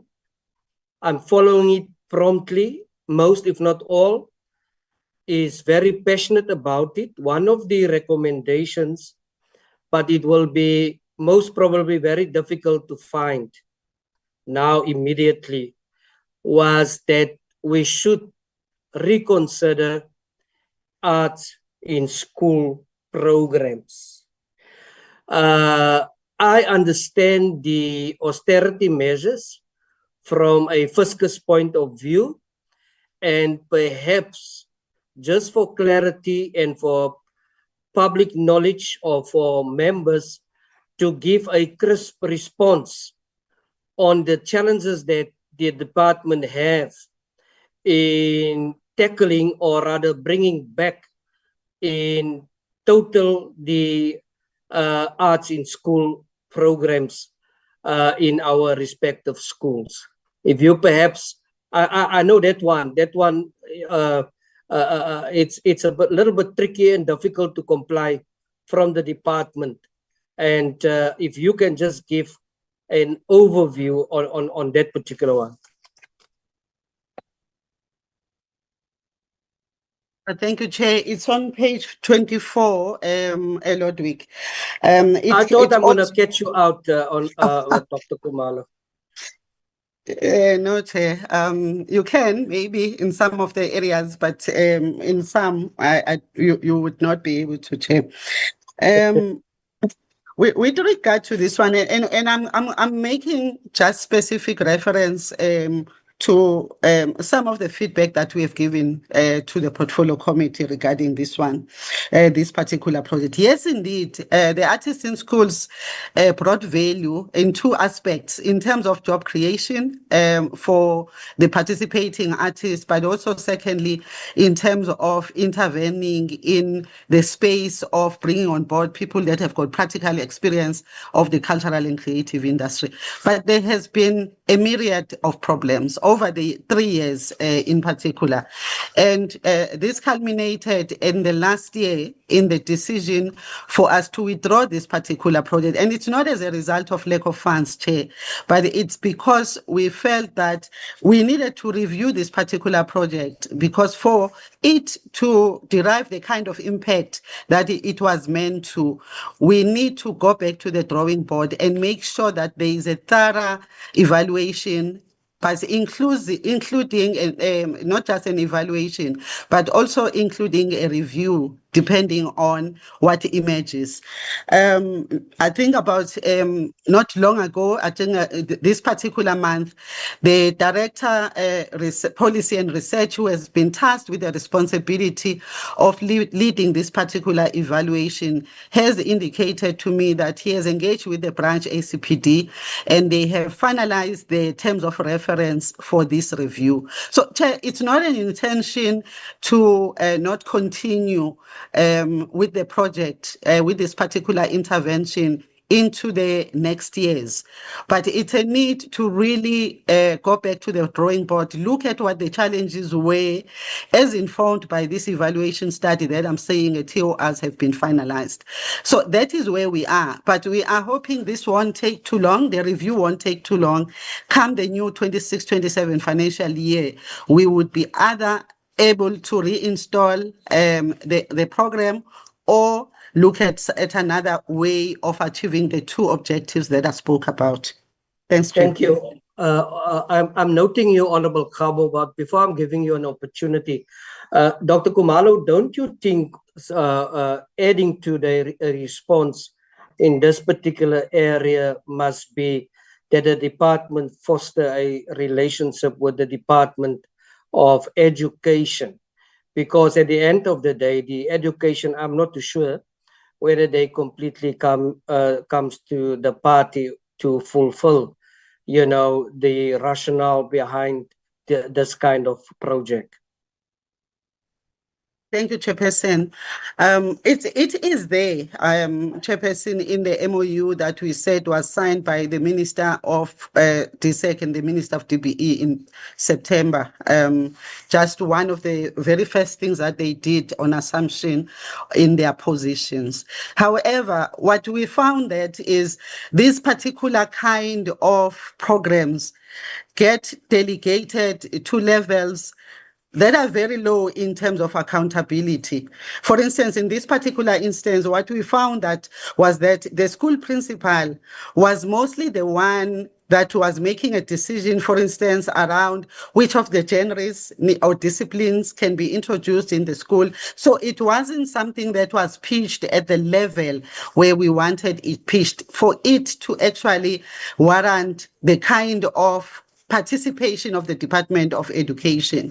So it's one of the things I think we would have to correct, Chairperson. But if you look at the MOU and the implementation plan that was signed by the two ministers, this particular program, Artists in Schools, amongst others, in the space of ACPD, is there. Thank you so much, Honorable Kabo. You have how many? 2 minutes? No, thank you very much, Chairperson. I hope in the process you'd allow me a few minutes further, but let me just go straight to the issues. Chairperson, on and around our recommendations was the issue of project management. That was cutting across the failures or inability of the department to oversee and monitor the implementation of projects. And we had cited a number of projects whereby we even requested the department must be able to demonstrate on how they are playing the oversight and monitoring on the implementation of this project. As much as the legal framework and the current legislative framework gives powers on the implementation of MIG to local municipalities, we had said that the department has a role to say and has a role to play. And that role is not only in terms of the bid process or the supply chain management process, but to oversee the correct spending of the allocation made to those municipalities. So I'm not getting that clarity from the response, from our recommendations, where the department must be able to demonstrate that, Chairperson. But the second issue that I would want to get clarity to, that I would want to emphasize specifically on and around the implementation of projects, Chairperson. We have said that our infrastructure unit must be able to hold these local municipalities and provincial departments accountable for some of their decisions. Practical example, there are certain projects that could not be implemented timelessly, either because of the provincial government or local municipalities, they themselves. In fact, Chairperson, in other instances, we have seen municipalities failing to implement projects that were allocated money for. Practical example is the Utlwana Library in Christiana in the Lekwatemana local municipality. And we have always said that more than 4 million was spent on that project. But yet again, the department seems not to be willing to take full responsibility or to hold the provincial government of the Northwest, including Lekwatemana local municipality, to account for the failures to implement the construction of a library. Yet 4 million has been spent, Chairperson. So it is in that context that as a committee, we had made a recommendation that they must develop a framework on how they are going to hold these people accountable for the implementation of projects, Chairperson. Let me, if you would allow me. Thank you. That's a very good point. I'm going to give you another chance, but I want Dr. Khumalo to respond to the first part of your concern or question. No, thank you very much, Chairperson. I'm going to draw my colleagues in here, but in 2 or 3 different areas. First of all, to talk about the issue of the project management unit. It has been something that we really had borne focus to. However, CFO would just talk to that in terms of where we are with it. There are things, Honorable Member Khabo, that make us reflect a little bit on whether or not to proceed with the issue of the PMU. However, in fact, they refer to it as a PMO in the department because it was a setting up of the project management office, but CFO would come in there. But also with regard to the issue of very specifically the provinces and the municipalities, but also talking to the issue of the framework. And I would like Honorable Member to bring in the Chief Director for Libraries in terms of the framework and how we have enhanced our M&E processes subsequent to the recommendations that were made. We are not saying they are at this point, we can be able to see the success coming up out of those enhancements. But I just want my colleagues to indicate what has been done to further enhance the issues of M&E as they were raised by the Portfolio Committee. And then Songezo, you'll come in as well in as far as MIG and also in as far as the other infrastructure projects are concerned. CFO, if you can go first quickly, please, colleagues. No, thanks very much through you, Chair.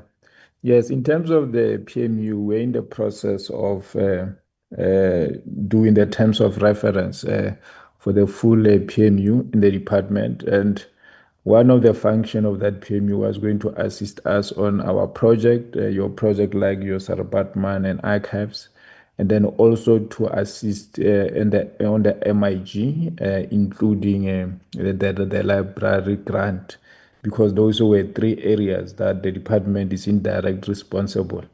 Then later, there was a communication from National Treasury that for in case on conjugal grant for library, that fund is going to be given direct now to the provinces in about 1 or 2 years from now.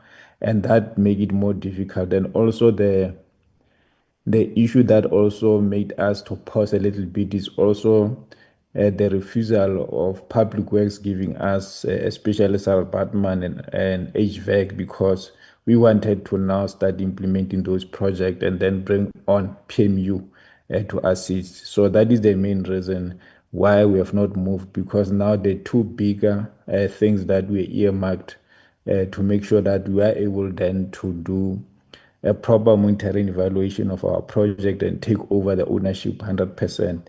That is then why it was then decided that for now, let's pause and review and revise those terms of reference. Thanks, Chair. Thank you, CFO. Follow-up, Honorable Khabo. Chair, can we finalize the responses? Please finalize. Perhaps also speak to the timelines. I think it will also be important to share timelines with members with particular references on procurement processes on Project A, Project B. I think that is important, and also for us when we go on site to ensure to see that, listen, this place should supposed to be here and there now, pertaining to the timelines, and perhaps also make fire in cases where we find there's a dragging of feet. Thanks, Chair. We'll try and do that as we respond. Didi Chindima, on the libraries, if I can bring you in, and then Songezo soon after. Can I not come in between then, colleagues? Please go ahead. Thank you very much. Good afternoon, Chairperson and the members of the committee. Just to say that of course, the money that we give to the provinces, the conditional grant, it covers a wide range of issues, but I can see that members are more concerned about the library infrastructure, which is also our concern. Maybe just to indicate that these are matters that also occupy the meetings of the technical committee, intergovernmental committee, which is TIC, as well as ministers' meetings, MINMEX, where we normally do these reports, pointing out to some of the weaknesses within the infrastructure development space. One area of concern, in fact, it touches, Chairperson, on a matter that you have been talking about, the PMU or PMO, because there's still a high dependence on the service department like the Department of Public Works. But over and above that, when they do appoint contractors, what we've observed over years is that sometimes these contractors come in, at a small price, and then later on, the prices kind of increase along the way. But of course, what we do, Chairperson, because our responsibility largely is really monitoring. We've got quarterly reports where provinces come and present the progress in terms of all the work that they're doing. Either it's the purchasing of library material, installment of ICT connectivity, upgrading the existing libraries, and of course, building libraries.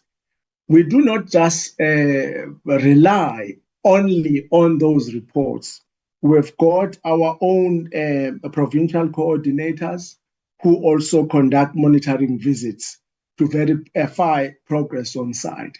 And of course, all the time, we always hold our provincial department accountable in terms of providing reports. But where maybe things are not under our control is where already they've contracted, the contractors who are doing work, and there are disputes because of payments, because of poor quality of work, because we can't then get involved there because they are the ones who are contracting parties. Ours is just to follow up in terms of where things are. That's one of the weaknesses, Chairperson, when it comes to matters of conditional grant, because what we do, we are a transferring department with the responsibility to monitor. But as to how far we can go in terms of that monitoring, there are limitations, because we can't then go to the contractors that have been appointed by the provinces themselves. Ours is to engage with the provinces that receive money from the department. I would like to stop there without just going further, DG. Thank you. Mr. Patel. Okay, thank you very much, DG, and a very good afternoon, Chairperson and honorable members. On the issue of municipalities with specific reference to ring-fenced municipal infrastructure grant, MIG, at the moment with the current arrangement, the role of the department is mostly based on the planning. We are extensively involved in the planning stage of the sport facilities, and we are very much extensively involved as a department during the construction of these facilities to basically make sure that these facilities are being built as per the plans that we were involved in, that we have supervised, and that they are being built as per the norms and standards. The concern that the honourable member is raising in terms of tracking expenditure, it's also a serious concern that we do have. And I must be honest, as a department, we do have a limitation in terms of tracking that, mainly because of the current arrangements of the MIG ring fence, which we are participating in. And that is one of the reasons we are not the transferring department. And these concerns, when we see them, we almost like can apply to municipalities because we are mainly not the transferring department. Even when we raise these concerns, there is little we can do because we can't hold their money or we can't delay their transfers, mainly because we are not the transferring department. COTA is. Whether we have concerns or not, their money still gets transferred as planned. It's one of the challenges that we have in the current arrangement. The current arrangement was reached when the former Department of Sport, Arts and Culture approached National Treasury and COTA complaining about non-implementation of sport infrastructure projects. And at the time, the request was that that funding be brought back to the department. But the compromise was the current arrangement, which is the ring-fenced municipal infrastructure grant.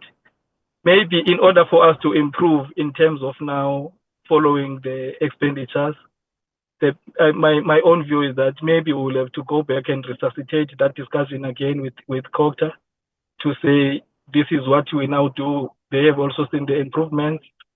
Maybe the Treasury and COTA, maybe then we start a discussion with them to consider the initial request that the money for sport infrastructure grant be brought back to the department so that we can have full control of all these three things: the planning, the construction in terms of norms and standards, and also in terms of making sure that therefore we follow expenditure in these projects properly.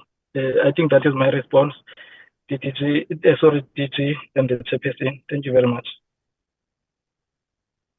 No, thank you very much, Mr. Songezo. Chair, I just wanted to add, and you had asked for dates. I know that in some of the areas, maybe we would not be able to give a date that is very specific. But I just want to make an example around the Sarah Batman issue. As indicated, we did write to the, when the committee made a recommendation that we need a very clear plan and we need to move with this particular project because as a country, we need to be hanging our heads in shame because it's been going on forever, whereas it was in honor of someone who had such a role in the country. So the minister then, when we engaged with him, wrote a letter to the Minister of DPWI. We got a response that DPWI have put a plan in place and they would, then they gave timelines. The letter was on the 16th of May. It was indicated that by July, the appointment of the contractor, a new contractor to finish the work would have been done. But Chairperson, it hasn't happened. We are sitting in November now. The latest report that we have is that on the 10th of October, the evaluation committee did sit, the DPWI evaluation committee, and the recommended service provider, it was found that the price was very high. Currently, DPWI is saying they are in the process of negotiating the price with the service provider. That is just to cite an example, but it's not to say then we are folding our arms, Chairperson, and saying there's nothing that we can do. We are exploring and looking at advice around what else can we be able to do, because this is I think it's the only legacy project that now remains. The Enyogeni one has been completed, albeit challenges that we are having with the transfer. The one that is in it's just slipping my mind, but it's also in KZN. It was a legacy project. That one was in Inanda. That one has also been completed. So this is the legacy project that has been going on for over 10 years, and we wanted to conclude, hence the request to take it over, which was then denied by DPWI. But we continue. We've got our teams that are sitting in this particular committee, correspondence time and again that goes between myself and the DG. Thank you, Chair. Thank you so much, Dr. Khumalo. Last bite for you, Honorable Khabu. No, thanks, Chair. I think it's important to indicate that we are not opposing the current legal framework, which hampers the actual participation of DSEC on the internal processes. But we have said that in line with the current legal framework, there's nothing stopping, because legally, DSEC must play a role of oversight and monitoring as the end recipient. And we have said that they must develop a framework on how they will conduct their monitoring on the implementation of these projects. And that's our argument now, because to a large extent, Chairperson, as much as we are indicating projects like your Utlwanan library that has not been completed and yet the department does not come out clear as to what is happening, there are a number of projects outside Sarah Bartman that are being implemented in different municipalities, and these projects are overrunning. And to a large extent, the department continues to come to us and say that there is nothing that they can do because of COGTA is responsible for that. We are the legislators. We are the ones who must review the current legal framework, which hampers us a role to play in the process, Chairperson. Our argument is just that we would want them to demonstrate that indeed there is a framework that is in place for them to play the oversight and monitoring on the implementation of projects, Chairperson. And it's not that we are only interested on the issues of libraries. I was just giving a practical indication or an example around the Utlwanan library, where government has spent 4 million and the Guatemalan local municipality as an implementing agent, to a large extent, today it has not yet responded on how it has spent the 4 million of the public funds, Chairperson. And moving forward, Chair, probably the issue of project management, it must be correctly understood, because it cannot be. When the legal framework hampers a particular role, you must review it. And the only time we can review it is when the committee becomes clear. I mean, the administration becomes clear that this is a legal framework that hampers us to move forward. Because when something is not good or not working for you, change it, Chairperson. Probably moving forward, Chairperson, on and around our APPs. This is our argument. The VAR story from time to time is changing. And today we're given an indication that the VAR process of appointing the project team, including the service providers, is highly questionable and extremely open and vulnerable, for conflict of interest and influence that is external that might have certain implications for us. And it is for that reason, Chairperson, earlier on we asked that, can the issue of the VAR, remember the department said that the VAR was never part of the APP's, Chairperson, if you remember correctly. And they've said that because of the reason that the VAR is a project itself, hence it is not indicated. And as a committee, we have made a recommendation that the VAR must be aligned to the SMART principles. And we are not getting that report on how the department is intending to align it to the SMART principles. How are we going to measure the amount or the process that has been registered on the implementation of VAR? How are we going to check if the project is within the financial allocation or not? When to date, including yourself, all of us do not know how much are we going to spend for VAR. And today in our meeting, we were told by the same team that, number one, there was no feasibility study, and as a result, we don't know how much are we going to spend for the VAR implementation. So how is it aligned to the SMART principles? How are we going to play the oversight? And I'm not seeing the department coming out clear on the issue of VAR, Chairperson. And we have made that request in the previous meeting. I think I'll stop there, Chairperson. Thank you very much. Thank you, Honorable Khabu. Dr. Khumalo, please take us to the issue of the SMART principles of VAR. I was very, very concerned listening to interrogation and questions of members, and the responses, the answers really leave much to be desired on what is transpired. Unless we don't understand project management, it was ridiculous, the responses, really. Dr. Khumalo. No, thanks, Chair. I just want to reflect on process, Chair. This particular project, VAR, was identified as one of the critical interventions in the area of sport. And I think portfolio committee members have also agreed that it will actually elevate the international recognition of the country, etc. And we are all in agreement. However, when you look at the APP, which is what I was at pains to explain, Honorable Khapo, how it is actually structured. The APP in this particular instance, for instance, will talk about the support that is given to federation. Tebogo, you will correct me if I'm wrong, because that is where you would find the provision for this kind of a project. Because, for instance, VAR was not going to be implemented directly by the department. It was, even from onset, an intervention that was going to be given to SAFA in recognition of what we as government can be able to do directly and what we can't in the space of sport. So as the year commenced, if you look at the APP, that is where the project was going to be delivered, but not as a standalone key performance indicator, but as a project that falls within a key performance indicator that talks to support given to federation. As I'm saying, I'm not reading the document in front of me. So, Chair, as the year then started, that is why when members were asking us in terms of where is this budget, we did indicate that this budget has not been provided because the view was come mid-term adjustment. That is where we would then be able to reprioritize our budget, which is what we did.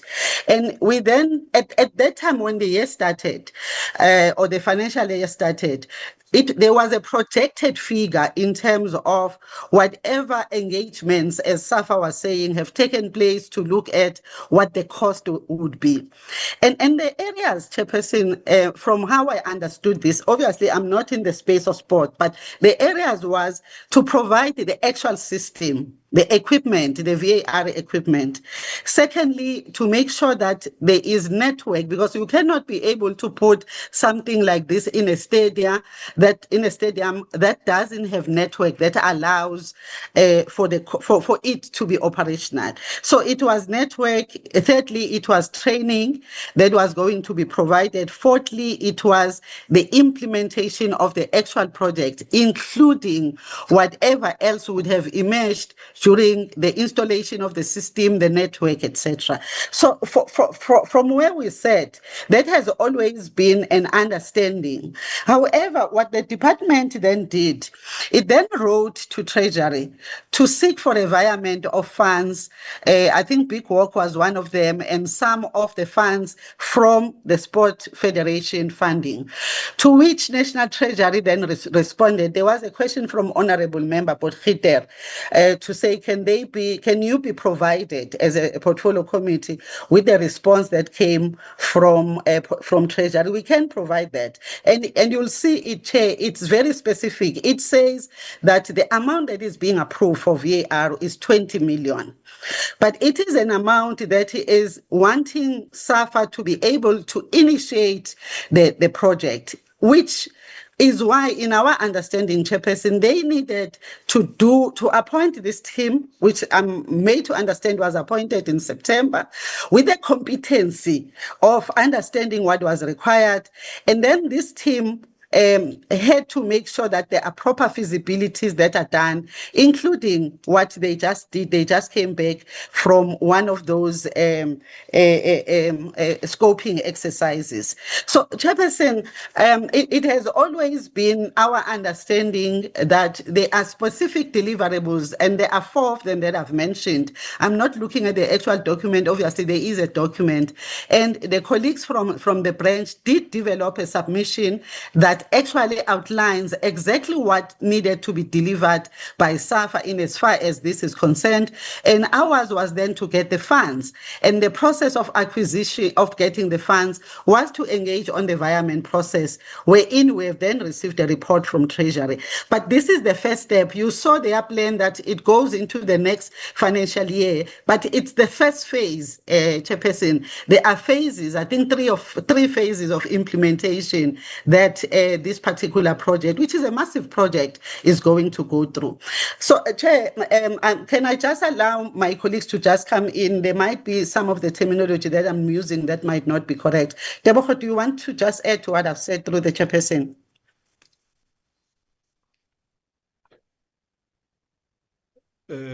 Chairperson and DG, thank you and good evening.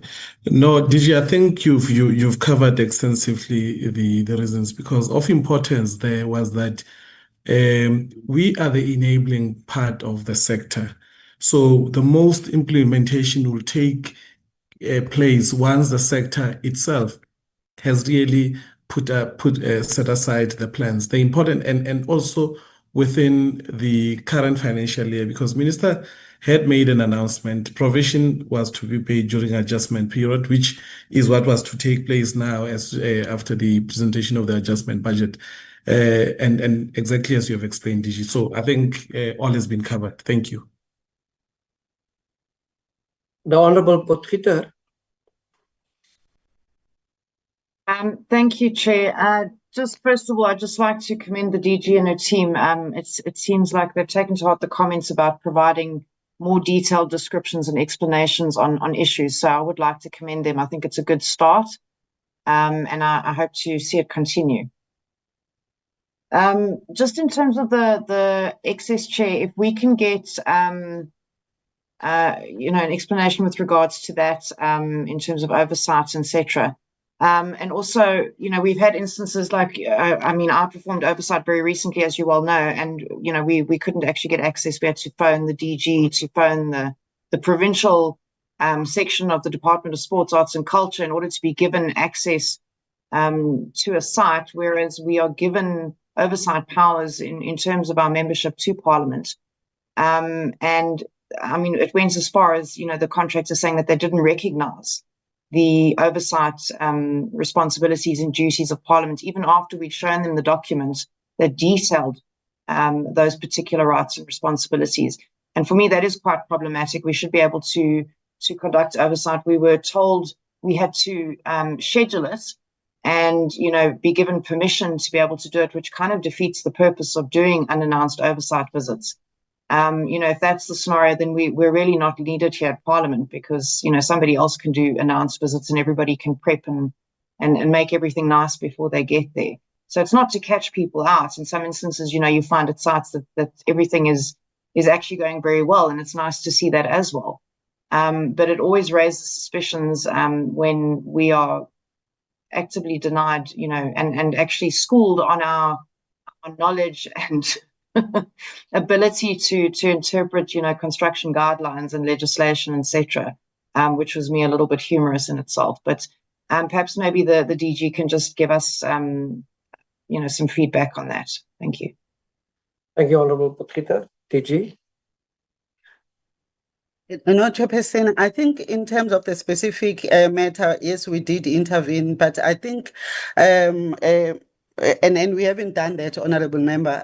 Allow us to take this one back, because what we would need to do, just taking it from what you are saying, is to do the similar thing we do when it's AG, where we would write, even if it's our entities, the provinces, etc., to say access need to be given. It's part of something that is legislated, etc., etc. So I would admit that we hadn't acted on that one. So I would request that we be given time to then make sure that we manage that process the way that I'm citing. Thanks, Chair. Thank you for that, DG. I remember Honourable Mtetwa a few months ago, almost a year ago, also have a similar case in Limpopo where he was also denied access. And if we, I think there's so many departments that we have to phone. And I can tell you now, I can guarantee Honourable Moletsani want to go to Sarah Bartman. She's going to struggle. I struggled. I came from a Bafana game that didn't want me to go in. You have to phone labor. You have to phone security. It's such red tape. It is actually very unpleasant experience when you attend to these issues. The Honourable Moletsani. Thank you very much, Chairperson. Chairperson, I just want to check on the Northwest oversight visit, which we went to. We have this one project where we started at, I think it's somewhere just right next to Garangua. It's a village where they were supposed to build a multi-purpose center, and the project is not, it's still not yet finished. It's in I just Brits. want, Chairperson? It was in Brits. Yes. Yeah, I think the DJ was also there where we had that cow dung. Yes, Chairperson. I just want to, in Madibeng local municipality, I just want to check with DG, how far are they in resolving the issue of that project? And the other thing is what have the department do to the contractor who decided to abandon the project halfway? And are we going to is the department going to finish the project, and how are they going to recover some of the money that they've paid to the contractor who failed to finish the project? That will be my first question, Chairperson. And then my second question, Chairperson, that project, it's Madidi Multipurpose Center. My second question, Chairperson, it's regarding the Delareyville sports facility. Still remember, we went to Delarey where they were busy with the sports facility and so forth. Has that sports facility been done? They have concluded everything, including the one of what is that municipality that is just next to the border of Botswana? Ratlou, Chairperson. How far Yes. are those projects? The one of Ratlou, Chairperson. I just want to check because it is far. I am not sure if the department has already make the schools around aware, so that it is not something that the department built, and at the end of the day, no one can be able to come and access the facility. Thank you, Chairperson. Thank you, Honorable Member. DG. No, thank you, Chairperson. Mr. Songezo, please come in please give the specifics as the member has asked on each one. The Bach was also very much a favor with, especially the Delarey and Ratloa. Yes, and Tebogo, Chair, you want to start, Songezo? Or do we allow Tebogo? You will have to apologize for those projects. Project manager, and I've just checked, I don't see her here. So I'm in no position to give accurate answers. Okay, they can come back to us on that one, DG. It is quite very important developments, and I know that Honorable Moletsane had a particular concern where just a few kilometers from there, we also witnessed some ladies playing netball and so forth. And we also had a very serious issue of access with the terrible roads there. The Honorable Mtetwa, Honorable Mataung, why are you always raise your hand so late? I want to close this meeting. Now I am forced to give you an opportunity. Proceed, Honorable Mtetwa. Chairperson, I didn't receive the I'm still waiting to hear the Mr. Songezo said that there's someone not in this meeting and he won't be able to respond, and I requested them to submit it in writing for us, Honorable Moletsane. My apologies. I thought you heard that. Thank you, Chairperson. And the issue of Impala, Chairperson, they cannot, in fact, I'm not expecting an answer now, but the issue of Impala, Chairperson, they must see to that they fast track everything, because that ground, it's in good condition. And if we don't give those people a lease again, it's going to be a white elephant and end up being where, in fact, everything will just get destroyed. So can the department fast track the issue of those people to get a list? Thank you, Chairperson. Thank you, Honorable Molatani. Honorable Tetwa. Hey, Honorable Mleta, you've got a way of taking time. Thank you, Chair. Firstly, on the issue of the VAR, we were told that there is 20 million budget, but it has not been spent. I want to find out then, where does the budget for scoping exploration comes from? Because people had gone to Spain this past weekend, and it was said that it is the department that facilitated that. Where does the department draw that budget from, if it is not spending the 20 million allocated for this? Can we add to that also the prize money, the 5 million, 1 million, 500,000, also from which budget does that comes from, DG? Thank you, Chair. Tebogo, please come in on the first one, in terms of the scoping exercise, where the budget came from. And then, Mr. Mubas, I hope you're still here.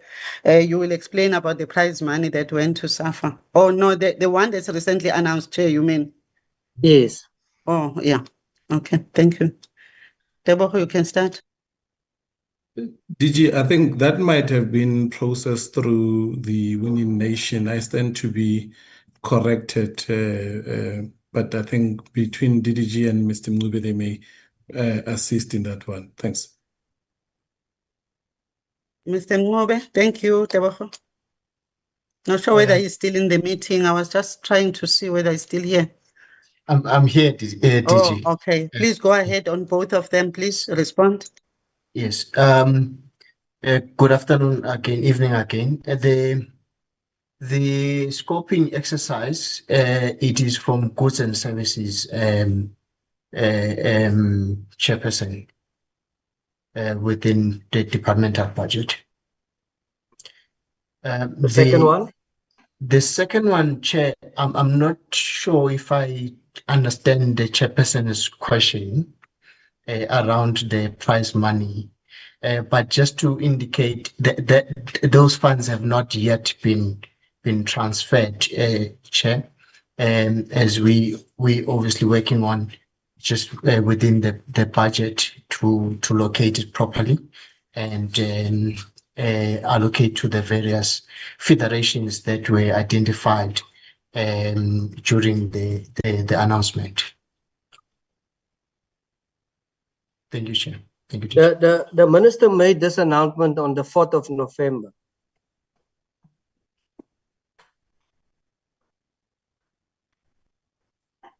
Thank you, Chair. Yes, he did. Through the CFO, you can come in, DDG or CFO, whoever wants to talk to. The CFO had looked at the issue of identification of budget to go towards that. When it was indicated that really these particular sport codes had performed, and Minister indicated that funds, we needed to look at whether we could look at funds to support those particular specific sport codes as they were indicated. So the CFO did the exercise. However, as Mr. Mube is indicating, administratively, even though the monies have been identified to make it possible for minister to announce, there is still a process that needed to then be followed for the actual transfer to be done. But I'm calling upon CFO or DDG just to add. No, thanks, through you, Chair. Yes, where we are drafting a submission for National Treasury as approval, because also there is an addition to transfer payment which need an approval. Thanks. Is it called promise then pay or pay then promise? Come again, Chair. I'm just saying in a lighter note. Honorable Mteto, proceed. Thank you. Promise and pay. Okay. My concern with this is it's not clear when you say it's goods and services. I am sure that the department in its budgeting, it itemizes certain things, unless you are using funds from contingency pool, that you decide today that, okay, guys, you can go, we have money for goods and services. It's goods and services for the department, not for the federation. So how do you deal with the issue of separating goods and services for the department and goods and services for SAFA? I saw the DDG wanting to come in. DDG, you can go ahead. No, thank you, Chair. I was going to respond to the issue around the process that we've now undertaken to release the funding for the support to the federations. So the CFO has covered me. Thank you, Chair. Maybe I'm just going to ask Simpiwe to respond. Okay, no, that's fine. CFO would respond. Okay, thank you. No, thanks. Through you, Chair, again. Honorable Mthethwa, on that one, yes, is a goods and services, and then it will be under an item travel, which it will be under program 2, because the issue of support to federation is in program 2. So that is where the money comes from. Travel as an item, and then program responsible, which is sports, and winning nation. Thanks. No, but it's not clear. Anyway, I'm not going to dwell much into it, but it's not clear because when you say travel, first and foremost, there's an allocated budget for supporting federations, which must be transferred to federations. You can't say then we have allocated 5 million for argument's sake, 5 million for the federation, but we can still draw from our own budget to support their traveling. That traveling must come from the very allocation that you have given to support them. Unless this situation is under the similar situation, it's under the current situation where federations have gone, or their budgets have been cut and others have been withheld. Maybe then that's where maybe you are pulling the money from, or interimly you are using that money, which will be maybe recouped from that. So it's not clear. When you say traveling, it must be within that budget of supporting the federation, that particular federation. So I'm not certain. I'm not happy with that explanation. But be that as it may, one of the things that I heard today is that you've given 5 million for participation of women or development, and then 6.7 to SAFA. Yet there was a 5 million that was given to SAFA previously, which was supposed to be recouped. How did you deal with that issue? Because I remember I raised the concern that that 5 million was aimed at assisting the development of or participation of women in sport. But then if you are going to recoup it, then in full, it means that you will give SAFA 0 the following year. But it looks like you've given SAFA 6.7, if I'm not mistaken, apart from the 5 million that has been set for probably Banyana or participation of women. How did you deal with the issue of the 5 million for salaries? Okay, no, thanks, Honorable Member. Again, Mr. Mube would respond to that question. Thank you, Chair. The Honorable Member Mthethwa, I think you is referring to what's on the presentation. Was the allocation for 2024-2025, which reflected the 6.7 plus the 5 million. So this year there has not been any allocation, meaning for the current financial year 2025-2026, because the 5 million was advanced last year. Honorable Mthethwa, can I just say, I think they said that they must give the money back or they are not going to allocate. But it's neither here nor there because they are getting now 5 million and 1 million and 500 and they are getting 20 million for VAR. And SAFA must also come to the party when it comes, Dr. Kumalo, when it comes to this VAR. They must get up and go out and go look for money, really. So, my apologies, Honorable Mtetwa, please proceed.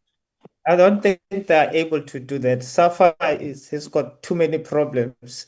Today it was a clear reflection of the problem that they have. They don't have any ability to. But be that as may, so again, I'm still questioning the fact. I wish to get clarity. How are you going to deal with that issue of recouping the 5 million, but without compromising the 5 million that is supposed to be set to be allocated for women participation? As we can see, also the issue of gender parities in SAFA. How are you going to deal with that issue? Are you going to give them zero budget because they owe you 5 million, which was not budgeted for and which was not, according to my understanding, the money that you should have given them for salaries, but being humane enough to say people can't go on Christmas or can't go to holidays without a salary? How are you going to deal with that? It's not the mandate of the Department of State for salaries. How are you going to balance the issue of women participation's budget, 5 million, versus the recoupment of 5 million from SAFA?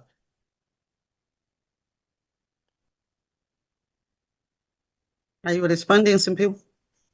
Chair, the understanding is that the 5 million that was advanced in the last financial year would not be recouped.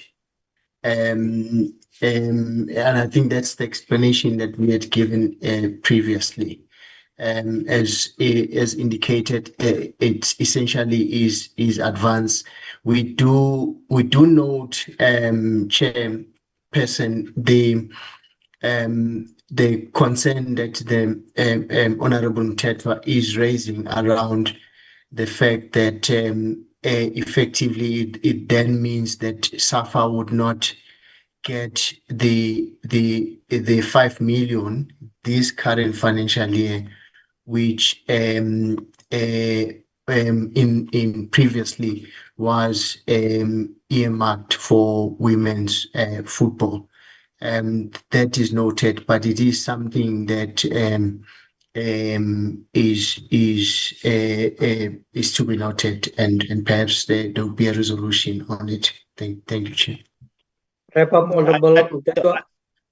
I can't believe that you are saying it is noted, because it's something that I raised in our previous meeting when we were talking about this matter. That my concern is that it compromises a very important part of your contribution or of your support towards women participation within SAFA. So if you don't have plans, you haven't decided how you're going to do it, I don't know. I rest my case on that one. The last one, Chairperson. DG, I spoke about the even distribution or focus to be given to arts and culture infrastructure. I've gone through the document looking for arts and culture infrastructure. There's nothing that talks to arts and culture infrastructure except the Mabana, the ones that are existing, but nothing new that talks to, we are going to look into the township halls, how we're going to maybe renovate those township halls to revive what we used to do in the apartheid era, and some of us, we come from such infrastructures. Strumpis was born in a township hall, Bapedi Hall, community hall in the township. So I don't see anything that talks to that. And I did highlight the fact that it seems like the department focuses too much on sporting infrastructure. Is there any response to that? Thank you, Honorable Member. Slide 4, please, Lodwick. It is the Honorable Member, and we have acknowledged a need for us to have a closer look on this.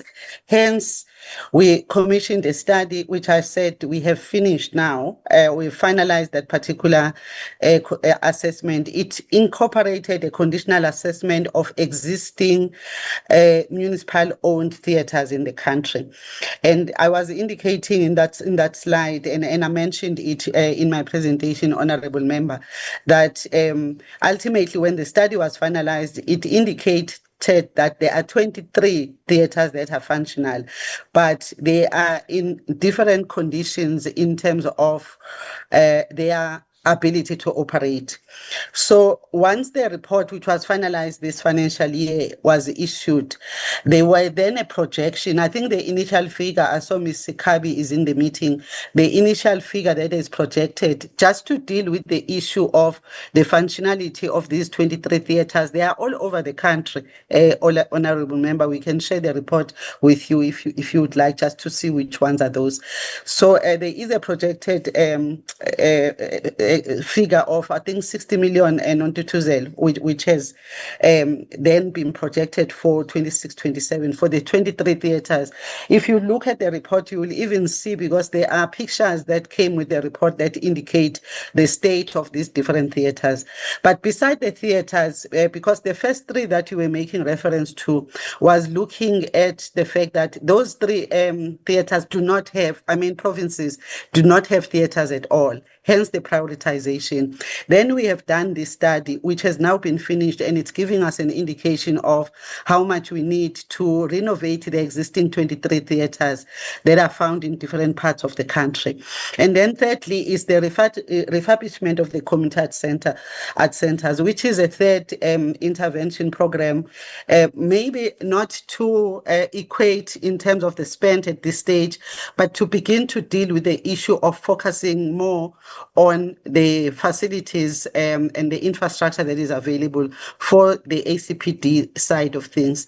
There's a conditional assessment. I see the director is in the meeting who's heading this particular project. Again, I think the projection at this stage, there was a bid evaluation, but it was finished.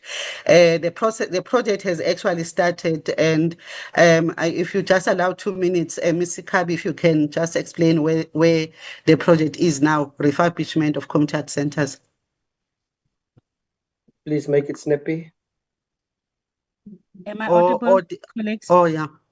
Okay, just quickly, not to Tuzel. Yes. In terms of the refurbishment, DG, thank you, honorable members. We are doing a feasibility studies for 2 provinces, 2 centers per province, and the National School of the Arts. So there are 19 projects that are going to be embarked upon. The supply chain issues in terms of the BEC and BAC are currently underway. We completed the BEC today, and in that way, we will be able to determine in terms of what the provinces are prioritizing as their key top community art centers, 2 top community art centers, to have a look and actually be in a position to determine what it is that will be required in terms of refurbishment and how much it will cost. That will then inform in terms of what allocations we are given through Treasury to be able to embark on processes that are needed per province. So the indication is that we still need to do feasibility studies of what is needed and what it is that in terms of budgets can be afforded, and take the processes accordingly in terms of community art centers. Thank you. Thank you, Chair. I think my last parting words is that I think there's so much duplication For instance, if you are talking about feasibility study in 2025, I'll tell you that there was a feasibility study that was done. I think it is, I've forgotten his surname, Jerry, on theaters and community arts centers. Goma, I think he comes from Goma. There was a feasibility study done during the time of Minister Natim Tet, which now you are also doing the feasibility study. This is what actually delays the implementation of projects with government. Government is forever going to workshop the workshops, the outcomes of another workshop. Every now and then it is feasibility study workshops. Please, can I think the government must communicate with each other. Departments and levels of government should communicate, because even I think within the Gauteng Department of Sports, Arts and Culture, there was a study done around the issues, but well, it is what it is. Government is forever doing something, even if there's nothing. Thanks, Chair. Thank you so much, Honorable Mtetwa. Our final speaker will then be the Honorable Motahung.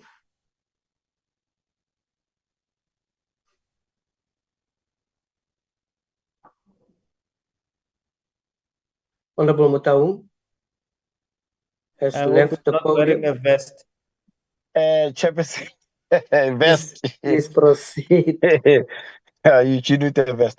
Now, Chairperson, I just wanted to ask only two questions, to say, how do they hold these people who don't deliver accountable, and what structures do they have in place in terms of making sure that they also, those that have taken money from the government, they are held responsible?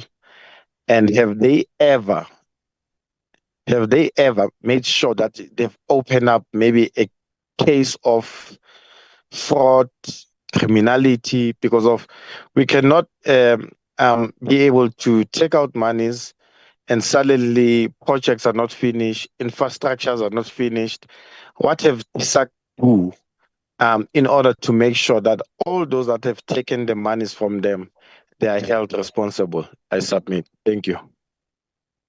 Thank you, Disek. Thank you, Chairperson. Mr. Tanyane, if you can assist us on this one.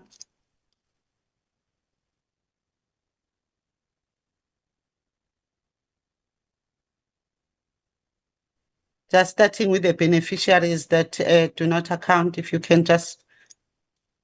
Mr. Tanyane, was he not in the meeting?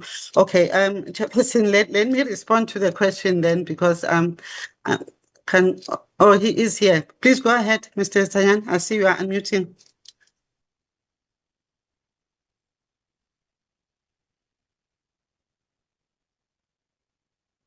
It was a 12-hour shift, Dr. Kumalo.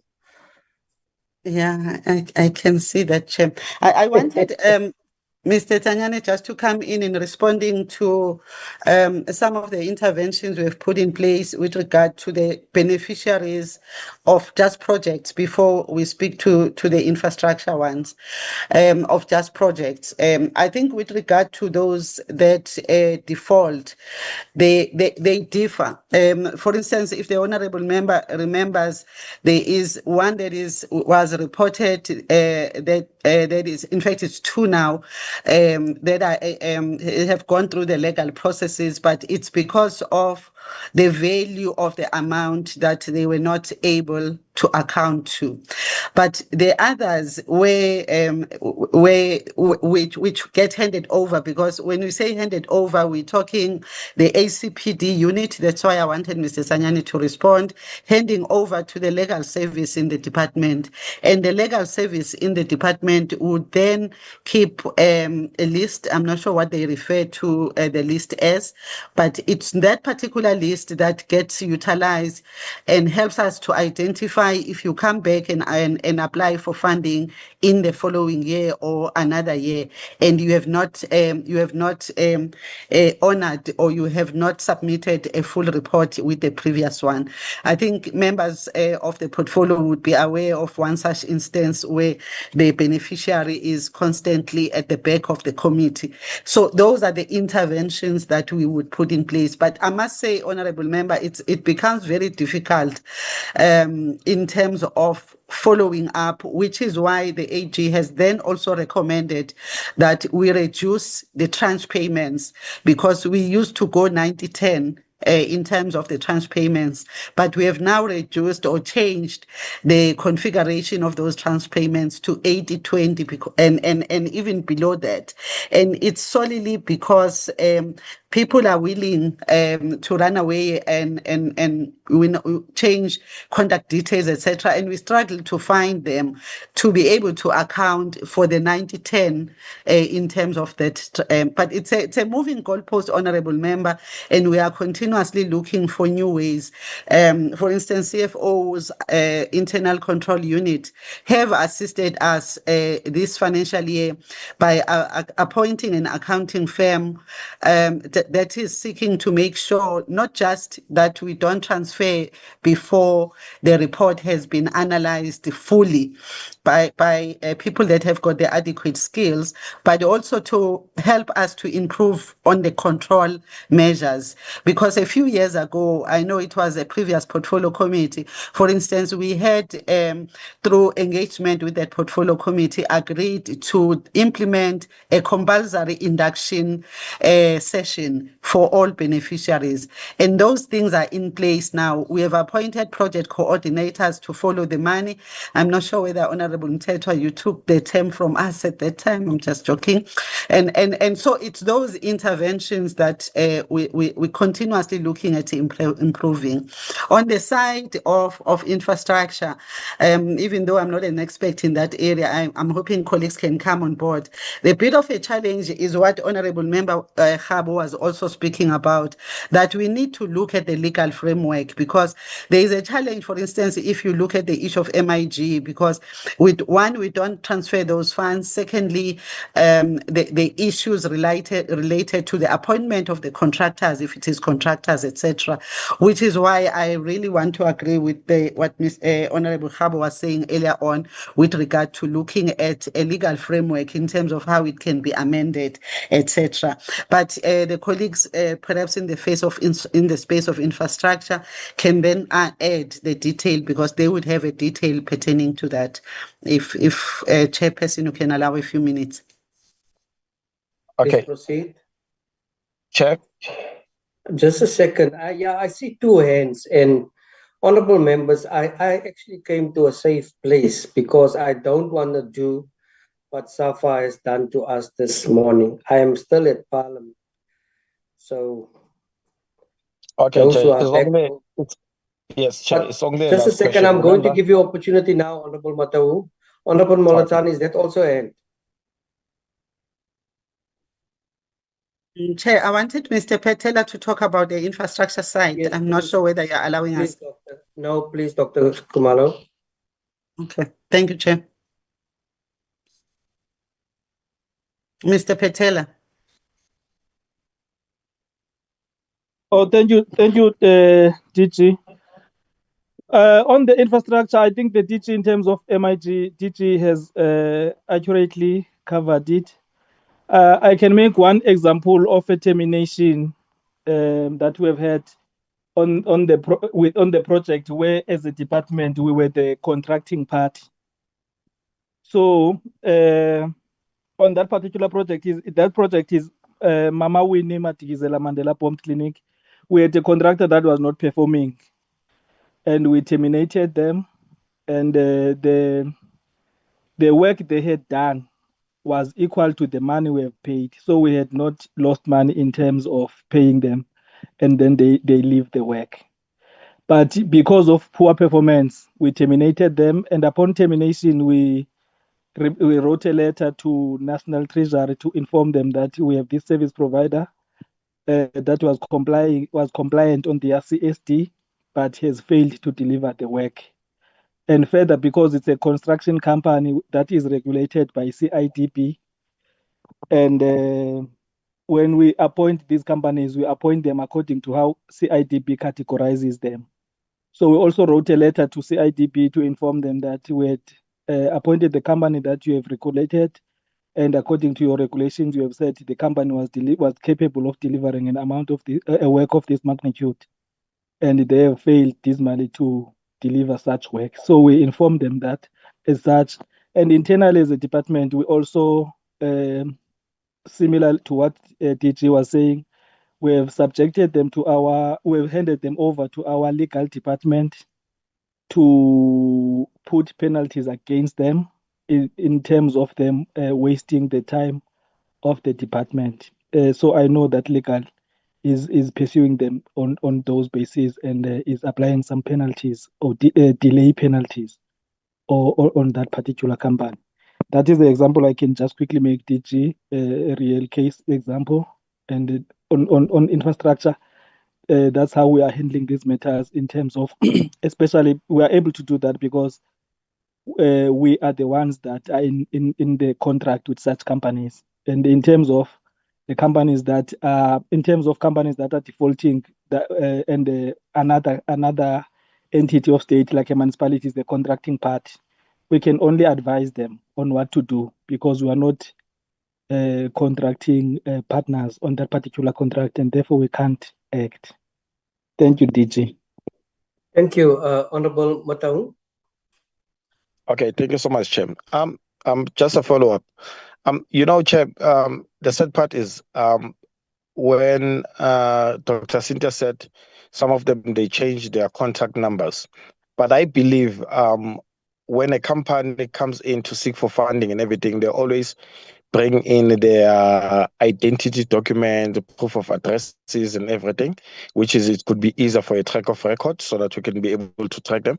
But my thing is, how many of those companies or entities that they've been prosecuted, that they have cases against them, and they've been prosecuted. And when Leader Khabu said earlier on that we needed to bring in an ad hoc committee that will be able to table all these companies, because remember, Chair, ever since we started, 90% of these companies or these entities, they failing an auditing. So when they fail the auditing, so how does this act at the same time after a year or so? Because of now we're tabling reports of 2023, 2024, which is money has been paid to these entities, but there is nothing that has been done in that to say, okay, now I think we need to change the way that how we deal with these people. If it means we need to do a formal of an arrest, than for us to do an internal with our own forensics internally. After we've done that, why don't we pursue, open up court cases, open up cases so that these guys can be prosecuted? That's what we need now, in order to make sure, because remember, this is taxpayers' money that we're talking about. And these people, they know they've been doing these things for years and years and years. They will come back again, register companies with their niece, friends, and whoever, and they apply for the grants. They get the grants. They do one and the same thing. So how do we avoid such things in the future from happening? I submit. That was my last question. Thank you, Dr. Khumalo. Please wrap it up in your response and also closure, and then in terms of what Honorable Mataung is saying, at some stage we have to consider also, I am curious to see which companies has been blacklisted by this particular department. Dr. Khumalo. Through you, Chair, can I request that Dr. Khumalo, in her response, she should also speak to the issues of the forensic investigations that have been happening in the department. We received the list of 12 that have been investigated, but out of that 12, we have not seen SAFA in it, Downtown, Samik, Mshito, and in their presentation, there's nothing that speaks to what are the plans with these projects. Thanks. Granted, Honorable Mtetwa. Dr. Kumalo. No, thanks, Chair. Can I just start with the one Honorable Mtetwa is asking? Yes, it was 12. I think the number has increased now. I think there's 3 additional. And as we reported last time, 6 of those had been concluded, of those investigations, went through audit committee, and audit committee asked that one goes back. So only 5, therefore, we are going forward for implementation out of those. The ones that Honorable Member is citing, I was also just follow up with the Chief Audit Executive.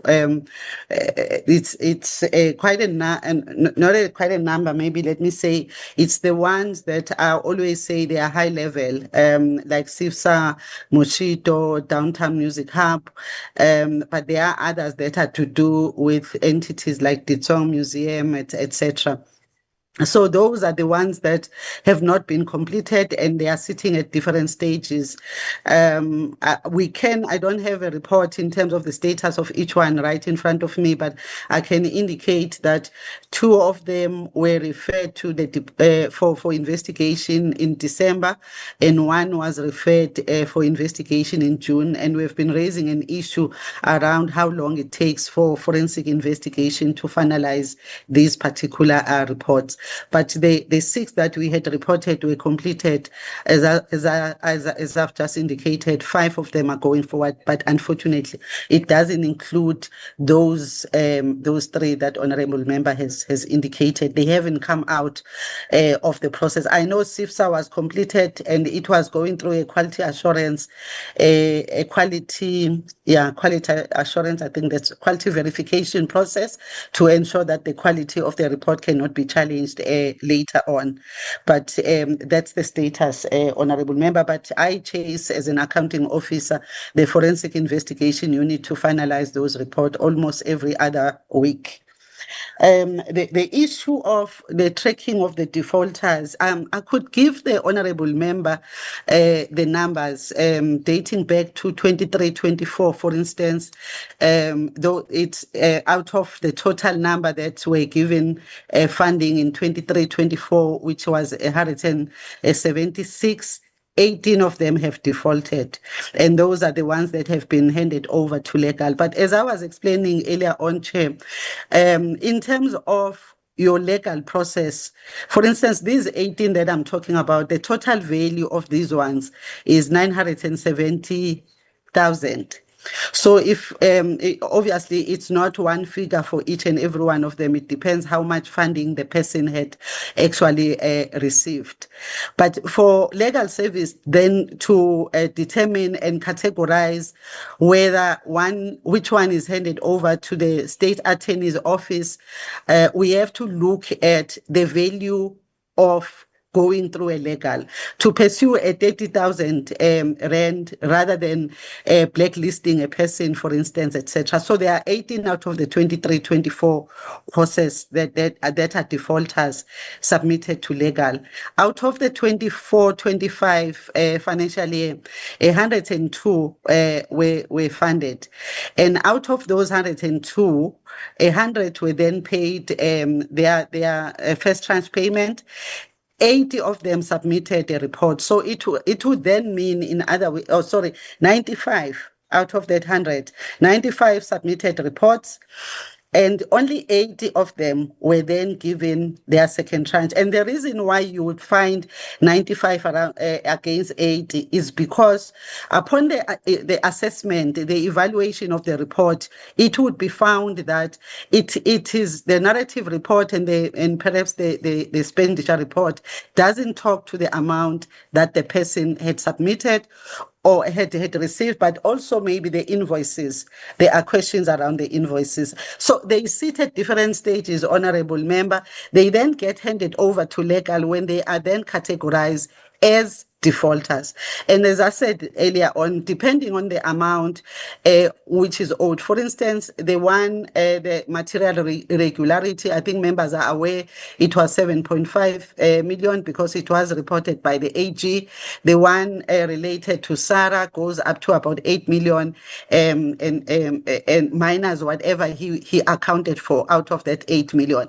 It was handed over based on the amount. So as I just explained, Chair, the processes, yes, I hear the honorable member saying we must not do internal processes, but we have to evaluate in terms of has got legal costs versus how you deal with somebody whose threshold is at a certain amount. I hope I'm answering, Chair. Thank you. Yeah, Dr. Khumalo, where do we stand with our identical twins, namely boxing South Africa and basketball South Africa, when it comes to the recommendations of forensic audits? No, thanks, Chair. Can I just ask that my colleagues come in here? DTG, I don't know whether you have got the update. I know you just came, or Mr. Ngobe. But with Boxing SA, they concluded the forensic investigation. Oh, DTG wants to come in. DTG, you can go ahead. I'll add if there is anything else. No, thank you, DG. No, I think you correct. The investigation has been concluded, Chairperson. There was a meeting scheduled on Friday to brief Minister on the outcomes. And I think once that has been concluded, we will then be able to then report to the portfolio committee. Who is that? Is that boxing? That's Boxing South Africa, Chairperson. I'm not sure about basketball. SA, maybe Cynthia can just come in on that particular one. I've not seen that report yet, Chair. Thank you. I can't recall, Dr. Khumalo, whether we ask for a forensic, but I think simply because of that 18 million rand that has been given to them for some sort of huge big event in South Africa. I can't recall, but we need to get clarity. I don't know whether any other member can recall. Mr. Ngobe, maybe you can come in, but the investigation wasn't done in the format of the Boxing SA Chair. What happened in terms of the governance issues that were raised, the minister wrote to the SASCOC president for them to be the ones that carried through the investigation. But with regard to that championship that you are talking about, Chairperson, the 18 million, remember they were not given the money, Chair, but the process was actually run through the department. Thanks, Chair. I understand. I remember. Yeah, they were also in a mess. Closing remarks, Dr. Khumalo? Chairperson, I've just noted a few things, but I think the Secretariat would assist us where we needed to provide additional information to the members. But as I said also earlier on, I want to just refer the honorable members to some of the annexures we had submitted as part of our report. Thanks, Chair.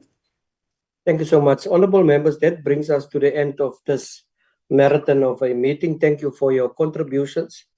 And a special word of thanks to the department who have given back a very concise,